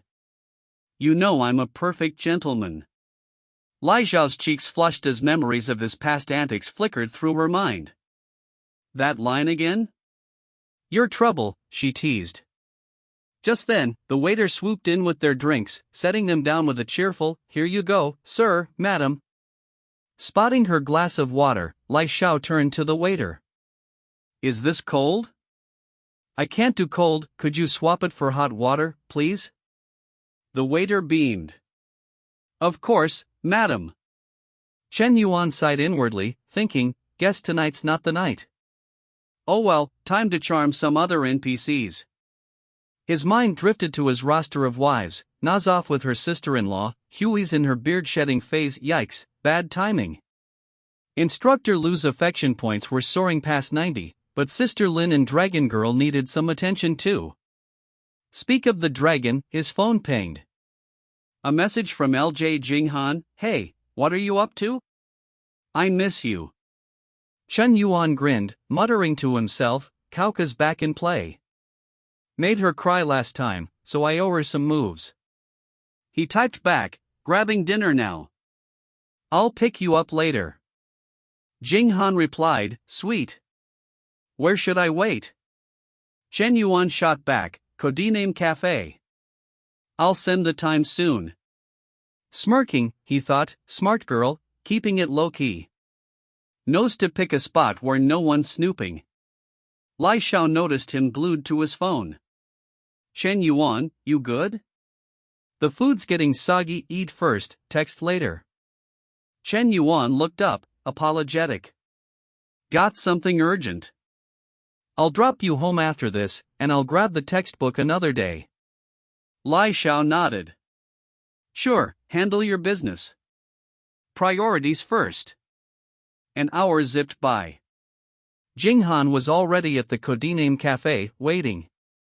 After dinner, Chen Yuan drove Lai Xiao home, then sped to the meeting point. The second Jinghan spotted his car, she hopped in, turning to him with a curious smile. So, Chen Yuan, where we headed? He didn't miss a beat. To a hotel. Jinghan's heart sank as she buckled her seatbelt. After their last encounter, her emotional weight had lightened, but being treated like a fling still stung. If only there was a spark of real feelings between us, she thought. They arrived at the hotel, and the moment they stepped into the room, Chen Yuan lunged like a playful tiger, tugging at her clothes. Jinghan yelped, covering herself. Chen Yuan, can you go easy this time? Not like this, please. Her heart ached. Even without love, this feels too cold. Chen Yuan didn't answer, gently pushing her onto the bed. That was the final straw. Tears welled in Jinghan's eyes, her voice trembling. Sensing her distress, Chen Yuan softened, leaning in to kiss her cheek. He wiped her tears gently, whispering, Hey, I was just messing around with a little roleplay. You okay? Jinghan blinked, stunned. Roleplay? Chen Yuan grinned, leaning back. Yeah, you know, the classic bossy CEO sweeps innocent girl off her feet bit. Thought I'd spice things up. Jinghan let out a shaky laugh, tears still streaming. You could have warned me. I thought you were serious. Chen Yuan chuckled, brushing her cheek. Your reaction was kinda adorable, though. Got me hooked. I'll give you a heads up next time, promise. Jinghan pouted. But my clothes are ruined. What am I wearing to school tomorrow? Before she could finish, Chen Yuan silenced her with a soft kiss. Relax, I've got new ones coming. Can't let my star go out underdressed, right? And let's just say, the next couple of hours were eventful. 2 hours later, Chen Yuan flipped his phone toward Jinghan. Check these out, new bags, clothes, the works. They'll be here by morning. Jinghan's eyes lit up. For real? I get all this? Chen Yuan nodded. Pick what you like. Price is no object. Jinghan scrolled through the options, marveling. A guy who can get a store to deliver at 11 p.m.? And doesn't blink at the cost? This is unreal. Pride swelled in her chest. Out of all the girls, I'm here with him. That's gotta mean something, right? Just then, Chen Yuan's phone buzzed. Manhwa. He froze. Not another surprise check-in. He grabbed the phone from Jinghan, shushing her with a finger to his lips. Answering, he heard Minhui's voice. Yuan Bao, why no calls lately? I'm lonely. Chen Yuan stepped off the bed, casual as ever.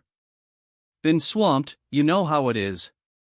Minhui teased, I miss you tons. When are you coming by? Chen Yuan slipped into the bathroom, replying, You're in your period, right? Let's say Monday or Tuesday. Minhui giggled. Ugh, you're the worst.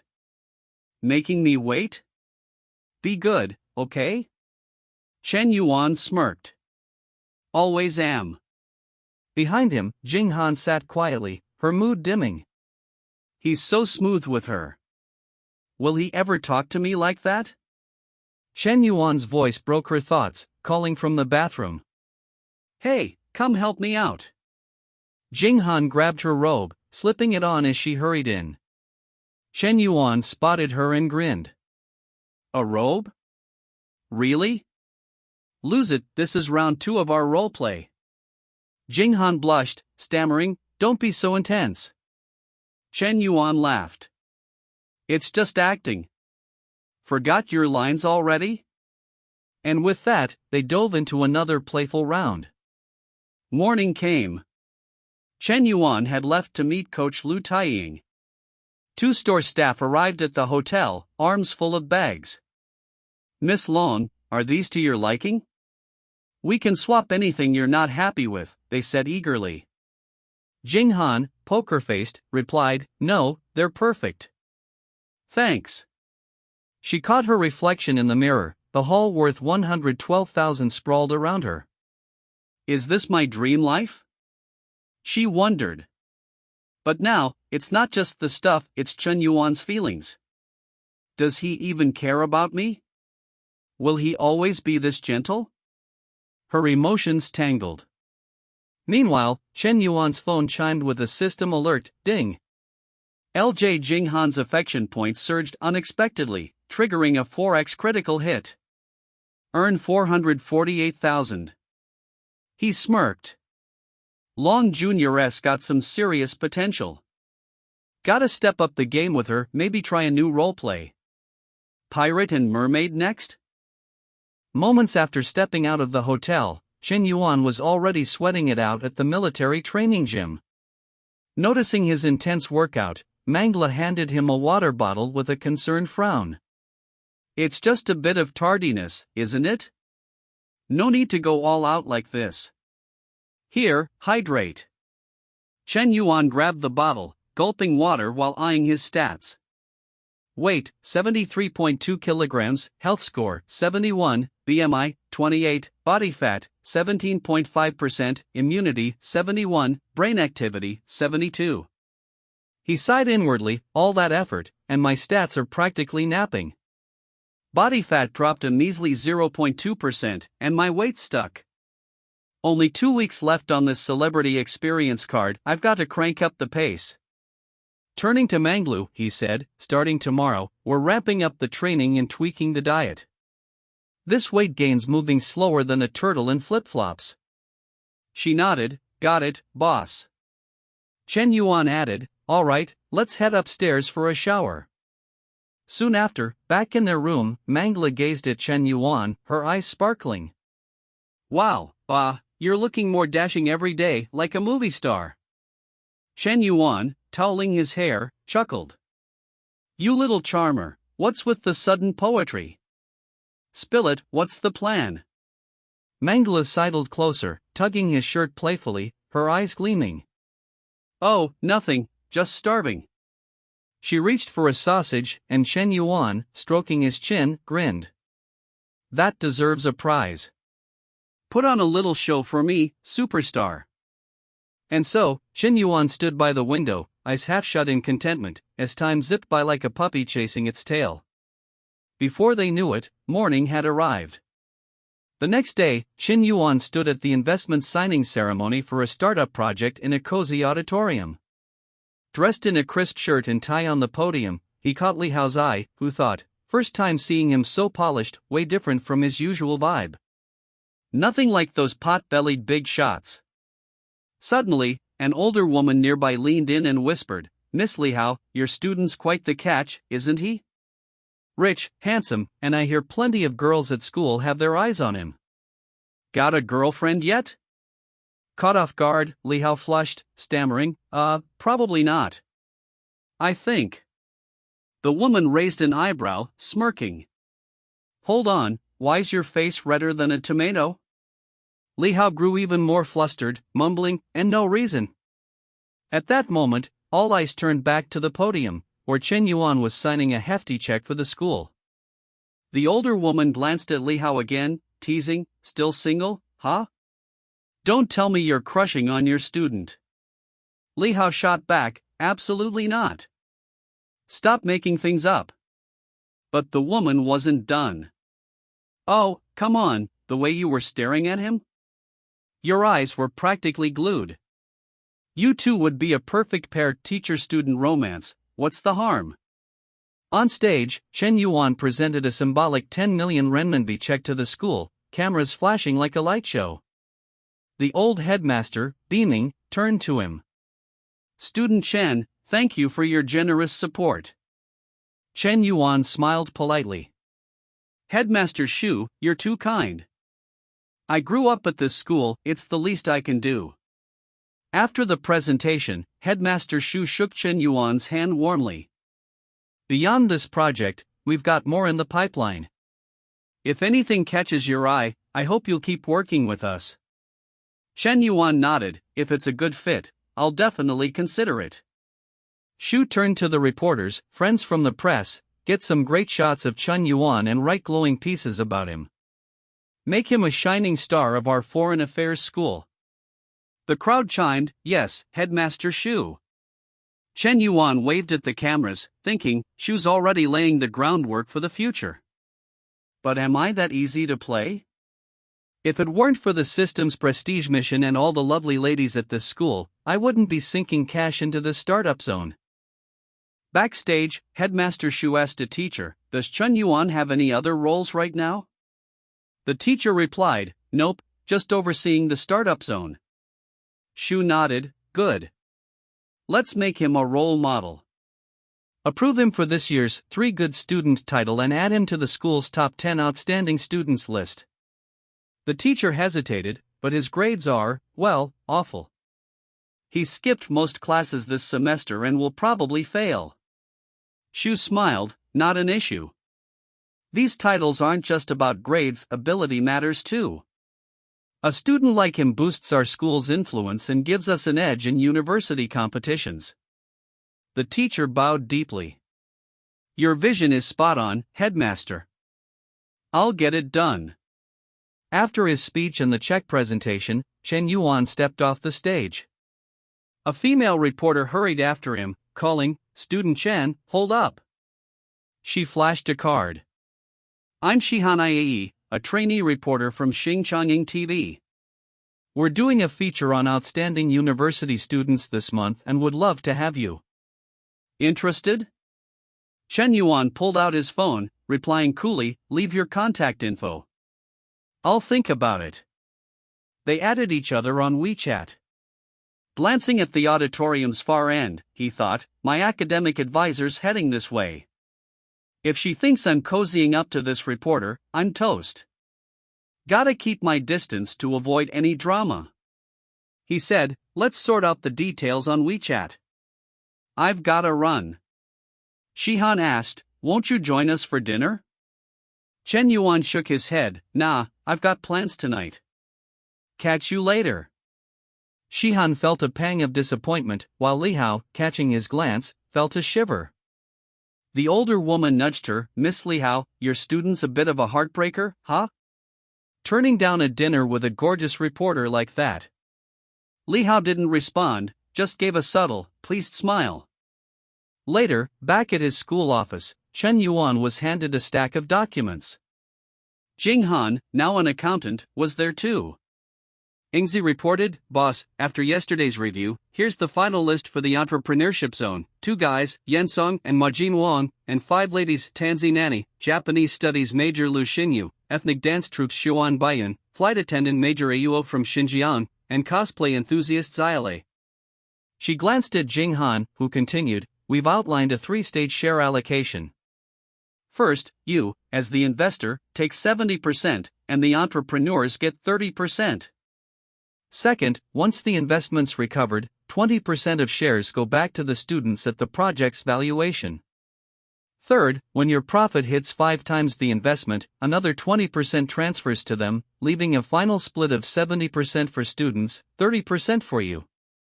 Chen Yuan skimmed the papers, thinking, I'm funding this to boost the school's rep, not to get rich. This setup motivates the students, which is great. Plus, recruiting these 5 talented ladies? That's like hitting the jackpot with a slingshot. He looked at Ingzi. Are Tanji and Lu Xinyu from Japanese Studies meeting me today? She nodded. Yep, I'll bring her in. Just then, a stunning figure walked in, waving. Hey, Chen Yuan. His jaw dropped, memories of their time together flooding back. Whoa, a Tan Zihi this sharp and poised? Talk about a heartstopper. Seeing him frozen, Xinyu tried again. Chen Yuan, you there? No response. She laughed. Yo, Chen Yuan, wake up. Snapping out of it, he grinned sheepishly. Oh, hey, senior. Don't just stand there, let's sit and chat. They settled in, and Chen Yuan asked, your startup's a campus supermarket, with plans to expand into a chain like Manhwa Life, right? Xinyu nodded, that's the dream. He leaned in, so, what's the secret to Manhwa Life's success? Give me your take. She smiled, it's about sharing profits. The owner gives employees a cut, building a strong reputation. They compete with low prices, great service, and solid benefits, squeezing out other supermarkets. Chen Yuan nodded, thinking, she's done her homework, straight out of that Hong Kong program. Time to flex a bit. He said, spot on. It's not just industry competition but their service model, culture, supply chain, and even local government support perfect timing, place, and people. But replicating that elsewhere? Tougher than convincing a cat to swim. Xinyu agreed, true, but I'm bold enough to try. Chen Yuan grinned, let's do it together. Now, since you're in Japanese studies, ever thought about translation or working for Japanese firms? Xinyu paused, thoughtful. My parents picked this major, they work for Japanese companies. I just went along with it. Chen Yuan raised an eyebrow, how's your Japanese? She smiled, pretty good.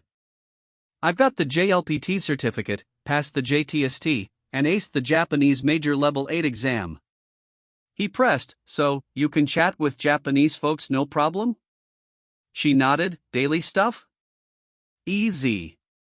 Chen Yuan's mind raced, picturing himself surrounded by cherry blossom girls. Perfect. First, your skills are top-notch. Second, once we're tight, you're my ticket to cracking Japan's market. Frolicking in a world of sakura and smiles? That's the dream. Right now, in Chen Yuan's South Dormitory, this guy bursts in, all worked up. La Hang La Chao, I still can't figure out why my project was rejected, but Yen Song's project was approved. Lao Huang's just chilling there, legs crossed, messing with his computer. He glances up. What's your project? The student grabs the file, flips through it.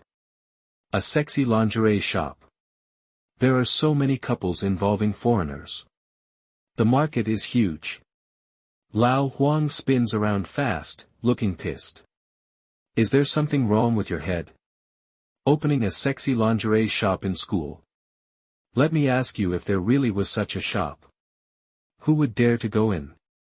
Who could be so thick-skinned? Then Lao adds, calmer now.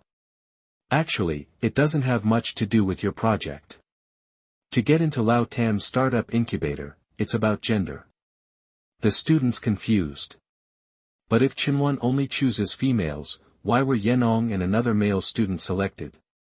Lao sighs, like it's obvious. Are you stupid? Those two are obviously just added to make up the numbers. The guy pushes back.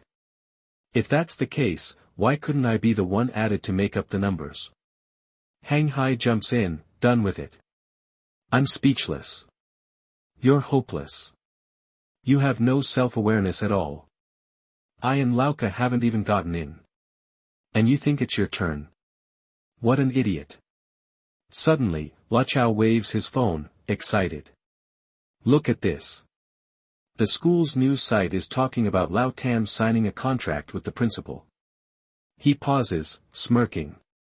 And you have to admit, Lao Tam looks pretty handsome after changing his style of dress. One Hai chimes in, a bit bitter. That Lao Tam, ever since he won exclusive privileges with all the female students in the school, he's forgotten about us old brothers. It's been a long time since he's been back to the dormitory. The guy snatches the phone, checks it out. If I were him, I wouldn't come back either. He hands it back. What's so fun about being with a bunch of guys? Wouldn't it be better to change girlfriends every day? But still, if he came back to the South Dormitory now, the guys from other classes would probably be green with envy. Wong Hai turns. Huh? Why? The guy explains. The list of those selected for the startup incubator. He's got all 5 school flowers in his grasp, shattering the dreams of countless otaku. Hang Hai nods, sighing deep. La is so lucky and cunning. Luchao adds. If you had his money, you'd probably be even more extravagant than him. I wonder how far that damned Lao Tam has gone now. Cut to Chenwan's office at school. He's still right next to Shiny Yu, brushing off thoughts of expanding to Japan with those cherry blossom girls. In his head, let's talk about the future later. The first step now is to smoothly develop a good relationship with Senior then. Out loud, he says, so, why don't you say a few words in Japanese for me to hear? Shinyua turns to him. What do you want to hear? Chenwan shrugs. Whatever you want. I'm fine with anything. She starts showing off. Con. Chen Yuan asks. What does that mean? Shiny Yu replies. It means hello. Chen Yuan pushes. One more sentence. Arigato. What about this one? It means thank you. Anything else? Shizuka Kudisai. What is that? It means keep listening. Now Chen Yuan gets that sly look. Add something more interesting. Shinyu blushes hard, stammers. I understand. I guess what you want to hear is some lines from adult movies, right? He doesn't back off, leans in. Looks like Senior is quite knowledgeable. Then say one sentence. She covers her mouth. Yam. Mate. That hits him, eyes narrowing. You're well prepared. I wonder if we Chinese people would go crazy if we heard these 2 power-up buffs in our ears during battle. His eyes slide to her, blushing, and she's playing along better than he expected. He stands up. Okay Senior, let's sign the contract. Little secretaries come in here. Yings and Jing Han rush in with the contract, hand it over. Ingzi points. According to Junior Jing Han's calculations, the investment amount for Senior Lu Xin Yes project is 220,000. Please sign your name here. Shiny Yu grabs the pen. Okay. Chen Yuan watches, chuckling inside, for the rest. I'll have to observe for a while to see Senior's actual combat ability. Right then, the system dings. Ding. Congratulations to the host for completing 10 million in investments. The system is distributing rewards. He perks up. Wow, Big Brother Systems industry reward is coming. What will it be? I'm so nervous. Next ding. Ding. Mission reward received 100% equity of Jing Ching Healthview Company Limited. Healthview under the umbrella of 2 health examination centers, 3 fitness centers, and a yoga studio. He grins to himself. Holy crap, the system is really doineering. This reward is too generous. Just throwing me an entire business. Phone buzzes, message from Minhui. Chen Yuan, I miss you again. He smirks inside, HMP. This little Hui Hui really has a good appetite. She gets cravings every few days. Texts back, come here. I'll wait for you at the cafe. Over with Minhui and Chenling, shopping in a clothing store. Chenlang leans in. Minhui, are you going to meet Qinyuan again? Minhu smiles. Yep. Chenlang holds up her phone. Oh, by the way, have you seen the list of successful applicants for the startup incubator? There are 5 stunning beauties on it. Have you thought about making your relationship public? Minhu thinks, those things really don't concern me. I don't care either. After all, if Qinyuan isn't making our relationship public, he naturally has his reasons. After being with him, I found that he's not like other ordinary boys. Beneath his extremely easygoing exterior is a maturity far beyond his peers. Although I've never heard him say what he wants to do, I can feel that he's someone who will achieve great things. I especially like that side of him. A bit later, Chenling eyes the outfit Minhui is trying on. Minhui, wow, if I were a guy and saw you like this, my legs would give out. I'm really jealous of Qinyuan. That guy gets to enjoy this again today. Minhui, in this sexy getup, shoots back. Stop talking nonsense. Back to Qinyuan. He wraps up in the office, heads to his G63. 2 shadows pop up from behind. Qinyuan, where are you going? Can we come with you? It's Yuping and that tomboy from before, acting all friendly. We just happen to want to go to Zenoa Street. Could you give us a ride for a bit? He's stunned inside. Seriously, what's wrong with these 2 girls? How can they be so shameless? Once at the cafe, once at the small hall. Haven't I been blunt enough, yet they still manage to harbor fantasies? Looks like I need to make myself even clearer. He climbs in, slams the door. Sorry, I'm not going past Zenwa Street. Their faces drop. Yuping mutters, glum. It's just a ride, and you won't even give us that. Is it that difficult? The tomboy sighs. Hi, he's a billionaire. He doesn't even spare us a glance. Yuping pictures him pulling away, thinks, if Qinyuan is a great mountain, then I can now say I'm standing at its foot, unable to even find a path up in this entire life. This is the first time I've felt such failure and helplessness. Qinyuan's driving now, mind racing. How can I have the mind to pay attention to these pretty girls right now? After I'm done with my exercise with Hui Hui, I need to plan carefully by myself. What Father Tong gave me just happens to be the health industry business I wanted to do before, and the key is that I have a top talent like Coach Lu by my side. I believe starting up won't be difficult.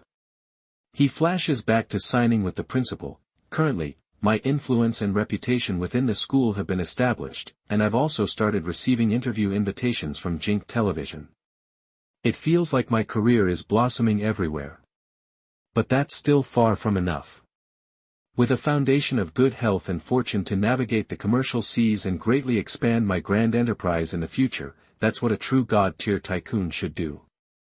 But then, the karma god side of him thinks, however I can't rush things, everything must be done step by step for today, let's slowly resolve Hiwee's love sickness first. A moment later, his G63 pulls up at Chenha's cafe. He steps out, thinking, said she'd be a while, I'll just have a coffee and wait for her. He pushes the door open, spots Shiny Yu chatting with Xiao. Steps up. Xinyun, can you make me a cappuccino? Shiny Yu sees him, cheeks go red. Yes, coming right up, brother-in-law. She turns to Shirao, stumbling. Sister Xiaoyi, please help me keep an eye on things. I'm afraid I'll mess it up. Shirao watches, surprised inside, gosh, why is she stammering and blushing and her heart racing when talking to her own brother-in-law? Then it clicks, and she breaks into a cold sweat. Oh my god, with the boss lady style, is it really going to be like that? In her head, she sees the 2 sisters, Chen Yi and Xinyu, on either side of Qinyuan. And thinks, wow, the upper class is truly chaotic. A moment later, Xinyu brings Qinyuan a cup of coffee, her voice stuttering a bit. Brother-in-law, try this. It's my first time making it. He takes it with a nod. Thanks. He lifts it to his mouth, sips, and gives her a thumbs up. Not bad. It's already great for a first try. That makes her blush, hesitating for a second. Then, brother-in-law. I also learned how to make Americano. Would you like to try it? Chen Yuan looks up, smiling easy. No need. I won't be able to sleep tonight. Her mind spins at that, face turning even redder as she thinks to herself, what on earth is brother-in-law saying? Can't sleep. Coffee. That's right. It's because of the coffee. She stammers quick. Brother-in-law, I'll go back to work now. He watches her go, replying with a helpless sigh. Okay. Time slips by fast, and evening hits with a text from Minhui. Chen Yuan, I'm here. Right away, they head to a room, gearing up for what's coming. The door clicks shut, and she snuggles right into his arms, voice soft and teasing. Yuan Bao, I missed you. He looks at her with that deep affection. I missed you, too. She leans in closer, lifting his face, eyes all hazy with want. Then I bet you don't miss me as much as I miss you, right? He replies soft, steady. How could I not? I remember everything about you. She pretends to sulk at that. What you remember is just my body, right? He laughs low. Your body is also a part of you, so it's perfectly fine for me to say I remember everything about you. She blushes hard. You're terrible, but can you go a little easier on me today? I'm afraid I won't be able to walk tomorrow. He pulls her closer, hugging her butt. Don't worry, I'll be gentle. And just like that, another night of wild passion rolls through. Next morning, Chen Yuan opens his eyes, Minhui's already gone. There's a note left behind. You baby, sleep a little longer. I have class in the morning, so I'm leaving first. Miss you. He reads it, sits up, thinking quiet. Hiwi is such a possessive person, yet she didn't mention the startup zone at all. Seems like she's grown up and become more understanding. That's good. First, I'll go check out the Jingfu Health Center that Tong Xia showed me. Time jumps to afternoon. In the conference room at Jingfu Health Company, the exec team gathers, tense as hell, waiting for Old Shi's new chairman. Everyone's on edge. The CFO mutters worried.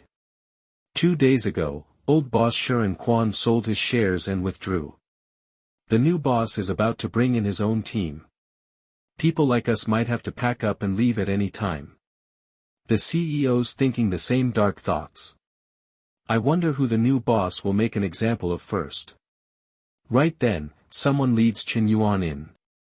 The room freezes in shock. The person next to General Shea is the new boss.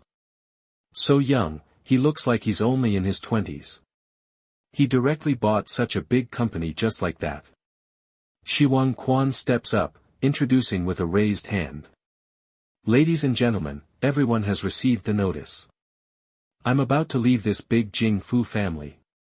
Thank you for your support over the years. This is your new director, Chen Yuan.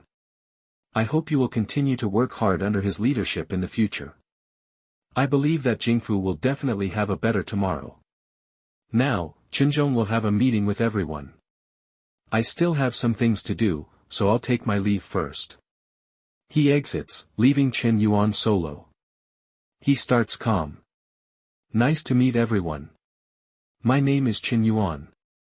Today is just a handover meeting. There are no other work arrangements for the time being except for the HR director and the CFO. The rest of you can go home first. They file out, leaving just those two. HR director Yongyu stands. Chinzong, do you have any work instructions? Chen Yuan walks over. I need the company's financial reports for the last 3 months and also the monthly reports from the HR department. Yongyu nods. Yes, we will go back and send the reports to your mailbox immediately. Then asks, do you have any other instructions? Chen Yuan pulls out a chair at the table, sits. How long have Director Jiang and Director Lu been in their positions? Director Jiang replies. I've been here for more than 5 years. Director Lu adds. I've just been here for 3 years. Chen Yuan pulls out his phone. I see. You two can go now. In his head, he's calculating sharp. The most important things in managing a company are 2 things, personnel power and financial power. Therefore, these 2 senior managers need to be observed first to see if they can be used. However, the key is to have my own people. He dials Ying Z. She picks up fast. Boss, please give your orders. The Startup Zone project is basically completed. The next work can be handed over to Long Jing Han, who has more suitable expertise. Tomorrow, you come to my Jing Fu Health Company to work. She's stunned silent for a beat. Holy crap. Chen Yuan really has other industries outside. He's been hiding it so well. Then she recovers. Wait, boss. I don't get summer vacation for another half month, and I still have to go to class every day. Just don't fail any subjects. Besides, aren't you starting your internship in October of next year? Now you can start challenging higher positions early. Are you planning to be a secretary for the rest of your life? She jumps at it. Then I'll go prepare, boss. Send me the company address. I definitely won't be late tomorrow. A message tone pings as he hangs up. He thinks. The quarterly financial report and the HR monthly report have both been sent. Let me take a look. He dives in, scans them. The profits from both the fitness centers and the yoga studios aren't bad. The health checkup center is the worst, but it can still break even. The company's problem lies in the redundant personnel, too many lazy bones, and the excessively high monthly online promotion and network operation costs. However, these aren't major issues. Before fully grasping the company's situation, there's no need for drastic reforms. After all, the company is still making money right now. He stands, muttering to himself. The main thing is to ensure a smooth handover in key positions. Then heads out, chuckling under his breath. The company matters are more or less settled. Time to pick up Sushu from work. It's been over a week since I saw that silly girl. I wonder how she's doing lately. Out to his car, he calls Shu Wei. It rings on and on, no answer. He frowns. Why isn't anyone answering? What's going on? No luck, so he tries Fu Jiangmi. She picks up. President Chen, are you looking for an hour ago? She took leave to go home, saying she had urgent family matters. Did she say what urgent matters? No, I called her afterward, but she didn't answer. That sends him straight to Shu Wei's home. Up the stairs, a crowd's packed in front of her door, voices clashing loud. Noisy echoes hit him. Isn't it just a little water leak? What's the big deal? It'll be over in a moment. Why make such a fuss, Zonglin Fong? It's one thing to talk rudely normally, but now that you've done something wrong, how can you still argue so confidently? What did I do wrong? Hasn't everyone's home leaked water before? Is a water leak called doing something wrong? Your house leaked water and you didn't even come down to say hello. Nor did you come up to fix it. Little Jai went up to tell you and you even scolded him. Does anyone behave like you? He pushes forward, and freezes. Right in the middle, Shu Wei's sitting, hugging her little brother, taking the auntie's scolding head-on. This kid knocked on the door without a single greeting. No manners at all. I'm just scolding him a few times in place of his dead father. What's wrong with that? A neighbor jumps in, indignant. But before she can snap back, Shu Wei stops her. Auntie Zong, just let it go. Auntie Zong spins, fire in her eyes. If you let this go, she'll be even more outrageous next time. Shu Wei bows her head, grateful. Just let it go. We really don't want to pursue it. Auntie Zong ignores her, keeps battling. Apologize to the child. He didn't do anything wrong. The auntie flares. Apologize? Are you kidding me? Why should I apologize? Chen Yuan steps up from behind, voice edged with displeasure. Apologize to the child, seeing him appear. Shu Wei's eyes widen. Chen Yuan.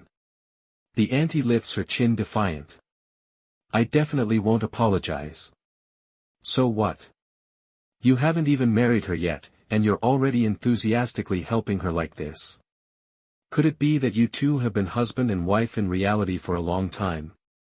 Young people nowadays are really playing around. Chen Yuan turns, frowning hard. You scolded the child, so you should apologize to him. A voice cuts in from behind. Who the hell are you acting tough? A scrawny guy struts up, grinding his teeth. What are you? Telling my mom to apologize. He pats Chen Yuan's shoulder, all gangster. You little brat. What are you worth? Before the words finish, Chen Yuan swings a punch, snapping the guy's face sideways. A punch lands square on the young man's face, and his whole body freezes in shock. His eyes flare with rage, teeth grinding as he swings back, roaring, I'll get you. But Chen Yuan sidesteps fast, dodging the blow, then strikes like lightning right into the blondie's chest. The guy reels back, crashing to the ground, saliva and snot dripping, clutching his chest as he gasps. You just wait. I'm going to call some people. He yanks out his phone and dials. As soon as it connects, he blurts, Hello, brother Long, god damn it, I got beaten up. Chen Yuan pulls his own phone, cool as ever. Go ahead and call. I'm calling people, too. He scrolls to a contact and hits dial. When it picks up, he says, Hello, brother Wei. Time ticks by. 15 minutes later, a four-seater car pulls up downstairs. Four tough guys pile out, each gripping some kind of weapon. They're right in front of Shuei's house.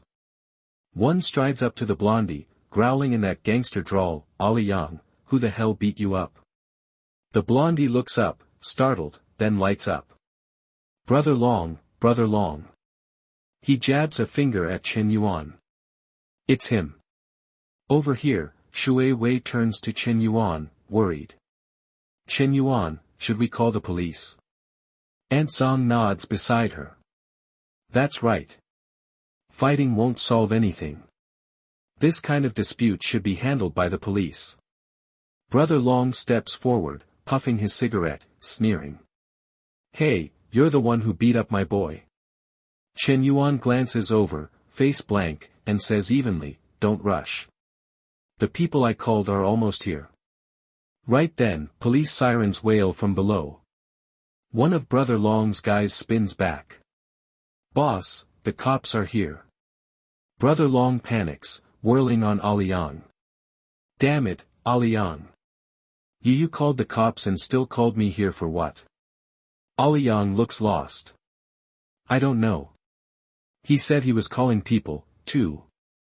I just assumed he was calling thugs as well. Brother Long curses. Damn it, you idiot.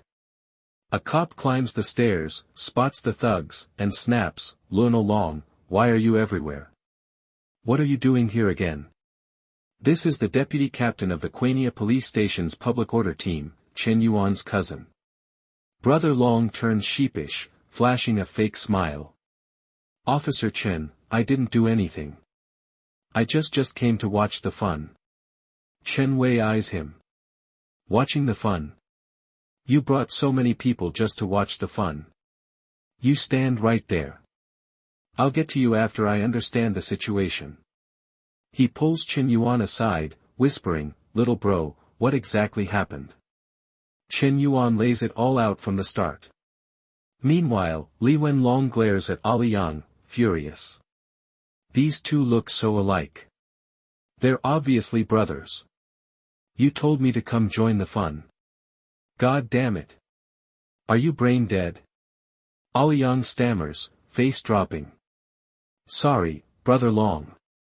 I didn't know this kid had such connections. I saw he had some money, so I thought maybe we could extort some from him. Lionel Long snaps. You're on your own. I'm not getting involved in this muddy water. Back with Chen Wei, after hearing the story, he punches Chen Yuan's chest lightly. Not bad, little rascal, playing the hero saving the damsel, huh? Chen Yuan grins. This is called drawing one's sword to help when injustice is seen. Your station should definitely give me an award. Chen Wei gets serious. No more joking around. Tell me, how do you want to handle this?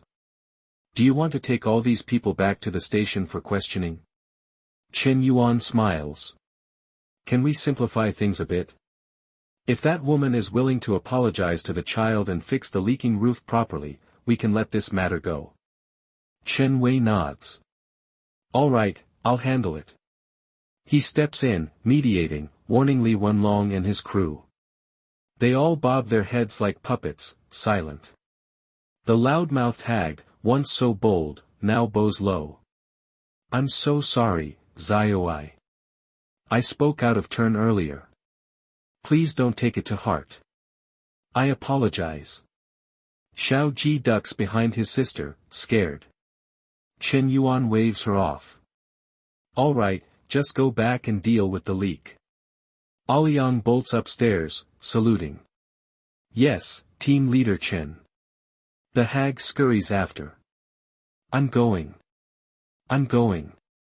I'll fix it in a jiffy. Team leader Chen, rest assured. Chen Yuan says, go. Then he turns to Chen Wei, whispering, that brat, is that your girlfriend? Chen Yuan's eyes stay on Shui Wei, who's comforting her brother. He startles. Not yet, brother. You have to keep this a secret from me. After this, those thugs won't mess with the Shui family anymore. The neighbors will see them differently too. Chen Wei shrugs it off, chuckling as he heads out. I didn't expect you to have dirt on me now. As he leaves, Xiao Ji toddles off too. Shui stands, turns to Chen Yuan, cheeks pink. Chen Yuan, thank you for today. Finally, a favorability rating pops over her head, 61 points. Chen Yuan surprised, thinking, this girl finally has a good impression of me. He says, how are you going to thank me? How about returning the favor? Shui blinks, confused. Huh? There are so many people on the field upstairs. Chen Yuan presses. What's there to be afraid of? It's just a hug. Just think of it as friends saying goodbye. She hesitates, then thinks, what he said makes sense. Slowly, she lifts her arms, hugging him gently. Chen Yuan seizes the moment, pulling her tight, thinking, the full feeling of those snow pears. Shu Wei is really rich. Shui startles, eyes wide. Huh? Right then, Xiao Ji returns, holding up a bag. Sister, brother, these are the chicken eggs Mom told me to bring down. She said, they're for big brother. Chen Yuan sits by the boy, takes the bag. If I take all these, won't your family have any left? Xiao Ji says innocently, there are more. My aunt brought over a lot. Chen Yuan pinches his cheek, smiling. All right, Xiao Ji, don't call me big brother when you see me in the future. You have to call me brother-in-law. Got it? Xiao Ji turns to his sister. Sister, what does brother-in-law mean? She stammers, startled. Huh, bro. Bro, brother-in-law. In her mind, she sees herself marrying Chen Yuan. Then him lifting her veil, whispering, wife, I'm coming to you. Next, him untying her wedding dress knots as she murmurs, hubby. Her cheeks burn red, thinking, he wants.